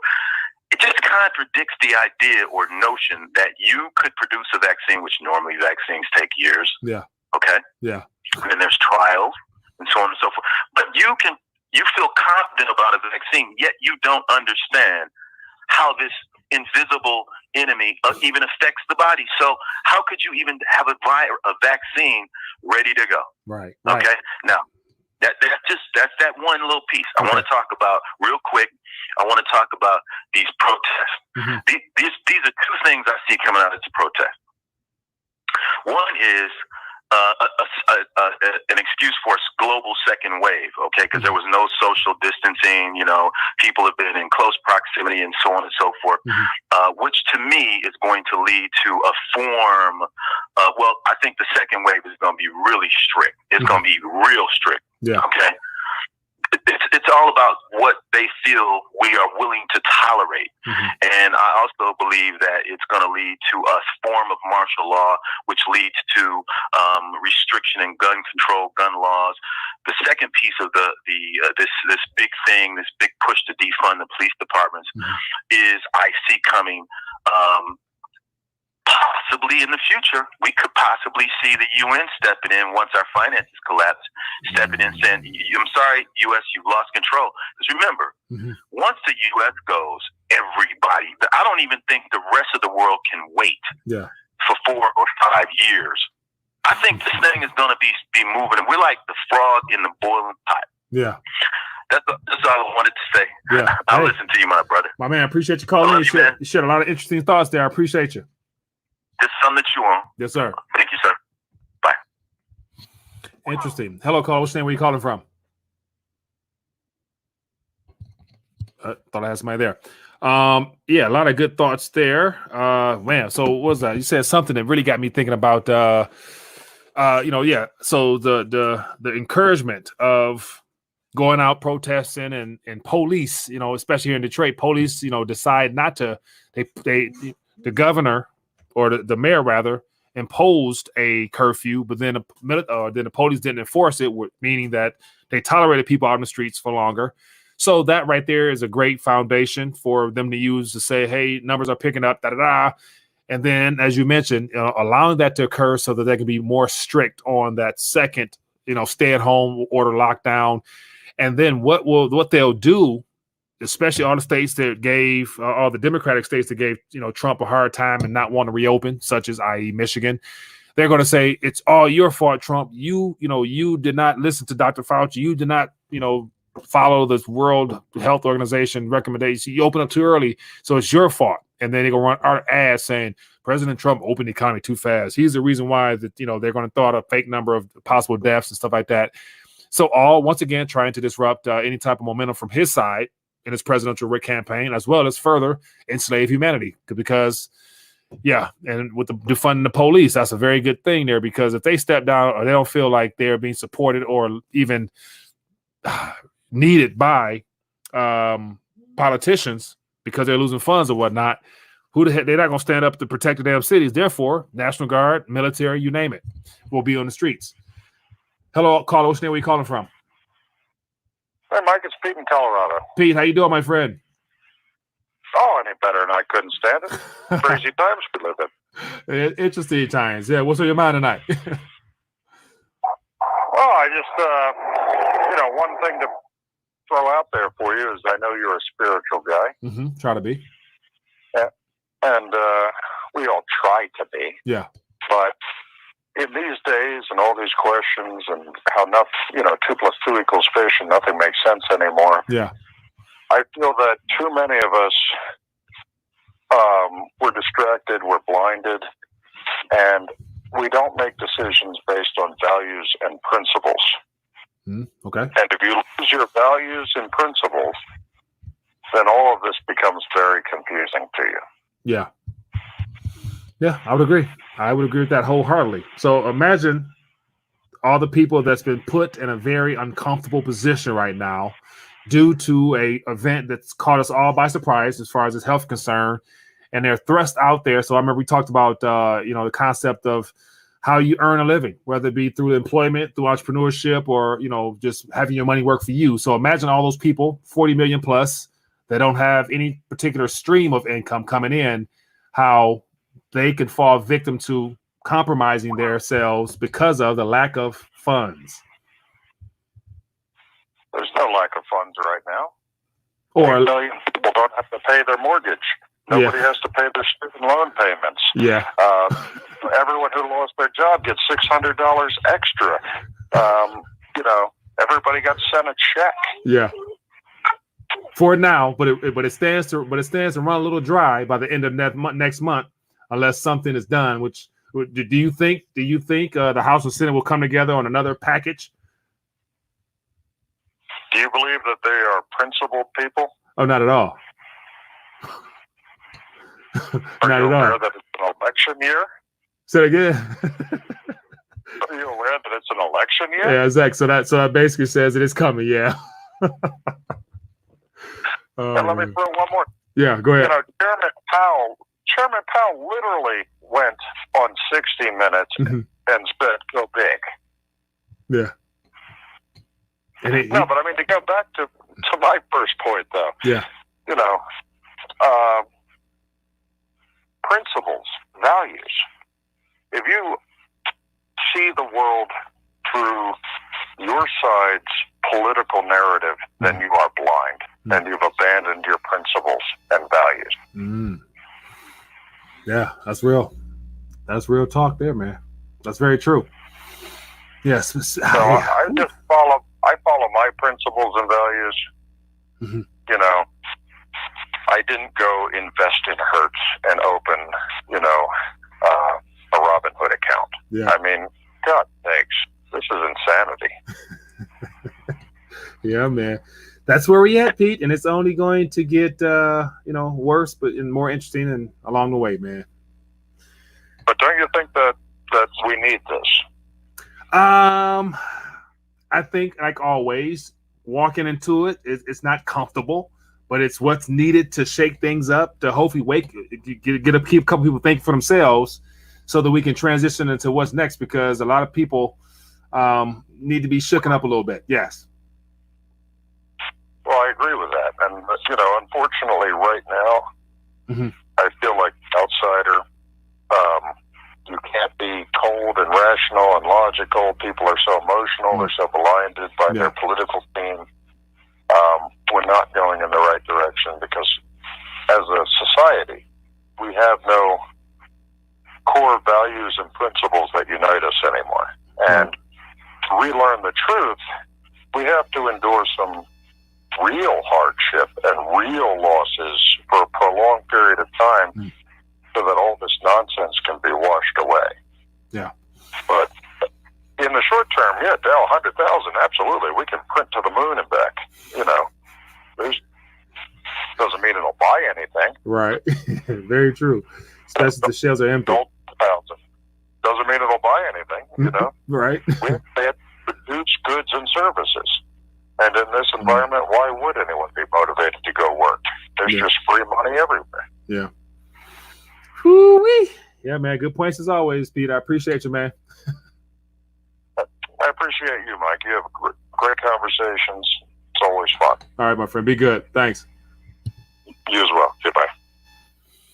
Yeah, man. Always good to hear from Pete from Colorado. So with that being the case, man, I want to connect tonight to find out what was on your mind. Thinking about doing this format more often. And so I was intending on going half an hour, but yet as always, we get to talking, we get to having fun. That's all she wrote. So I won't be taking any more calls. I'm going to dial back. So what I'm going to try to do is to have a 2-a-day session. So tomorrow I'm going to try to log in and do a live stream sometime late afternoon after the mainstream news comes out. We'll talk about that. And then in the evenings, I'll do a what's on your mind, and you guys can call in and share what's on your mind in the evening. So shake it up a little bit, do something different and get engaged with the people, with the audience a little bit more. So